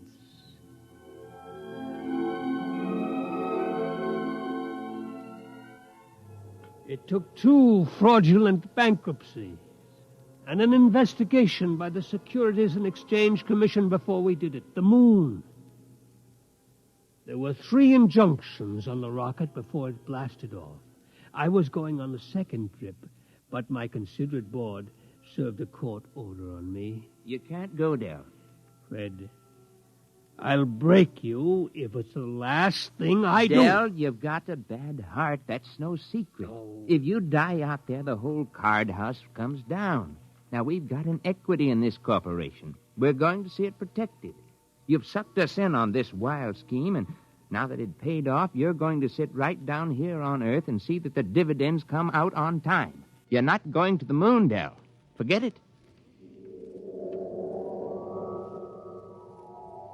I never went. By the time my lawyers shook off the restraining orders, the first cargo rocket had crashed in the Pacific, and Congress rushed through the Space Precautionary Act. My heart kept earthbound, and now I'm old. I've lived longer than I should, but I would not let myself die. I will not until I have set foot on the moon. There, Captain McIntyre, you asked why I wanted to go to the moon, Well? You find the ship, Mr. Harriman, and I'll drive her. You'll hit the moon. All right, then we can get down to business. I'll have contracts drawn up for you. You, too, will have to buy me a ship. I can't do it openly, of course. My dear board of directors would find out and slap a court order on me. We can't get credit. Oh, don't worry. I'll supply the cash in advance. Pick some ship that can be fitted for the jump. A strato yacht. Apply for a strato license. Then after it's issued, you move to a piece of desert. I'll find a strip and buy it. You mean fit her out there? Yes. We'll install extra fuel tanks, change the injectors and timers for space flight. Charlie, you think you can manage the changeover without a dockyard and shops? Well, I'll have to have a load of power tools and a lot of time. It'll be haywired and spot welded. Just so it doesn't blow up when I slap the keys. It won't blow. Well, that's what you said about the last ship. Now, cut it out, will you? I ask you, Mr. Harriman, that last ship was a junk heap and we knew it. Now, this'll be different. We're going to spend some dough and do it right. Ain't we, Mr. Harriman? You spend all the money you want. I'll see that you get it.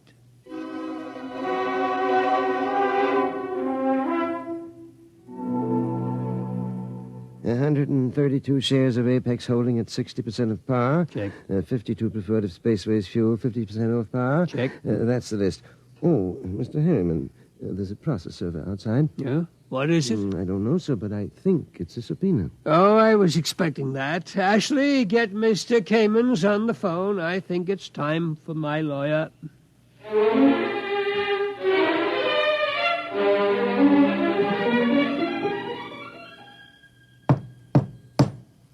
May it please Your Honor, counsel representing Mr. Harriman's relatives contend that his behavior for the past few weeks gives clear indication that a mind brilliant in the world of finance has become senile.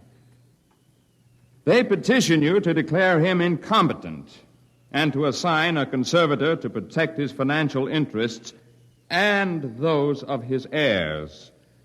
May I suggest that in the last few words, my opponent gave away his entire thesis. It is evident that the petitioners believe that my client should conduct his affairs in such a way as to ensure that his nephews, nieces, and their issue will be supported in unearned luxury for the rest of their lives. Therefore, we pray this court will confirm my client in his right to do what he likes with his own. Deny this petition and send these meddlers about their business.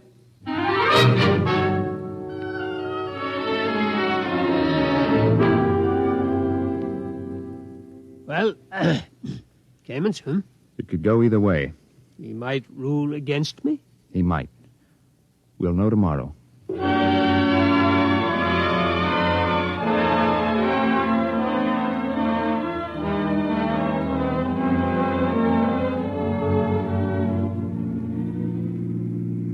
Here it is. Eccentric millionaire disappears. Yes. You eccentric, Mr. Harriman? Well, they used to call me crazy, but that depends on your credit rating. A bench warrant under contempt proceedings has been issued. They won't find me out here. How is the work going, Charlie? My end's in pretty good shape. Well, are you ready to go? My nephews will have detectives out looking for me. Well, I could run those calibration tests tonight. Take till midnight. After that, it's up to the Commodore here. There she is, Mr. Harriman. That's the job that'll take you to the moon. It's a good ship, isn't it? Hey, Mac, stop the car. Yeah. All right. Oh. He's out? Look at him. Where's his medicine? Vest pocket. Here. Break the glass. Hold it on his nose. He looks lousy. Yeah. There. He's breathing easy. Come around soon. Mac, we ain't gone through with this. Why not? It's murder. He'll never stand up under the initial acceleration. Maybe not, but that's what he wants to do. You heard him. I don't like it. He's an okay old buzzard. What do you want to do with him? Send him back to Kansas City so his no-good nephews can shut him up in the cellar? No, but... Okay, then. Now get out there and make your setup for those test runs. Get that ship ready to fly.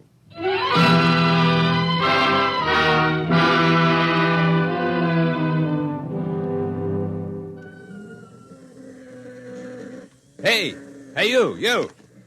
Me? How many other people are there out in this desert? What can I do for you? You James McIntyre? Hey, Mac. What's the matter, Charlie? You McIntyre? Yeah. I'm the deputy federal marshal in this district. I got a warrant for your arrest.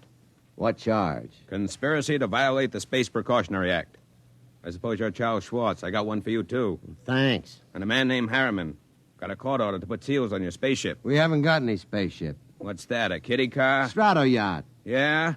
Well, I'll put seals on it until a spaceship shows up. Where's Harriman? In the shed. What shed? Oh, my knuckle. That's the one I broke playing football. I'm always hurting that finger. We gotta hurry. Get Papa to the cabin and strap him into his hammock. Right. So long, Deputy. Oh, my knuckle.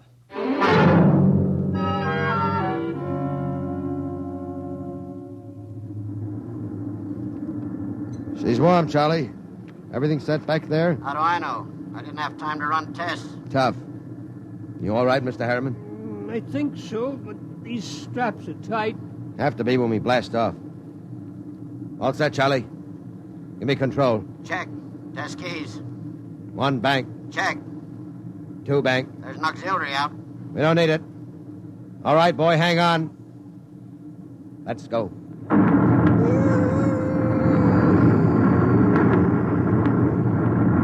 How are you, Pop? I'm doing fine. Couldn't be better. You better stay in your hammock. I'll loosen the straps a little. What is it? Nothing. Just go easy on that side. You ain't fooling me none, Pop. You got a couple of busted ribs. There isn't much I can do till we ground. You take a neobaritol and I'll wake you when we cut jets. No, I'll stay awake. Okay, just as you say, Pop.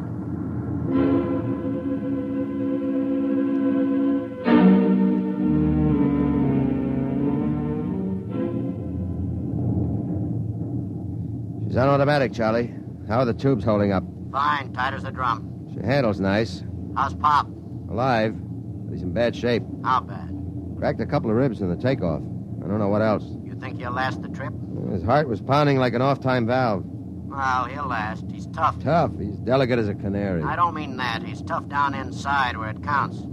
Just the same, you better set her down awful easy if you want him alive. I'll make a full swing around the moon and ease her in an involute approach curve. It'll go fine if we got enough fuel.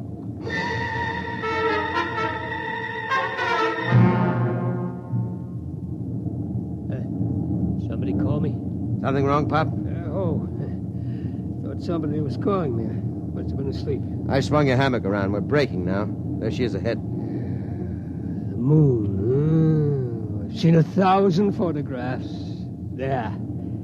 That's Copernicus. Tycho. You know it all right, Pop. Where are you landing? Mare Imbrium between Aristillus and Archimedes. Oh, that's about 40 miles from Luna City, isn't it? Yeah. It won't be easy landing without ground approach radar, will it? I've done it before. Not without a second pilot to punch the satimeter. You ought to have a mate's ticket, Pop. You know the whole routine. You must have really studied up. Yes, that's all I could do, study until now. Oh, look at the moon. I feel as if I'm coming home. Yeah. Charlie. Yo. I'm taking her in. Cut in full power. Make it good, Mac. Pop can't take a rough one. Shut up and give me the power. I'll do my best. Okay. Dynamite setting punched. Hang on, here we go.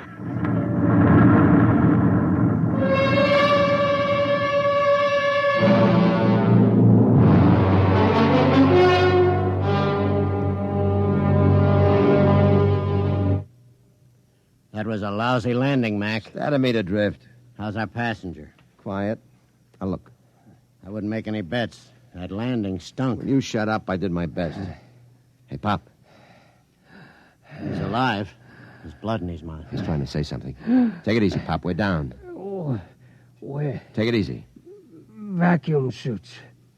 Where are they? Steady, Pop. You can't go out there yet. We got to give you some first aid. Give me that suit. What do you think, Mac? Might as well. Get the suit out of the locker. Yeah, we'll use the big one.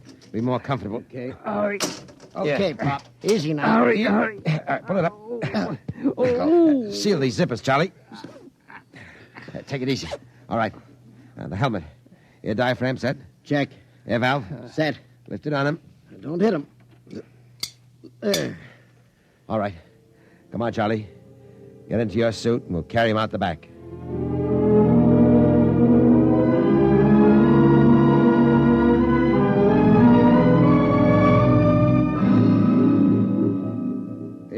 Easy with him. Okay. Okay. You all right, Pup? Outside. Take me outside. His left leg is gone. Get your shoulder under it. Right. Open the lock. All right, Pop. Come on. We're going out on the moon.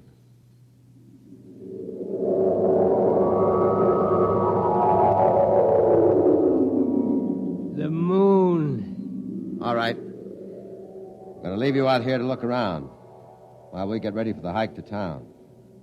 You all right? The moon. We have to break out air bottles and rig a stretcher. It's 40 miles into the dome. Charlie, prop something behind his head. Okay. You comfortable, Pop? We'll be back soon.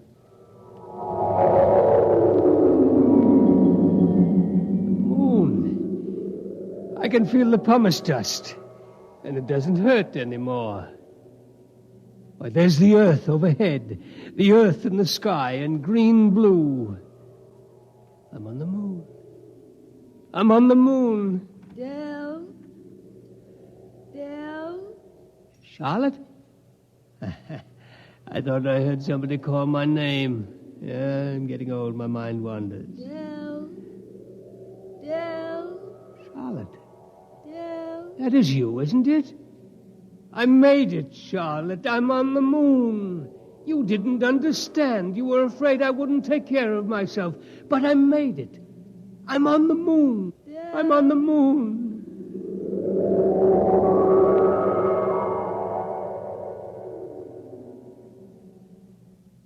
Come on, Charlie. We better get Pop going.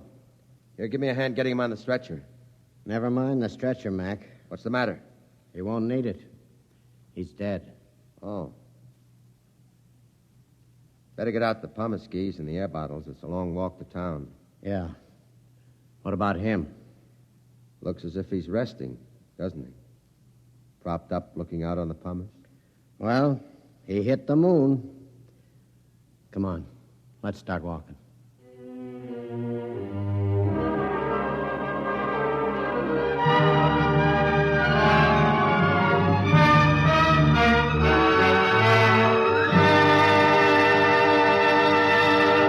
You have just heard X-1, presented by the National Broadcasting Company in cooperation with Street and Smith, publishers of astounding science fiction. Your announcer, Fred Collins. X-1 was an NBC Radio Network production.